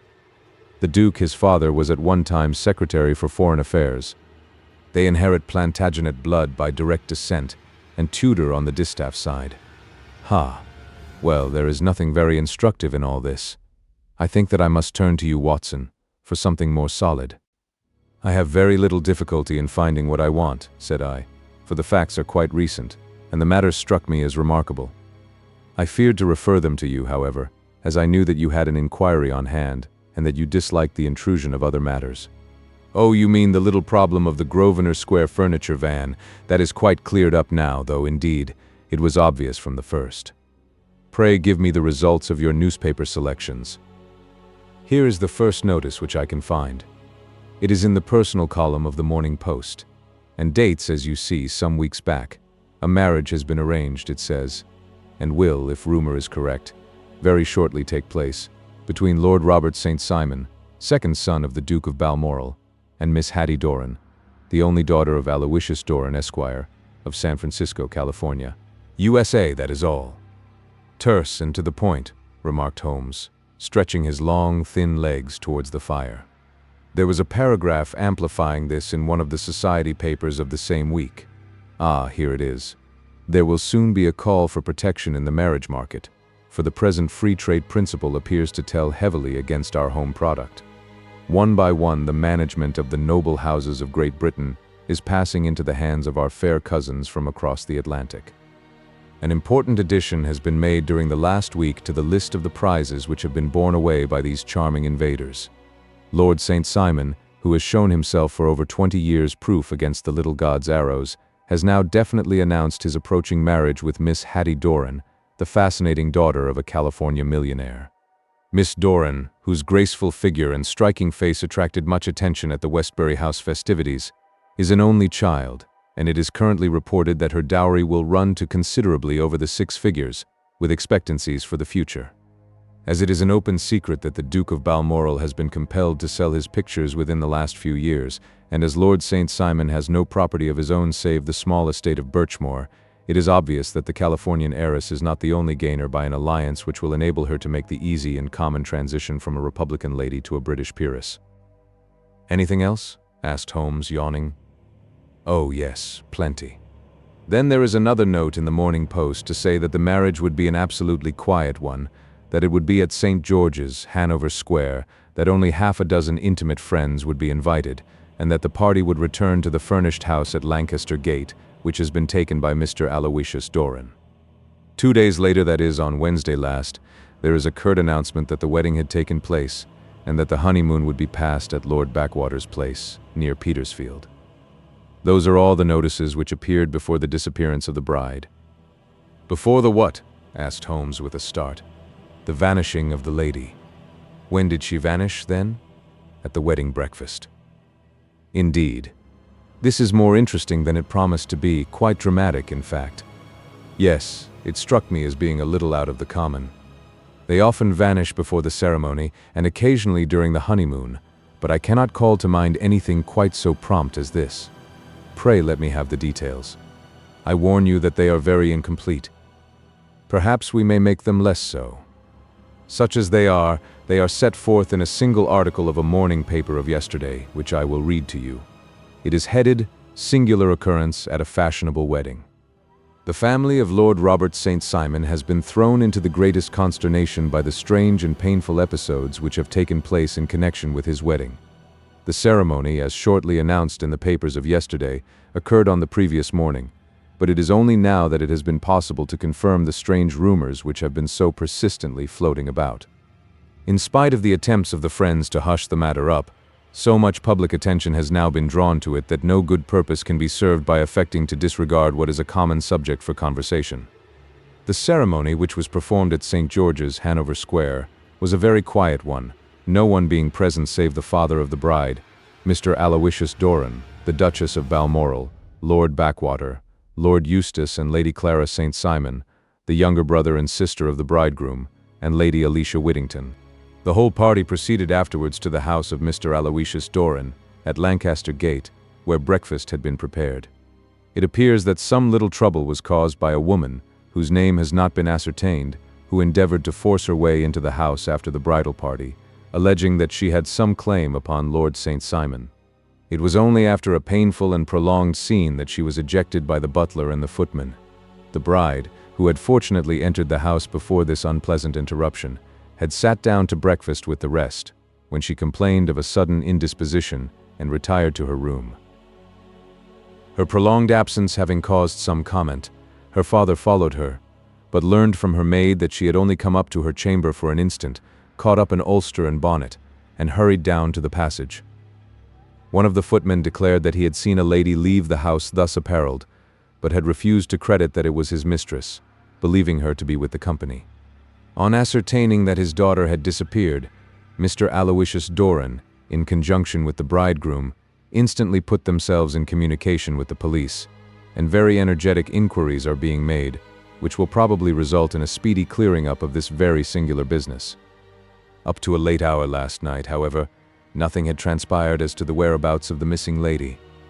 There are rumors of foul play in the matter, and it is said that the police have caused the arrest of the woman who had caused the original disturbance, in the belief that, from jealousy or some other motive, she may have been concerned in the strange disappearance of the bride.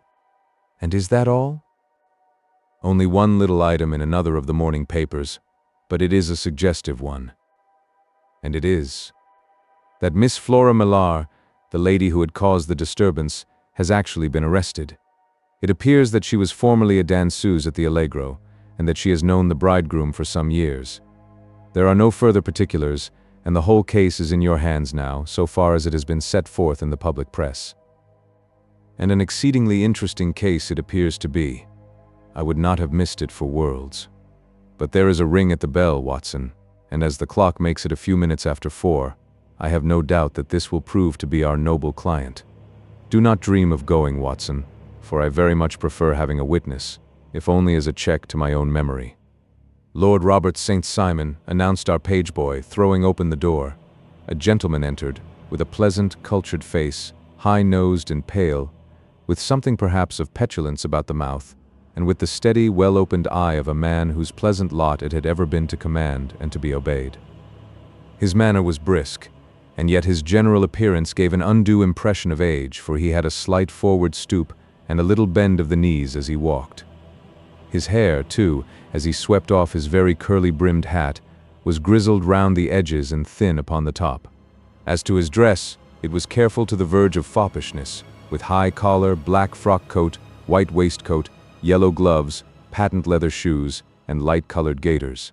He advanced slowly into the room, turning his head from left to right and swinging in his right hand the cord which held his golden eyeglasses. "Good day, Lord St. Simon," said Holmes, rising and bowing. "Pray take the basket chair. This is my friend and colleague, Dr. Watson.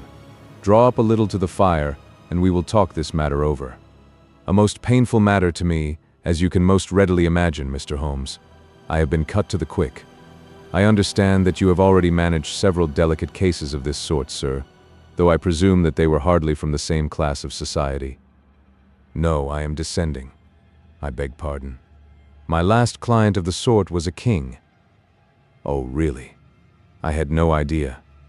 And which king?" "The King of Scandinavia." "What? Had he lost his wife?"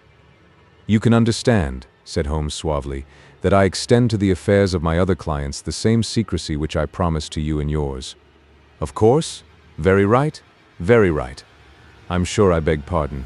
As to my own case, I am ready to give you any information which may assist you in forming an opinion." "Thank you. I have already learned all that is in the public prints, nothing more. I presume that I may take it as correct, this article, for example, as to the disappearance of the bride." Lord St. Simon glanced over it. "Yes, it is correct, as far as it goes. But it needs a great deal of supplementing before anyone could offer an opinion. I think that I may arrive at my facts most directly by questioning you." "Pray do so." "When did you first meet Miss Hattie Doran?" "In San Francisco, a year ago." "You were traveling in the States?" "Yes." "Did you become engaged then?" "No." "But you were on a friendly footing?" "I was amused by her society, and she could see that I was amused." "Her father is very rich?" "He is said to be the richest man on the Pacific slope." "And how did he make his money?" "In mining. He had nothing a few years ago. Then he struck gold, invested it, and came up by leaps and bounds. Now, what is your own impression as to the young lady's, your wife's, character?" The nobleman swung his glasses a little faster and stared down into the fire. "You see, Mr. Holmes," said he, "my wife was 20 before her father became a rich man. During that time she ran free in a mining camp and wandered through woods or mountains, so that her education has come from nature rather than from the schoolmaster. She is what we call in England a tomboy, with a strong nature, wild and free, unfettered by any sort of traditions. She is impetuous, volcanic, I was about to say. She is swift in making up her mind and fearless in carrying out her resolutions. On the other hand, I would not have given her the name which I have the honor to bear." He gave a little stately cough, had I not thought her to be at bottom a noble woman. I believe that she is capable of heroic self-sacrifice and that anything dishonorable would be repugnant to her. Have you her photograph? I brought this with me. He opened a locket and showed us the full face of a very lovely woman. It was not a photograph but an ivory miniature, and the artist had brought out the full effect of the lustrous black hair, the large dark eyes, and the exquisite mouth. Holmes gazed long and earnestly at it. Then he closed the locket and handed it back to Lord St. Simon. The young lady came to London then, and you renewed your acquaintance? Yes, her father brought her over for this last London season. I met her several times, became engaged to her, and have now married her. She brought, I understand, a considerable dowry, a fair dowry, not more than is usual in my family. And this, of course, remains to you, since the marriage is a fait accompli? I really have made no inquiries on the subject. Very naturally not. Did you see Miss Doran on the day before the wedding? Yes. Was she in good spirits? Never better. She kept talking of what we should do in our future lives. Indeed. That is very interesting. And on the morning of the wedding? She was as bright as possible, at least until after the ceremony. And did you observe any change in her then? Well, to tell the truth, I saw then the first signs that I had ever seen that her temper was just a little sharp. The incident, however, was too trivial to relate, and can have no possible bearing upon the case. Pray let us have it, for all that. Oh, it is childish. She dropped her bouquet as we went towards the vestry. She was passing the front pew at the time, and it fell over into the pew. There was a moment's delay, but the gentleman in the pew handed it up to her again, and it did not appear to be the worse for the fall. Yet when I spoke to her of the matter, she answered me abruptly, and in the carriage, on our way home, she seemed absurdly agitated over this trifling cause. Indeed, you say that there was a gentleman in the pew. Some of the general public were present then? Oh, yes. It is impossible to exclude them when the church is open. This gentleman was not one of your wife's friends? No, no. I call him a gentleman by courtesy, but he was quite a common-looking person.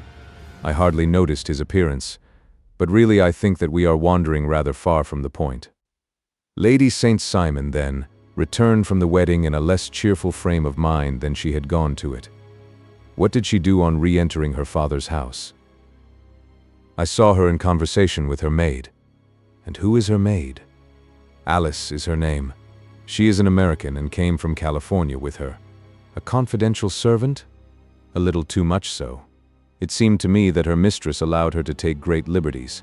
Still, of course, in America they look upon these things in a different way. How long did she speak to this Alice? Oh, a few minutes.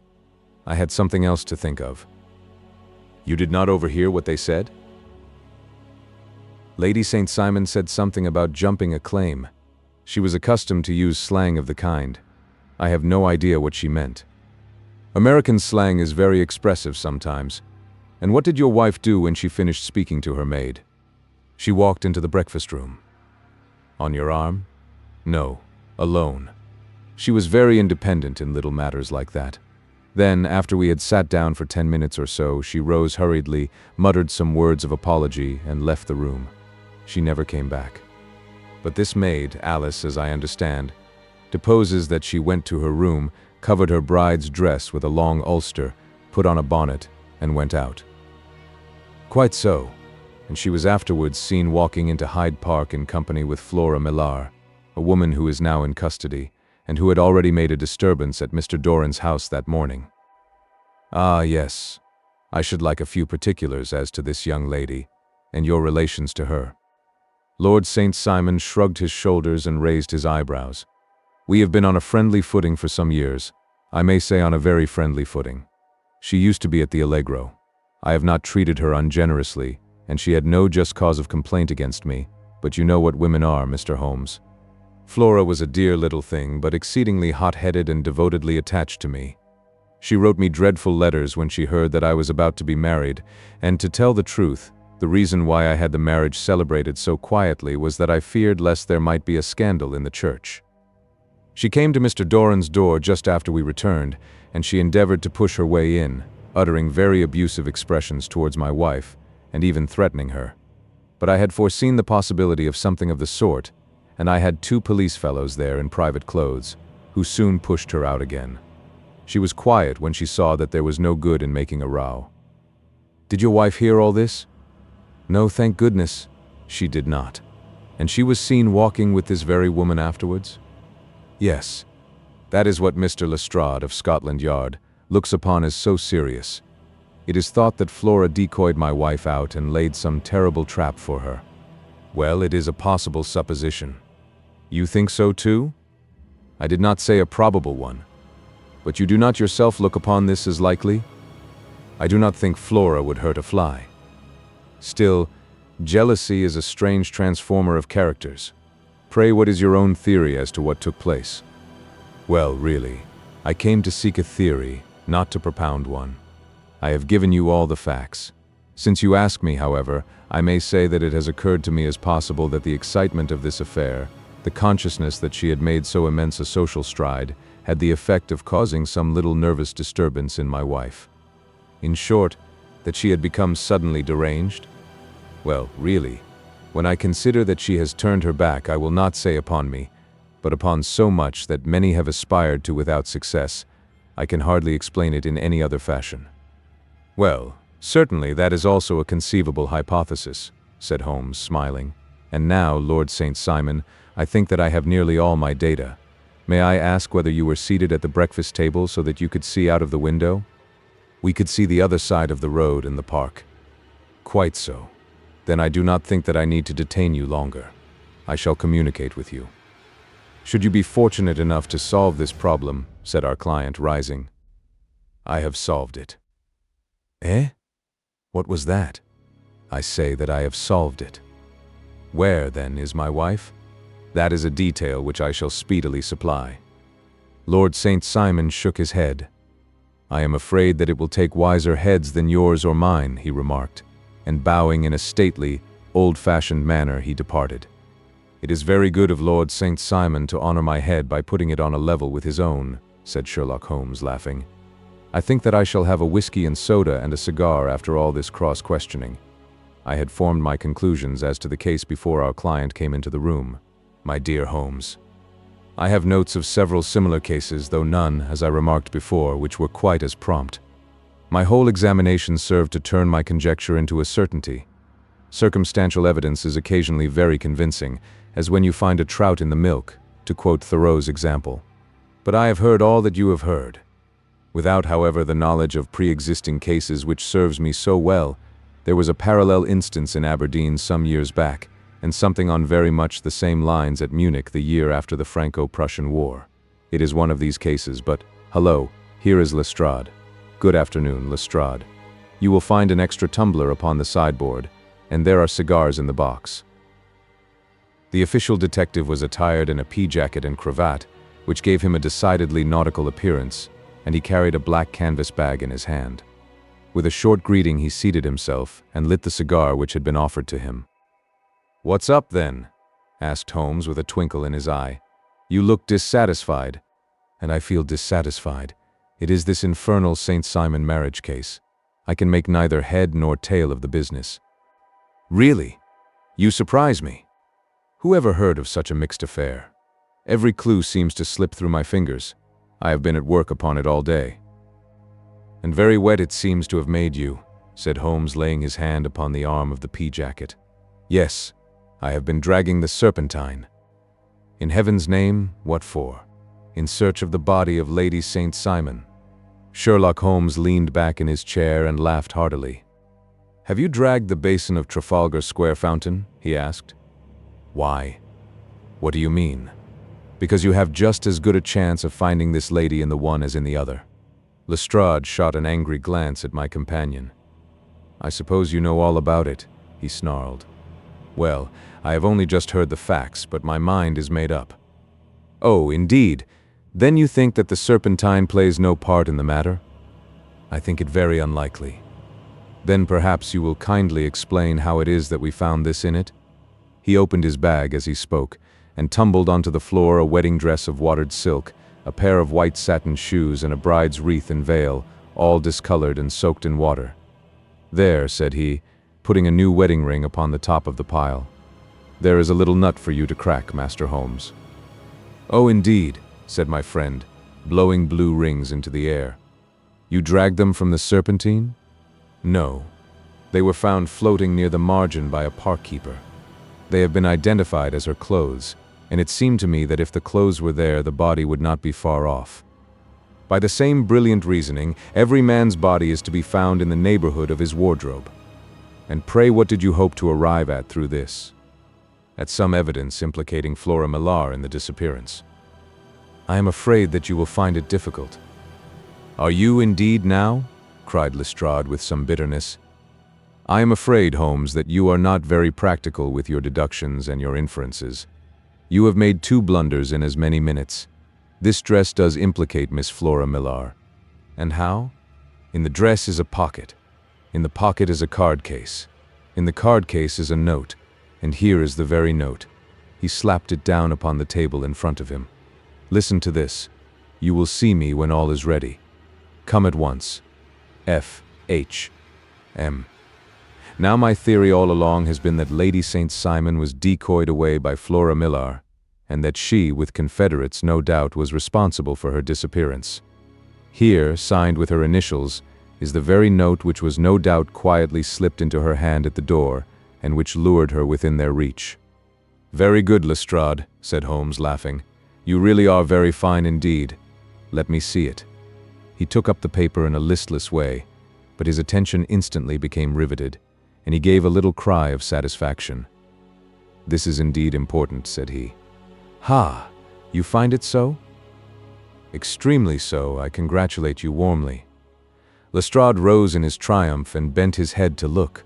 "Why," he shrieked, "you're looking at the wrong side. On the contrary, this is the right side." "The right side? You're mad. Here is the note written in pencil over here. And over here is what appears to be the fragment of a hotel bill, which interests me deeply." "There's nothing in it." "I looked at it before," said Lestrade. "October 4th, rooms 8 shillings, breakfast 2 shillings 6 pence, cocktail 1 shilling, lunch 2 shillings 6 pence, glass sherry 8 pence. I see nothing in that." "Very likely not. It is most important, all the same. As to the note, it is important also, or at least the initials are, so I congratulate you again." "I've wasted time enough," said Lestrade, rising. "I believe in hard work and not in sitting by the fire spinning fine theories. Good day, Mr. Holmes, and we shall see which gets to the bottom of the matter first." He gathered up the garments, thrust them into the bag, and made for the door. "Just one hint to you, Lestrade," drawled Holmes before his rival vanished. "I will tell you the true solution of the matter. Lady St. Simon is a myth. There is not, and there never has been, any such person." Lestrade looked sadly at my companion. Then he turned to me, tapped his forehead 3 times, shook his head solemnly, and hurried away. He had hardly shut the door behind him when Holmes rose to put on his overcoat. "There is something in what the fellow says about outdoor work," he remarked. "So I think, Watson, that I must leave you to your papers for a little." It was after 5 o'clock when Sherlock Holmes left me, but I had no time to be lonely, for within an hour there arrived a confectioner's man with a very large flat box. This he unpacked with the help of a youth whom he had brought with him, and presently, to my very great astonishment, a quite Epicurean little cold supper began to be laid out upon our humble lodging-house mahogany. There were a couple of brace of cold woodcock, a pheasant, a pâté de foie gras pie with a group of ancient and cobwebby bottles. Having laid out all these luxuries, my 2 visitors vanished away, like the genii of the Arabian Nights, with no explanation save that the things had been paid for and were ordered to this address. Just before 9 o'clock, Sherlock Holmes stepped briskly into the room. His features were gravely set, but there was a light in his eye which made me think that he had not been disappointed in his conclusions. "They have laid the supper, then," he said, rubbing his hands. "You seem to expect company. They have laid for 5. "Yes, I fancy we may have some company dropping in," said he. "I am surprised that Lord St. Simon has not already arrived. Ha! I fancy that I hear his step now upon the stairs." It was indeed our visitor of the afternoon who came bustling in, dangling his glasses more vigorously than ever, and with a very perturbed expression upon his aristocratic features. "My messenger reached you, then?" asked Holmes. "Yes, and I confess that the contents startled me beyond measure. Have you good authority for what you say?" "The best possible." Lord St. Simon sank into a chair and passed his hand over his forehead. "What will the Duke say," he murmured, "when he hears that one of the family has been subjected to such humiliation? It is the purest accident. I cannot allow that there is any humiliation." "Ah, you look on these things from another standpoint. I fail to see that anyone is to blame. I can hardly see how the lady could have acted otherwise, though her abrupt method of doing it was undoubtedly to be regretted. Having no mother, she had no one to advise her at such a crisis." "It was a slight, sir, a public slight," said Lord St. Simon, tapping his fingers upon the table. "You must make allowance for this poor girl, placed in so unprecedented a position." "I will make no allowance. I am very angry indeed, and I have been shamefully used." "I think that I heard a ring," said Holmes. "Yes, there are steps on the landing. If I cannot persuade you to take a lenient view of the matter, Lord St. Simon, I have brought an advocate here who may be more successful." He opened the door and ushered in a lady and gentleman. "Lord St. Simon," said he, "allow me to introduce you to Mr. and Mrs. Francis Hay Moulton. The lady I think you have already met." At the sight of these newcomers, our client had sprung from his seat and stood very erect, with his eyes cast down and his hand thrust into the breast of his frock coat, a picture of offended dignity. The lady had taken a quick step forward and had held out her hand to him, but he still refused to raise his eyes. It was as well for his resolution, perhaps, for her pleading face was one which it was hard to resist. "You're angry, Robert," said she. "Well, I guess you have every cause to be." "Pray make no apology to me," said Lord St. Simon bitterly. "Oh yes, I know that I have treated you real bad and that I should have spoken to you before I went, but I was kind of rattled, and from the time when I saw Frank here again I just didn't know what I was doing or saying. I only wonder I didn't fall down and do a faint right there before the altar." "Perhaps, Mrs. Moulton, you would like my friend and me to leave the room while you explain this matter?" "If I may give an opinion," remarked the strange gentleman, "we've had just a little too much secrecy over this business already. For my part, I should like all Europe and America to hear the rights of it." He was a small, wiry, sunburnt man, clean-shaven, with a sharp face and alert manner. "Then I'll tell our story right away," said the lady. "Frank here and I met in '84 in McQuire's camp near the Rockies where Pa was working a claim. We were engaged to each other, Frank and I, but then one day Father struck a rich pocket and made a pile, while poor Frank here had a claim that petered out and came to nothing. The richer Pa grew, the poorer was Frank, so at last Pa wouldn't hear of our engagement lasting any longer, and he took me away to Frisco. Frank wouldn't throw up his hand though, so he followed me there, and he saw me without Pa knowing anything about it. It would only have made him mad to know, so we just fixed it all up for ourselves. Frank said that he would go and make his pile too, and never come back to claim me until he had as much as Pa. So then I promised to wait for him to the end of time and pledged myself not to marry anyone else while he lived. "Why shouldn't we be married right away then?" said he. "And then I will feel sure of you, and I won't claim to be your husband until I come back." Well, we talked it over, and he had fixed it all up so nicely, with a clergyman all ready and waiting, that we just did it right there. And then Frank went off to seek his fortune, and I went back to Pa. The next I heard of Frank was that he was in Montana, and then he went prospecting in Arizona, and then I heard of him from New Mexico. After that came a long newspaper story about how a miners' camp had been attacked by Apache Indians, and there was my Frank's name among the killed. I fainted dead away, and I was very sick for months after. Pa thought I had a decline and took me to half the doctors in Frisco. Not a word of news came for a year and more, so that I never doubted that Frank was really dead. Then Lord St. Simon came to Frisco and we came to London, and a marriage was arranged and Pa was very pleased. But I felt all the time that no man on this earth would ever take the place in my heart that had been given to my poor Frank. Still, if I had married Lord St. Simon, of course I'd have done my duty by him. We can't command our love, but we can our actions. I went to the altar with him with the intention to make him just as good a wife as it was in me to be. But you may imagine what I felt when, just as I came to the altar rails, I glanced back and saw Frank standing and looking at me out of the first pew. I thought it was his ghost at first. but when I looked again there he was still, with a kind of question in his eyes, as if to ask me whether I were glad or sorry to see him. I wonder I didn't drop. I know that everything was turning round, and the words of the clergyman were just like the buzz of a bee in my ear. I didn't know what to do. Should I stop the service and make a scene in the church? I glanced at him again, and he seemed to know what I was thinking, for he raised his finger to his lips to tell me to be still. Then I saw him scribble on a piece of paper, and I knew that he was writing me a note. As I passed his pew on the way out, I dropped my bouquet over to him, and he slipped the note into my hand when he returned me the flowers. It was only a line asking me to join him when he made the sign to me to do so. Of course, I never doubted for a moment that my first duty was now to him, and I determined to do just whatever he might direct. When I got back, I told my maid, who had known him in California and had always been his friend. I ordered her to say nothing, but to get a few things packed and my ulster ready. I know I ought to have spoken to Lord St. Simon, but it was dreadful hard before his mother and all those great people. I just made up my mind to run away and explain afterwards. I hadn't been at the table 10 minutes before I saw Frank out of the window at the other side of the road. He beckoned to me and then began walking into the park. I slipped out, put on my things, and followed him. Some woman came talking something or other about Lord St. Simon to me. Seemed to me from the little I heard as if he had a little secret of his own before marriage also, but I managed to get away from her and soon overtook Frank.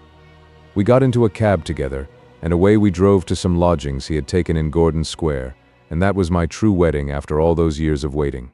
Frank had been a prisoner among the Apaches, had escaped, came on to Frisco, found that I had given him up for dead and had gone to England, followed me there, and had come upon me at last on the very morning of my second wedding. I saw it in a paper, explained the American. It gave the name and the church, but not where the lady lived. Then we had a talk as to what we should do, and Frank was all for openness. But I was so ashamed of it all that I felt as if I should like to vanish away and never see any of them again, just sending a line to Pa, perhaps, to show him that I was alive. It was awful to me to think of all those lords and ladies sitting round that breakfast table and waiting for me to come back. So Frank took my wedding clothes and things and made a bundle of them, so that I should not be traced, and dropped them away somewhere where no one could find them. It is likely that we should have gone on to Paris tomorrow, only that this good gentleman, Mr. Holmes, came round to us this evening, though how he found us is more than I can think, and he showed us very clearly and kindly that I was wrong, and that Frank was right, and that we should be putting ourselves in the wrong if we were so secret. Then he offered to give us a chance of talking to Lord St. Simon alone, and so we came right away round to his rooms at once. Now, Robert, you have heard it all, and I am very sorry if I have given you pain, and I hope that you do not think very meanly of me. Lord St. Simon had by no means relaxed his rigid attitude, but had listened with a frowning brow and a compressed lip to this long narrative. "Excuse me," he said, "but it is not my custom to discuss my most intimate personal affairs in this public manner." "Then you won't forgive me? You won't shake hands before I go?" "Oh, certainly, if it would give you any pleasure." He put out his hand and coldly grasped that which she extended to him. "I had hoped," suggested Holmes, "that you would have joined us in a friendly supper." "I think that there you ask a little too much," responded his lordship. "I may be forced to acquiesce in these recent developments, but I can hardly be expected to make merry over them. I think that with your permission I will now wish you all a very good night." He included us all in a sweeping bow and stalked out of the room. "Then I trust that you at least will honor me with your company," said Sherlock Holmes. "It is always a joy to meet an American, Mr. Moulton, for I am one of those who believe that the folly of a monarch and the blundering of a minister in far-gone years will not prevent our children from being someday citizens of the same world-wide country under a flag which shall be a quartering of the Union Jack with the stars and stripes." "The case has been an interesting one," remarked Holmes when our visitors had left us, "because it serves to show very clearly how simple the explanation may be of an affair which at first sight seems to be almost inexplicable. Nothing could be more natural than the sequence of events as narrated by this lady, and nothing stranger than the result when viewed, for instance, by Mr. Lestrade of Scotland Yard." "You were not yourself at fault at all, then?" "From the first, two facts were very obvious to me. The one that the lady had been quite willing to undergo the wedding ceremony, the other that she had repented of it within a few minutes of returning home. Obviously something had occurred during the morning then, to cause her to change her mind. What could that something be? She could not have spoken to anyone when she was out, for she had been in the company of the bridegroom. Had she seen someone then? If she had, it must be someone from America, because she had spent so short a time in this country that she could hardly have allowed anyone to acquire so deep an influence over her that the mere sight of him would induce her to change her plans so completely. You see, we have already arrived, by a process of exclusion, at the idea that she might have seen an American. Then who could this American be, and why should he possess so much influence over her? It might be a lover, it might be a husband. Her young womanhood had, I knew, been spent in rough scenes and under strange conditions. So far I had got before I ever heard Lord St. Simon's narrative, when he told us of a man in a pew, of the change in the bride's manner, of so transparent a device for obtaining a note as the dropping of a bouquet, of her resort to her confidential maid, and of her very significant allusion to claim jumping, which in miners' parlance means taking possession of that which another person has a prior claim to. The whole situation became absolutely clear. She had gone off with a man, and the man was either a lover or was a previous husband, the chances being in favor of the latter. And how in the world did you find them? It might have been difficult, but friend Lestrade held information in his hands the value of which he did not himself know. The initials were, of course, of the highest importance, but more valuable still was it to know that within a week he had settled his bill at one of the most select London hotels. How did you deduce the select? By the select prices. 8 shillings for a bed and 8 pence for a glass of sherry pointed to one of the most expensive hotels. There are not many in London which charge at that rate. In the second one, which I visited in Northumberland Avenue, I learned by an inspection of the book that Francis H. Moulton, an American gentleman, had left only the day before, and on looking over the entries against him, I came upon the very items which I had seen in the duplicate bill. His letters were to be forwarded to 226 Gordon Square, so thither I traveled, and being fortunate enough to find the loving couple at home, I ventured to give them some paternal advice and to point out to them that it would be better in every way that they should make their position a little clearer both to the general public and to Lord St. Simon in particular. I invited them to meet him here, and as you see, I made him keep the appointment. But with no very good result, I remarked. His conduct was certainly not very gracious. "Ah, Watson," said Holmes, smiling, "perhaps you would not be very gracious either if, after all the trouble of wooing and wedding, you found yourself deprived in an instant of wife and of fortune. I think that we may judge Lord St. Simon very mercifully and thank our stars that we are never likely to find ourselves in the same position. Draw your chair up and hand me my violin, for the only problem we have still to solve is how to while away these bleak autumnal evenings." 11. The Adventure of the Beryl Coronet. "Holmes," said I as I stood one morning in our bow window looking down the street, "here is a madman coming along. It seems rather sad that his relatives should allow him to come out alone." My friend rose lazily from his armchair and stood with his hands in the pockets of his dressing gown, looking over my shoulder. It was a bright, crisp February morning, and the snow of the day before still lay deep upon the ground, shimmering brightly in the wintry sun. Down the center of Baker Street it had been plowed into a brown, crumbly band by the traffic, but at either side and on the heaped-up edges of the footpaths it still lay as white as when it fell. The gray pavement had been cleaned and scraped, but was still dangerously slippery, so that there were fewer passengers than usual. Indeed, from the direction of the Metropolitan Station no one was coming save the single gentleman whose eccentric conduct had drawn my attention. He was a man of about 50, tall, portly, and imposing, with a massive, strongly marked face and a commanding figure. He was dressed in a somber yet rich style in black frock coat, shining hat, neat brown gaiters, and well-cut pearl-gray trousers. Yet his actions were an absurd contrast to the dignity of his dress and features, for he was running hard, with occasional little springs, such as a weary man gives who is little accustomed to set any tax upon his legs. As he ran, he jerked his hands up and down, waggled his head, and writhed his face into the most extraordinary contortions. "What on earth can be the matter with him?" I asked. "He is looking up at the numbers of the houses." "I believe that he is coming here," said Holmes, rubbing his hands. "Here?" "Yes. I rather think he is coming to consult me professionally. I think that I recognize the symptoms." "Ha, did I not tell you?" As he spoke, the man, puffing and blowing, rushed at our door and pulled at our bell until the whole house resounded with the clanging. A few moments later he was in our room, still puffing, still gesticulating, but with so fixed a look of grief and despair in his eyes that our smiles were turned in an instant to horror and pity. For a while he could not get his words out, but swayed his body and plucked at his hair like one who has been driven to the extreme limits of his reason.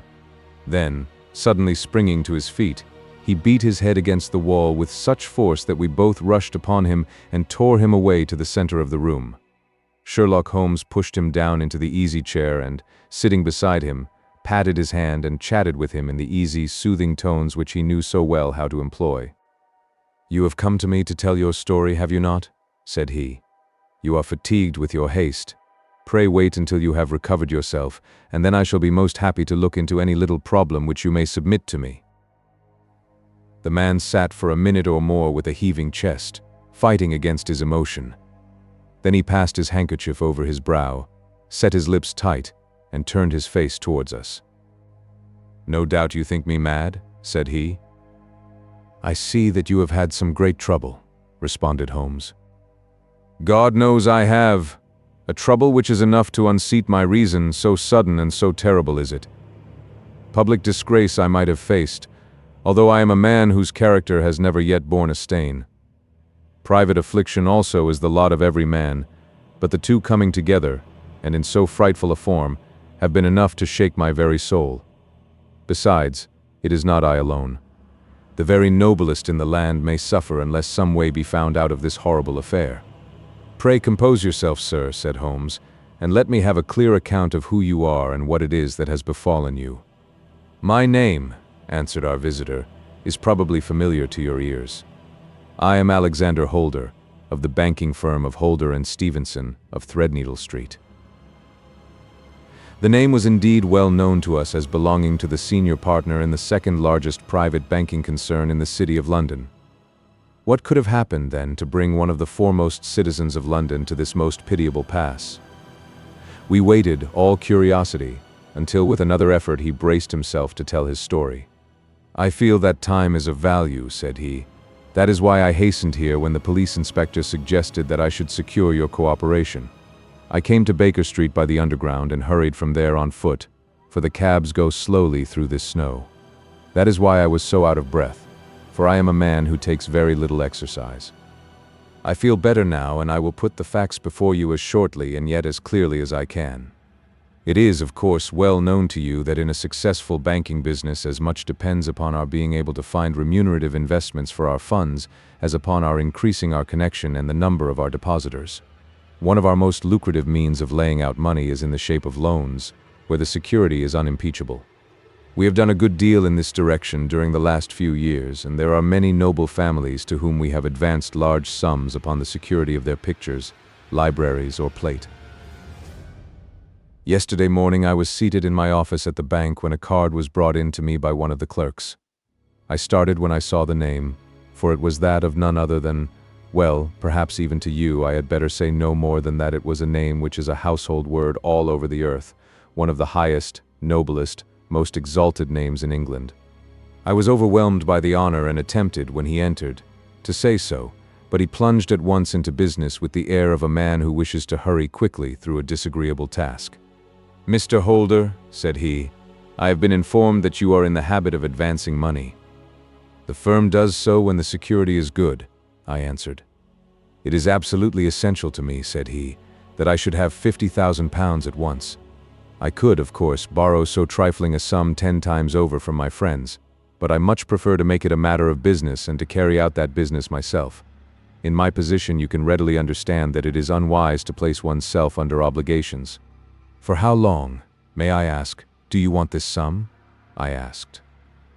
"Next Monday I have a large sum due to me, and I shall then most certainly repay what you advance, with whatever interest you think it right to charge. But it is very essential to me that the money should be paid at once. I should be happy to advance it without further parley from my own private purse," said I, "were it not that the strain would be rather more than it could bear. If, on the other hand, I am to do it in the name of the firm, then in justice to my partner I must insist that, even in your case, every business-like precaution should be taken." "I should much prefer to have it so," said he, raising up a square, black morocco case which he had laid beside his chair. "You have doubtless heard of the Beryl coronet? One of the most precious public possessions of the empire," said I. "Precisely." He opened the case, and there, embedded in soft, flesh-colored velvet, lay the magnificent piece of jewelry which he had named. "There are 39 enormous beryls," said he, "and the price of the gold chasing is incalculable. The lowest estimate would put the worth of the coronet at double the sum which I have asked. I am prepared to leave it with you as my security." I took the precious case into my hands and looked in some perplexity from it to my illustrious client. "You doubt its value?" he asked. "Not at all, I only doubt the propriety of my leaving it. You may set your mind at rest about that. I should not dream of doing so were it not absolutely certain that I should be able in 4 days to reclaim it. It is a pure matter of form. Is the security sufficient?" "Ample. You understand, Mr. Holder, that I am giving you a strong proof of the confidence which I have in you, founded upon all that I have heard of you. I rely upon you not only to be discreet and to refrain from all gossip upon the matter, but, above all, to preserve this coronet with every possible precaution, because I need not say that a great public scandal would be caused if any harm were to befall it. Any injury to it would be almost as serious as its complete loss, for there are no beryls in the world to match these, and it would be impossible to replace them. I leave it with you, however, with every confidence, and I shall call for it in person on Monday morning." Seeing that my client was anxious to leave, I said no more, but, calling for my cashier, I ordered him to pay over £51,000 notes. When I was alone once more, however, with the precious case lying upon the table in front of me, I could not but think with some misgivings of the immense responsibility which it entailed upon me. There could be no doubt that, as it was a national possession, a horrible scandal would ensue if any misfortune should occur to it. I already regretted having ever consented to take charge of it. However, it was too late to alter the matter now, so I locked it up in my private safe and turned once more to my work. When evening came, I felt that it would be an imprudence to leave so precious a thing in the office behind me. Bankers' safes had been forced before now, and why should not mine be? If so, how terrible would be the position in which I should find myself. I determined, therefore, that for the next few days I would always carry the case backward and forward with me, so that it might never be really out of my reach. With this intention, I called a cab and drove out to my house at Streatham, carrying the jewel with me.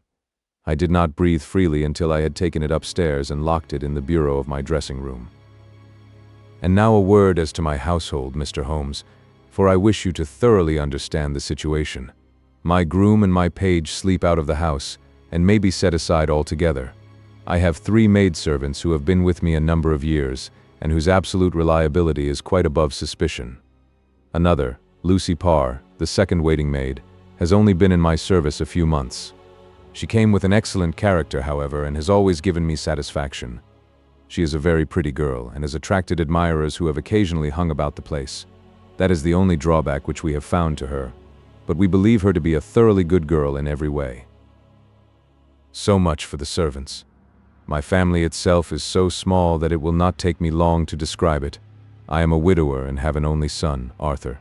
He has been a disappointment to me, Mr. Holmes, a grievous disappointment. I have no doubt that I am myself to blame. People tell me that I have spoiled him. Very likely I have. When my dear wife died, I felt that he was all I had to love. I could not bear to see the smile fade even for a moment from his face. I have never denied him a wish. Perhaps it would have been better for both of us had I been sterner, but I meant it for the best. It was naturally my intention that he should succeed me in my business, but he was not of a business turn. He was wild, wayward, and to speak the truth, I could not trust him in the handling of large sums of money. When he was young, he became a member of an aristocratic club, and there, having charming manners, he was soon the intimate of a number of men with long purses and expensive habits. He learned to play heavily at cards and to squander money on the turf, until he had again and again to come to me and implore me to give him an advance upon his allowance, that he might settle his debts of honor. He tried more than once to break away from the dangerous company which he was keeping, but each time the influence of his friend, Sir George Burnwell, was enough to draw him back again. And indeed, I could not wonder that such a man as Sir George Burnwell should gain an influence over him, for he has frequently brought him to my house, and I have found myself that I could hardly resist the fascination of his manner. He is older than Arthur, a man of the world to his fingertips, one who had been everywhere, seen everything, a brilliant talker, and a man of great personal beauty. Yet when I think of him in cold blood, far away from the glamour of his presence, I am convinced from his cynical speech and the look which I have caught in his eyes that he is one who should be deeply distrusted. So I think, and so too thinks my little Mary, who has a woman's quick insight into character.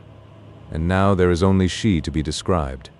She is my niece, but when my brother died 5 years ago and left her alone in the world, I adopted her, and have looked upon her ever since as my daughter. She is a sunbeam in my house, sweet, loving, beautiful, a wonderful manager and housekeeper, yet as tender and quiet and gentle as a woman could be. She is my right hand. I do not know what I could do without her. In only one matter has she ever gone against my wishes. Twice my boy has asked her to marry him, for he loves her devotedly, but each time she has refused him. I think that if anyone could have drawn him into the right path, it would have been she, and that his marriage might have changed his whole life. But now, alas, it is too late, forever too late. Now, Mr. Holmes, you know the people who live under my roof, and I shall continue with my miserable story. When we were taking coffee in the drawing room that night after dinner, I told Arthur and Mary my experience, and of the precious treasure which we had under our roof, suppressing only the name of my client. Lucy Parr, who had brought in the coffee, had, I am sure, left the room, but I cannot swear that the door was closed. Mary and Arthur were much interested and wished to see the famous coronet, but I thought it better not to disturb it. "Where have you put it?" asked Arthur. "In my own bureau." "Well, I hope to goodness the house won't be burgled during the night," said he. "It is locked up," I answered. "Oh, any old key will fit that bureau. When I was a youngster, I have opened it myself with the key of the box-room cupboard." He often had a wild way of talking, so that I thought little of what he said. He followed me to my room, however, that night with a very grave face. "Look here, Dad," said he with his eyes cast down. "Can you let me have £200? "No, I cannot," I answered sharply. "I have been far too generous with you in money matters." "You have been very kind," said he, "but I must have this money, or else I can never show my face inside the club again." "And a very good thing, too," I cried. "Yes, but you would not have me leave it a dishonored man," said he. "I could not bear the disgrace. I must raise the money in some way, and if you will not let me have it, then I must try other means." I was very angry, for this was the third demand during the month. "You shall not have a farthing from me," I cried, on which he bowed and left the room without another word. When he was gone, I unlocked my bureau, made sure that my treasure was safe, and locked it again. Then I started to go round the house to see that all was secure, a duty which I usually leave to Mary, but which I thought it well to perform myself that night. As I came down the stairs, I saw Mary herself at the side window of the hall, which she closed and fastened as I approached. "Tell me, Dad," said she, looking, I thought, a little disturbed, "did you give Lucy, the maid, leave to go out tonight?" "Certainly not. She came in just now by the back door. I have no doubt that she has only been to the side gate to see someone, but I think that it is hardly safe and should be stopped. You must speak to her in the morning, or I will if you prefer it. Are you sure that everything is fastened?" "Quite sure, Dad." "Then, good night." I kissed her and went up to my bedroom again, where I was soon asleep. I am endeavoring to tell you everything, Mr. Holmes, which may have any bearing upon the case, but I beg that you will question me upon any point which I do not make clear. On the contrary, your statement is singularly lucid. I come to a part of my story now in which I should wish to be particularly so. I am not a very heavy sleeper, and the anxiety in my mind tended, no doubt, to make me even less so than usual. About 2 in the morning, then, I was awakened by some sound in the house. It had ceased ere I was wide awake, but it had left an impression behind it, as though a window had gently closed somewhere. I lay listening with all my ears. Suddenly, to my horror, there was a distinct sound of footsteps moving softly in the next room. I slipped out of bed, all palpitating with fear, and peeped round the corner of my dressing-room door. "Arthur!" I screamed. "You villain, you thief! How dare you touch that coronet?" The gas was half up, as I had left it, and my unhappy boy, dressed only in his shirt and trousers, was standing beside the light, holding the coronet in his hands. He appeared to be wrenching at it or bending it with all his strength. At my cry, he dropped it from his grasp and turned as pale as death. I snatched it up and examined it. One of the gold corners with 3 of the barrels in it was missing. "You blackguard!" I shouted, beside myself with rage. "You have destroyed it! You have dishonored me forever! Where are the jewels which you have stolen?" "Stolen!" he cried. "Yes, thief!" I roared, shaking him by the shoulder. "There are none missing." "There cannot be any missing," said he. "There are 3 missing, and you know where they are. Must I call you a liar as well as a thief? Did I not see you trying to tear off another piece?" "You have called me names enough," said he. "I will not stand it any longer. I shall not say another word about this business, since you have chosen to insult me. I will leave your house in the morning and make my own way in the world."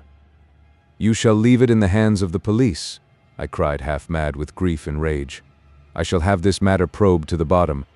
"You shall learn nothing from me," said he, with a passion such as I should not have thought was in his nature.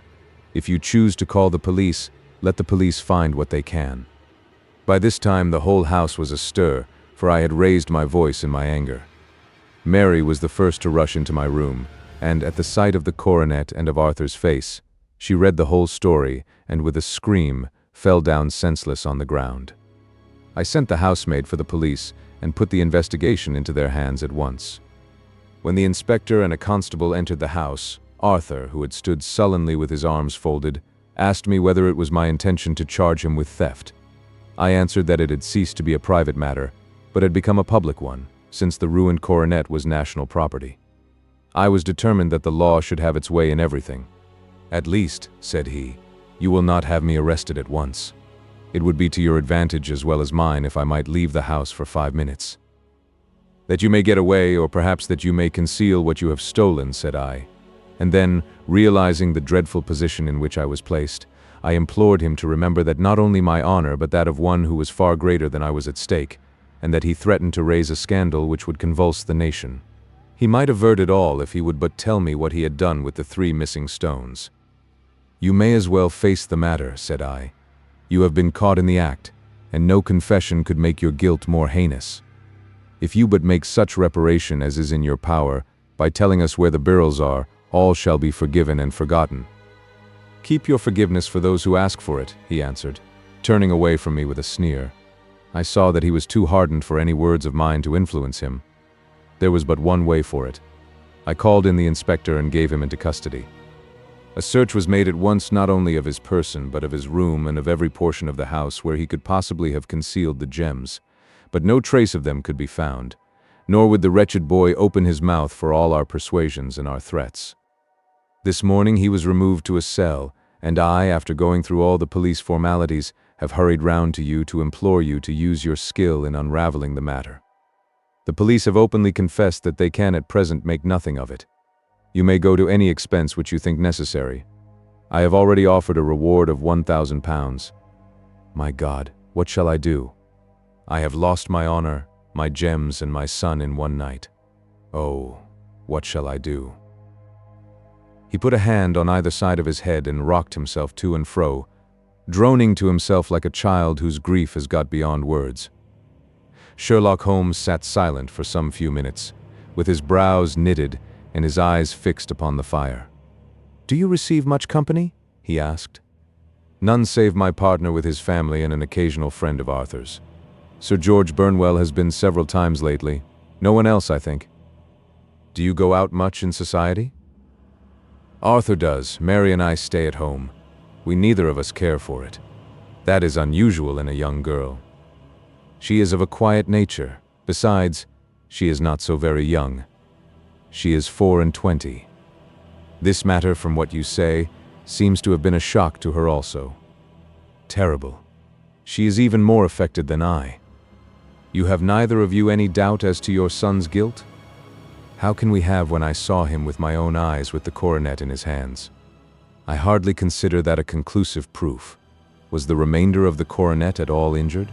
"Yes, it was twisted." "Do you not think, then, that he might have been trying to straighten it?" God bless you. You are doing what you can for him and for me. But it is too heavy a task. What was he doing there at all?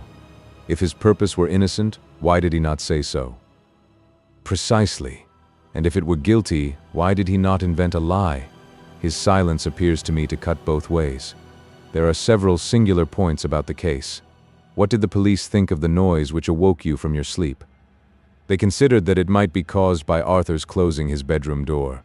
A likely story, as if a man bent on felony would slam his door so as to wake a household. What did they say, then, of the disappearance of these gems?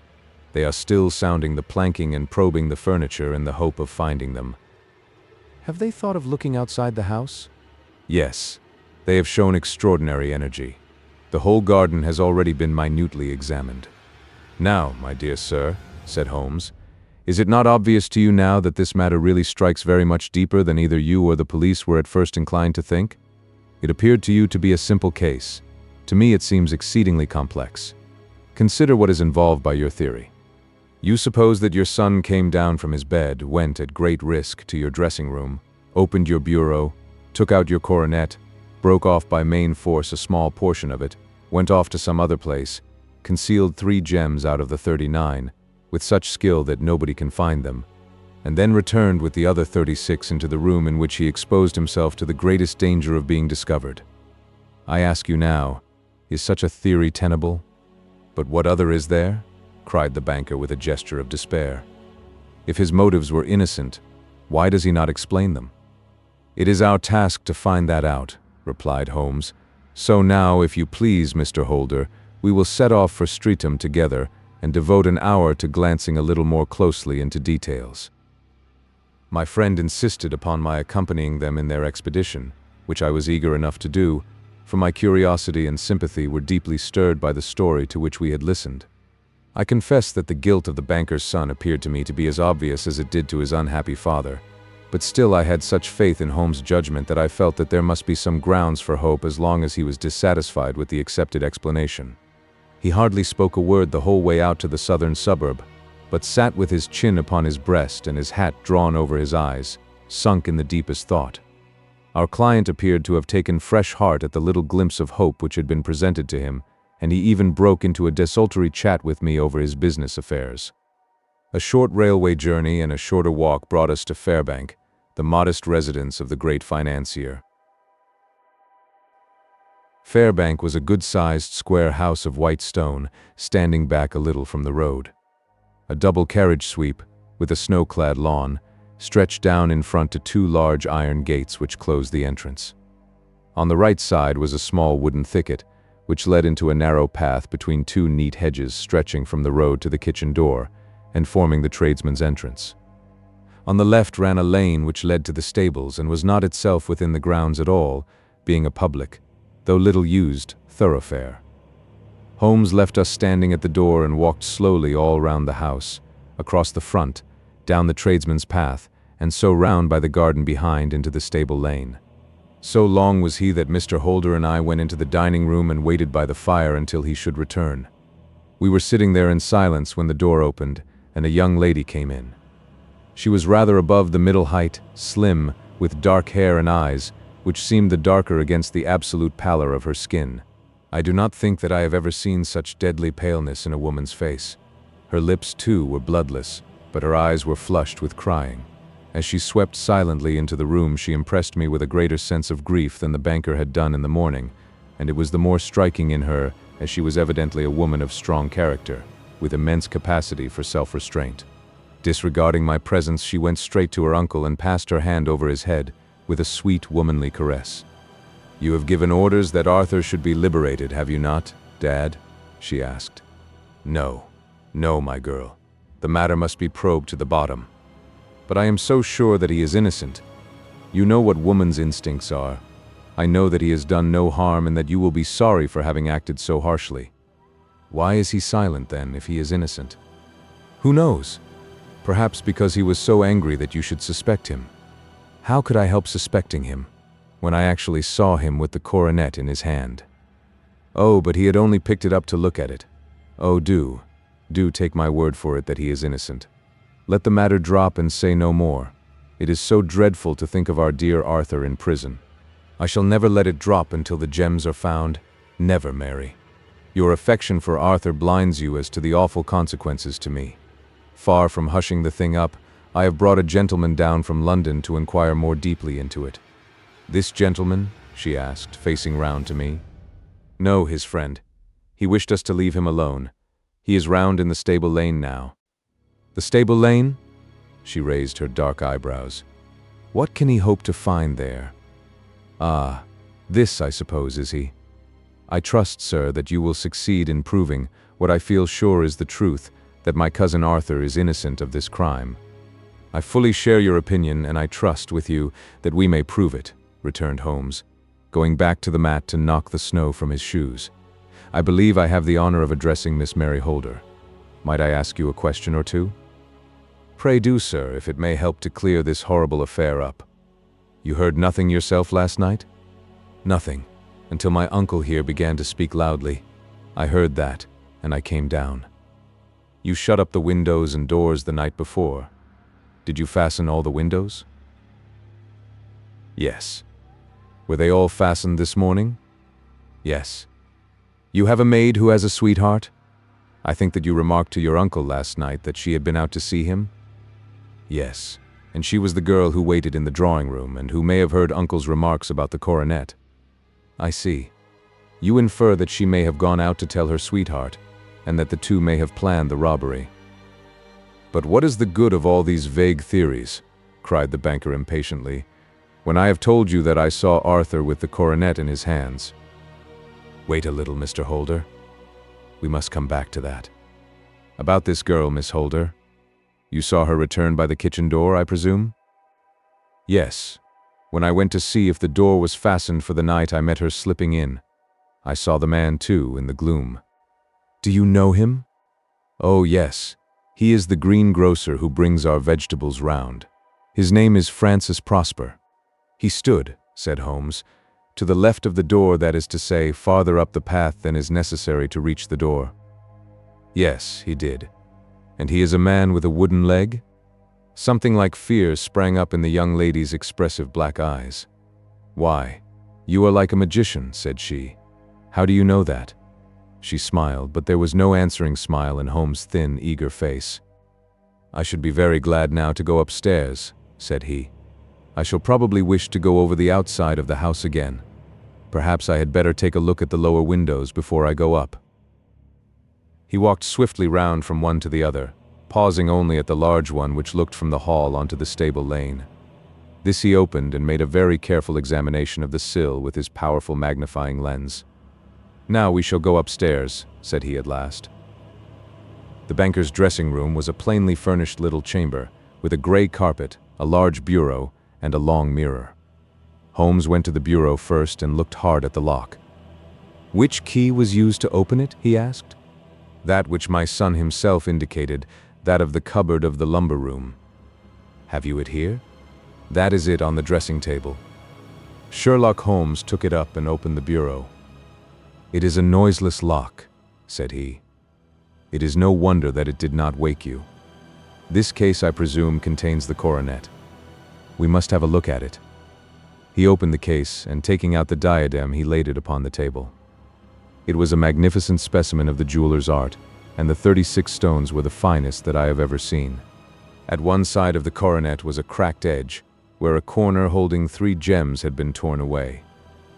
Now, Mr. Holder, said Holmes, here is the corner which corresponds to that which has been so unfortunately lost. Might I beg that you will break it off? The banker recoiled in horror. I should not dream of trying, said he. Then I will. Holmes suddenly bent his strength upon it, but without result. I feel it give a little, said he, but though I am exceptionally strong in the fingers, it would take me all my time to break it. An ordinary man could not do it. Now, what do you think would happen if I did break it, Mr. Holder? There would be a noise like a pistol shot. Do you tell me that all this happened within a few yards of your bed and that you heard nothing of it? I do not know what to think. It is all dark to me. But perhaps it may grow lighter as we go. What do you think, Miss Holder? I confess that I still share my uncle's perplexity. Your son had no shoes or slippers on when you saw him? He had nothing on save only his trousers and shirt. Thank you. We have certainly been favored with extraordinary luck during this inquiry, and it will be entirely our own fault if we do not succeed in clearing the matter up. With your permission, Mr. Holder, I shall now continue my investigations outside. He went alone at his own request, for he explained that any unnecessary footmarks might make his task more difficult. For an hour or more he was at work, returning at last with his feet heavy with snow and his features as inscrutable as ever. I think that I have seen now all that there is to see, Mr. Holder, said he. I can serve you best by returning to my rooms. But the gems, Mr. Holmes, where are they? I cannot tell. The banker wrung his hands. I shall never see them again, he cried. And my son? You give me hopes? My opinion is in no way altered. Then, for God's sake, what was this dark business which was acted in my house last night? If you can call upon me at my Baker Street rooms tomorrow morning between 9 and 10, I shall be happy to do what I can to make it clearer. I understand that you give me carte blanche to act for you, provided only that I get back the gems, and that you place no limit on the sum I may draw. I would give my fortune to have them back. Very good. I shall look into the matter between this and then. Goodbye. It is just possible that I may have to come over here again before evening. It was obvious to me that my companion's mind was now made up about the case, although what his conclusions were was more than I could even dimly imagine. Several times during our homeward journey I endeavored to sound him upon the point, but he always glided away to some other topic, until at last I gave it over in despair. It was not yet 3 when we found ourselves in our rooms once more. He hurried to his chamber and was down again in a few minutes, dressed as a common loafer. With his collar turned up, his shiny, seedy coat, his red cravat, and his worn boots, he was a perfect sample of the class. I think that this should do, said he, glancing into the glass above the fireplace. I only wish that you could come with me, Watson, but I fear that it won't do. I may be on the trail in this matter, or I may be following a will-o'-the-wisp, but I shall soon know which it is. I hope that I may be back in a few hours. He cut a slice of beef from the joint upon the sideboard, sandwiched it between 2 rounds of bread, and thrusting this rude meal into his pocket, he started off upon his expedition. I had just finished my tea when he returned, evidently in excellent spirits, swinging an old elastic-sided boot in his hand. He chucked it down into a corner and helped himself to a cup of tea. I only looked in as I passed, said he. I am going right on. Where to? Oh, to the other side of the West End. It may be some time before I get back. Don't wait up for me in case I should be late. How are you getting on? Oh, so. Nothing to complain of. I have been out to Streatham since I saw you last, but I did not call at the house. It is a very sweet little problem, and I would not have missed it for a good deal. However, I must not sit gossiping here, but must get these disreputable clothes off and return to my highly respectable self. I could see by his manner that he had stronger reasons for satisfaction than his words alone would imply. His eyes twinkled, and there was even a touch of color upon his sallow cheeks. He hastened upstairs, and a few minutes later I heard the slam of the hall door, which told me that he was off once more upon his congenial hunt. I waited until midnight, but there was no sign of his return, so I retired to my room.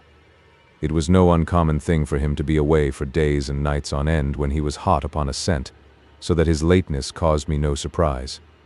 I do not know at what hour he came in, but when I came down to breakfast in the morning there, he was with a cup of coffee in one hand and the paper in the other, as fresh and trim as possible. You will excuse my beginning without you, Watson, said he, but you remember that our client has rather an early appointment this morning. Why? It is after 9 now, I answered. I should not be surprised if that were he. I thought I heard a ring. It was indeed our friend the financier. I was shocked by the change which had come over him, for his face, which was naturally of a broad and massive mold, was now pinched and fallen in, while his hair seemed to me at least a shade whiter. He entered with a weariness and lethargy which was even more painful than his violence of the morning before, and he dropped heavily into the armchair which I pushed forward for him. I do not know what I have done to be so severely tried, said he. Only 2 days ago I was a happy and prosperous man without a care in the world. Now I am left to a lonely and dishonored age. One sorrow comes close upon the heels of another. My niece, Mary, has deserted me. Deserted you? Yes. Her bed this morning had not been slept in, her room was empty, and a note for me lay upon the hall table. I had said to her last night, in sorrow and not in anger, that if she had married my boy all might have been well with him. Perhaps it was thoughtless of me to say so. It is to that remark that she refers in this note. My dearest uncle, I feel that I have brought trouble upon you, and that if I had acted differently this terrible misfortune might never have occurred. I cannot, with this thought in my mind, ever again be happy under your roof, and I feel that I must leave you forever. Do not worry about my future, for that is provided for, and, above all, do not search for me, for it will be fruitless labor and an ill service to me. In life or in death I am ever your loving Mary. What could she mean by that note, Mr. Holmes? Do you think it points to suicide? No, nothing of the kind. It is perhaps the best possible solution. I trust, Mr. Holder, that you are nearing the end of your troubles. Ha! You say so. You have heard something, Mr. Holmes. You have learned something. Where are the gems? You would not think £1,000 apiece an excessive sum for them? I would pay 10. That would be unnecessary. 3,000 will cover the matter, and there is a little reward, I fancy. Have you your checkbook? Here is a pen. Better make it out for £4,000? With a dazed face, the banker made out the required check. Holmes walked over to his desk, took out a little triangular piece of gold with 3 gems in it, and threw it down upon the table. With a shriek of joy, our client clutched it up. "You have it," he gasped. "I am saved! I am saved!" The reaction of joy was as passionate as his grief had been, and he hugged his recovered gems to his bosom. "There is one other thing you owe, Mr. Holder," said Sherlock Holmes rather sternly. "Oh." He caught up a pen. "Name the sum, and I will pay it." "No, the debt is not to me. You owe a very humble apology to that noble lad, your son, who has carried himself in this matter as I should be proud to see my own son do, should I ever chance to have one." "Then it was not Arthur who took them?" "I told you yesterday, and I repeat today, that it was not." "You are sure of it? Then let us hurry to him at once to let him know that the truth is known." "He knows it already. When I had cleared it all up, I had an interview with him, and finding that he would not tell me the story, I told it to him, on which he had to confess that I was right, and to add the very few details which were not yet quite clear to me. Your news of this morning, however, may open his lips. For heaven's sake, tell me then, what is this extraordinary mystery? I will do so, and I will show you the steps by which I reached it. And let me say to you, first, that which it is hardest for me to say and for you to hear. There has been an understanding between Sir George Burnwell and your niece Mary. They have now fled together." "My Mary? Impossible." "It is unfortunately more than possible, it is certain. Neither you nor your son knew the true character of this man when you admitted him into your family circle.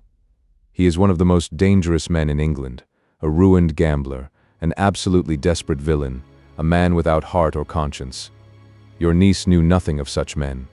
When he breathed his vows to her, as he had done to 100 before her, she flattered herself that she alone had touched his heart. The devil knows best what he said, but at least she became his tool and was in the habit of seeing him nearly every evening. I cannot, and I will not, believe it," cried the banker with an ashen face. "I will tell you, then, what occurred in your house last night. Your niece, when you had, as she thought, gone to your room, slipped down and talked to her lover through the window which leads into the stable lane. His footmarks had pressed right through the snow, so long had he stood there. She told him of the coronet. His wicked lust for gold kindled at the news, and he bent her to his will. I have no doubt that she loved you, but there are women in whom the love of a lover extinguishes all other loves, and I think that she must have been one. She had hardly listened to his instructions when she saw you coming downstairs, on which she closed the window rapidly and told you about one of the servants' escapade with her wooden-legged lover, which was all perfectly true. Your boy, Arthur, went to bed after his interview with you, but he slept badly on account of his uneasiness about his club debts. In the middle of the night, he heard a soft tread pass his door. so he rose and, looking out, was surprised to see his cousin walking very stealthily along the passage until she disappeared into your dressing room. Petrified with astonishment, the lad slipped on some clothes and waited there in the dark to see what would come of this strange affair. Presently she emerged from the room again, and in the light of the passage lamp your son saw that she carried the precious coronet in her hands. She passed down the stairs, and he, thrilling with horror, ran along and slipped behind the curtain near your door, whence he could see what passed in the hall beneath. He saw her stealthily open the window, hand out the coronet to someone in the gloom, and then closing it once more hurry back to her room, passing quite close to where he stood hid behind the curtain. As long as she was on the scene, he could not take any action without a horrible exposure of the woman whom he loved. But the instant that she was gone, he realized how crushing a misfortune this would be for you, and how all-important it was to set it right. He rushed down, just as he was, in his bare feet, opened the window, sprang out into the snow, and ran down the lane, where he could see a dark figure in the moonlight. Sir George Burnwell tried to get away, but Arthur caught him, and there was a struggle between them, your lad tugging at one side of the coronet and his opponent at the other. In the scuffle, your son struck Sir George and cut him over the eye. Then something suddenly snapped, and your son, finding that he had the coronet in his hands, rushed back, closed the window, ascended to your room, and had just observed that the coronet had been twisted in the struggle and was endeavoring to straighten it when you appeared upon the scene. "Is it possible?" gasped the banker. You then roused his anger by calling him names at a moment when he felt that he had deserved your warmest thanks. He could not explain the true state of affairs without betraying one who certainly deserved little enough consideration at his hands. He took the more chivalrous view, however, and preserved her secret. "And that was why she shrieked and fainted when she saw the coronet," cried Mr. Holder. "Oh my God, what a blind fool I have been, and is asking to be allowed to go out for 5 minutes. The dear fellow wanted to see if the missing piece were at the scene of the struggle. How cruelly I have misjudged him. When I arrived at the house," continued Holmes, "I at once went very carefully round it to observe if there were any traces in the snow which might help me. I knew that none had fallen since the evening before, and also that there had been a strong frost to preserve impressions. I passed along the tradesman's path, but found it all trampled down and indistinguishable. Just beyond it, however, at the far side of the kitchen door, a woman had stood and talked with a man, whose round impressions on one side showed that he had a wooden leg. I could even tell that they had been disturbed, for the woman had run back swiftly to the door, as was shown by the deep toe and light heel marks, while wooden leg had waited a little, and then had gone away. I thought at the time that this might be the maid and her sweetheart, of whom you had already spoken to me, and inquiry showed it was so. I passed round the garden without seeing anything more than random tracks, which I took to be the police. But when I got into the stable lane, a very long and complex story was written in the snow in front of me. There was a double line of tracks of a booted man, and a second double line which I saw with delight belonged to a man with naked feet. I was at once convinced from what you had told me that the latter was your son. The first had walked both ways, but the other had run swiftly, and as his tread was marked in places over the depression of the boot, it was obvious that he had passed after the other. I followed them up and found they led to the hall window, where Boots had worn all the snow away while waiting. Then I walked to the other end, which was 100 yards or more down the lane. I saw where Boots had faced round, where the snow was cut up as though there had been a struggle, and finally, where a few drops of blood had fallen, to show me that I was not mistaken. Boots had then run down the lane, and another little smudge of blood showed that it was he who had been hurt. When he came to the high road at the other end, I found that the pavement had been cleared, so there was an end to that clue. On entering the house, however, I examined, as you remember, the sill and framework of the hall window with my lens, and I could at once see that someone had passed out. I could distinguish the outline of an instep where the wet foot had been placed in coming in. I was then beginning to be able to form an opinion as to what had occurred. A man had waited outside the window. Someone had brought the gems. The deed had been overseen by your son. He had pursued the thief, had struggled with him. They had each tugged at the coronet, their united strength causing injuries which neither alone could have effected. He had returned with the prize, but had left a fragment in the grasp of his opponent. So far I was clear. The question now was, who was the man, and who was it brought him the coronet? It is an old maxim of mine that when you have excluded the impossible, Whatever remains, however improbable, must be the truth. Now, I knew that it was not you who had brought it down, so there only remained your niece and the maids. But if it were the maids, why should your son allow himself to be accused in their place? There could be no possible reason. As he loved his cousin, however, there was an excellent explanation why he should retain her secret, the more so as the secret was a disgraceful one. When I remembered that you had seen her at that window, and how she had fainted on seeing the coronet again, my conjecture became a certainty. And who could it be who was her confederate? A lover evidently, for who else could outweigh the love and gratitude which she must feel to you? I knew that you went out little, and that your circle of friends was a very limited one, but among them was Sir George Burnwell. I had heard of him before as being a man of evil reputation among women. It must have been he who wore those boots and retained the missing gems. Even though he knew that Arthur had discovered him, he might still flatter himself that he was safe, for the lad could not say a word without compromising his own family. Well, your own good sense will suggest what measures I took next. I went in the shape of a loafer to Sir George's house, managed to pick up an acquaintance with his valet, learned that his master had cut his head the night before, and finally, at the expense of 6 shillings, made all sure by buying a pair of his cast-off shoes. With these I journeyed down to Streatham and saw that they exactly fitted the tracks. "I saw an ill-dressed vagabond in the lane yesterday evening," said Mr. Holder. "Precisely. It was I. I found that I had my man, so I came home and changed my clothes. It was a delicate part which I had to play then, for I saw that a prosecution must be avoided to avert scandal, and I knew that so astute a villain would see that our hands were tied in the matter. I went and saw him. At first, of course, he denied everything, but when I gave him every particular that had occurred, he tried to bluster and took down a life-preserver from the wall. I knew my man, however, and I clapped a pistol to his head before he could strike. Then he became a little more reasonable. I told him that we would give him a price for the stones he held, £1,000 apiece. That brought out the first signs of grief that he had shown. "Why, dash it all," said he, "I've let them go at 600 for the 3. I soon managed to get the address of the receiver who had them, on promising him that there would be no prosecution. Off I set to him, and after much chaffering I got our stones at £1,000 apiece. Then I looked in upon your son, told him that all was right, and eventually got to my bed about 2 o'clock, after what I may call a really hard day's work. A day which has saved England from a great public scandal," said the banker, rising. "Sir, I cannot find words to thank you, but you shall not find me ungrateful for what you have done. Your skill has indeed exceeded all that I have heard of it, and now I must fly to my dear boy to apologize to him for the wrong which I have done him. As to what you tell me of poor Mary, it goes to my very heart.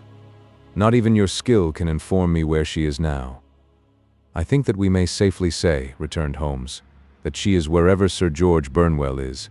It is equally certain, too, that whatever her sins are, they will soon receive a more than sufficient punishment." 12. The Adventure of the Copper Beeches. "To the man who loves art for its own sake," remarked Sherlock Holmes, tossing aside the advertisement sheet of the Daily Telegraph, "it is frequently in its least important and lowliest manifestations that the keenest pleasure is to be derived. It is pleasant to me to observe, Watson, that you have so far grasped this truth that in these little records of our cases which you have been good enough to draw up, and I am bound to say, occasionally to embellish, you have given prominence not so much to the many causes celebres and sensational trials in which I have figured, but rather to those incidents which may have been trivial in themselves, but which have given room for those faculties of deduction and of logical synthesis which I have made my special province. And yet," said I, smiling, "I cannot quite hold myself absolved from the charge of sensationalism which has been urged against my records." "You have erred, perhaps," he observed, taking up a glowing cinder with the tongs and lighting with it the long cherry-wood pipe which was wont to replace his clay when he was in a disputatious rather than a meditative mood. "You have erred, perhaps, in attempting to put color and life into each of your statements instead of confining yourself to the task of placing upon record that severe reasoning from cause to effect which is really the only notable feature about the thing. It seems to me that I have done you full justice in the matter," I remarked with some coldness, for I was repelled by the egotism which I had more than once observed to be a strong factor in my friend's singular character. "No, it is not selfishness or conceit," said he, answering as was his wont, "my thoughts rather than my words. If I claim full justice for my art, it is because it is an impersonal thing, a thing beyond myself. Crime is common, logic is rare. Therefore it is upon the logic rather than upon the crime that you should dwell. You have degraded what should have been a course of lectures into a series of tales." It was a cold morning of the early spring, and we sat after breakfast on either side of a cheery fire in the old room at Baker Street. A thick fog rolled down between the lines of dun-colored houses, and the opposing windows loomed like dark, shapeless blurs through the heavy yellow wreaths.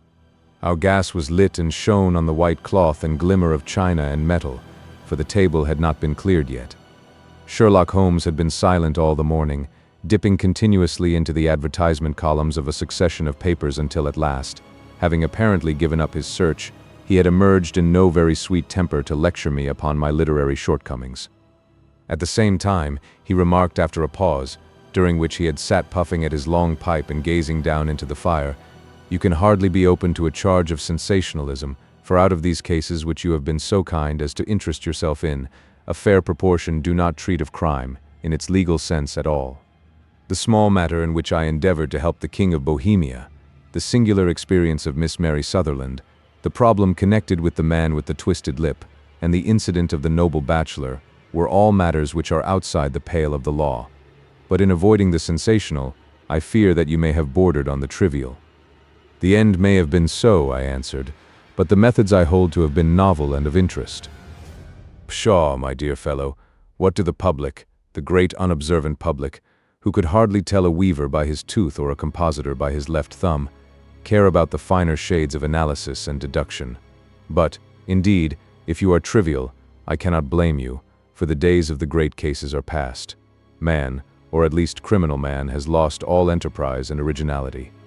As to my own little practice, it seems to be degenerating into an agency for recovering lost lead pencils and giving advice to young ladies from boarding schools. I think that I have touched bottom at last, however.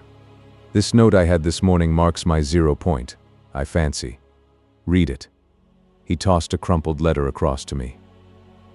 It was dated from Montague Place upon the preceding evening and ran thus: "Dear Mr. Holmes, I am very anxious to consult you as to whether I should or should not accept a situation which has been offered to me as governess. I shall call at 10:30 tomorrow if I do not inconvenience you.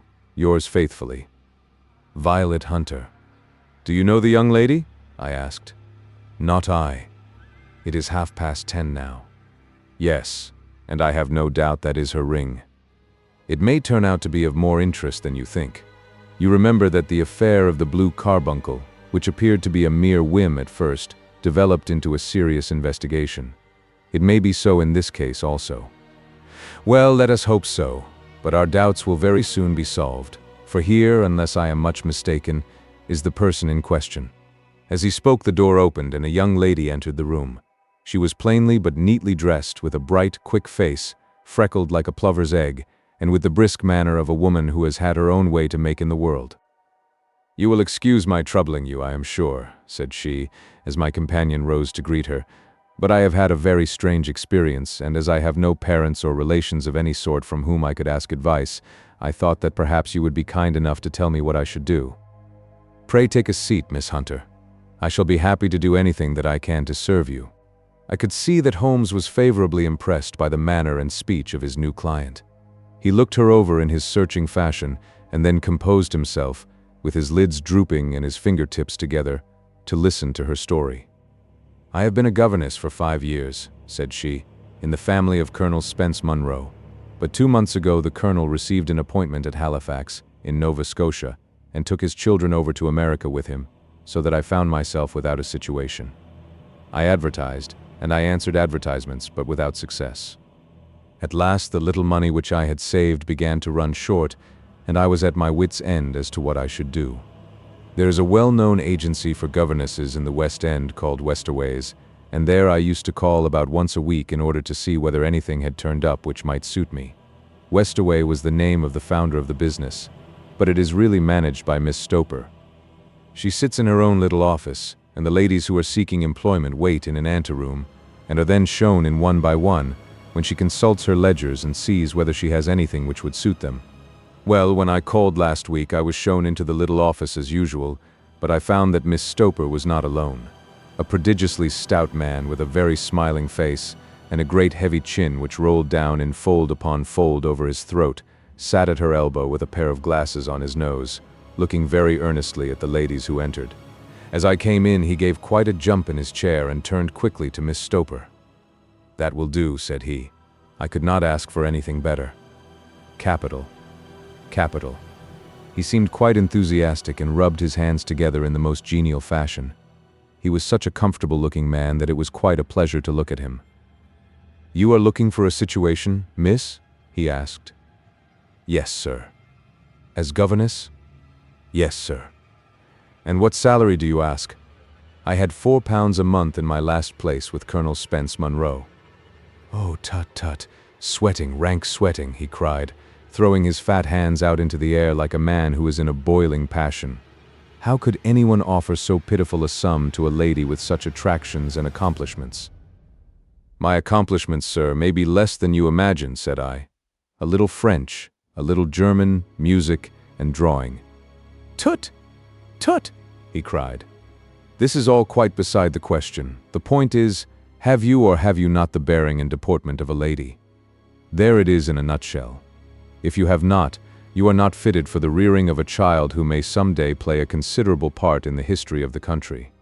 But if you have, why, then, how could any gentleman ask you to condescend to accept anything under the 3 figures? Your salary with me, madam, would commence at £100 a year. You may imagine, Mr. Holmes, that to me, destitute as I was, such an offer seemed almost too good to be true. The gentleman, however, seeing perhaps the look of incredulity upon my face, opened a pocketbook and took out a note. "It is also my custom," said he, smiling in the most pleasant fashion until his eyes were just 2 little shining slits amid the white creases of his face, "to advance to my young ladies half their salary beforehand, so that they may meet any little expenses of their journey and their wardrobe." It seemed to me that I had never met so fascinating and so thoughtful a man. As I was already in debt to my tradesmen, the advance was a great convenience, and yet there was something unnatural about the whole transaction which made me wish to know a little more before I quite committed myself. "May I ask where you live, sir?" said I. "Hampshire. Charming rural place. The Copper Beeches, 5 miles on the far side of Winchester. It is the most lovely country, my dear young lady, and the dearest old country house. And my duties, sir? I should be glad to know what they would be. 1 child, 1 dear little romper just 6 years old. Oh, if you could see him killing cockroaches with a slipper. Smack, smack, smack. 3 gone before you could wink." He leaned back in his chair and laughed his eyes into his head again. I was a little startled at the nature of the child's amusement, but the father's laughter made me think that perhaps he was joking. "My sole duties, then," I asked, "are to take charge of a single child?" "No, no, not the sole, not the sole, my dear young lady," he cried.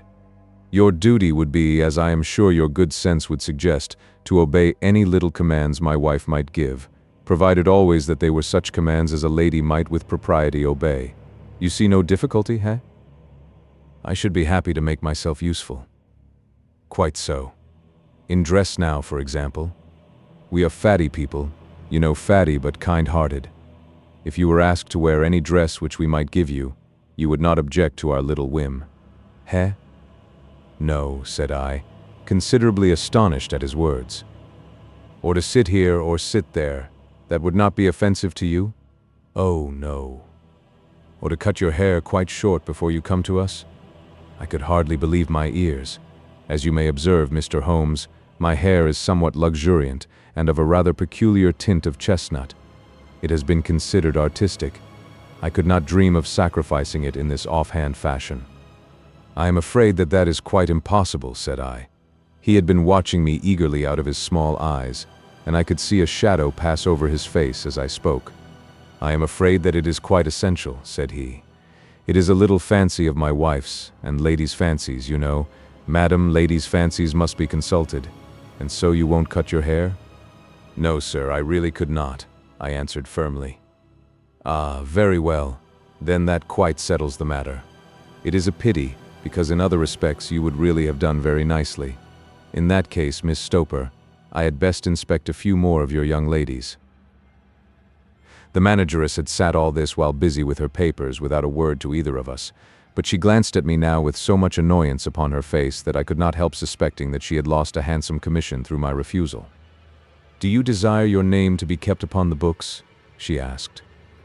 "If you please, Miss Stoper." "Well, really, it seems rather useless, since you refuse the most excellent offers in this fashion," said she sharply. "You can hardly expect us to exert ourselves to find another such opening for you. Good day to you, Miss Hunter." She struck a gong upon the table, and I was shown out by the page. Well, Mr. Holmes, when I got back to my lodgings and found little enough in the cupboard and 2 or 3 bills upon the table, I began to ask myself whether I had not done a very foolish thing. After all, if these people had strange fads and expected obedience on the most extraordinary matters, they were at least ready to pay for their eccentricity. Very few governesses in England are getting £100 a year. Besides, what use was my hair to me? Many people are improved by wearing it short, and perhaps I should be among the number. Next day I was inclined to think that I had made a mistake, and by the day after I was sure of it. I had almost overcome my pride so far as to go back to the agency and inquire whether the place was still open when I received this letter from the gentleman himself. I have it here and I will read it to you. The Copper Beeches, near Winchester. Dear Miss Hunter, Miss Stoper has very kindly given me your address, and I write from here to ask you whether you have reconsidered your decision. My wife is very anxious that you should come, for she has been much attracted by my description of you. We are willing to give £30 a quarter, or £120 a year, so as to recompense you for any little inconvenience which our fads may cause you. They are not very exacting after all.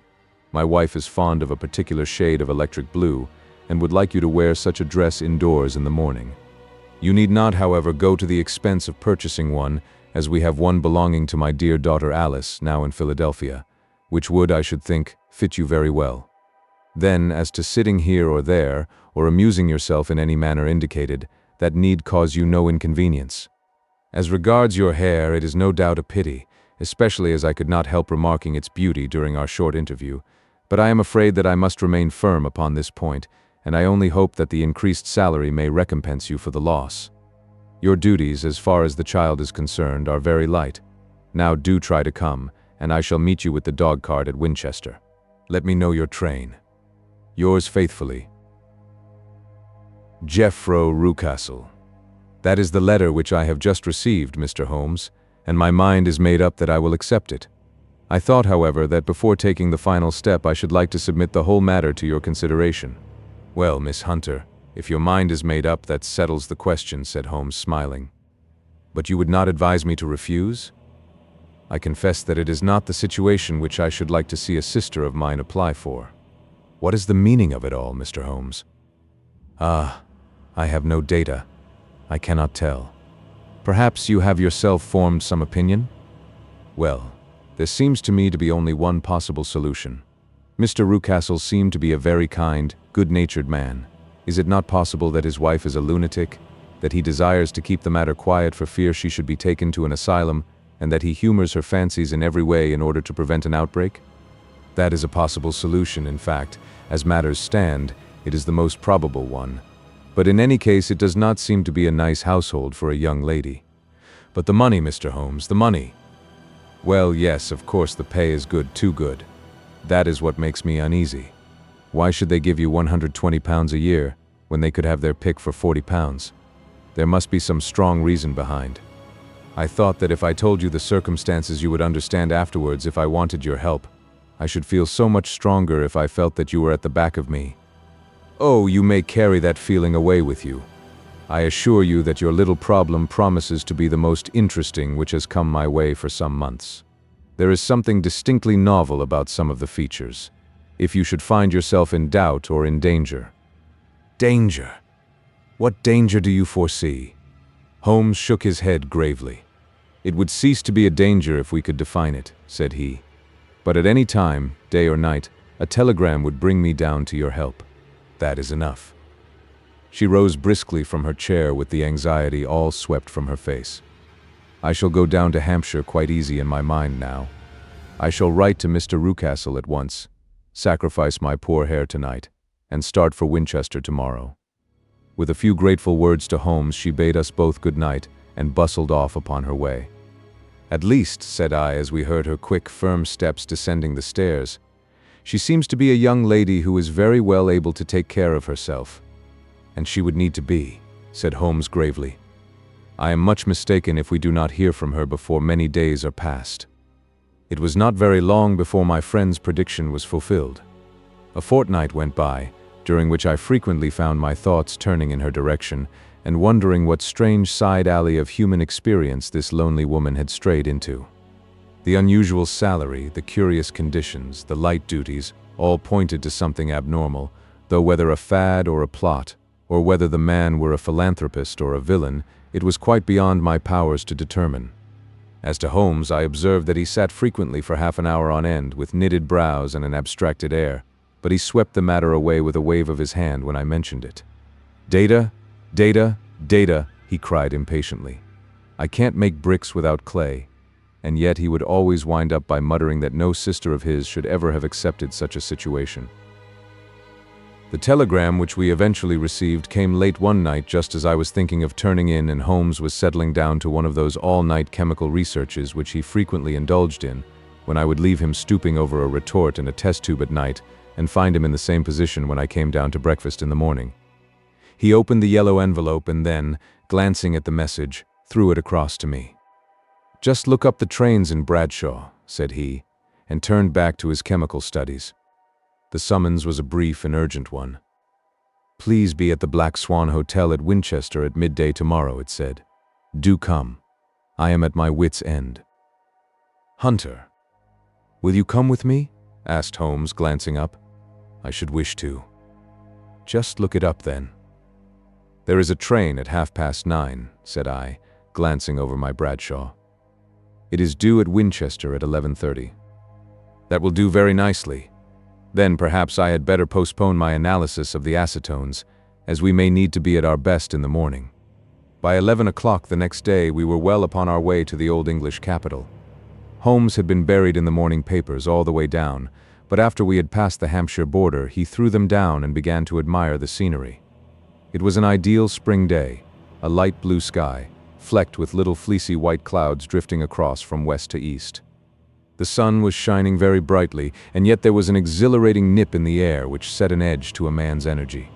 All over the countryside, away to the rolling hills around Aldershot, the little red and gray roofs of the farmsteadings peeped out from amid the light green of the new foliage. "Are they not fresh and beautiful?" I cried with all the enthusiasm of a man fresh from the fogs of Baker Street. But Holmes shook his head gravely.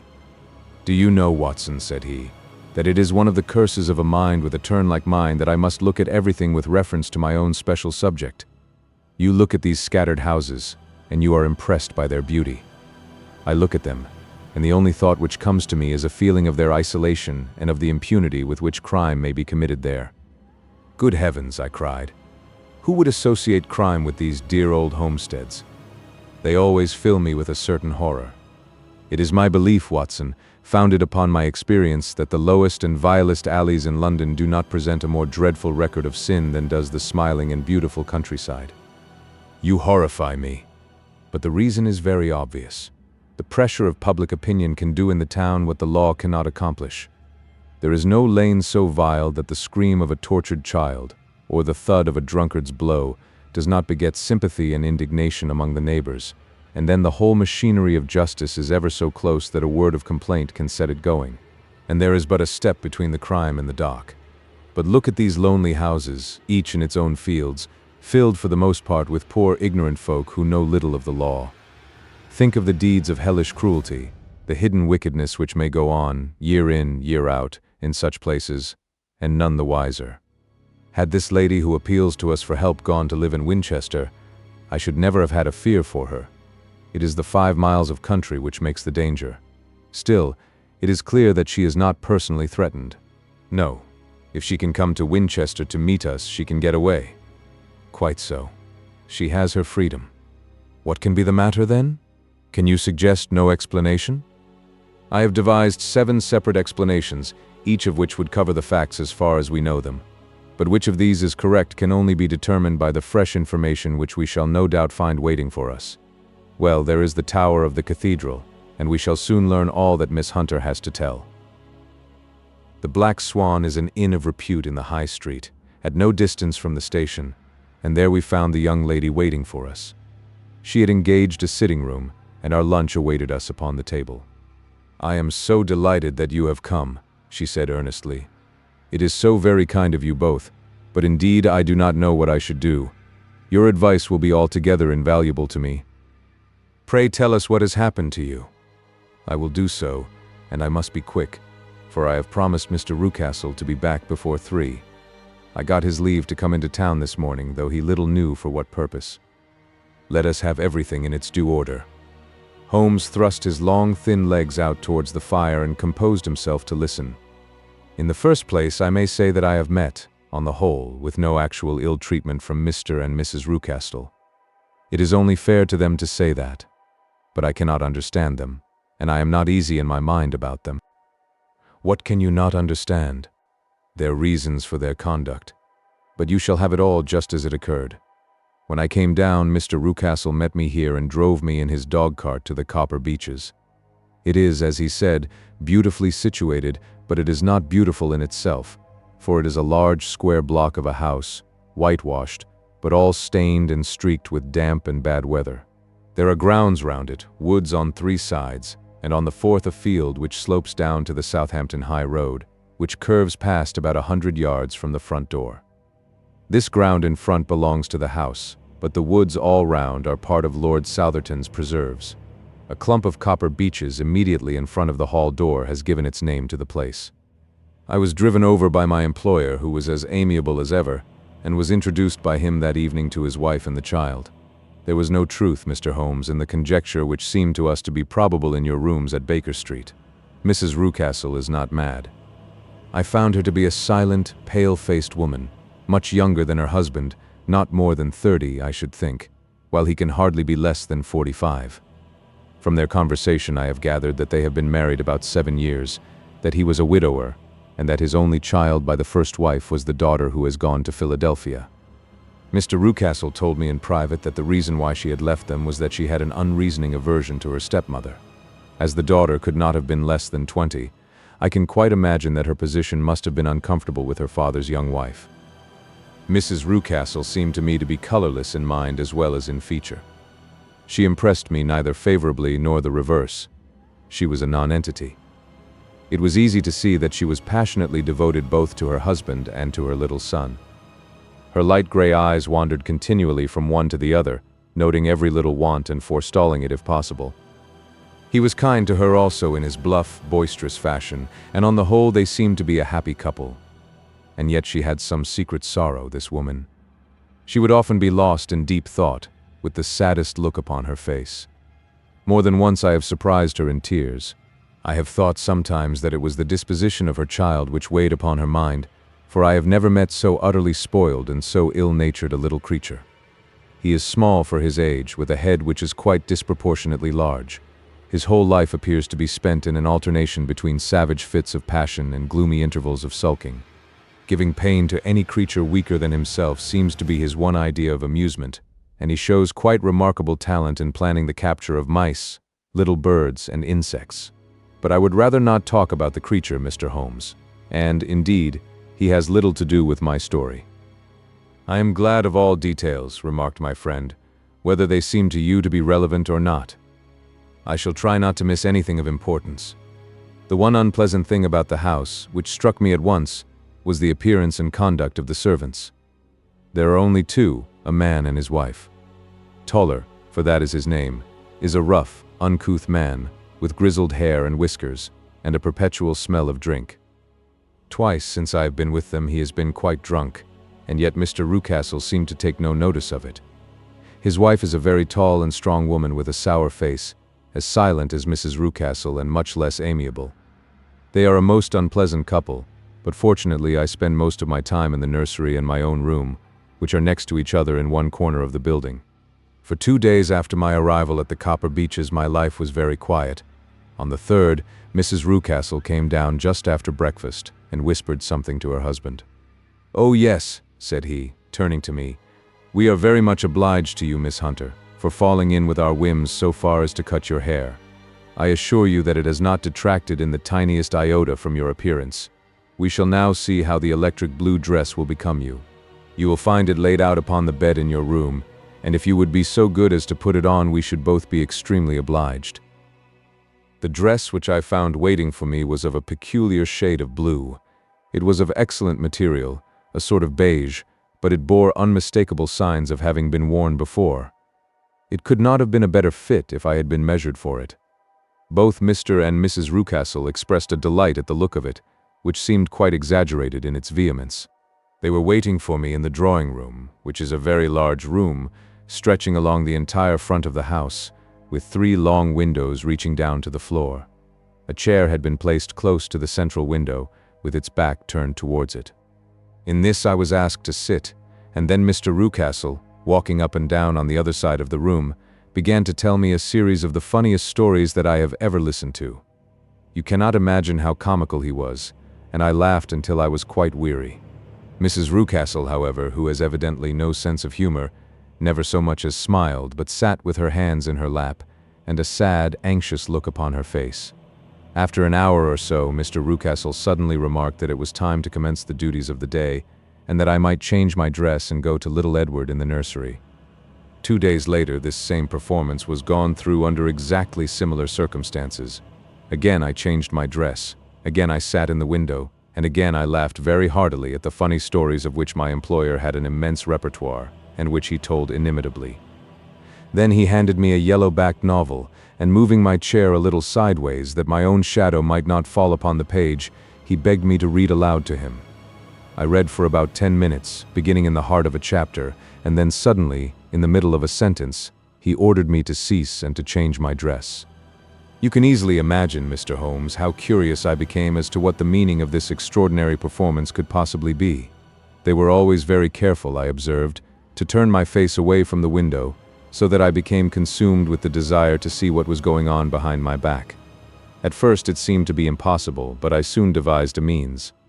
My hand mirror had been broken, so a happy thought seized me, and I concealed a piece of the glass in my handkerchief. On the next occasion, in the midst of my laughter, I put my handkerchief up to my eyes, and was able with a little management to see all that there was behind me. I confess that I was disappointed. There was nothing. At least that was my first impression. At the second glance, however, I perceived that there was a man standing in the Southampton Road, a small bearded man in a grey suit, who seemed to be looking in my direction. The road is an important highway, and there are usually people there. This man, however, was leaning against the railings which bordered our field and was looking earnestly up. I lowered my handkerchief and glanced at Mrs. Rucastle to find her eyes fixed upon me with a most searching gaze. She said nothing, but I am convinced that she had divined that I had a mirror in my hand and had seen what was behind me. She rose at once. "Jeffro," said she, "there is an impertinent fellow upon the road there who stares up at Miss Hunter." "No friend of yours, Miss Hunter?" he asked. "No, I know no one in these parts." "Dear me, how very impertinent. Kindly turn round and motion to him to go away. Surely it would be better to take no notice. No, no, we should have him loitering here always. Kindly turn round and wave him away like that." I did as I was told, and at the same instant Mrs. Rucastle drew down the blind. That was a week ago, and from that time I have not sat again in the window, nor have I worn the blue dress, nor seen the man in the road. "Pray continue," said Holmes. "Your narrative promises to be a most interesting one." "You will find it rather disconnected, I fear, and there may prove to be little relation between the different incidents of which I speak. On the very first day that I was at the Copper Beeches, Mr. Rucastle took me to a small outhouse which stands near the kitchen door. As we approached it, I heard the sharp rattling of a chain, and the sound as of a large animal moving about. "Look in here," said Mr. Rucastle, showing me a slit between 2 planks. "Is he not a beauty?" I looked through, and was conscious of 2 glowing eyes, and of a vague figure huddled up in the darkness. "Don't be frightened," said my employer, laughing at the start which I had given. "It's only Carlo, my mastiff. I call him mine, but really old Toller, my groom, is the only man who can do anything with him. We feed him once a day, and not too much then, so that he is always as keen as mustard. Toller lets him loose every night, and God help the trespasser whom he lays his fangs upon. For goodness' sake, don't you ever on any pretext set your foot over the threshold at night, for it's as much as your life is worth. The warning was no idle one, for 2 nights later I happened to look out of my bedroom window about 2 o'clock in the morning. It was a beautiful moonlight night, and the lawn in front of the house was silvered over and almost as bright as day. I was standing, wrapped in the peaceful beauty of the scene, when I was aware that something was moving under the shadow of the copper beeches. As it emerged into the moonshine, I saw what it was. It was a giant dog, as large as a calf, tawny tinted, with hanging jowl, black muzzle, and huge projecting bones. It walked slowly across the lawn and vanished into the shadow upon the other side. That dreadful sentinel sent a chill to my heart which I do not think that any burglar could have done. And now I have a very strange experience to tell you. I had, as you know, cut off my hair in London, and I had placed it in a great coil at the bottom of my trunk. One evening, after the child was in bed, I began to amuse myself by examining the furniture of my room, and by rearranging my own little things. There was an old chest of drawers in the room, the 2 upper ones empty and open, the lower one locked. I had filled the first 2 with my linen, and as I had still much to pack away, I was naturally annoyed at not having the use of the 3rd drawer. It struck me that it might have been fastened by a mere oversight, so I took out my bunch of keys and tried to open it. The very first key fitted to perfection, and I drew the drawer open. There was only one thing in it, but I am sure that you would never guess what it was. It was my coil of hair. I took it up and examined it. It was of the same peculiar tint and the same thickness. But then the impossibility of the thing obtruded itself upon me. How could my hair have been locked in the drawer? With trembling hands I undid my trunk, turned out the contents, and drew from the bottom my own hair. I laid the 2 tresses together, and I assure you that they were identical. Was it not extraordinary? Puzzle as I would, I could make nothing at all of what it meant. I returned the strange hair to the drawer, and I said nothing of the matter to the Rucastles, as I felt that I had put myself in the wrong by opening a drawer which they had locked. I am naturally observant, as you may have remarked, Mr. Holmes, and I soon had a pretty good plan of the whole house in my head. There was one wing, however, which appeared not to be inhabited at all. A door which faced that which led into the quarters of the Tollers opened into this suite, but it was invariably locked. One day, however, as I ascended the stair, I met Mr. Rucastle coming out through this door, his keys in his hand, and a look on his face which made him a very different person to the round, jovial man to whom I was accustomed. His cheeks were red, his brow was all crinkled with anger, and the veins stood out at his temples with passion. He locked the door and hurried past me without a word or a look. This aroused my curiosity, so when I went out for a walk in the grounds with my charge, I strolled round to the side from which I could see the windows of this part of the house. There were 4 of them in a row, 3 of which were simply dirty, while the 4th was shuttered up. They were evidently all deserted. As I strolled up and down, glancing at them occasionally, Mr. Rucastle came out to me, looking as merry and jovial as ever. "Ah," said he, "you must not think me rude if I passed you without a word, my dear young lady. I was preoccupied with business matters." I assured him that I was not offended. "By the way," said I, "you seem to have quite a suite of spare rooms up there, and one of them has the shutters up." He looked surprised and, as it seemed to me, a little startled at my remark.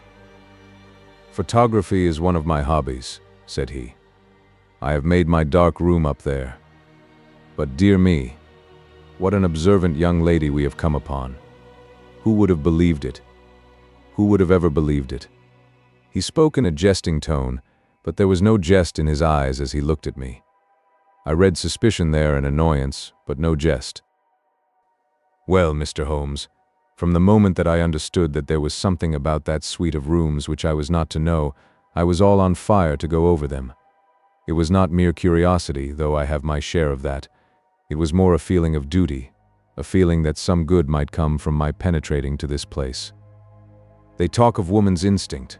Perhaps it was woman's instinct which gave me that feeling. At any rate, it was there, and I was keenly on the lookout for any chance to pass the forbidden door.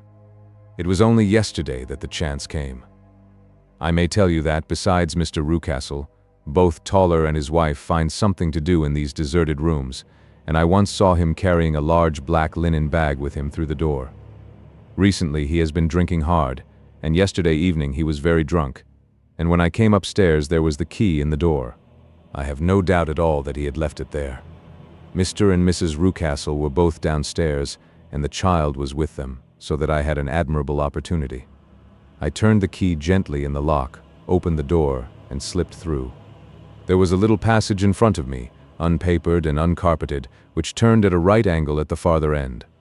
Round this corner were 3 doors in a line, the first and third of which were open. They each led into an empty room, dusty and cheerless, with 2 windows in the one and one in the other, so thick with dirt that the evening light glimmered dimly through them. The center door was closed, and across the outside of it had been fastened one of the broad bars of an iron bed, padlocked at one end to a ring in the wall, and fastened at the other with stout cord. The door itself was locked as well, and the key was not there. This barricaded door corresponded clearly with the shuttered window outside, and yet I could see by the glimmer from beneath it that the room was not in darkness. Evidently there was a skylight which let in light from above. As I stood in the passage gazing at the sinister door and wondering what secret it might veil, I suddenly heard the sound of steps within the room and saw a shadow pass backward and forward against the little slit of dim light which shone out from under the door. A mad, unreasoning terror rose up in me at the sight, Mr. Holmes. My overstrung nerves failed me suddenly, and I turned and ran as though some dreadful hand were behind me clutching at the skirt of my dress. I rushed down the passage, through the door, and straight into the arms of Mr. Rucastle, who was waiting outside. "So," said he, smiling, "it was you, then. I thought that it must be when I saw the door open." "Oh, I am so frightened," I panted. My dear young lady, you cannot think how caressing and soothing his manner was, and what has frightened you, my dear young lady." But his voice was just a little too coaxing. He overdid it. I was keenly on my guard against him. "I was foolish enough to go into the empty wing," I answered. "But it is so lonely and eerie in this dim light that I was frightened and ran out again. Oh, it is so dreadfully still in there." "Only that?" said he, looking at me keenly. "Why? What did you think?" I asked. "Why do you think that I locked this door?" "I am sure that I do not know. It is to keep people out who have no business there. Do you see?" He was still smiling in the most amiable manner. "I am sure if I had known." "Well then, you know now. And if you ever put your foot over that threshold again," here in an instant the smile hardened into a grin of rage, and he glared down at me with the face of a demon, "I'll throw you to the mastiff." I was so terrified that I do not know what I did. I suppose that I must have rushed past him into my room. I remember nothing until I found myself lying on my bed trembling all over. Then I thought of you, Mr. Holmes. I could not live there longer without some advice. I was frightened of the house, of the man, of the woman, of the servants, even of the child. They were all horrible to me. If I could only bring you down, all would be well. Of course I might have fled from the house, but my curiosity was almost as strong as my fears. My mind was soon made up. I would send you a wire. I put on my hat and cloak, went down to the office, which is about half a mile from the house, and then returned, feeling very much easier. A horrible doubt came into my mind as I approached the door lest the dog might be loose, but I remembered that Toller had drunk himself into a state of insensibility that evening, and I knew that he was the only one in the household who had any influence with the savage creature, or who would venture to set him free. I slipped in safety and lay awake half the night in my joy at the thought of seeing you. I had no difficulty in getting leave to come into Winchester this morning, but I must be back before 3 o'clock, for Mr. and Mrs. Rucastle are going on a visit and will be away all the evening, so that I must look after the child. Now I have told you all my adventures, Mr. Holmes, and I should be very glad if you could tell me what it all means and, above all, what I should do." Holmes and I had listened spellbound to this extraordinary story. My friend rose now and paced up and down the room, his hands in his pockets, and an expression of the most profound gravity upon his face. "Is Toller still drunk?" he asked. "Yes. I heard his wife tell Mrs. Rucastle that she could do nothing with him." "That is well. And the Rucastles go out tonight?" Yes. Is there a cellar with a good strong lock? Yes, the wine cellar. You seem to me to have acted all through this matter like a very brave and sensible girl, Miss Hunter. Do you think that you could perform one more feat? I should not ask it of you if I did not think you a quite exceptional woman. I will try. What is it? We shall be at the Copper Beeches by 7 o'clock, my friend and I. The Rucastles will be gone by that time, and Toller will, we hope, be incapable. There only remains Mrs. Toller, who might give the alarm. If you could send her into the cellar on some errand, and then turn the key upon her, you would facilitate matters immensely. I will do it.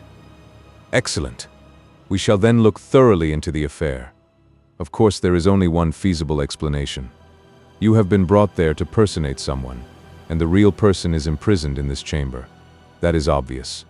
As to who this prisoner is, I have no doubt that it is the daughter, Miss Alice Rucastle, if I remember right, who was said to have gone to America. You were chosen, doubtless, as resembling her in height, figure, and the color of your hair. Hers had been cut off, very possibly in some illness through which she has passed, and so, of course, yours had to be sacrificed also. By a curious chance you came upon her tresses. The man in the road was undoubtedly some friend of hers, possibly her fiancé, and no doubt, as you wore the girl's dress and were so like her, he was convinced from your laughter, whenever he saw you, and afterwards from your gesture, that Miss Rucastle was perfectly happy and that she no longer desired his attentions. The dog is let loose at night to prevent him from endeavoring to communicate with her. So much is fairly clear. The most serious point in the case is the disposition of the child. What on earth has that to do with it? I ejaculated. My dear Watson, you as a medical man are continually gaining light as to the tendencies of a child by the study of the parents. Don't you see that the converse is equally valid? I have frequently gained my first real insight into the character of parents by studying their children. This child's disposition is abnormally cruel, merely for cruelty's sake, and whether he derives this from his smiling father, as I should suspect, or from his mother, it bodes evil for the poor girl who is in their power. I am sure that you are right, Mr. Holmes, cried our client. 1,000 things come back to me which make me certain that you have hit it. Oh, let us lose not an instant in bringing help to this poor creature. We must be circumspect, for we are dealing with a very cunning man. We can do nothing until 7 o'clock. At that hour we shall be with you, and it will not be long before we solve the mystery. We were as good as our word, for it was just 7 when we reached the Copper Beeches, having put up our trap at a wayside public house. The group of trees, with their dark leaves shining like burnished metal in the light of the setting sun, were sufficient to mark the house even had Miss Hunter not been standing smiling on the doorstep. "Have you managed it?" asked Holmes. A loud thudding noise came from somewhere downstairs. "That is Mrs. Toller in the cellar," said she. "Her husband lies snoring on the kitchen rug. Here are his keys, which are the duplicates of Mr. Rucastle's." "You have done well indeed," cried Holmes with enthusiasm. "Now lead the way, and we shall soon see the end of this black business." We passed up the stair, unlocked the door, followed on down a passage, and found ourselves in front of the barricade which Miss Hunter had described. Holmes cut the cord and removed the transverse bar. Then he tried the various keys in the lock, but without success. No sound came from within, and at the silence Holmes' face clouded over. "I trust that we are not too late," said he. "I think, Miss Hunter, that we had better go in without you. Now, Watson, put your shoulder to it, and we shall see whether we cannot make our way in." It was an old rickety door and gave at once before our united strength. Together we rushed into the room. It was empty. There was no furniture save a little pallet bed, a small table, and a basket full of linen. The skylight above was open, and the prisoner gone. "There has been some villainy here," said Holmes. "This beauty has guessed Miss Hunter's intentions and has carried his victim off. But how? Through the skylight. We shall soon see how he managed it." He swung himself up onto the roof. "Ah, yes," he cried. "Here's the end of a long, light ladder against the eaves. That is how he did it." "But it is impossible," said Miss Hunter. "The ladder was not there when the Rucastles went away. He has come back and done it. I tell you that he is a clever and dangerous man. I should not be very much surprised if this were he whose step I hear now upon the stair. I think, Watson, that it would be as well for you to have your pistol ready." The words were hardly out of his mouth before a man appeared at the door of the room, a very fat and burly man, with a heavy stick in his hand. Miss Hunter screamed and shrunk against the wall at the sight of him, but Sherlock Holmes sprang forward and confronted him. "You villain," said he. "Where's your daughter?" The fat man cast his eyes round, and then up at the open skylight. "It is for me to ask you that," he shrieked. "You thieves, spies and thieves. I have caught you, have I? You are in my power. I'll serve you." He turned and clattered down the stairs as hard as he could go. "He's gone for the dog," cried Miss Hunter. "I have my revolver," said I. "Better close the front door," cried Holmes, and we all rushed down the stairs together.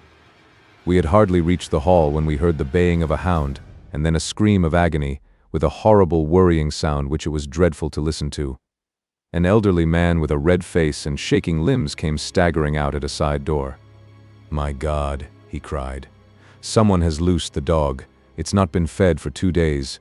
Quick, quick, or it'll be too late." Holmes and I rushed out and round the angle of the house, with Toller hurrying behind us. There was the huge famished brute, its black muzzle buried in Rucastle's throat, while he writhed and screamed upon the ground. Running up, I blew its brains out, and it fell over with its keen white teeth still meeting in the great creases of his neck. With much labor we separated them and carried him, living but horribly mangled, into the house. We laid him upon the drawing-room sofa, and having dispatched the sobered Toller to bear the news to his wife, I did what I could to relieve his pain. We were all assembled round him when the door opened, and a tall, gaunt woman entered the room. "Mrs. Toller!" cried Miss Hunter. "Yes, miss. Mr. Rucastle let me out when he came back before he went up to you." "Ah, miss, it is a pity you didn't let me know what you were planning, for I would have told you that your pains were wasted." Ha! said Holmes, looking keenly at her. "It is clear that Mrs. Toller knows more about this matter than anyone else." "Yes, sir, I do, and I am ready enough to tell what I know." "Then, pray, sit down, and let us hear it, for there are several points on which I must confess that I am still in the dark." "I will soon make it clear to you," said she, "and I'd have done so before now if I could ha' got out from the cellar. If there's police court business over this, you'll remember that I was the one that stood your friend, and that I was Miss Alice's friend too. She was never happy at home, Miss Alice wasn't, from the time that her father married again. She was slighted like and had no say in anything, but it never really became bad for her until after she met Mr. Fowler at a friend's house. As well as I could learn, Miss Alice had rights of her own by will, but she was so quiet and patient that she never said a word about them but just left everything in Mr. Rucastle's hands. He knew he was safe with her, but when there was a chance of a husband coming forward, who would ask for all that the law would give him, then her father thought it time to put a stop on it.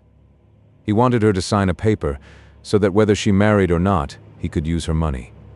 When she wouldn't do it, he kept on worrying her until she got brain fever and for 6 weeks was at death's door.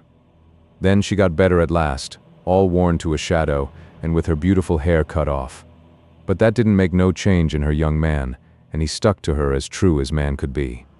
"Ah," said Holmes, "I think that what you have been good enough to tell us makes the matter fairly clear, and that I can deduce all that remains. Mr. Rucastle, then, I presume, took to this system of imprisonment?" "Yes, sir, and brought Miss Hunter down from London in order to get rid of the disagreeable persistence of Mr. Fowler." "That was it, sir. But Mr. Fowler, being a persevering man, as a good seaman should be, blockaded the house, and having met you succeeded by certain arguments, metallic or otherwise, in convincing you that your interests were the same as his. Mr. Fowler was a very kind-spoken, free-handed gentleman," said Mrs. Toller serenely, "and in this way he managed that your good man should have no want of drink, and that a ladder should be ready at the moment when your master had gone out." "You have it, sir, just as it happened." "I am sure we owe you an apology, Mrs. Toller," said Holmes, "for you have certainly cleared up everything which puzzled us. And here comes the country surgeon and Mrs. Rucastle, so I think, Watson, that we had best escort Miss Hunter back to Winchester, as it seems to me that our locus standi now is rather a questionable one." And thus was solved the mystery of the sinister house with the copper beeches in front of the door. Mr. Rucastle survived, but was always a broken man, kept alive solely through the care of his devoted wife. They still live with their old servants, who probably know so much of Rucastle's past life that he finds it difficult to part from them. Mr. Fowler and Miss Rucastle were married by special license in Southampton the day after their flight, and he is now the holder of a government appointment in the island of Mauritius. As to Miss Violet Hunter, my friend Holmes, rather to my disappointment, manifested no further interest in her when once she had ceased to be the center of one of his problems, and she is now the head of a private school at Walsall, where I believe that she has met with considerable success. The end.